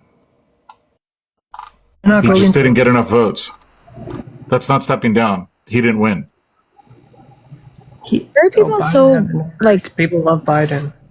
Why are people so stuck up on Bernie? Like, I get it, Like but it's like enough. I guess, and I haven't done anything myself. I don't know. I don't know. I just feel like I feel like he's an actor, like saying things, but he doesn't care. But Bernie, that's my headcanon. I get in my headcanon argue when, I just don't believe in these people. You're saying Bernie? Yes, I don't believe in him. But that shouldn't be something to debate. It was the other things, the spectrum of conversation and why we're talking about what's going on geopolitically. But I just don't think it's interesting that like Bernie affected like so many people in such a like way that was so hopeful, but then he like let them down because he didn't win, or they were just bitter and angry about it. And I get it. Because it's not that. It's not that. Well, it's just no, I'm not saying you specifically, things. But like there's so many people that are like the Bernie to Trump pipeline, and like there's just like this anger that came behind him, like they were like tricked or yeah. And I hear what you're saying. I just don't buy him. I'm like, all right, he's a politician. Like, but he just didn't win. He didn't do anything wrong. He just didn't win, right? He didn't get enough votes. But no one was getting pulled. Like, no one was winning that election. Like, no one was popular. He was the most popular. He wasn't the most. If he doesn't have enough votes in the South, I don't know. And that's one of those things where it's one of those uneducated opinions of mine, where it's just like, why run a guy who's, it just seems like DNC kind of hawks, kind of corporate, oligarchical shenanigans, where a guy says, hey, I'm not like that. Like Donald, like people who vote for Donald, he says, I'm America first. But he was lying, right? I don't think Bernie was lying. Yeah, he was not. He was lying. Yeah, but we don't know. But like the DSA wants to like change things, right? And it's like everyone that wants a third party, that's great, but that's not going to happen right now and as quickly as we need things to change. And so it's like the DSA is pushing for that extreme change while taking care of the fact that they don't have to create a new party in order to like be pushing the platform and like the change. And so all the people that were for Bernie should be excited about this like change, whether you agree with everything or not. You're never going to agree with every single person with everything they say. Even if there's someone I like love talking to civics, but I'm sure there's certain things that we don't agree on, and that's okay. But there's never going to be a perfect. And there's something there with Bernie that really like struck people that made them angry. I'm not saying you, but there's something there where people feel very resentful and bitter towards Bernie or towards the system because of Bernie. And it hurt them and angered them enough to vote for Trump. And I'm not saying that they're the only reason why Trump was elected, but it's a percentage. And it's like the DSA right now is like pushing for change in the Democratic Party. We're not going to get a third party right now. And so like, it's like, what, like push towards this change. Look at Mamdani, you know, and these other candidates that they're endorsing that are actually like making some stagnant water like flow again, right? That should be energizing. Yeah, I mean, I don't really see much of a correlation between like people who liked him and then like jumped to Donald.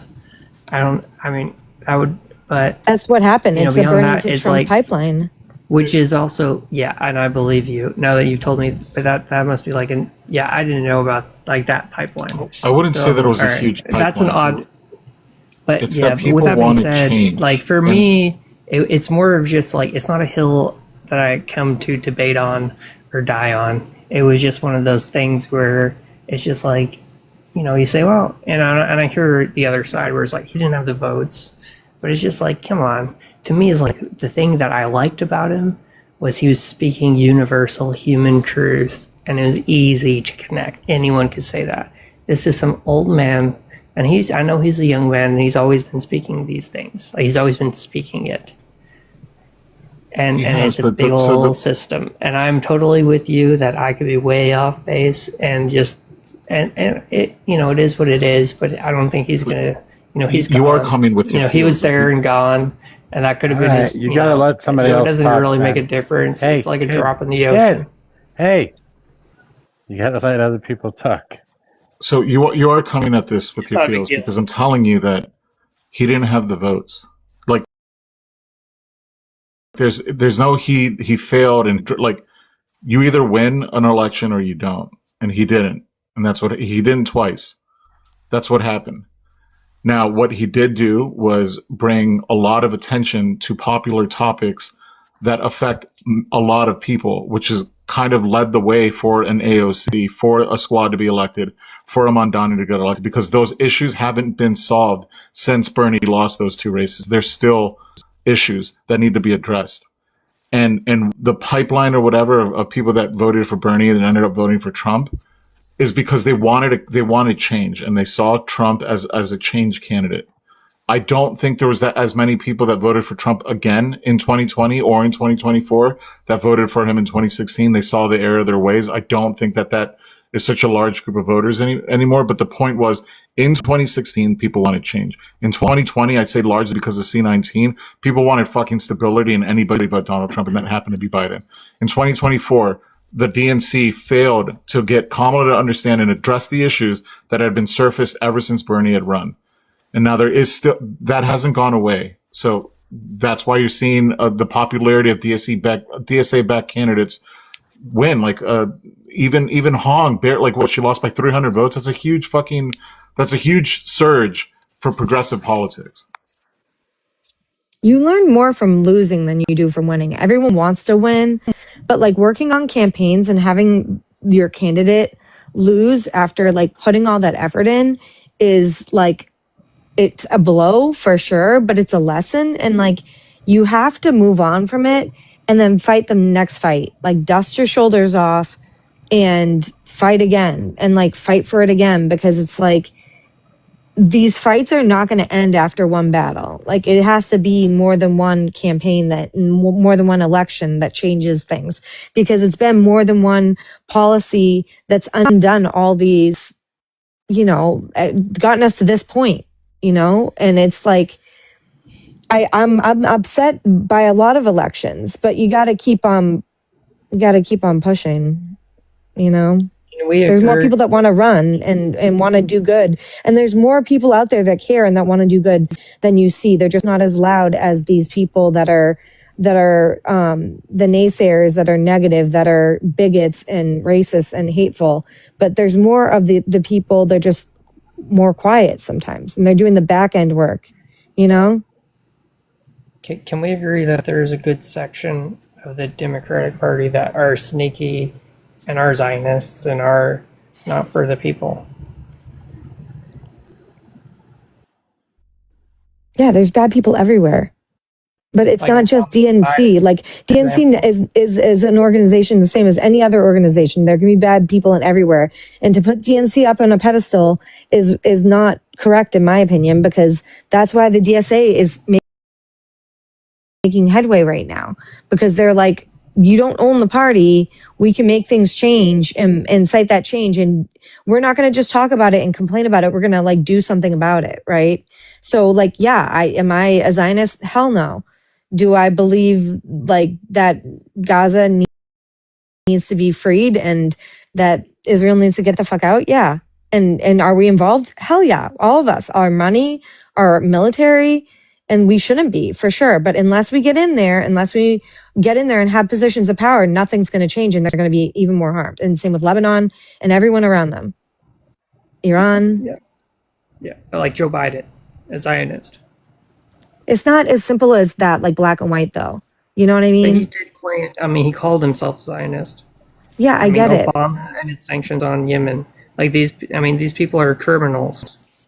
I get it. And that was the lure of Trump to voters. I mean, to be honest, he said Trump was always a Zionist, or he doesn't even care. Well, he's a con look at the Board of Peace and everything else. Yes, exactly. People were bitter, and that's why they voted for him. Yes, Now I don't know about the correlation. Well, that doesn't matter though. Biden is a moderate. He's always been a moderate. He's never been left. Yeah, but even take away the Zionists. He's religious in general. He's like Christian, whatever. But like Catholic. He's a Catholic. Yeah, I mean I grew up with that. The people of Catholics, I call them. But like.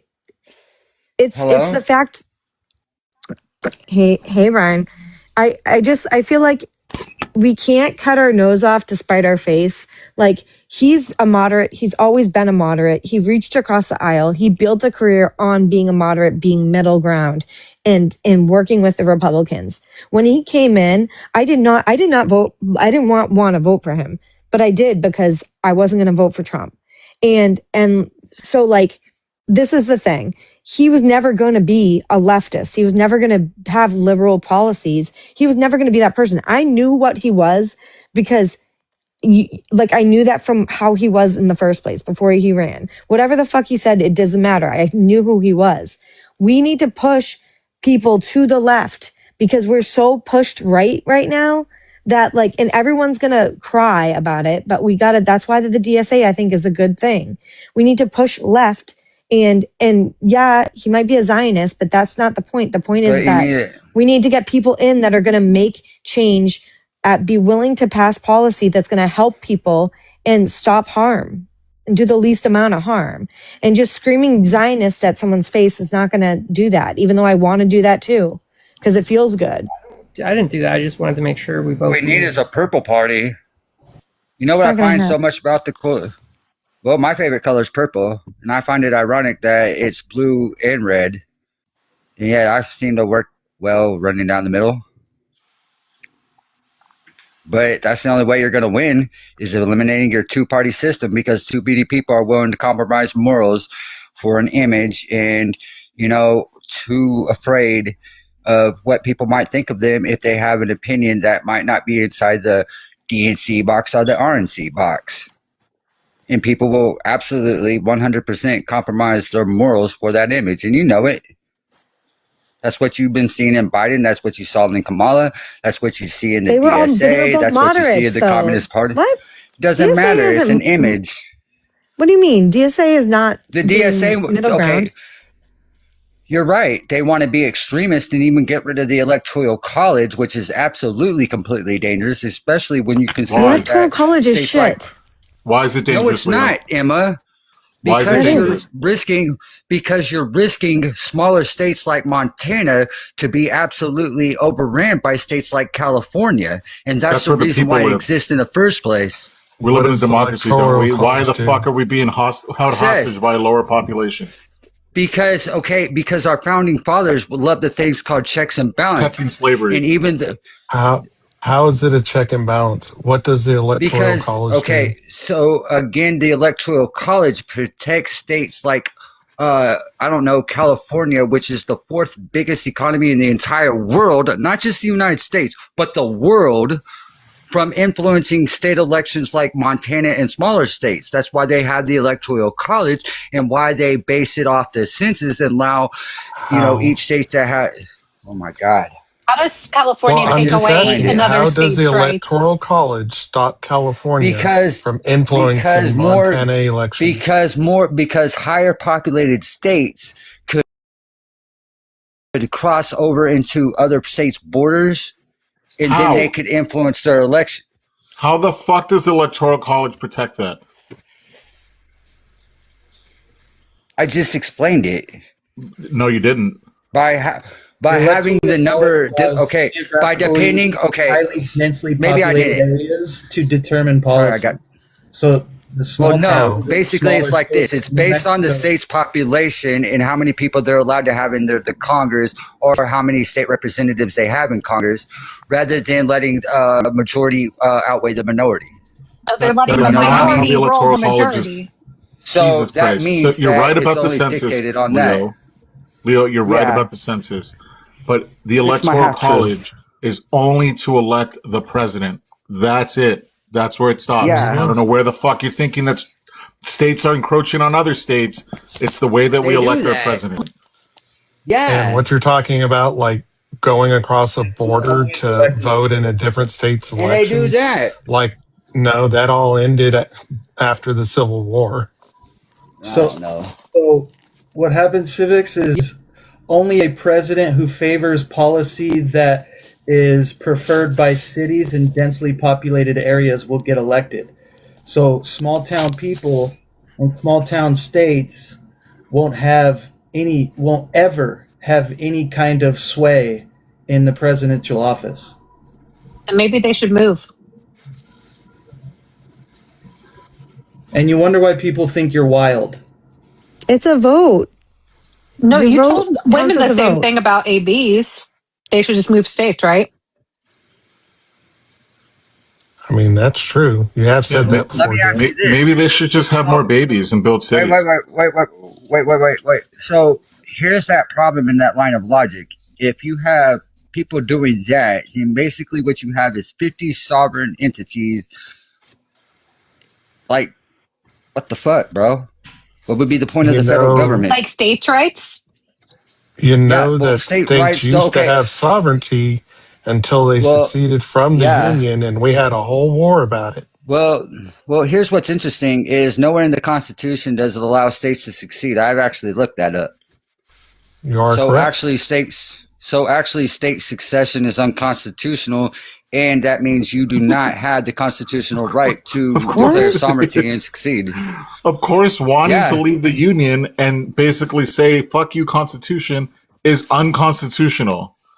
Didn't Texas talk about doing that for a while? So again, here's the difference between Texas, though. Texas actually does have the right to do that because before then, they were actually recognized as a sovereign nation before. So that sovereign nation actually So they have a carve out to the Constitution? Do what? I'm sorry. What was Hawaii and Alaska? That's why. Well, can Hawaii and Alaska fly the flag at same mast as Texas can? Because Texas is the only state that is allowed to actually. Texas is the only state that is allowed to fly the flag, I believe, at the same mast as the United States. Because again, it was What does that recognized have as to its do own with nation. succeeding? What the fuck are you talking about? Yeah, he is an alternative history. I mean, because Texas those again parts is allowed. are correct, but we can no longer do that. Texas was part of the Civil War. What are you talking Well, okay, about? then that changed because that's some shit that I heard of. Fuck Texas, in my opinion. Texas did not succeed from the nation in 2026. Damn it! Don't make me agree with you, fucker. Brian, you just said, I know. Well, yeah. But you don't want every vote to count the same. That's what that makes the most sense. Every single vote should have the same weight. It would encourage everyone to vote. Electoral college is bullshit. We do every other election. I think it is. Over I a think it's million, fair. over a million seats in this country of governance. Everything from county levels to municipalities. You know what it is, Emma? We don't use the Electoral College for anything but one election. No, time out. Leo, stop. Time out. I know what it is. Fuck. You gotta let other people talk. You can't interrupt or I'm gonna boot you. You gotta give people a turn, okay? Emma, do you really not understand the point of the Electoral College? What the fuck? Well, no, they're mad. They're mad because they always end up winning the popular vote, but they always end up losing the Electoral College. No, it's just and bullshit. They're mad. Yeah, because you're mad. You're mad about the rules. It's a way to steal and cheat in the election. Because guess what? If it's, why should a minority control the mass majority of the population? You conservatives love to say that a small percentage shouldn't be is the exception to the rule, and they shouldn't be controlling what everyone else does, except for the Electoral College. So can you explain that to me? Okay, then this is what we needed. It's the same idea you guys have for socialism. It's that we're a community. It's that even the weaker of us can be helped up by the strong. And as a community, we are better together. When New Mexico has a very low population and a very weak economy, they deserve a voice in our elections. They do. Why would their voice go away? Yeah. Why would their voice go away? Have more of one than me. But Jeff makes a great point, because here's the thing: we don't have 50 sovereign states. We have one collective. What is it on our dollar bill? Out of many, one. Then all of our votes should be equal, right? And it's like this. I mean, it's like you can sit here and praise that Emma's state is number one in education. You like, oh well, your state's 50, but at the same time, why would you laugh at somebody's state that's like, failing? No one's laughing, Leo. Nobody's laughing. Well, no. We're just saying they don't deserve special rights. Well, no. I'm gonna have to side with Leo here. I laugh at Oklahoma every fucking day. Well, fuck you, Texan. What, their panhandle? Okay, so here's the thing, Leo, if you can call it that. Let's see. Since you want to protect the Electoral College so much, why don't we just turn it into proportional representation, so that each state still has their electoral votes? So be it. But it's based off of the amount of people that vote in that state. So 60% of the population of a state, Jesus Christ. If 60% of the population vote for Republicans, they get 60% of that electoral vote, and the other 40% go to the Democrats. And you add it up that way. That way the states still fucking matter, and it's still reflective of the popular vote. Well, then I propose this, and I know this is going to sound dumb and cliche, but then why don't we just break down and just build 13 commonwealths and have a fucking one federal government? Why don't we just do what they count did in fucking every Fallout? vote? Why don't we just count every vote? How about you address what I said? Did? No, you didn't. You said, how about we turn into 13 commonwealths? That has nothing to do with challenging my solution by having proportional representation. Or maybe he gave it went you over more your of a head. solution than I did. Do you want me to describe it with crayons? Okay, do you want him to you're not equipped say for it this again? Conversation. No, I stopped paying attention to you. Ah, Brian. That.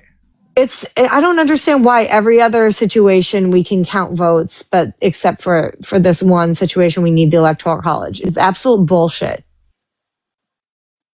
Okay, so why don't we then just make this into a law? If you really are that big about it, then just make it into law, see what happens, and we'll test it out. And if it's shit, then we'll change it back, or we'll come up with a new solution. Does that work for everybody? Okay, so no more Electoral College? Is that what you're deciding? So basically all Americans' votes are treated equal. I think that's a great idea, because there's no American that's vote should matter more than another. Hang on, Leo. Let me ask Emma a question. Emma, if the weaker states and the weaker, smaller towns get far fewer votes and have less say in our laws, then why would they even go vote, Emma? What do you mean with the laws? What are you talking voting about? For the election, yeah. Like, what do you mean? If you're in New Mexico and you know, Derek, you guys are blind. Jeff, no, you're fucking blind. We have the Senate. People in North Dakota and South Dakota who have far less population have as much fucking votes and as much fucking say as the 45 million people in California. There's your fucking representation. So stop bitching about the Electoral College. It's old and outdated, and we need to fucking go to the popular vote. We have a democratic system. You get the most fucking votes, you win. That's the way it works. This is why people think you're all wild and crazy. Hang on, Leo. This is why people think you're wild and crazy. You're literally talking about one of the foundational benefits of our country, and that we give equal power. It's not equal. To smaller but Jeff, it's not equal. It's not equal because there's less people. Less people have more of a say. Special rights. You're giving them special rights over everyone else. You're giving them more privilege. If you don't if their vote costs more, if their vote counts more, then you're giving them special privileges, and you're not treating all Americans as equal. True. If you don't see how every single president without the Electoral College will favor New York City and Los Angeles, then you're just crazy. And cry about it. Then say you have to cheat to steal elections. Just admit to it. Own up to it. Be honest about it. Just say you can't compete. If more people are voting for a certain president, then that person is winning. I don't understand why this is a difficult concept. Have you ever run a better candidate? Have you ever? Why would a president only focus on New York and LA? Because that's where they get their votes. Duh. So, are you saying that's where the majority of people live? Yes. So, the majority of fucking people should have a fucking say if they're the ones that are gonna fucking win. But the majority of people don't know what life is like in smaller towns and don't know what's important for economies. We have the Senate for that fucking reason. Can I finish? You're all acting like a bunch of kids. Let me finish. Why do I only get 5 seconds? So everyone in the city lives a different life than people outside of the city. Yet everyone in the city will have the president they want in your system without an electoral college.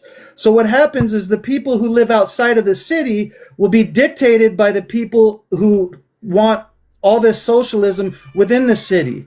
Okay, so they're going to fund all these programs that are important for the city, and they're going to leave the small towns out to dry. So why would these people even go vote if they don't have any sort of sway? Okay, that's not true. That's what's happening. That's what's happening now by Trump. Why is it that you? I'm going to land right now. So you say they should move to the city, and you say that that's their choice to live out in the country. You're literally going to force them into the city because they're being dictated by laws that are governed by the city that don't work in small towns. The Jeff, funding is different. The programs they need are different. I'm just giving the same advice. And you're just going to. No, hold on, argument Jeff. was they let me address what you're saying. You're wild because you're bitching and moaning about the president. The president doesn't fucking write laws. You have representation. Those small rural areas have a representative. And those small rural states have 2 equal representatives for their state that have just as much voting power as populated fucking states. Do you not understand that it's the checks and balance of the fucking minority vote is already baked in to our legislator? We don't need that same fucking rhetoric for the president. Okay, also, so what I was trying to say, Jeff, if I can. Hold on. One day the president is a king and authoritarian, and the next day the president doesn't have power, civics? You're crazy. Jesus fucking Christ. That's not even close to what he said. The argument that you made is that they're not being represented because the big city is going to outvote them. But that's only for the president. They have the Senate. They don't need the president. They have that's only for the president. In the Congress. That's what your argument was. No, your fucking argument is that we should kowtow to the minority at the expense of the majority. Yeah, which is un-American, by the way. But also simply evening the playing field. That's the whole idea behind socialism, isn't it? You guys want to even the playing field when it comes to wealth, but you don't want to even. Let's just go ahead and get. Hey, Jeff. Nero, hey, can we just go ahead and be silent for Finch because he wants to show you old rage bait where I said it's okay to essay women and all that because I was getting aroused out of people. So he's going to bring up old rage bait because he knows he gets nothing to fucking debate. I was just going to leave that on the background and then we can engage in the substance. That's fine. I was going to ask Jeff if he's ever heard of these things called checks and balances.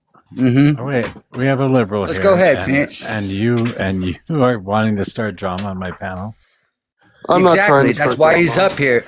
No, Mojo, he No, always I was comes going up to here to start engage. fucking Just to be shit to clear, get me kicked off the fucking just to panel. be Yeah, clear, I was to going to fucking put engage your with original fucking shit up. Just to be Fuck that. clear, I was going to engage with both the substance on the panel and leave this up. I can do both.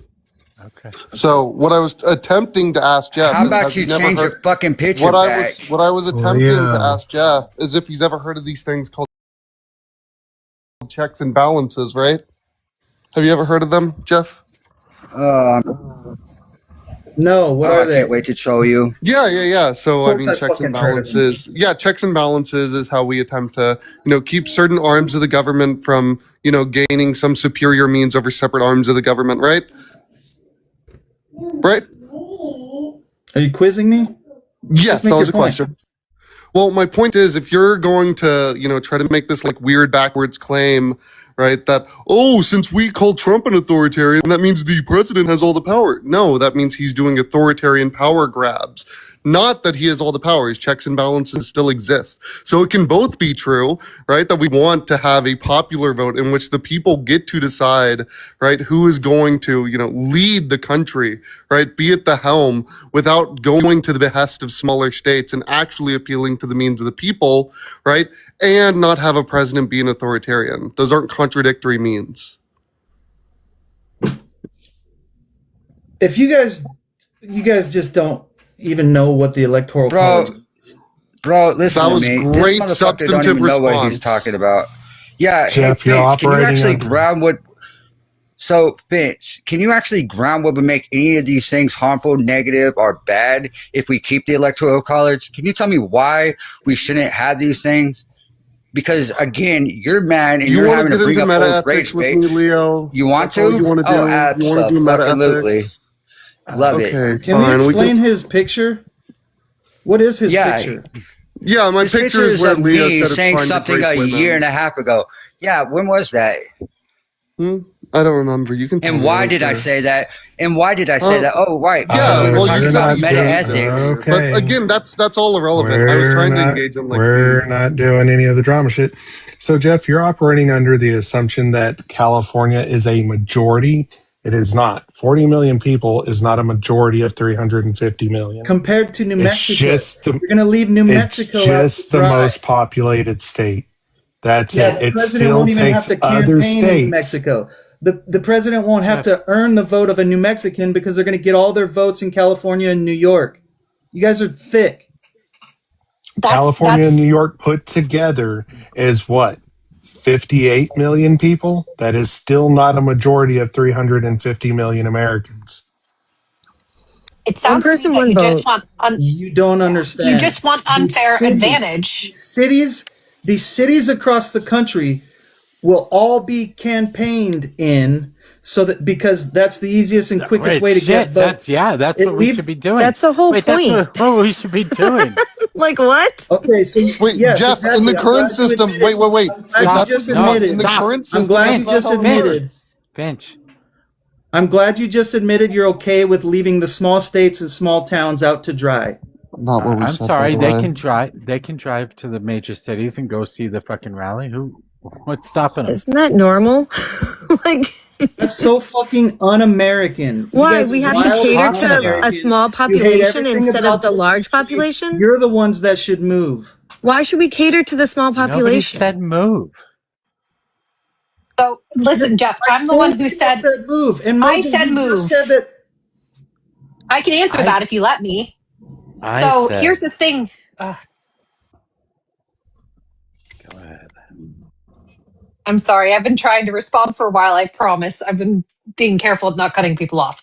What I was trying to say before is the argument often used to anybody on the left or anybody who is not a Republican is if any law impacts us negatively or could end our life, that our solution is just to move to a different state to gain rights.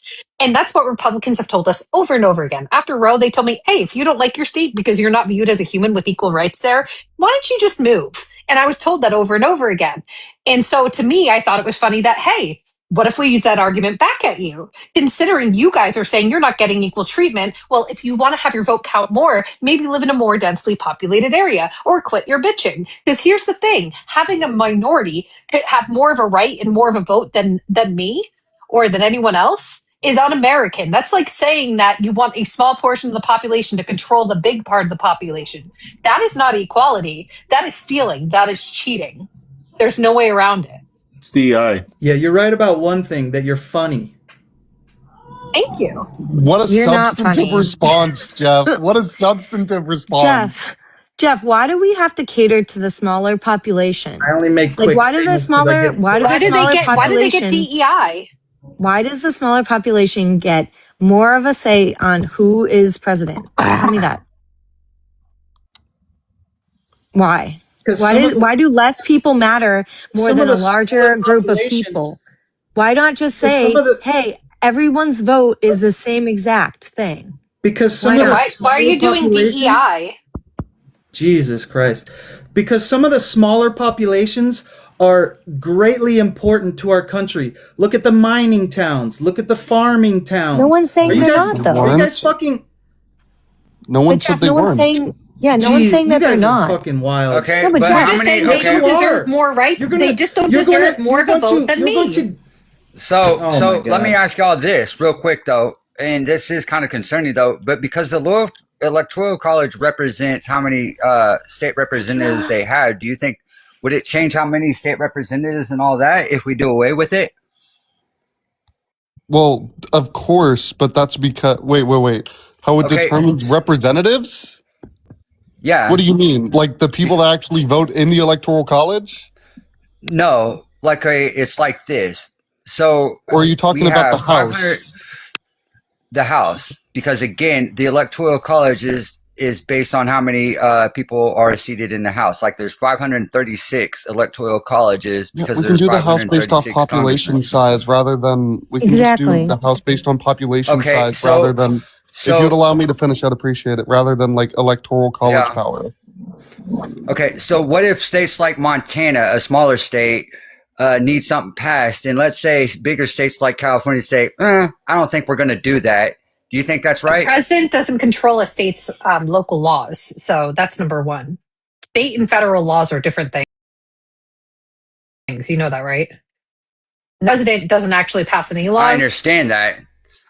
Well, no, the president does. He doesn't pass laws, but he signs them into bill or law. Yeah, but it wouldn't matter who voted for that president because guess what? The Congress is who actually, passes the bill. I understand that, but what if a state like Montana needs a bill passed and California shuts it down because it's a bigger state? If How would they do Montana, that? Shut it down. Why are they trying to go into California and control their Are you lands? talking 'Cause about if not, that within makes no Congress? sense. Wait, are you talking about within Congress? Like, yeah, they do that already. How could they do that? Like Texas shuts down bills on like California and New Mexico and Colorado all the fucking time. We've got more representatives. Well, that's not how it's supposed to be. A district. That's why each vote. That's why each vote should count equally. Duh. Yeah, somebody that represents less people. Well, you guys need somebody to go in there and just fucking watch these motherfuckers, make sure they're doing their job. That's our responsibility. Our responsibility is to vote them out of office if they're not doing their job. You know that the way that they vote is public record. Well, right, let me ask you this. Well, I know that, but how long have they been doing this? If that's our job to make them to stop doing these things, but how long have they been doing it? In New York, There's a lot of they law just in Congress. in New York, they just outed 2 incumbents, 2 or 3 of them. So it can be done. We can do grassroots elections. I think I figured it out, Leo. It sounds like you're confusing the Senate and the Electoral College. 2 separate things. Wait. I might You indeed are. genuinely Wyoming agree. has 2 senators, just like Texas has 2 senators, and California has 2 senators. I understand that. That's what you're I talking understand about that. when it comes to a bill. Electoral College ain't got jack shit to do with any of that. I know that. I know that. I know that. Then what's the relevance? That should be the first thing to go. Yeah, wait. If like the entire argument is revolving around like the abolition of the Electoral College, right? And you're bringing up election power within Congress, right? Then what's the relevance? It just sounds like you're pivoting. No, I don't think he understands. No, I think he didn't understand it. Yeah. In every other election, Leo, the majority, the one that gets the most votes wins. For our Senate, for our congressmen, local and federal, right? The only place that we kind of carve out differences is the Electoral College for the president. And if it were one person, one vote, and the majority wins, each state would be in play. Every state would be in play. I just feel like somehow you guys broke the government. Who's no, you guys? You guys did that. Who is you guys, Leo? Oh, Doge? The people who gutted everything? The people that voted. Yes. The people who vote for policies they support. They're the ones ruining the government. Yeah, how dare you support a policy and then vote for it? Brian, do you think you'd be for like eliminating electoral college now that you like understand a little bit more about it? Probably. But like I said, even if it fucking goes to shit, I'm not all out ruling that we go back to the electoral college. I don't want Oklahoma to have less representation. Massachusetts pays a lot of taxes. No, but honestly, Massachusetts pays a lot of taxes, and I want like representation and benefits to both states. I don't want one state to have more benefit over the other. I want states to get the assistance they need for schools and whatever else they need. Like, I think the representatives in your state are screwing you guys over. I don't think it's Massachusetts that's screwing over Oklahoma. Emma, well, that was the original idea. You know what's crazy? And I always bring up the past and I love history. What's crazy is... Yes, it was. Well, may I speak real quick? So Massachusetts, when they were in the Revolutionary War, do you know that General Washington from Virginia sent money and troops and finances to your state and your Commonwealth? And that's how the original founding fathers, but that's also because that's how the states wanted to help each other. No. The Continental Congress. Yeah. No. That was the idea, was to help each other. Exactly. The Continental Congress did you know that sent militias. Well, I mean, you are correct. They sent militias, but when the war took off after Lexington and Concord, there were multiple landings across all the colonies. At the time, all the colonies were printing their own money. Like Leo is correct. George Washington sent Virginia printed money to places like Connecticut to help them fund their war effort. And he also did it because he knew it took a collective effort. It takes a group effort. If one colony is at war, then we're all at war. I if think one colony is that's failing and falling and slipping, then we all fail and slip. We're only as good as our really weakest confused link. Because, I mean, if we look back at the founding document, this being the Articles of Confederation, right?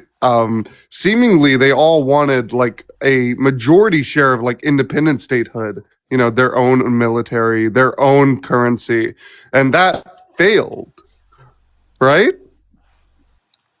What happened when we got? Yes, when we had it failed, but look at the time. The Articles of Confederation failed in 1780 and 1781. Yep.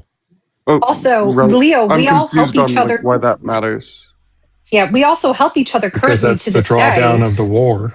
It doesn't matter anymore. Seriously. Blue states pay for red states all the time. Like, for example, federal money that's paid into the government, blue states pay significantly more than red states who take more. So are you saying we should stop like giving them any kind of federal spending for the people on food stamps in red states?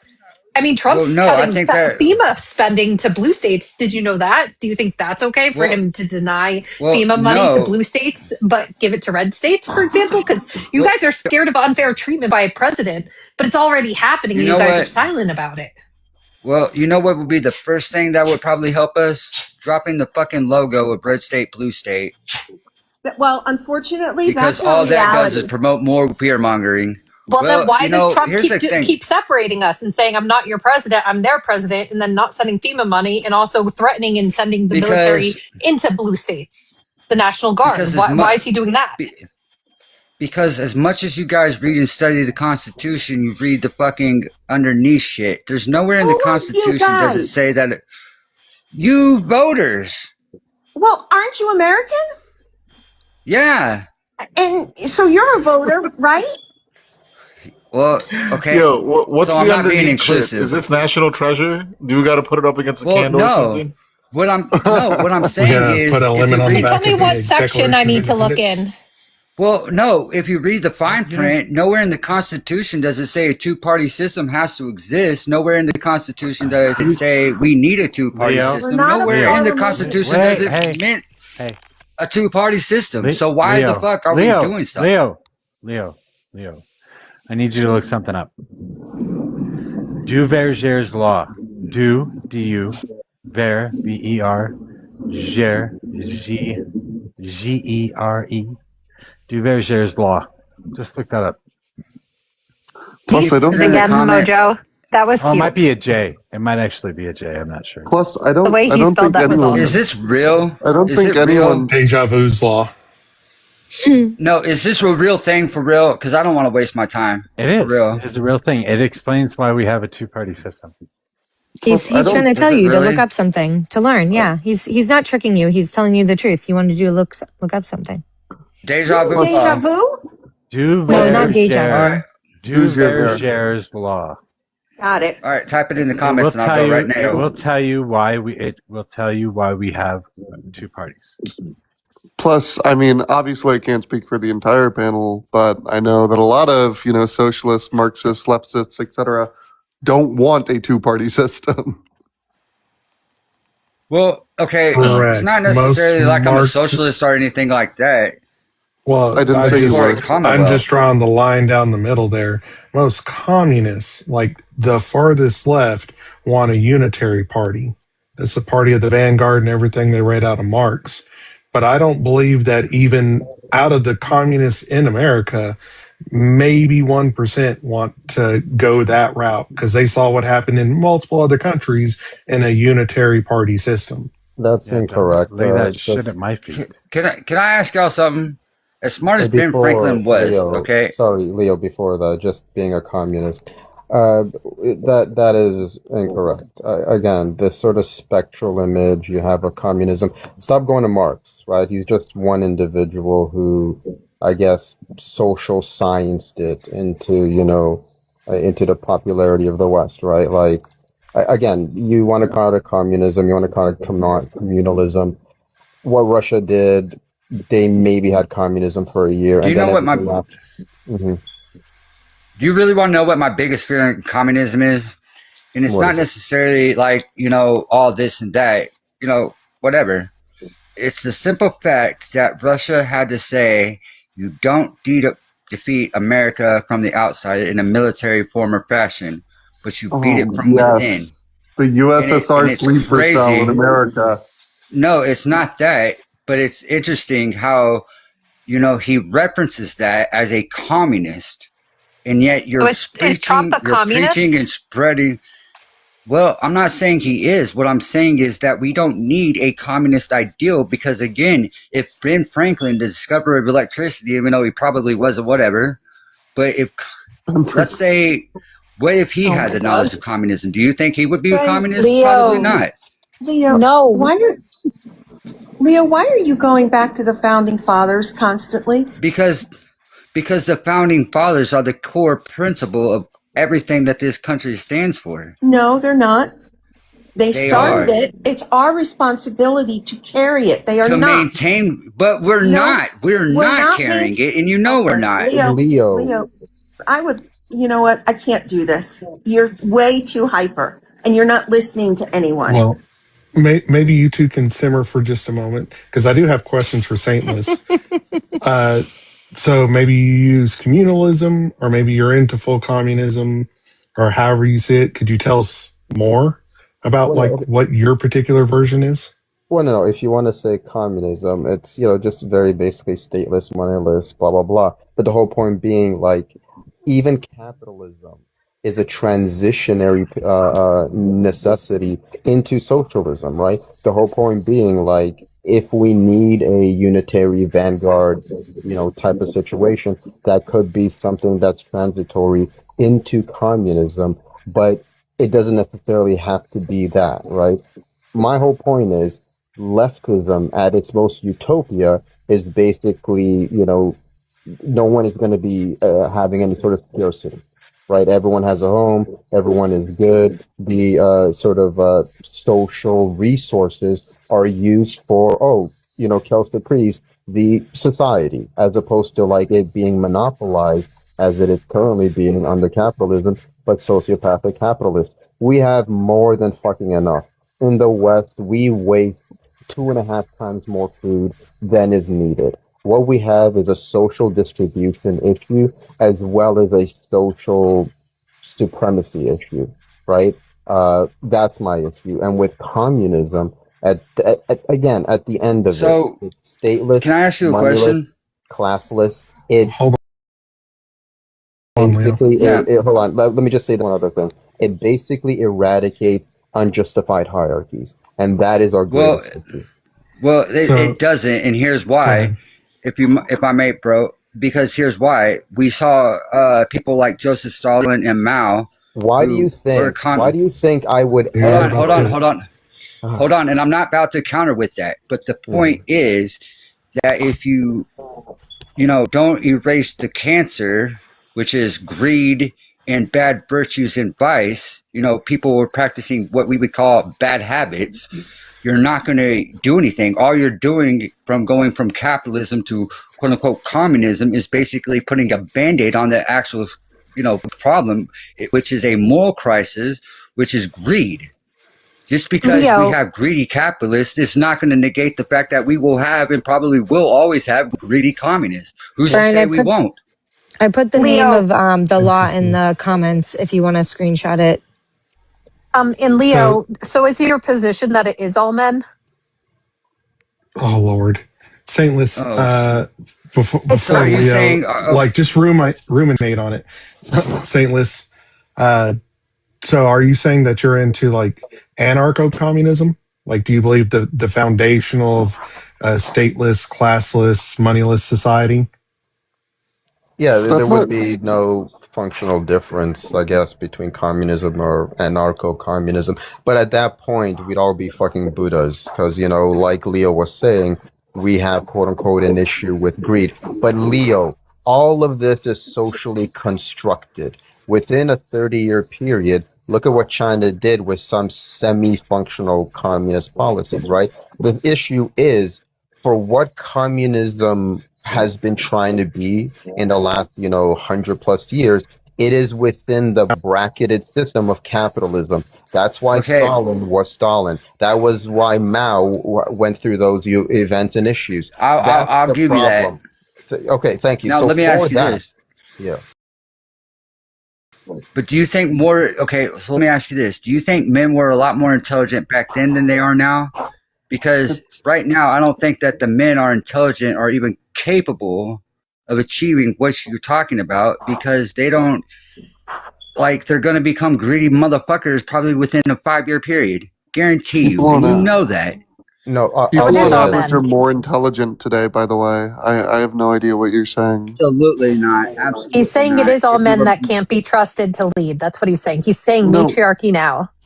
Leo, by the way, that literally is the case based on based upon all of our relevant psychometric dating. Every single individual the average intelligence among individuals is higher than it was back in 1776, the 1800s, the 1950s, etc. That's just literally what the entire field of psychometric states. Hold on. Here's why you're wrong, and I'll prove why you're wrong. Because again, all you basically have is you're spoiled. What you are is spoiled because all you have is the information without the knowledge. You have the accumulated knowledge of greater men than you will ever think to be, sir. That motherfucker went out. That motherfucker, yeah. Leo, those are your that's feelings. The truth. No, where do we get the post office, ma'am? Who invented the post office? Who invented the fire department? Persia invented the fire department. The post office. You said the post office. That was Ben Franklin that invented the United States. Persian. Who invented the United States Postal Service? Not the United States Postal Service, like the post in general. Yes. Was who? Like that was who? Iran. Yeah. Do you think you could have done that? What? You're talking I about didn't claim It it. already existed. Yeah, Dude, it was he already didn't a come up thing. with the Oh my idea of fucking postal. god! The printing press. So the printing press existed. Leo. Oh, wow. So Leo, no, okay, Leo, okay. God help us. What God. Leo, there were geniuses back then, yes. Of course they were. Yeah, but The motherfucker who invented calculus was Aristotle, wasn't it? No. Oh, was it Galileo? Oh my God! It was a woman. Yes. He's Leo, this is schizophrenic. it was a It's woman. crazy. Everything always a back then woman. had a Well, helping what I'm hand talking in about is calculus, these. but Well, the point is, they were people that weren't from 2026. true. But And they can sure we the let fuck weren't Saintless invented by finish? this type of dickless motherfucker. Excuse my language. Wow. What is going Let's on? let Saintless What are we finish. doing? No, not Hey, him. Leo, if you look at your What? sack, there's a line where your vagina would be if you continue developing as female. I know. So if Sorry. anything, then I would say that women are the blueprint. So just letting you know when you say Not dickless individual, kinda. you're just saying default. Kinda. So Leo, Well, no, it was kind of a Bill Murray reference when he was doing the Ghostbusters. Y'all never seen Ghostbusters? Isn't that scary to know about the what? line down the ball sack, though? Good to know, right? How Is it many scary? have you Is that inspected? No, wait, no, for no. Don't answer that. I wanted to say, like, Sorry. Not for the many. record, I'm a very I committed think person.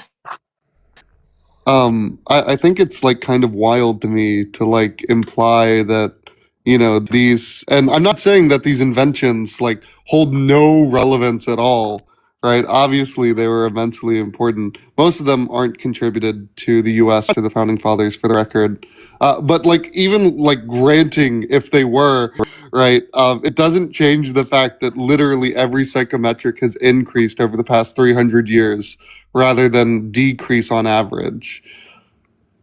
yeah, and Leo, the whole point is Leo, if I could finish my main, because I was literally Okay, trying to yeah, go ahead. agree with you, right?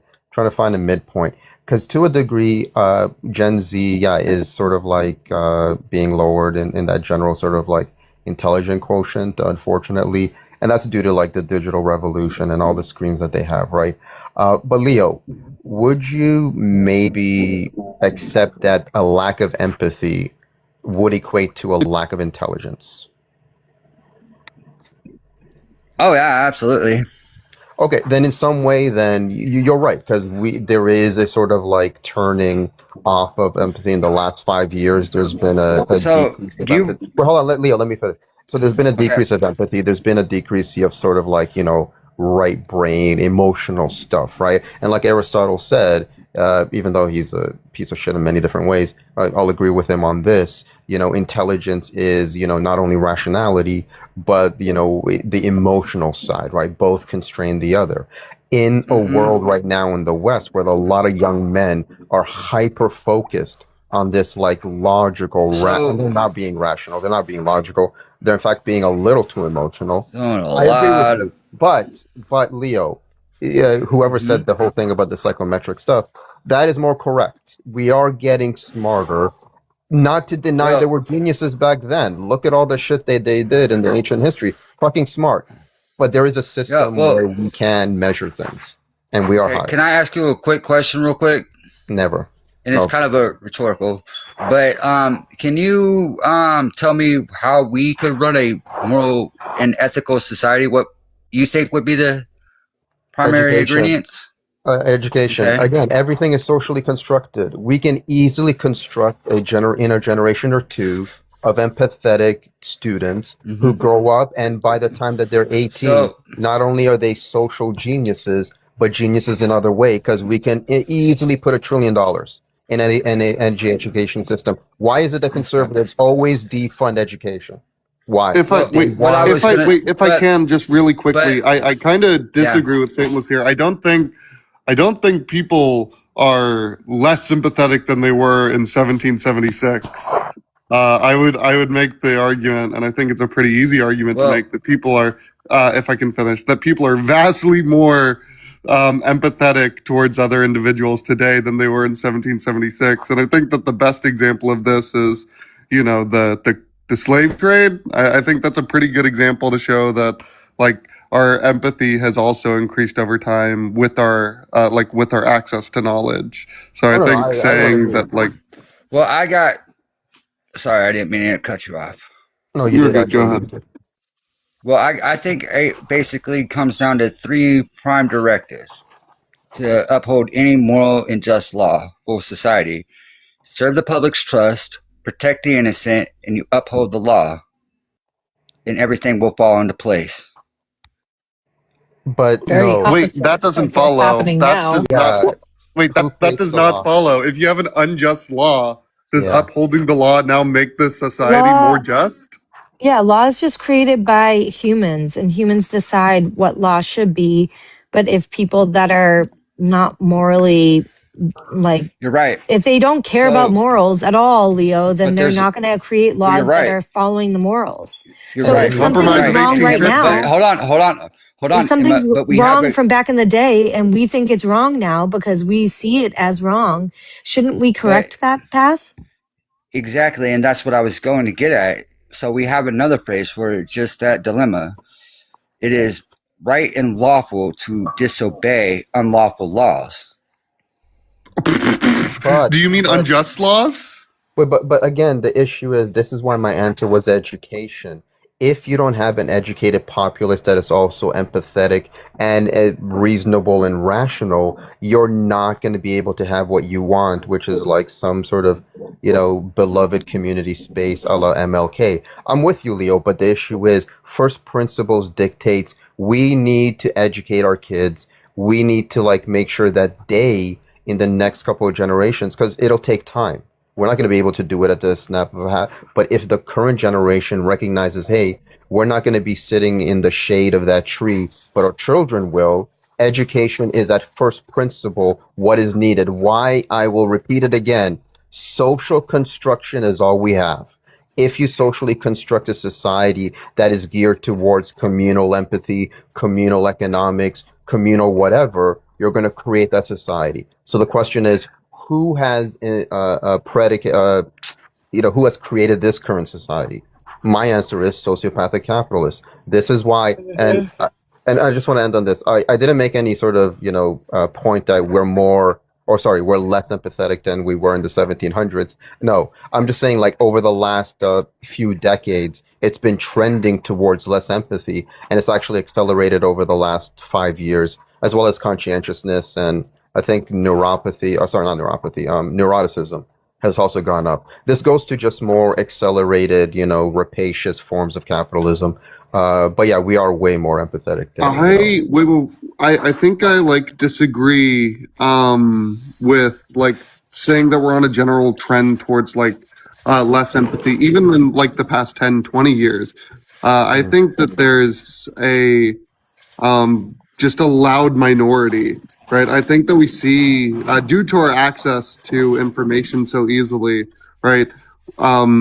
Groups that used to be a lot more fringe are able to be a lot more public. And I think that the Overton window has definitely shifted to allow for these to be portrayed in the mainstream. But I don't think that a majority of people coalesce on these unempathetic positions. I think that there's a loud minority. You could be right. The study itself did just mention the trend towards, and it looked at a 20-year period, and then very specifically over COVID. But I think part of the answer as to why they were seeing that trend is, people are much more online, right? People go out less. People, congregating groups less. The thing is, what I was mentioning before about the digital screens in schools, basically generating a generation, i.e. Gen Z, as having less, being less intellectual than us millennials, is because of the digital screens and what it did. When we have a digital screen in front of us, our brain operates on the most minimal level in the sense of hey, I'm comforted in the fact that, hey, if I want to go remember something, I don't need to anymore. I can just go, hey, Google, what is this, right? And then our brain recognizes, oh, I don't need to remember this anymore. That in of itself already creates a different human being. And that is why I think these trends are occurring. Again, all of this very much connected to capitalism, the political economy we have, because it's the number one thing that intersects everything. But the other part of it is the technological aspect. and it's disconnected us. Again, this is just, study here and there, could be wrong, could be, very small, select bias or, sample size. But I don't know. I do see it, I think, but I could be wrong. And it I could be think more that's online. that's part of it, but I also think it's partially because we are struggling, right? This is late stage capitalism. And I think Gen Z, like with millennials, we were like Lucy with the football, like, oh, just keep going to college and those jobs will be there. And the buy a house, housing crisis, well, once in a lifetime thing happened. Oops, once in a lifetime thing happened. Oops, so we were gaslit a lot, right? So we eventually lost faith in our government. Gen Z never had it. They were like, I'm never going to have a house. Like, how we were kind of lied to given hope you can be whatever you want when you grow up. Gen Z doesn't have that, I don't think. Sadly, they're very realistic. And I'm not saying they're all depressed. Some are, but rightfully so, right? There are women growing up right now with less rights than their mothers and their grandmothers. And we have to acknowledge that, right? Like we are in a pivotal place and they know it and they're educated so much so that they see it. That's just You know what I mean? So they're a little bit like... Yeah, all that's wrong. You think so? You think that they're optimistic about the future? Gen Z? I mean, they're bored too. Some of them are like bored of what life is. Like I had a tenant, it was like the first tenant I ever had. I just have like a little apartment downstairs and he was fresh out of college with his girlfriend and he was making $100,000 a year, fresh out of college. And he's like, I'm just bored at work. And I'm like, okay. And he's like, I kind of want to do something else. I'm like, okay, well, just make sure you get something else before you leave there because $100,000 when you're like right out of college is a lot of money. And he was like, yeah, but it's just like not exciting enough. And I'm like, I get it, but it's like, I don't know. I think it's more, Yeah. But so then you have some people that aren't even able to make minimum wage barely, you know what I mean? And it's like they're struggling to try to get to that higher wage. And so it's like, I understand the need for like wanting something different or better, but like, I don't know. I think this generation doesn't want to work to, wait a minute. They want to work to live, not live to work. And I think that's the biggest difference in before. 9 to 5 jobs or 8 hours for 100K right now is a dream job. They're looking towards their vacations and their ability to spend some money. They've given up on maybe owning a home right away, but I think it's the first generation we've had in a long time that really wants work-life balance. And I don't know that our economy is set up for it. Think everybody in history wanted work-life balance? You know what? I didn't think anything was abnormal about me working 60 hours a week. And that's just with clients, and that's not including my travel time. You didn't think there was anything wrong with 60 hours a week? No, I just did it. I didn't, I was earning a shit ton of money, Emma. It was a crazy time, and I did it for like 15 years. Did you like hit a wall? I did, yeah. And I think that happens to a lot of people. So there's the work-life balance I was kind of chatting about. But I think COVID did that to a lot of people. I think C-19 just made people hit that wall without even expecting it. And whatever age you are, you hit that wall, and it made everyone have like almost like a midlife crisis in a way. And this is also, I liked it in a way. But it was good for me. But I'm hearing from my daughters what they want out of life. And it's very different than what I wanted. I think our generation was a little bit more materialistic, and I don't find Gen Z necessarily to be as materialistic. So they're not motivated by buying things. They're more motivated by doing things. That's true for a lot of millennials too. So they just want to jet set and have dinner or breakfast in Paris, dinner in London, be back by midnight. I think we just don't want to suffer like we did. Yeah, I don't think I don't know. I mean, I'm just looking at my daughter who came with her master's degree, and thank God she has a job and she's doing well. And she looks forward to her next vacation. She's going down to Texas to visit her sister, and my husband's down there. And she's been looking forward to this family vacation. So it's, again, not about things anymore, at least in my experience. And I think it's because at least her needs were met. And she's still making a decent amount of money, so her needs are being met. And she realizes she's in a very privileged position.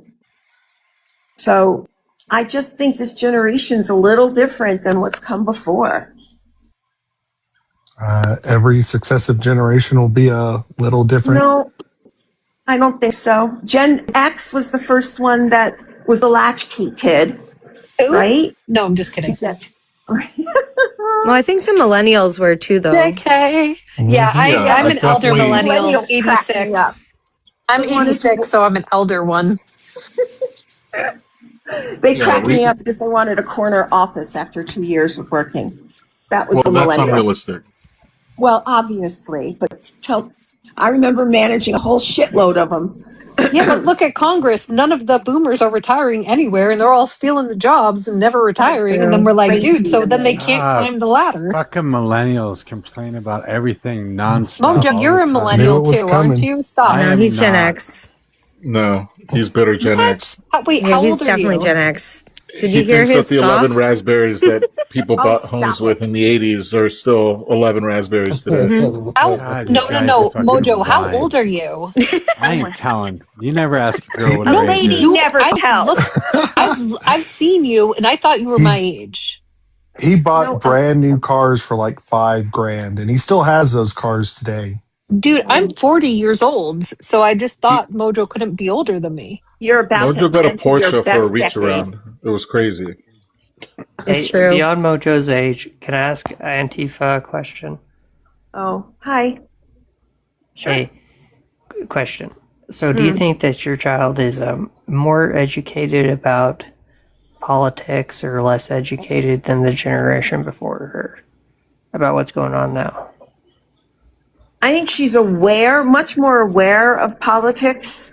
What does she think about like the Middle East?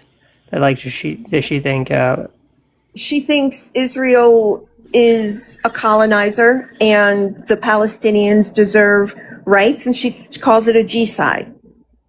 She also was at Columbia University when all of that crap was going down, and it was tough. Let me ask you this: do you think that because I'm living through this. I didn't live through Bush, but I know when Bush did what he did, and like these other guys, they did what they did. Like with Bush, he sent Colin Powell up to Congress, and they lied, and they manipulated the UN, and they went through certain checks and balances. And this guy isn't doing any of that, and they can't even. Yeah, everyone, and that's kind of my point. And I'm going to get to my question because everyone knows they're lying. We see it. No, but he didn't think he was lying. Yeah, Colin Powell didn't know he was lying. Yeah. Yeah, so he later came, like years later after that hearing, when he found out more intelligence, he was like, at that time he didn't know, and he was like, I didn't fucking know, and I regret saying that to Congress. Okay, well, the USA, since the conception of the CIA, has been overthrowing countries, and not a lot of people have known that. They thought they were spreading democracy or doing something else, and that's what Bush was doing. We were spreading democracy. And maybe Colin Powell wasn't lying, but let's not get caught up on that. Okay? So what's the question? But we know the question is this. I'm sorry, I just wanted to get it out and not caught up on semantics. So to me, what I'm afraid. Let me get back. Just back to where we were. So she is more educated. We are more educated. And as we've been talking about, do you think the country is in a decline, a late stage decline? No, she's still hopeful. I mean, well, what do you think? I know she's more hopeful.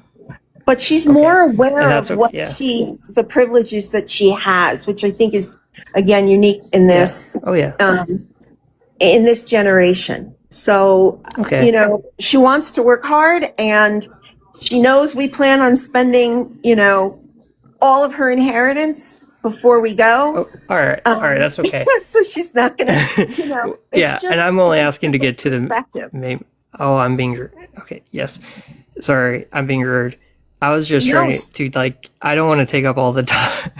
It's okay. But I know, yeah. So okay. So not on the decline. You know, she's hopeful. Okay, Well, I think she's we're in decline, and I think that we're more aware. And those were the two questions. And I wanted to know what she thought about like the geopolitics. You are absolutely not old enough to think that we're in fucking decline. Well, I was going to say, but that's what I was saying about the younger generation. Isn't that what I just said? And what we all think. Because you're not old enough. You haven't had enough experience. What do you know? Well, I'm going Donald to Trump need and Joe Biden. knowledge from older people. You know Donald Trump and Joe Biden. That's it. Wait a minute, Caleb. Okay. How old are you? That's why I'm asking. I'm about 25. Can I finish this? Because that's why I'm still talking for now. I could have finished my statement if we were going on all these tangents. Just start with your question, and then you can go into my question.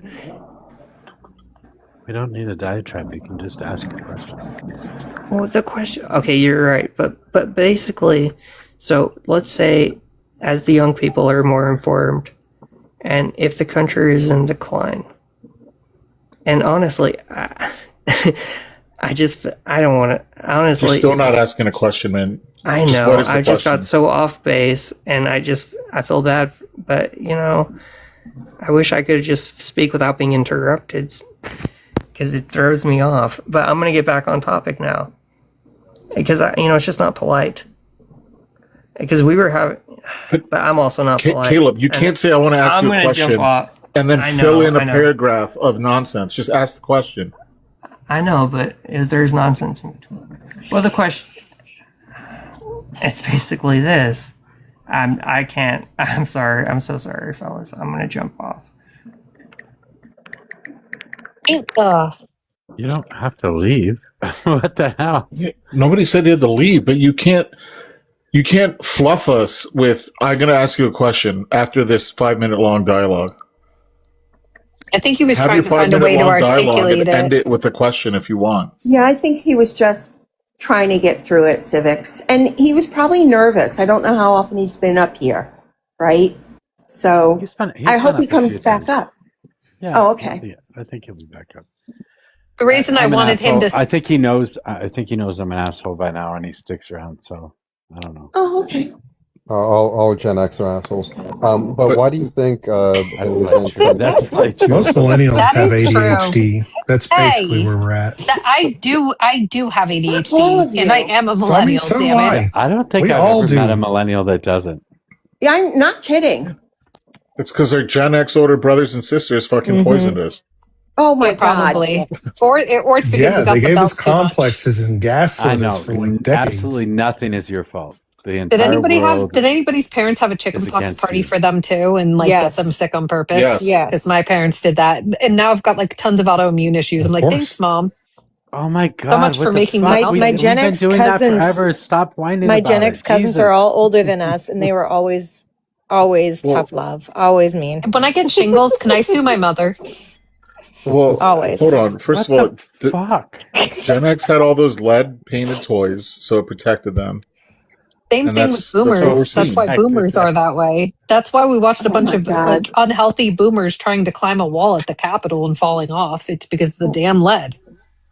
Well, it's actually because with chickenpox would lick the lead paint and then let Mojo play with them. Like that's how they usually did their chickenpox parties. Watching old angry MAGAs falling off the wall during the Capitol riot was my favorite thing. That was funny. Yeah, they just look like bugs. It looked like an invasion. It was horrific to watch. Oh, I just had an idea. I call them cosplatriots. What if someone gave them chickenpox when they went to storm the Capitol? Like, what if someone just gave them all chickenpox? God damn liberals everywhere. That's what they did to, unfortunately, many other groups, including the indigenous with the blankets. Yeah, not cool. Wouldn't that be like bioterrorism? Smallpox, right? That is bioterrorism. That's what I think Republicans did during the vid when they were like, "Come here, I'm going to cough on you." I mean, they were words that would never come out of a Gen X's mouth. Is what you just said. That's what she said. You know, the funny part about him climbing that wall was there was like stairs right next to him. Yep. Well, they don't believe in no stairs. They tough military men. That was Stairs are an implication of the cabal of the deep state. Yes, obviously the stairs. Maybe the stairs were going to induce them into the LGBTQ cult. That's what they thought. So they climbed the wall. What was it? The L what?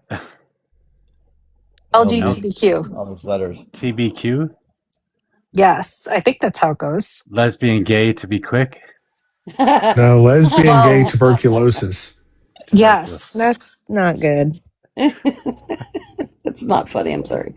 TB. Say, hey, I'm called greedy because apparently bi people they don't exist. Like people are like, still no, you get don't TB. exist. You're just greedy. Yeah, people don't like bi people because they get everything. That's what they think. They're like jealous. Yeah, but they think that we're like out there. Like most of us are like in monogamous relationships with one person at a time. They're like, I think a lot of people are bi. blah blah blah. It's like a I spectrum. think they're just. I don't think anyone's straight. I think they're just in denial. That's just my theory. I'm sticking to it. They think you're out there licking each other's eyeballs with face masks on while you're in the car alone. Oh, Sounds like a country song. that was way too descriptive. What the fuck are you guys? It's not a country song because they didn't lose. Oh my anything. god! I guess y'all missed the last part. Y'all were already freaking out. I said in the car alone. No, I think I'm just annoying Mojo really bad. I'm sorry, Mojo. I love you. Everybody's annoying me. You guys, well, We're all annoying him. We're like a bunch of siblings he never wanted or asked for. You're like fucking 2-year-olds running around asking the same question over and over and over again. Can I poke you with a stick? Don't poke the bear. Poke, poke, poke. Well, I mean, it's kind of mandatory if you choose the bear. I do though. Bears never do the things like if I find a woman's body in the woods, I'm not thinking bear. I'm thinking what man left her there, statistically. Which is why you got to invest in deep freezers, especially in the winter. The ground gets very hard. To get back onto a subject, I think what Caleb was asking about younger people paying attention to politics more, I think it's affecting them more. I think for years, there was a thriving middle class. There was access to being able to make money to get into the middle class. And now that's shrinking. There's less ladders to get there. And the consequences of bad policy by years of incumbent politicians is rearing its ugly head. And the material conditions are starting to show. And it's forcing people to pay attention to what's going on. Before there was a cushy, we can kind of get away with anything. No one's really paying attention. Everyone is doing okay. Even like the poor and the working class were getting by and they're doing okay. They were making ends meet. And now it's a lot harder to make ends meet. And I think that's why people are paying attention to politics. You're absolutely right. 100%. Yeah, I literally bought ends meat the other day. So. Yeah, Alex Jones said they're putting chemicals in the water to make people pay attention to politics. Ella, is that burnt ends? Ella, burnt ends? Emma? I use those to make queso. Oh yeah, they're cheaper. The ends are not burnt ends. There was literally like the ends of the cold cut. It was like $2. I'm like, oh, this is ends meat. I get it now. We're poor. I know what Emma's talking about. Those are the times of rough meats. Mm-hmm. What the actual fuck? It's true. It's at the end of the meat. I was like, this makes sense. This is what it is. Yeah, and one other thing about what Caleb said, I would agree with him, just from his own experience, but also just the history of the last 20 years. Yeah, you just said the decline of like the economy. I mean, if you guys are 35 not trillion, declining. Well, I mean, okay, look, the Dow's 50,000, whatever, but the distribution of where we hit much 40 of that trillion is going today, didn't we? Yeah, so except the poor now, as compared to when I was growing up, all have fucking TVs, all have fucking cell phones, that is all have a cars, right wing. all have But we're cars, more all have aware of our talking suffering. point. We're more aware of what's coming in the future. Oh my Yay! fucking god! Wait, hold on. More aware Sorry. that you don't have a Bugatti. Wait, hold on. Sorry. There's a new baseline for what poverty is. I'm grateful for that. I Yeah, understand. The economy is not collapsing. As a matter of fact, did I say it was collapsing? The poor. Yes, you did. No, I said declining, like Caleb. I was suggesting he was right, and even if he just feels that way, yeah, it is declining. No, it's not. It's declining for a certain portion, and I mentioned the distribution. No, it's not. Didn't HR just say the bond market or whatever? The poor have never been more. The poor have never been more wealthy in this country than they are today. Yeah, we are the 1%, even if we are the impoverished. The cost of everything. Hold on. You mentioned TVs. What flavor of TV is your favorite? Because you can't eat those. Samsung. I drink the plasma. See, we all got a flavor, Civics. You were wrong. Can I drink my TV? Nobody in this country is dying of starvation. No, but there are. And when there are people that are very hungry. When 60 to 70% are living paycheck to paycheck, that should tell you. My point is the district. Everybody lives paycheck to paycheck. No, but that's not. No. This isn't the last 50 years that it's been like this. Is such a worse off way. Yes, it is much worse now. How is it worse? Stupid. Because of the cost of living. The cost of living is higher than it's ever been in that our paychecks have not caught up with it. That's called inflation. That's a natural fucking circumstance under capitalism. Not at the rate, but hold on, wait a second. It was a line. It's not a good sign. Neoliberalism came in. It was much more in parity. It's just worse because of none of these guys know what the fuck is going on here. What the fuck? All right, but here's the thing. It's not a sign of a good, healthy economy, Mojo. If Klarna is coming out and saying that more and more people are buying groceries using Klarna, that's not a sign of That's how I buy mine. I buy mine using Zip Pay. That's the only way I can afford groceries. Yeah, like that's not a good sign of the economy. I'm sorry. I'm sorry, but half the fucking people in the goddamn country get fucking Taco Bell delivered to their goddamn house. Is that true though? Wealthy people. But no, you're trying to say like Everybody Klarna is some TikTok kind of does it. I don't. You're trying to say that Klarna is some kind of bellwether that I know things people aren't that do, going but I well. don't. People were buying groceries on credit cards for decades, man. Like We had literal payday decades. loans. Our We grandparents got payday loans to fucking buy groceries. To be able to do that. Listen, wait a minute. Since Trump took office, my coffee went from my Maxwell House ground coffee that I make myself every morning went from $6.99 to $19.99 within 2 years. Don't tell me things aren't getting worse, Mojo. That's not that wild. Gas went from 5-cent wars back in the 50s and 60s, and like 70s, literally in a couple of years we hit the embargo from the Middle East, and gas was like $5, $6. Like it was high. They were rationing gas. Okay, up until the last 2 months, I have enough money for food to last me the month. This month, I have $17 left for food for the rest of the month. Now, there's only 10 days and I'm going to make it, but things are getting worse. But like I say, that's just normal in the system. No, my money's not going as far as it used to, and not buying anything new or different. Yeah, our buying power is not what it was 20 years ago. No, it's different though. Our buying power is way lower today than it was in the past. Wages haven't kept up an increase with inflation. If minimum wage would have kept up, we'd be making $76 an hour right now. Wow, imagine. Jesus Christ. I just want to add again, just the last. Then your houses would be like $2.4 million for a fucking starter home. Exactly.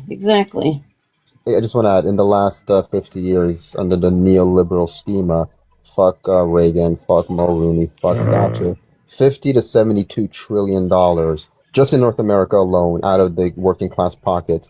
Back of the napkin math, that equates to like between $200,000 and $400,000 poorer that every working class individual is if they've worked for like a quarter of a century. Where does that go? Oh, right, into the coffers of like the sociopathic capitalists. It always goes back to that. Become a communist and you'll be happier with all the fucking knowledge. So you don't delineate between anarcho-communism and communism. Those are synonyms to you. But then you pull out the bullshit neoliberalism. Can you tell me what is the difference between neoliberalism and liberalism?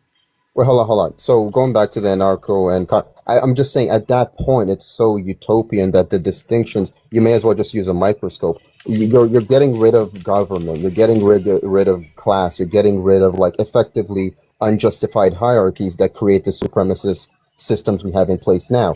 Anarchists are about relieving humanity of that. Communists are effectively the same. The fact that anarchists and communists were fighting for the last century, fucking idiotic. Just stop it, you French, you fucking Russians, you Germans. Just stop fighting. It doesn't matter. I mean, it is kind of wild because the Russian ruble is the second oldest currency to date. It has survived since the 13th century, clear on up to 2026. So there's your money. That stayed in that communist system. How about a government? Oh yeah, Lenin, Stalin, Gorbachev, they were all part of a government. So it was never governmentless, classless. The aristocracy always lived there. They did not move. They went from revolution to controlling the new government from the czars to the communist government to present day Russia. Wait, what do you think I think of Russia? Because I mentioned at the beginning that if Russia was ever truly quote unquote communist or in line with communist ideals, which are peace, which are liberation, it maybe was that for a year. Maybe. Why? Because the entire world was capitalist and therefore antagonistic to anything socialist or communist. Do you have like a moth the size of a fucking 747 flying next to you? I don't know who that is. That's not me. And it sounded like someone was shuffling cards. But I thought it was somebody playing a game and their controller was vibrating. Oh, it's yes, that would be a PS5 controller. Yeah, that definitely sounded like that. I'm not a gamer, I swear. Lily says hi. I understand that most that quote unquote communists want to say that communism's never existed. So are you telling me that balkanizing is fake? It can't ever be done. It's never been done. Well, no, hold on. I never said communism never existed. Under matriarchal systems, it did. Pre-patriarchal, oppression and domination, it did. That's why I never look at Marx and think, look at this hallowed person. He was a fucking misogynist, anti-Semite. I don't care. He had some good ideas, but it changes over the time. Again, if you have, say, a capitalist system like the U.S., and then it looks at Cuba, and it doesn't leave it alone because it is so terrified of its socialist system working, which it could, and it does on certain levels, that should tell you a little bit of how weak the capitalist systems are, that they would not leave alone a country trying to go socialist, whether that's China, whether that's Russia, Cuba, the autonomous region in Syria, etc., etc. Mike, you asshole. Well, I'm just kind of running at this point. So, HR, what's up? What's the difference between socialism and communism? You keep using them interchangeably as well. No, I don't actually. I used anarcho but anyway, socialism is basically people owning the means of production. Basically, democracy at work is the easiest way to visualize that. The workers, man. It's the workers owning it's the workers. Yeah, the workers owning the means of MOJO, bring up heuristic. I invited her. Yay, she needs to come back. Because I just want to say, come back. The corporate structure is quite literally dictatorial. I invited her. Oh, I thought she had her hands up. My bad. Stainless, I think she said you. Falcon. She wants Falcon ups. Oh. So socialism. I agree with you, but the reason why I urge you to say workers is because often on the right they're like socialists just want to take everyone's money, and it like empowers the lazy, and it's like no. Mm-hmm. Everyone has to fucking work. Everyone has to pull their weight. It's just the way that life works. We do it in a collective. And if you shape it in a way that it's the workers, they can't say that it's the fucking lazy people bullshit. Because it's about the workers owning the means of production. Oh no, I said that. What did you hear that I people? Said? Oh, I think I said workers. But if I said people, my apologies. No, but you are so right. It is always about workers. It is always sort of making that distinction between the working class being the engine of the economy rather than fucking billionaires and their narrative, job creator myth bullshit, right? We are the engine of the economy. We push things forward. They try to stall things. That's why they're conservatives and in the worst ways possible.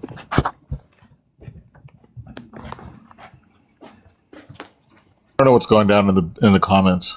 Everyone's being Canadian and saying, "No, you first. No, you first. No, you first." Lilith says she eats the souls of men. Lilith. That's what my Lilith said. That's what Lily is short for. You know what? You good girl. Yep.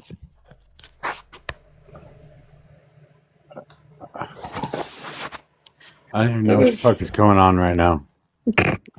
This is my little puppy who's sleeping on the couch like a princess on a blanket.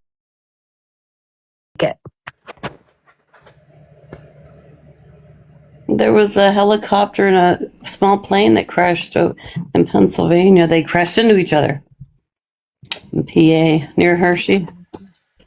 Was it like in an airport? Yes. Falcon says uppies. Or are they just trying to get some chocolate? No, they were I'm gonna reach through this fucking phone in a second. I'm gonna make spots for 3 people. Sorry, I'll shut up. No, not you. No, it's the noise. It's the unaliving noise. It's the controller. It's bothering me too. I wasn't originally planning on coming up, but the assertion that there are 0 children starving in America is categorically incorrect. Now, we don't have numbers for 2025 and 2026 yet, but we do know that roughly 5.4% of children in the United States year 2024 is when we have the most recent data for we're facing extreme food insecurity. Nobody's starving to death in the United States. That was my point. But It's what the food banks and the churches are for. How much do the churches actually help, though? I mean, I don't think they help enough. Obviously, baby if you formula, have we've done pastors experiments. making millions, they aren't contributing what they should be. But I agree with Mojo. There's nobody starving in the United States. There is food insecurity, absolutely, but starving, no. It's not common in the United States. It is a very small subsection of our population, and while they are not starving to death, because usually medical centers intervene when stuff like this is happening, they're not passing away from it, but we are absolutely seeing very, very drastic cases of malnourishment and late stage starvation in young children in the United States. Late stage starvation? Yes, that's a thing. There are stages to starvation. I don't want to bore everyone, but there are stages to starvation. Then it's because and the amount of damage it does to the body. Then it's because the parents are fucking doing it on purpose. Not always. This is not because of lack of food or lack of services in the United States. Malnourishment actually has many causes. I was chronically malnourished as a kid. Another really, you can look at, somebody asked for a source. If you look at the food security key statistics and graphics for the U.S. Department of Agriculture, that has a lot of that information. And then the Annie Casey Foundation also tracks a lot of this. Another really huge problem that we have with food security in the United States is actually surrounding access to food, because we have food deserts and food swamps. And again, if you want to look at the USDA's website that maps food deserts and food swamps, you can, but some of that malnourishment is about not necessarily the parents not taking care of their kids, but about a lack of access to food. Or medical conditions, certain medical conditions with the GI tract can affect absorption rates of food and things like that too. Fun fact. So the difference between a food desert and a food swamp is that in a food desert, let me make sure I'm saying Lack this of correctly. fruits and vegetables.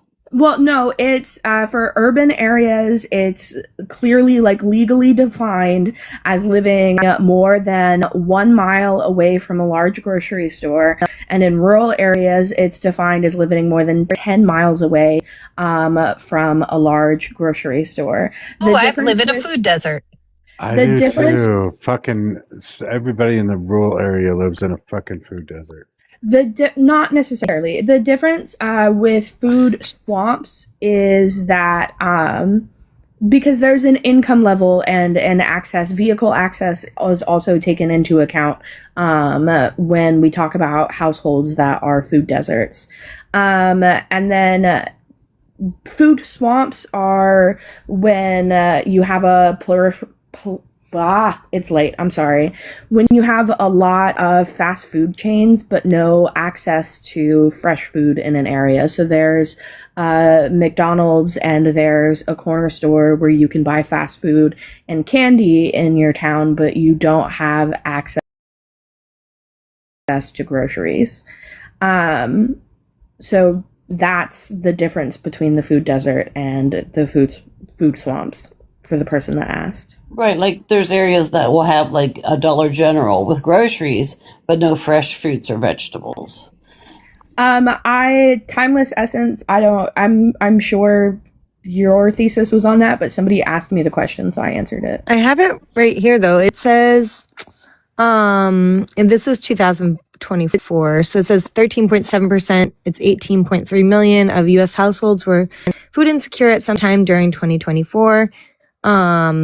And it says for food insecure, it's at times during the year, these households were uncertain of having or unable to acquire enough food to meet the needs of all their members because they had insufficient money or other resources for food. Food insecure households include those with low food security and very low food security. And then there's a low food security and then there's a very low food security. So there's like different levels to that. That number's going down, by the way. Last time I looked it up, when I looked it up a while back, it was like 25% of the country.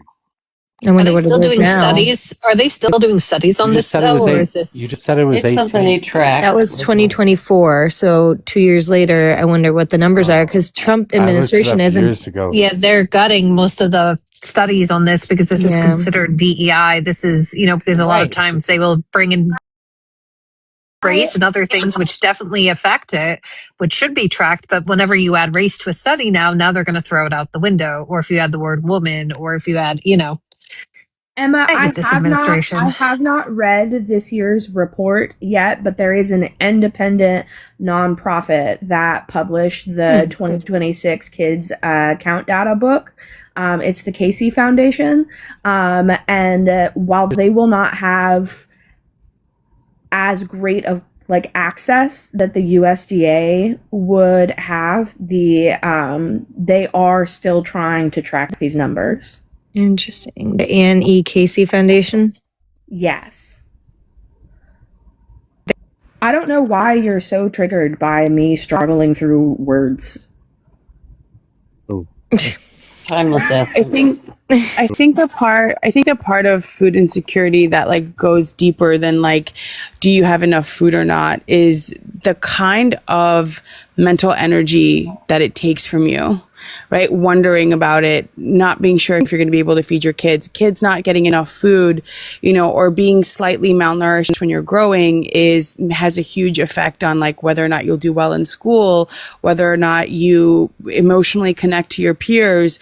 There's a huge ripple effect from food insecurity. Even though it's not starvation, there's still a deeper ripple effect that hurts the economy, right? When a brain is just constantly thinking about where you're going to get your next meal, or if you're going to be able to get that meal, if you're going to be able to feed your kids, it's harder to make moves, to make more money, to get a better job, because your brain is designed to be completely taken over by that that one problem, that one survival skill. So I think when you have food insecurity in a country like the United States that's so wealthy, that it's unacceptable, because the kind of mental attention you need to make moves in this country, to do better in this country, is severely halted by having that food insecurity. Also affects your teeth, because my dad was born in 1939, and he had a lot of food insecurity because of the war, and he was forever affected by that with his body, and especially like his teeth, how they grew when he was a kid. It affected him his whole life. So Did his teeth shatter? they just weren't like good, because like the nutrients didn't get to them somehow. No, the only Like, reason I'm asking, my mom was born without any enamel, and I was born with very low enamel. And my teeth, most of my back teeth shattered when I was young, but I have celiac, so I don't absorb things right. And then I was raised in poverty, so. yeah, they didn't It's have fun. like, there were stories about like him and his friends digging up onions and just eating them and then getting sick because they were like so hungry. They were trying to get like anything. But yeah, I mean, and then that psychologically, to HR's point, like it psychologically changed him, because for the rest of his life, he would always make sure there was like more than enough, always. Like, and it rubbed off on me. I always make sure we have extra at the house, no matter what. And it's like almost like not a hoarding mentality, but like an almost anxiety that you're going to run out, that like got passed on to the next generation. Yeah, like a compulsion. It's a survival type thing. Mm-hmm. Yeah.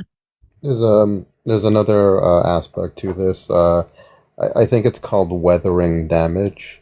That people in these sort of positions, the stresses, the pressures they're in, it literally damages your cells. And so, if you are that close to a starvation point, that cellular damage or that weathering damage for just being that close is an issue, right? Like I always say this, fight me if you want.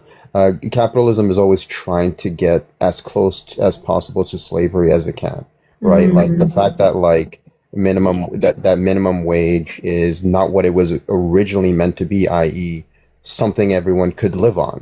Minimum wage just used to be a livable wage, but then a distinction was made, because then all of a sudden, the narrative changes, and now it's not only a moral thing, but like more of a business needs type of thing. But yeah, that weathering damage is a huge issue. And again, when 60+% are living paycheck to paycheck, and that's like the baseline of economy, I mean, fuck off, that's just stupid. Yeah, That I was mean, a tricky cancer. 60%. Yeah, it fucks with executive functioning too, right? Like, again, it's a vicious cycle, right? It's a vicious cycle of like, you're in this poverty situation, and the poverty itself, like, is the reason you can't get out of poverty, because your executive functioning is lower, you're in survival mode, so you're not making as many deep connections between the midbrain and the prefrontal cortex. Like, this is all well studied and well documented, right? Like, we know that this is the case. This is why we provide free lunch to kids, right? We know that providing those meals at school will enable them to have higher executive functioning, being able to connect from the midbrain to the prefrontal cortex, to be able to learn all of those things. And it also alleviates the parents from having to provide those 2 meals, which alleviates space in their minds for it.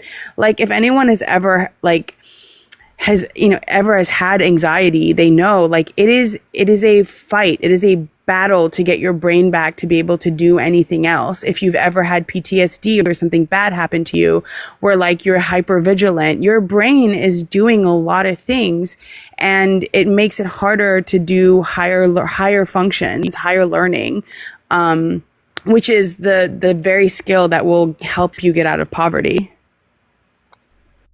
All right. Okay. I grew up poor as shit. I'm so sick and tired of this. You guys, these are just bad arguments. Whether they're true or not is irrelevant at this point. I could argue with you guys all night long about this, but they're bad arguments because you're never going to convince somebody of anything.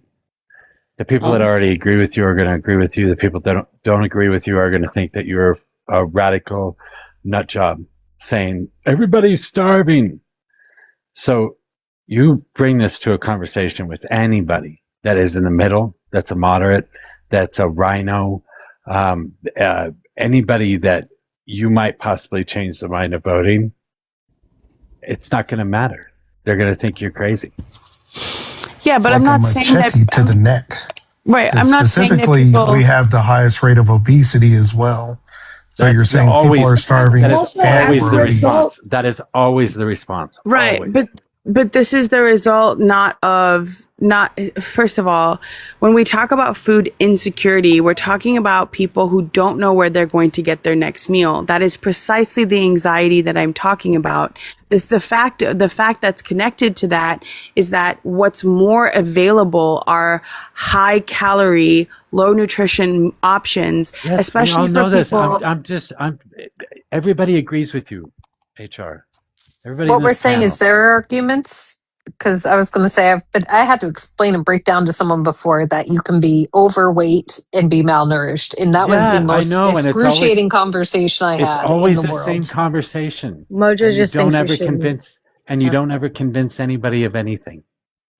Right. I'm not trying to convince them that people are starving. I'm trying to convince them that the system itself is broken, and because of the way that the precise way that it is broken, it doubles down on the people in those situations, right? Like even SNAP, right?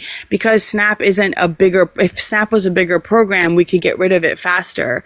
And that, because it doesn't seem intuitive to people, they immediately dismiss it. And the reality is if we grew SNAP to be a big program to get people to be in the program longer, have better quality food, like build out more infrastructure for SNAP, all of those things, we would actually move enough people out of the poverty cycle. And then they wouldn't be continuing to go back into it, and we pay more and more and more into it. If you made this bigger for longer, then you could actually start making it smaller as people cycle out of poverty completely. But they don't want to hear that. They don't want to hear that it needs to get bigger before it gets smaller. They want to hear save the kids. They want to pretend. These are simple-minded.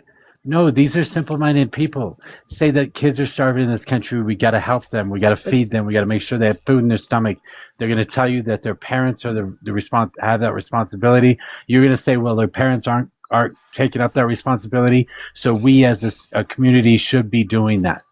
That's what you And have then to. and then they're going to say save the children from the island and from the files, but yet they're going to let the other children starve and say their parents should get a job. No, you're going to do that. Their parents aren't able to pay for food because their parents aren't getting paid enough. Okay, but I know that, but that's what they're going to keep saying. They're going to say like, "Oh, they just need a better job." Then that's what they're going to say because they don't really care about the ignorant kids, right? They don't really care about Exactly. the kids, is what it comes down to. They care about them, and if you tell them they're going to pay less tax, fuck the kids, they'd say, "Fuck the kids, I'm paying less tax." That's how they really feel. The majority of the population, adult population, reads at a 6th grade level. Fuck You're the not kids. going That's to what they reach think. them Can we with pause? these kind of talking points. Can we pause on that? That's such a sad reality. Mm-hmm. It is, and they're cutting. They're cutting more stuff too. I mean, it's. That's why they're cutting it. I mean, if they don't want to be in public schools, don't be in public schools. Bring your prissy ass kids to the private schools. But they're trying to not only keep their private schools, pay for it with taxes, and then take away the public schools. Honestly, that's what they're trying to do. Okay, I have a question. What's the purpose of getting a bunch of liberals together to have a discussion? What is the purpose of doing that? You want me to pretend to be a conservative? I can do it. I do not. Trump 2028. I have a different point of view. I asked a simple question. Does anybody want to answer? Well, okay, let's say liberals that's a pretty big tent as far as political philosophies go. Oh my God! You guys even make this impossible. What was the We like question? to argue about everything, Mojo. We like to argue about it all. Leave us be. Hold on. What was the question? I asked, what is the purpose of getting a bunch of liberals together to talk? We're hanging out, Mojo. To argue. No. To get ideas. To annoy Mojo. Okay, well, here, let me give you a different perspective. To find solutions. To find Right. solutions to problems, and then figure out a way to disseminate those solutions to the other side so that it's understandable and easily digestible. That's the reason liberals get together. We can talk about the issues in a textbook manner, but if the other side can't understand it, then we're just yapping at each other and we all agree with each other. So we have to simplify it, you're saying? Yeah, I get that, but the answers to these questions are complicated. There aren't simple answers, simple, easy, digestible, easy peasy answers. And that's part of why we're in this problem, is because Republicans refuse to accept that there is complexity, that these questions that they're asking, the things that they see, these things that they feel like are intuitive. Oh, how can people be poor? They're fat. These are things that don't actually correlate. They are refusing to see the parts in the middle that we are explaining. They just don't want to see it. There aren't a simple answers, Mojo. That's the problem. The answers to these things get together. That's why we're supposed to get together and right. talk about them and come up with better ideas. But we need to figure out how to disseminate it. Like I said, Donald Trump won in a large way this last election because he's for us, she's for they, them. Right. Well, I think there are, as far as like food insecurity for children goes, there are very simple policy changes that we could make that would make things a lot better for a lot of kids. Making free breakfast and lunch universal through like the public school systems, and making policy changes about the type of foods that we subsidize when it comes to the stuff that we do for like WIC and SNAP. All of those things would change food insecurity outcomes for kids, and it's two very simple policy things that we could change in the United States. How do you implement it? Well, hold on. I'm gonna come from the MAGA side, and I'm gonna give you straight the argument. How much money do we put in the Department of Education? Yeah, I was gonna say something similar. Well, I mean, like 93 billion. And we've been up here and discussed multiple times that 6 billion would end world hunger, not just the U.S., world hunger for a year. 93 billion to the Department of Education, 6 billion to end world hunger for a year. You're not going to beat that. What exactly, by proposing that kids get free breakfast and lunch in public schools? If the Democrats were about it, the Department of Education would have already done it. Well, I have it in my town. We have done it in some places, and at one point... Yeah, you've got states that do it, not the Department of Education. That's the problem. Yeah, so your solution, Falcon, listen, I agree in principle, but it's trying to convince the other side that why should we grow the Department of Education's mandate, which would probably be the ones that would administer some kind of federal policy within 50 states, and within 50 states, there are counties, because counties all operate differently, on how they would implement free breakfast and lunch for kids nationwide, right? Like, well, it's not currently fully administered. I understand, but like these are the things that we need to convince MAGA and the right side of the aisle that, like, how do you justify growing the Department of Education? But I'm not justifying growing the Department of Education. Currently, free breakfast and lunch is already administered through the USDA. So it wouldn't be the DOE that needs to grow. It would be the USDA. Right. I'm in so the then red you too. now agree with the conservatives and MAGA that we should disband the Department of Education. They don't even handle the mills. No, the Department of Education, that's not their purview. The purview is curriculum, and the Department of Education federally is mostly about universities. It has nothing to do with K through 12. It's mostly universities, and also dealing with like special needs, like like requirements for schools, right? Managing that. That's pretty much what the Department of Education used to do. So we're really not talking about that. And a lot of the states already do handle whether schools do free lunches or not.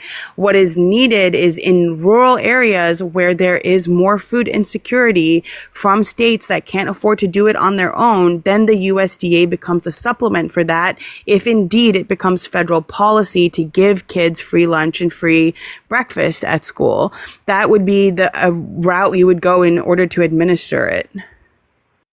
And that's where they start running into welfare queens. This is a trope we've done so many times. Donald Trump is doing the right thing then. Donald Trump is doing the right thing because he's taking subsidies away from blue states and he's giving subsidies to red states. That was already happening. That's not something he's doing, right? We already pay more to red states from blue states. He's increasing it. He's decreasing the amount of money going to blue states. He's taking federal funds away from blue states right now.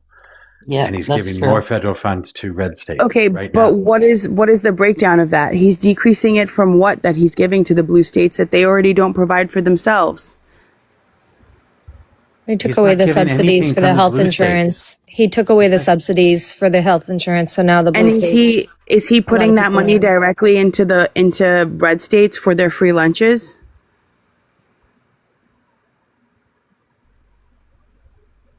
I thought there were no free lunches in red states. There are lots of red states still have free lunches for kids. Yeah. Texas still has them. I was going to say, because Republicans rail against that like it's some type of horrible thing. Yeah, the thing is the free lunches for kids in schools is more of a state issue than a federal one. The federal program that we should be talking about is SNAP, right? And then the easy way to say it is grow it to slow it. There you go. There's your fucking simple answer. If you grow the program long enough, you will actually slow the amount of participants in it over time. That is just documented through the USDA. The longer people can stay on SNAP and actually get their feet on the ground, and then when they do actually increase their wealth, if you keep them on SNAP then for another 6 months, it enables them to save enough to have that nest egg to where if something happens, they don't have to come back into the program. And that's how you actually slow the amount of people coming in. So grow it to slow it.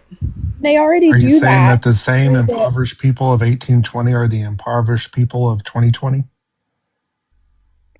Well, that's just silly. Obviously, the people from 1820 are dead, right? Exactly. So new people are made. We have a growing population. We're going to have growing poverty. Right. There's no way to slow it. Yes, there is, right? Because part of the problem is that, yes, when there's new people who come in and blah, blah, blah, but the people who have been in it are usually some people who are in it for a while. They make a little bit more money, right? And then they come off of it, right? But they're only one emergency away from having to be in it again. The idea is that you need to keep them on it even after they have surpassed that amount where they can actually pay for food in order to allow them a little bit of time to build up their savings, and then they actually will leave. And then the only people that come in that are new are either new mothers who now have to feed more people, so new families, or people who have maybe fallen into bad times, but this is the first time they're coming into SNAP. We have a cyclical problem with SNAP. You can get rid of the cyclical problem by letting people stay on it for a little bit longer. Over time, it will decrease. It will take time, but it will decrease over time. Want to say, how do you convince that? But how do you convince that's a MAGA? They're just going to say you're enabling people to continue to be lazy and leech off the system. I don't need to convince MAGA. I don't need to convince MAGA. Of course you do. Why? But there's enough Democrats to where I can vote them out of office. No. What's the definition of insanity? I can't convince people who are not ever going to be willing to look at data and actually look at how something works to be convinced of something. They only vote on their feelings. They vote on things that I'm not able to convince them on. So I just need to make sure that a lot of Democrats show up to the fucking voting box and vote. That historically just doesn't work. Yeah, I don't know that we have enough actual registered Democrats. There are a lot of unaffiliated in this country, and they may vote more Democratic than Republican, but we don't have enough registered Democrats to actually do that. So you're going to have to pull them from the right or the left, or both. So how do you convince communists to vote, and how do you convince the middle of the road Republicans to vote? That is a battle I fight on not the Republicans, but convincing like far leftists and communists to get out and vote. And giving them the the harm reduction argument tends to work for communists, especially since if they are living in an area where their polling place is pretty close. It does not take a lot of your time, and it can reduce the harm in the short term while they prepare for whatever mythical revolution they're getting ready for. But They want a revolution. What makes you think they care about harming people? Well, not every far leftist that I have met thinks that revolution automatically equals like a violent revolution. And specifically for that ideology, and I hate to attack the communists and the Marxists on the panel and stuff, but for that ideology, the more downtrodden you have, the larger force you have. So specifically, they want to make people hurt. That way they'll join that revolution. That's fucking true. That sounds like Republicans, though, too. That sounds literally like MAGA in a nutshell. You're saying that makes no sense. Not all our leftists are accelerationists. I get that the accelerationists exist, but it's not all of them. The accelerationists are the white liberal communists. That's who I'm a far leftist, by the way. I mean, I call myself a pragmatic Marxist. I would like to see a Marxist system. I would like to see the government basically as a perfect democracy. I would like to see all corporations gotten rid of, outlaw corporations, move it all to co-op system. I want everybody in each individual co-op to get paid the exact same amount of money. I think the CEO should be making the same amount of money as the fucking janitor. I want to set up a system to where you put a certain amount of community service time in to make sure that all of basic needs are met for everybody in the community. This is what I want as a system. But I will vote for Democrats in the meantime. I will vote blue no matter who. So I'm already that person. And sometimes I can convince people, but most people think that I'm just a fake Marxist. So we did like taxi program to get like the socialists in our city to the polls for the primaries.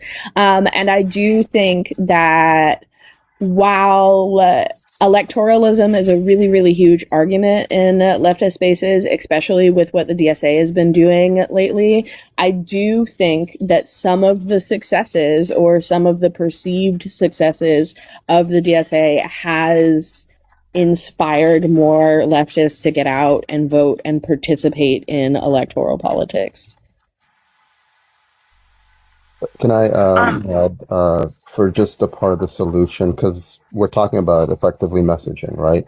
So, Das, you mentioned the sort of welfare queen narrative, which, by the way, was false, racial undertones. It was basically just something Reagan and his team created, and it worked because they knew who they were talking to, right?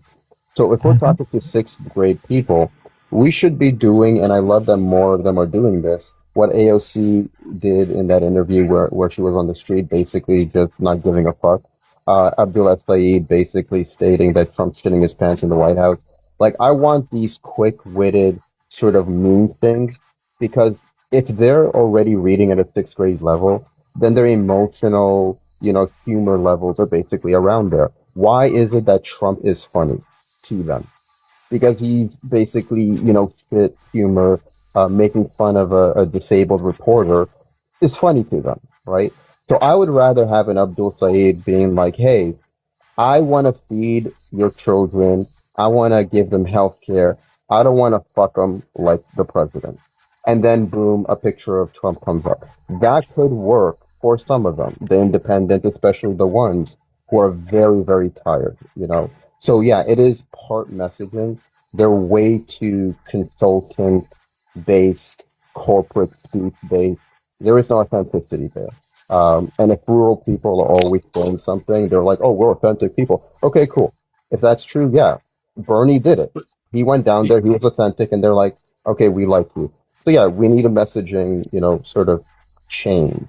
Here we're talking our against. I campaigned or canvassed with the Syed campaign in the early days with a friend of mine that lives in Michigan, and I will say that in that canvassing, and this is not going to work everywhere, there are a lot of people that we met that voted for Trump just because they wanted something to change. And they felt like he was a politician that was coming from outside the system and was extreme enough to change things.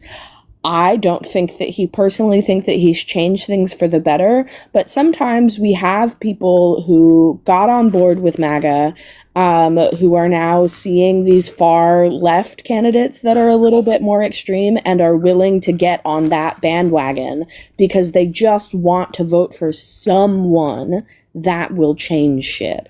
And I saw that a lot before Hassan got involved, before he got his DSA endorsements, when we were out canvassing in the beginning, we saw a lot of people that just wanted something to give finally. I will say that, when I'm not on TikTok arguing with MAGA who are, so stubborn, when I've been phone banking for Beth Macy in Southwest Virginia, right? I just ask people, and these are just normal people. They're not people on TikTok trying to argue with me, right? When I ask them, what are the things you want to see differently in Roanoke? What do you feel like Ben Klein has done for you? When I ask them these questions and when I am able to show them that, he has actually made Roanoke worse through certain policies and that Beth Macy is looking to change those exact things they're talking about, and here are the ways they're doing it, I've had a really good success. People have been really receptive to the way that I've explained things to them.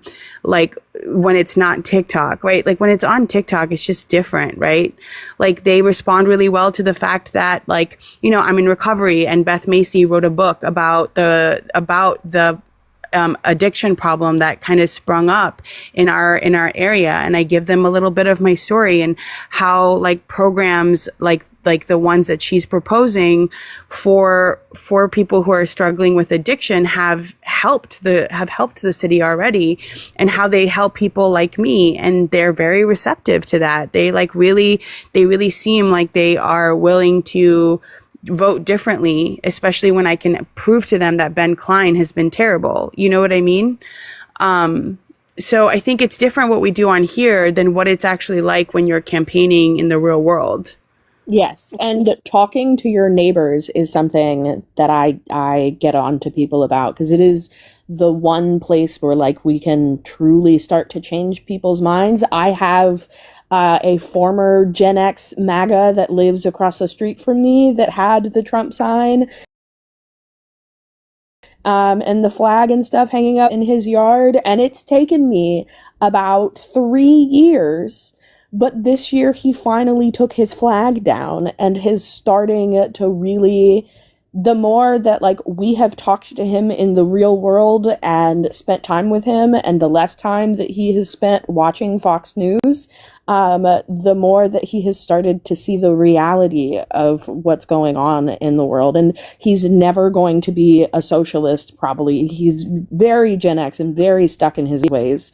But he is now not raging MAGA, at least. And that's progress, in my opinion.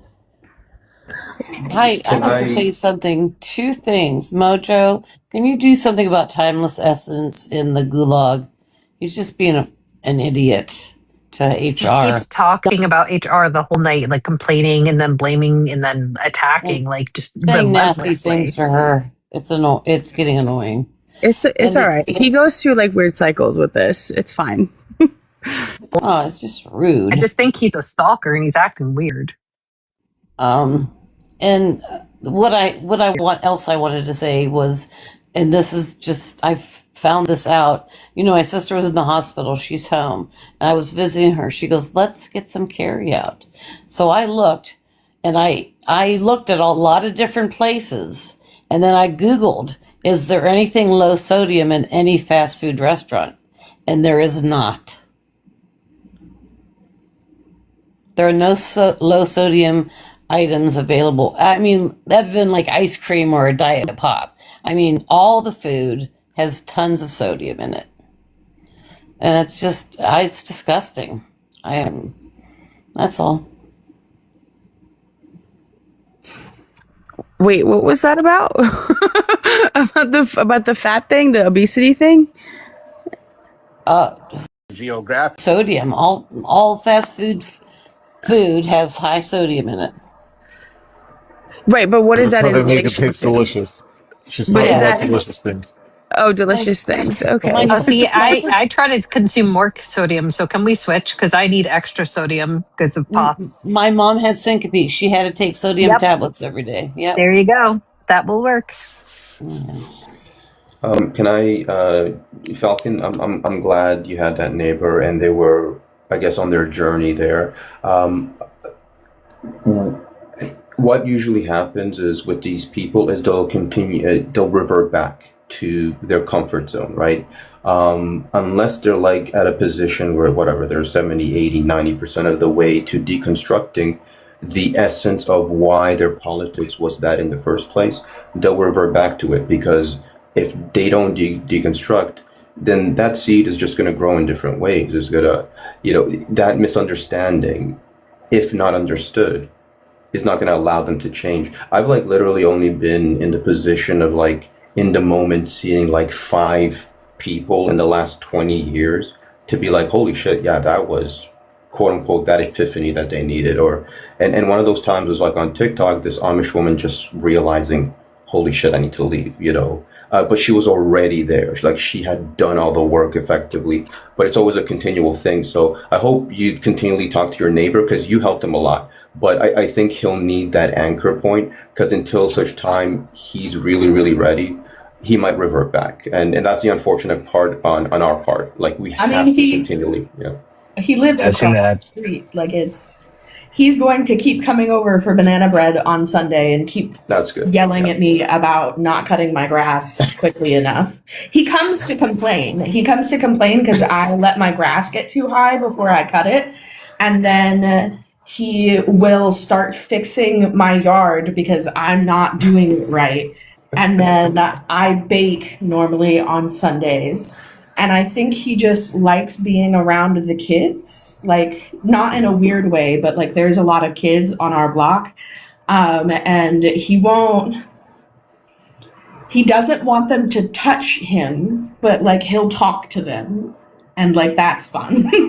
And he likes the banana bread. He, like clockwork, appears to complain about my grass when there are bread loaves in the windowsill. So interesting coincidence. I will say, your experiences basically underlines the most important, strata of politics, which is community politics. Knowing your neighbors, them knowing you, and this is the issue, right? Especially because this is a very privileged position if you're say you're white, but if you're say black or trans, it's go talk to that MAGA guy that doesn't like you or whatever, try to help them deconstruct. But yeah, under this, I think he was on his way there, and yeah, it is community based, so. Well, it helps. I am black, and no, I did not go introduce myself to this person. It just kind of slowly started happening over time, because I am lucky enough to live in a very diverse neighborhood, just by where I live. But talking to your neighbors is a big part, in my opinion, of being a leftist and engaging with your neighbors and helping the people around you learn and being a part of your community. You cannot be a part of a community that you don't know. So, yeah, and I just want to also, just to that, Falcon, Das, when you had mentioned you know, I don't know if I misheard that, oh, communists want the poor to suffer more so that, you know, they'll be more likely to join the vanguard or the revolution or whatever. No, those type of accelerationists, those are the privileged people in society now. I'm not going to say they're LARPers or whatever, but I've been to communist, you know, meetings at UFT here, and you know, most of everyone there was like white, you know, liberal, cosplaying, you know, smashing their fist on the fucking podium. Like there were a few serious people there, but the issue is most people who know how awful it is at the bottom underclass strata would never accelerate or want more suffering there. If anyone ever thinks that way, you're not a fucking communist. I consider myself an Afro-socialist and not 100% a communist, but I grew up and I was raised by an Afro-socialist. My mom is, and I was taught and still firmly believe that accelerationism is not what's going to bring about change. And I was raised and still practice mutual aid as a tradition, as a part of our lives, because that is what's going to change things. The dialogue that opened between me and this neighbor happened because he got to a point where he finally desperately needed help. He was out of work because he had broken a bone.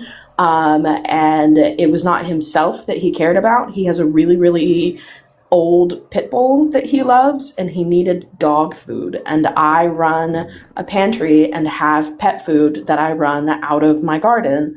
And that was what opened the conversation between us.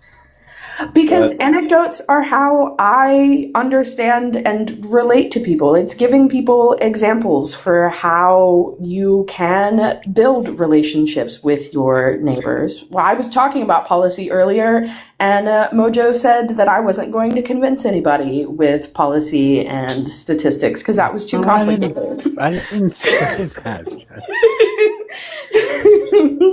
So now I am trying to be human, and I am very human with my neighbors. So can I ask? Shut up. It's a very human holiday. Yeah, Gen X need to catch up. Falcon, I do want to ask one other thing about like the Afro-socialism, myself being, I guess, that in some way. Like, because just to make a distinction between the West and Africa, I guess, like a lot of our systems were matriarchal. And, you know, not all, of course, but enough that like certain societies had generations, millennia, one in Central Africa, 30,000 year economic structure on the share economy basis, on mutual aid. The issue was like the French came in, if I recall, introduced, you know, mercantilism, capitalism, and within 2 generations, you could see how society had changed from like an outward sharing structure to the inward one. And that's my whole point, Doss, right? Like, at a certain point, socialists will get more power. When they do, they will, you know, be able to like rein in all the bad shit. And within 2 generations, we could create socially constructed a better society. They came in violent, of course. I don't want that, but the French came in violent and changed it within 2 generations. It doesn't need to be violent, but the thing is, revolutionary is in some way violent. It is a liberation of the mind. We literally have to, quote unquote, unalive your previous self, like Falcon did. She helped unalive who he was before. We have to dismantle that. That is the mental issue that we have to unalive. If you want to read about how mutual aid can spark revolution, Vaishnavi Patel is an Indian author, and she writes about how a revolutionary group in Bombay actually built a mutual aid structure that was able to throw off the British Empire in Bombay. So that's some really interesting history if you care about revolutionary history and learning ways that nonviolent revolutions have succeeded in the past. The founding fathers were obsessed with gardens, so I think everyone should have a garden. I am in my garden right now. That actually does bring your neighbors closer to you because you're outside. It's like inviting. It's fucking dark outside. What are you doing in your garden right now?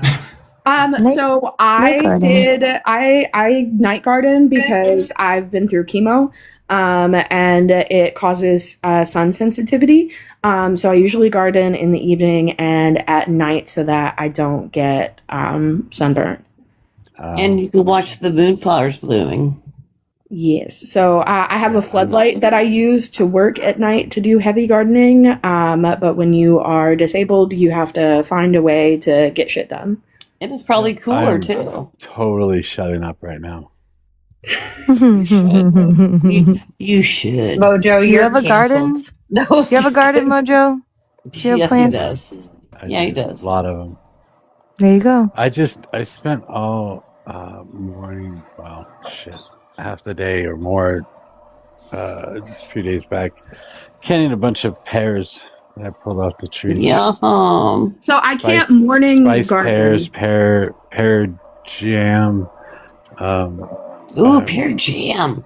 I shredded a bunch and threw it in the freezer. I'm gonna make some spicy pear and cabbage Asian salad. How do you make it spicy? Habaneros, which I'm also growing. The And the squirrels reason ate I all our don't pears. morning garden is because I have 3 kids, and I have to get them up and ready for school and camps and that nonsense in the morning. Tomatoes. Been eating tomatoes forever.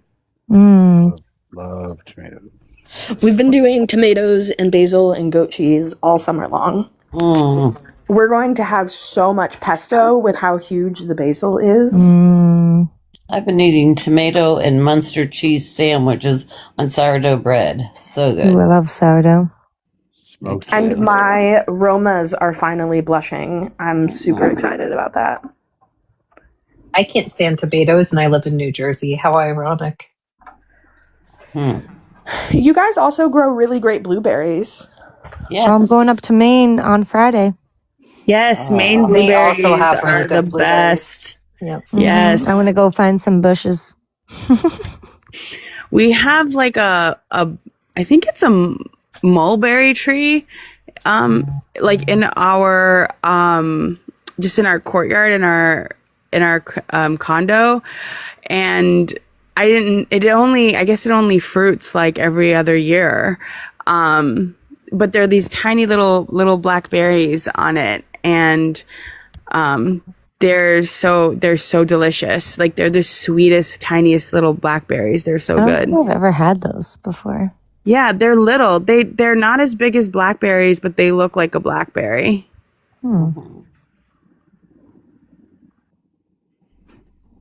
We had a blackberry bush pop up in my mom's backyard after my dad passed away, and he didn't tell us he planted it. And it was like the largest blackberries you've ever seen. They were huge, and we were like, where the hell did this come from? It was so wild. But this past year, the landscapers at my mom's house chopped them too much, so they're not producing this year, but maybe next year. Yeah, they will. They'll come back. Emma, I'm gonna keep this quick because I don't want to piss Mojo off, but I dumped Ladder Boy this summer. Ooh.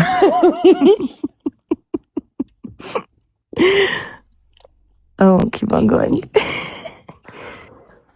There's always fun stories. So many fun stories. Ankle Monitor Boy is still hanging in, but Ladder Boy is gone. Oh boy. Can we please turn this into a reality show? No, thank you. Hold on. Mojo, I'm going to tell them about tomorrow. I'm thinking we're going to do a live tomorrow.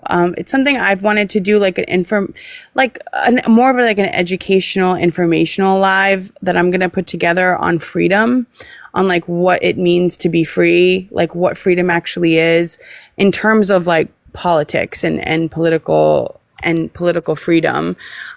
Because it's like it is actually much more narrow than people actually think that it is. I'm going to put some things together tomorrow morning and share them with Mojo and BC, but we're probably going to do it tomorrow afternoon. Have you read On Freedom? I have. That's what I'm basing. That's what I'm basing it off of, like at its core. And then I have some other things that I've read from other authors, from different countries and from Have you read different. on tyranny? I have. I've read all of his books. That's a tiny book.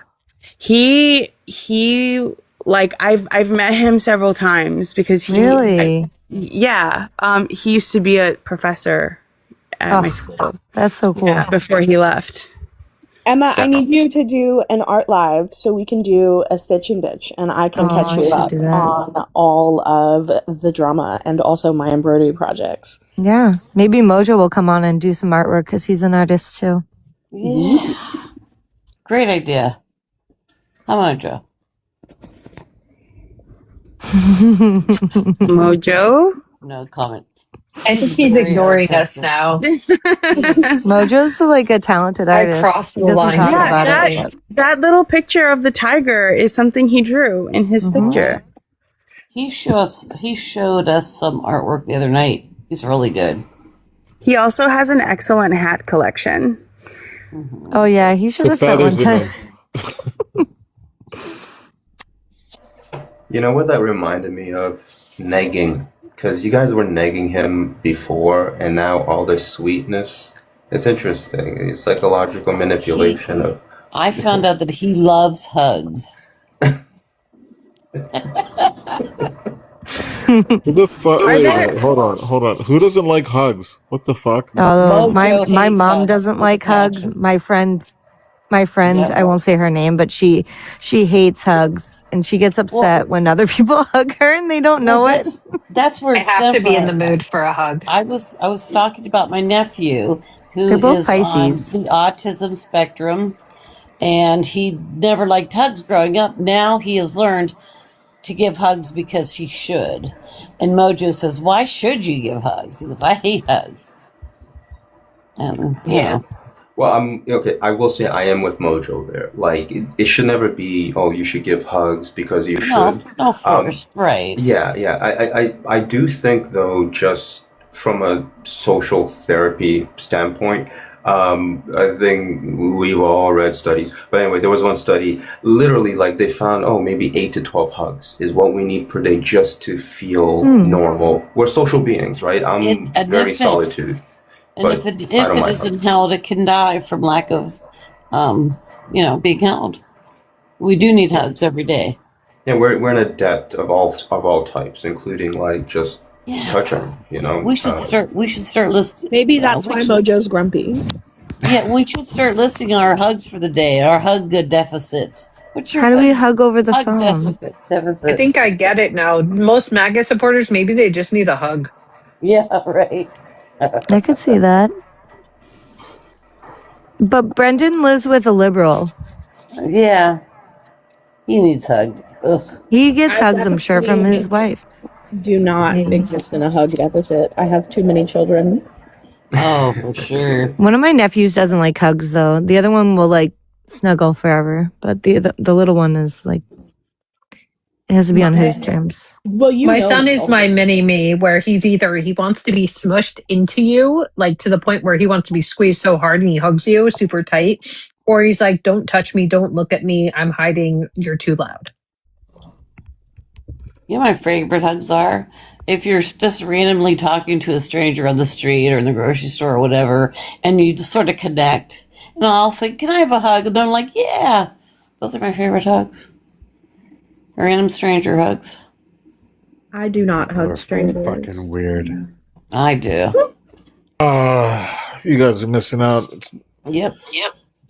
At a sports game or something that you're cheering about and something good happens, you just hug fucking strangers. Those are the best fucking hugs. Yeah, soccer team. I do not sports ball, unfortunately, but... Neither does Mojo. Don't even talk about it. Oh, I found a place last night. San Francisco and Cleveland Guardians were playing baseball, and the little Google widget that said the score had the scores wrong, opposite. So I found a feedback, and I sent feedback to them, and because it happened again tonight, and it was really irritating. I have What? a screenshot too. The fucking Blue Jays and Tampa Bay game. It was all wrong. Yeah. What happened? Did they fix Well, the it? Blue Jays. So it fixed it at the end. The Blue Jays won. Right. But for the longest time, it was switched. Like it was 6-7, and you're looking at your phone thinking that they're losing. Wait, And the game ends, were and they they fucking won. with you with the 6-7? No. Maybe. No, my score was different numbers. They probably hired somebody from MAGA at ESPN. But it's just the widget. If you click on it and go to the main screen, it's correct. It's just the widget. It's probably AI. Yeah. Yeah, AI, that's why. I'm just kidding. Did you guys hear about this matchmaking, like dating website that popped up in Silicon Valley, Western men for Eastern women? What? Yeah, it's a matchmaking website for. It sounds like mailer to brides. It's like a matchmaking website for like white guys for Asian women. Like Passport Bros. Oh. No, not like Passport Bros. Like setting you up with Asian girls like in the area. In the valley. In the Bay Area. I thought it was Eastern United States. Seriously, if you look at the website too, it's so weird, and it's all powered by AI, and it says that AI screens for fetishism. I don't know how, because the thing itself is a fetish. It's so weird. But wait, why do they? No, I know. It's so weird. It's like, it's been a thing for a long time though. There's like a real like even that Equinox, did you guys see that like Equinox commercial where like a guy had a finger in this like Asian girl's like mouth, and her head is basically attached to a like robot neck, and it's a ad for a gym. Like, I'm not sure what it is, but it's been this like kind of like dehumanization and like of Asian women for a very long time in the West, like sexual objects. Specifically like East Asian, like Japanese, Chinese, South Asian or South Korean, not really South Asian women. That's not the same thing. But yeah, now there's this whole website, and it's been under a lot of scrutiny because it's like all powered by AI, and it's supposed to somehow screen for fetishism. And it's like, I don't even know how an AI would be able to do that. It's hard for a human to do that. Like, it's hard for me to know when that's happening, right? Like, and I'm a person who like is intuitive and has a brain and a body, like, let alone an AI. It always confuses me that people like McConnell and DJ Prince are, you know who I'm talking about. Anyway, how they have, like, they're so racist, but they have wives that are not white. Like Model that, it confuses me so much. Model I understand that. It's aside from fetishism, women, I think by and large, they don't view as people. So that's number one. Like, they don't even view us as people. So to them, it really doesn't matter. But number two, a lot of men do believe that women in those cultures are more submissive naturally, right? Yes. Even though the cultures, it's not natural for women to be submissive. I mean, hell, if it was, we would have been like 2,000 years ago, and we're still fighting against patriarchy. So that's bullshit. But because they have this theory that women are more submissive in other cultures, which again is a sociological, like they're socialized to be that way.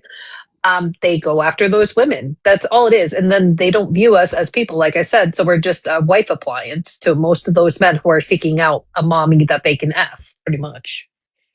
There's also a colonial aspect, of course, to this. When a power structure comes into a nation, i.e. whiteness, it effectively also creates this quote unquote attractiveness of that power. So much so that, like, you know, Eurocentric beauty ideals are basically worldwide, and it's just like, oh, you're just a white person, you look good, whatever. But there's like this elevation of it through the power structures way back. Because once you steal a culture, this is just worldwide, steal a culture, G-side, you know, destroy their history, their names, all that sort of stuff, you can then input your own information. And if the first information inputted is, you don't look like us, you are our underclass, then eventually that's going to outcrop in some sort of like power dynamic. A lot of this is also economic. Again, colonialism was just that. coming from an economic structure, like it is, I do see this as passport bro type of shit, but just more elevated in a tech bro sphere. This is just people going, instead of going over there, it's like, oh, here's some Asian women here. Let's do this thing. I want to be on my couch kind of thing. I mean, even Eric. In like U.S. history, we have often typecasted or stereotyped Asian people as a sort of model minority in the United States, and more often than not, they are the acceptable minority if you're going to be married to a minority woman. Yeah, it's the same thing with South Asians, the model minority thing. Yes. That happens with South Asians too. Sorry, can I? We're used as like a buffer class, right? Yes. We're like the buffer class to like make it seem like they're not being racist because they let this specific group of people into their circles, but we're never really let in. Like even in the circles that I run in of like high finance, right? Like it's like I can tell that there are always people who like are like, oh, we let you in because you're a certain type of minority, right? One like of the good ones. Yeah, we're one of the good. We're quote unquote one of the good ones. And I've heard like that shit so many fucking times. And like we see this, right? Like we see there's a whole section of like Indian MAGA, right? That is delusional enough to believe that they're going to be let into the club, and they're not, right? And like that's why intersectionality is so important in terms of, and solidarity is so important. Like, and I actually I talk to my mum there all the time about this stuff, because there's a lot of Republicans in my mum there, and I talk to them all the time about intersectionality, because Indian people are fucking terrible at it. We are fucking awful at it. We are very in-group focused, and it's like a problem. Like it's bad for us in the long run. I was going to say, not as bad as white women, I'm sure, because there's also white women that date black men and say, oh, well, now I'm not racist. And I'm like, that is not how that works. That is true. That has happened to me. But the other thing, my apologies. I just want to... Wait, hold on 1 second. I just got to go. I got to go to bed. You guys have a good night. I think Ty down there wants to come up. But yeah, you guys have a good night. Night, Civics. Night, Civics. I just want to support everything you said, Heuristic. Thank you. As a black dude who has... a partner with like Indian women. I remember one time we went to a restaurant and the daggers, just at me from like, and by the way, the best fucking butter garlic naan I've ever tasted. So it was like the highest demographic here where I am, the highest demographic of Indians are situated in this particular city. Of course, the food is going to be fat. So we were there, but the entire time, and this is the thing, we talked about it later, her womb is not hers. Her womb is the culture's. And it's the same thing with my culture, at least the patriarchal form of it. I'm an ex-Muslim, the Muslim aspect of it. Like, there's a particular colorism even within my culture just for how Ethiopians see themselves vis-a-vis other Africans, right? The amount of what you said, heuristic, that I do get from Indians, and I don't want to apply it to all, is very interesting, especially when I also get, oh, you're one of the good one remarks. And that just tells me, okay, let me help you deconstruct, because at this point, you're intellectually inferior. And I will tell them that in the nicest way possible, just because you have been made ignorant. To think that saying that to anyone, a woman, this or that, thinking their property, you've been made ignorant. It is my fucking duty to make sure you're just a baseline human, regardless of who you are. So in Toronto, we're a melting pot. So we have issues. Holy shit, people have issues. Yeah, I mean, in East Africa, like, there's a huge power differential between the South Asian community and the Black community there. There's, like, a lot of neo-colonialism from India there now. China, too. China, too, but they're, like, the Indian neo-colonialism there is much older. Yeah, it's it is a particular strain as well in South Africa, but just in terms of like how the South African nation, created a hierarchy of color. It's like 4 different types. So Indians were just above, blacks. That's the unfortunate sort of outcome and vestigial virus of neocolonial, or rather colonialism. This Yeah, we do it to each other. Exactly. I'm like a fair skinned Indian. And so and Bollywood is all fair skinned Indians, like the darker you are, people are bleaching their skin in India to make themselves lighter skinned. Like my parents too, right? Yeah, that's me and my brother are also very tall, but that's more different. I actually think that's seen as kind of strange in my community more so than anything else. Because for a woman, I'm not just tall for a South Asian girl. I'm tall for an American, right? But how are you? Sorry. I'm very light skinned. I'm very light skinned for an Indian. But my parents, they used to get angry with me when I would go out into the sun for too long and get darker. I would get in trouble for stuff like that. And I've had to tell them, you guys got to stop with that, or comparing me to a cousin of mine who's darker than me, and I'm like, you guys got to stop doing that shit. It's that British fucking shit. Give us back our crown jewels, the assholes. They still have them. That's terrible. That's similar with me. I know my some of my relatives on my dad's side, they'll refer to me or even my brother because he's even darker than me, like in Indio or something like that. It's just colorism. Yeah, it's associated with working outside still, right? If you're outside a lot, then you work outside a lot, then you are lower on the socioeconomic totem pole, and status is so big in my community. Your status matters to fucking everyone, so your job and your salary. Yeah, those are very, Everybody very knows. important things. Yeah. And what will people think? That whole rigmarole is also there, but People always ask my nephew what he is because he's he tans a lot. He's just naturally just darker when he came out, and everyone's always he really did. He came out a little tan baby, and everyone's like, what is he? And I'm like, first off, rude. Don't say that. He's more Sicilian. Yeah, when my My brother two came out just as pale as me. I was hoping that my son got some of his dad's coloring, and instead, no, he's pale as shit. So we can't even go outside in the sun without 10 pounds of sunblock, unfortunately. Yeah, my brother, when he was born, was blonde.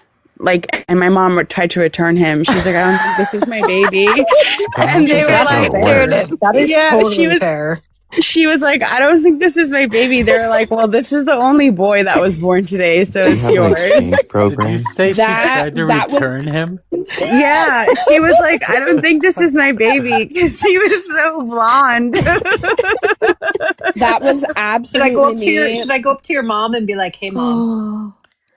That was absolutely me when my son was born, because I'm black and my ex is Hispanic. He's Panamanian, and our son came out with red hair and blue eyes and pale. And whose Irish child is this? How many recessive traits can one child have? Honestly, How many recessive traits can one child have? And his eyes, everybody was like, oh, they're just baby blues. He'll grow out of them. And he's 7 and his eyes are still that bright blue.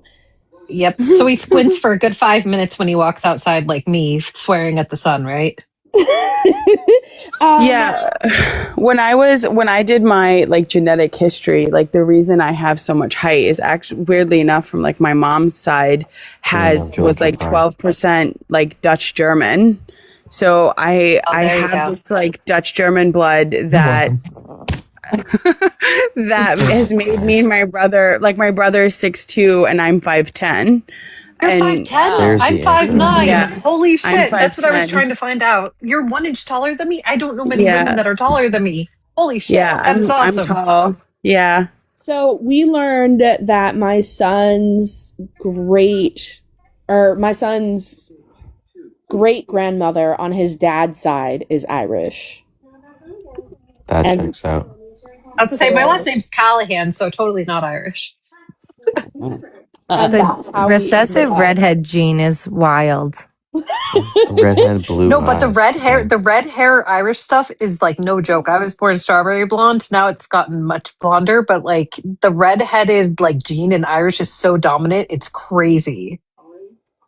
Falcon, I'll just say, Genetically, not really, but just for us being black folk and more directly, connects that.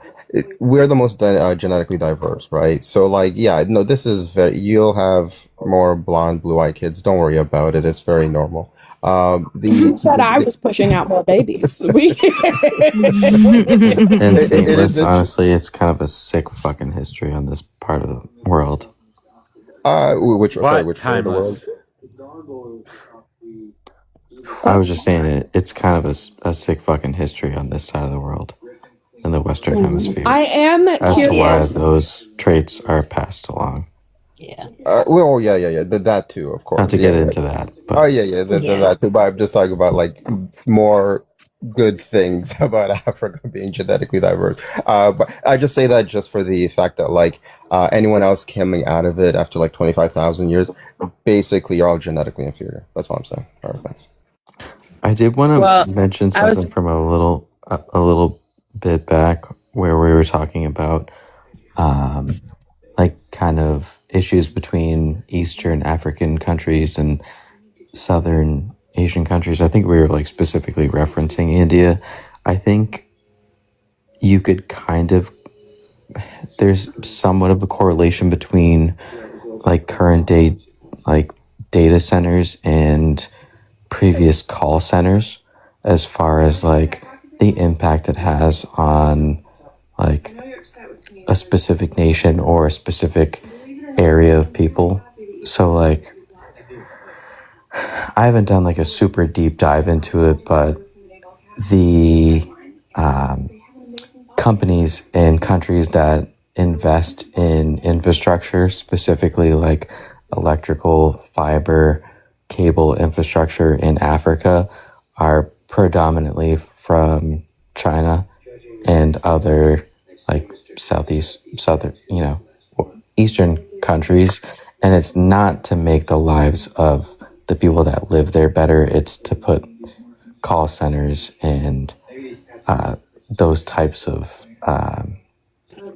company, like outsourced companies. Kenya actually, Meta got in trouble because there was a like group of they basically outsourced a bunch of Kenyans at some sort of data center in Kenya, looking at all of the video. They were like doing compliance stuff with like all the video footage from people's Meta glasses. Apparently people were like viewing all of that info and like seeing if it was like anything like violent or bad was happening. And like nobody who bought the glasses knew that was going on. Imagine all the people that were making pornos doing that. There were. That people were seeing all sorts of crazy stuff, and Meta didn't tell anybody that any of that would be viewed by anybody else, and they just got in trouble for it because Meta just always does stuff like this. But anyway, I'm gonna head to bed, guys.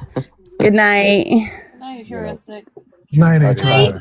I found it hilarious how this guy kept referring to heuristic as HR, and I'm sitting here as somebody who works in HR. I'm like, stop talking bad about HR, man. We go through a lot. I had a day today. Oh my god. Ty, just to go back to the China point, I will say, like, they're not there to benefit Africa, but they're much better in soft power negotiation than, say, most of the West has been, the last 500 years. Yeah, so it is better. I will also say, there are certain companies that want to come into like East Africa, particularly Eritrea, where they want to create these sort of like, they're effectively company towns, but it's basically all indoors, huge warehouses where these people work. It's effectively like enslavement compound, but they're like, oh, you get to live here and work here, and it's like good, and it's like 200,000 people, right? And this is the other thing. Part of that is because of where that place is situated, especially next to the Red Sea, etc., and the fact that 40% of the world's population can fly into Eritrea. They were like, okay, we'll use this entire nation like we used to do with company towns. So yeah, they're basically, doing neocolonialism, but the West is, again, much worse than, say, China or India. But, no one has the benefit of Africa. Just get Yeah, the fuck.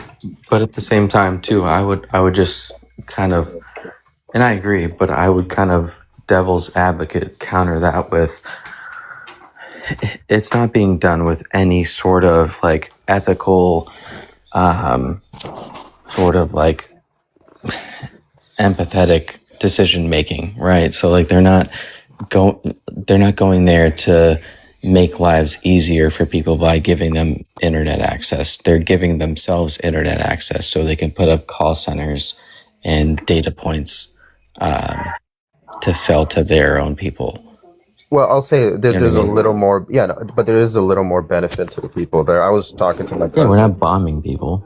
Well, yeah, but I think To also be fair. economically, there is a benefit. China understands it's it is Marxist, it is not communist, but it's trying to get there. But the way it's getting there, I don't like.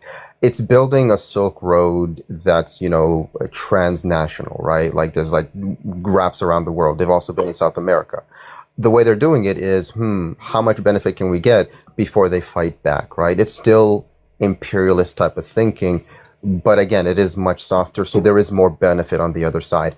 If on the other side, they can use that benefit to their strength, then they can push back, and China is willing to be pushed back, at least Yeah. much more so than, Well, we're not, American interests. I'm gonna they're go to not, sleep, guys. I'm sorry. I didn't mean to interrupt. I'm just saying I'm gonna go to sleep, and I wish I would have found this picture when we were having the conversation about autism, because I think this shirt is hilarious. If you can actually read what it says, it's funny. But anyways, everyone have a great night. You too. Jeff, come up.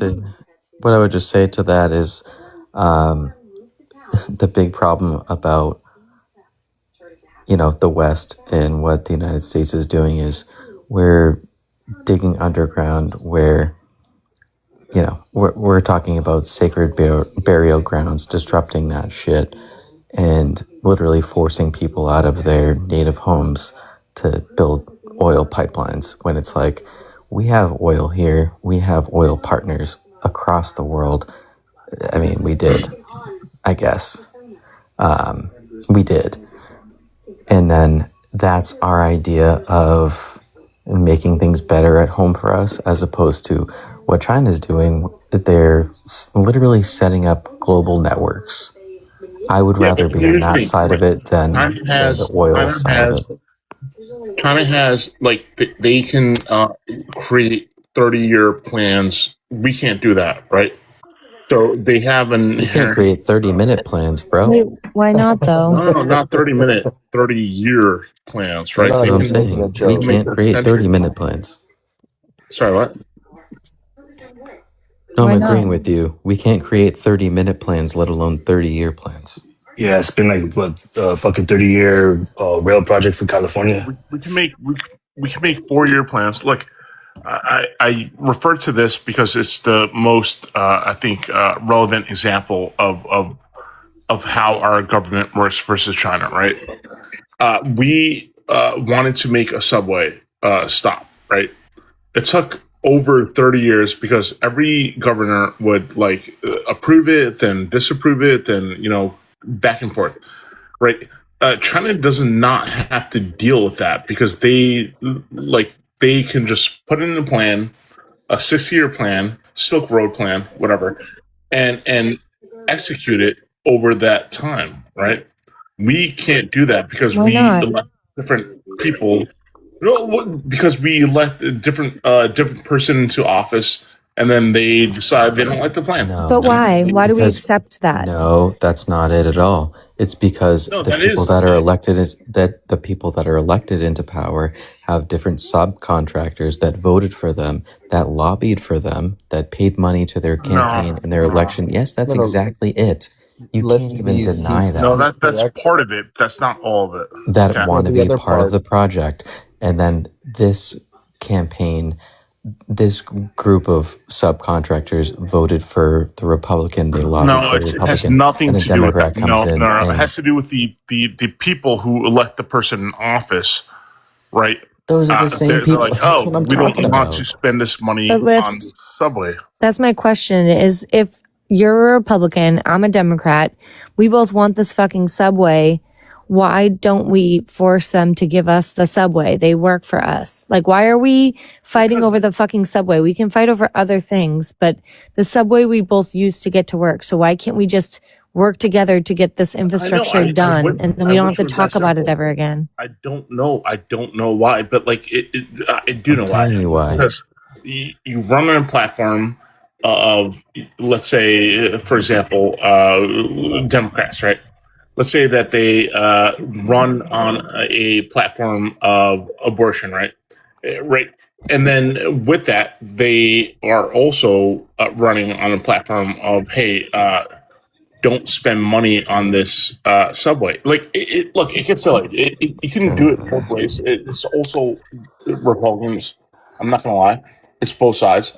But like, projects do get delayed for a massive amount of time. We're building a temporary bridge in my city, and it took them years to make this decision. They finally decided on a temporary bridge that they're going to build, and then they're going to take it down and build the permanent bridge. This is like, it was going to take a total of 10 years for the two things. What the fuck? Other Emma, countries will build a bridge in the 1 year, and we have to make it a 10-year fucking project. An It's so incredibly infuriating. infrastructurally sound bridge. Like, I don't know if you heard about or have ever seen the bridge in Lowell that goes over the Merrimack River that takes people from Bridge Street to, like, essentially, like, Lowell General. Yeah. It was supposed to be a temporary bridge when I was a kid. It is still in existence. Why do they build 25 temporary fucking bridges instead of just building a years later. fucking bridge? It's so For the weird to same me. reason that Lyft is talking about. And again, like, yes, it is an approval problem, but the approval problem doesn't lie with the voters. It lies with the lobbyists and the people we elect to office. And that's the point I was trying to make. The lobbyists are going to say, hey, this was a Democrat or a Republican situation that we were trying to solve. Let's continue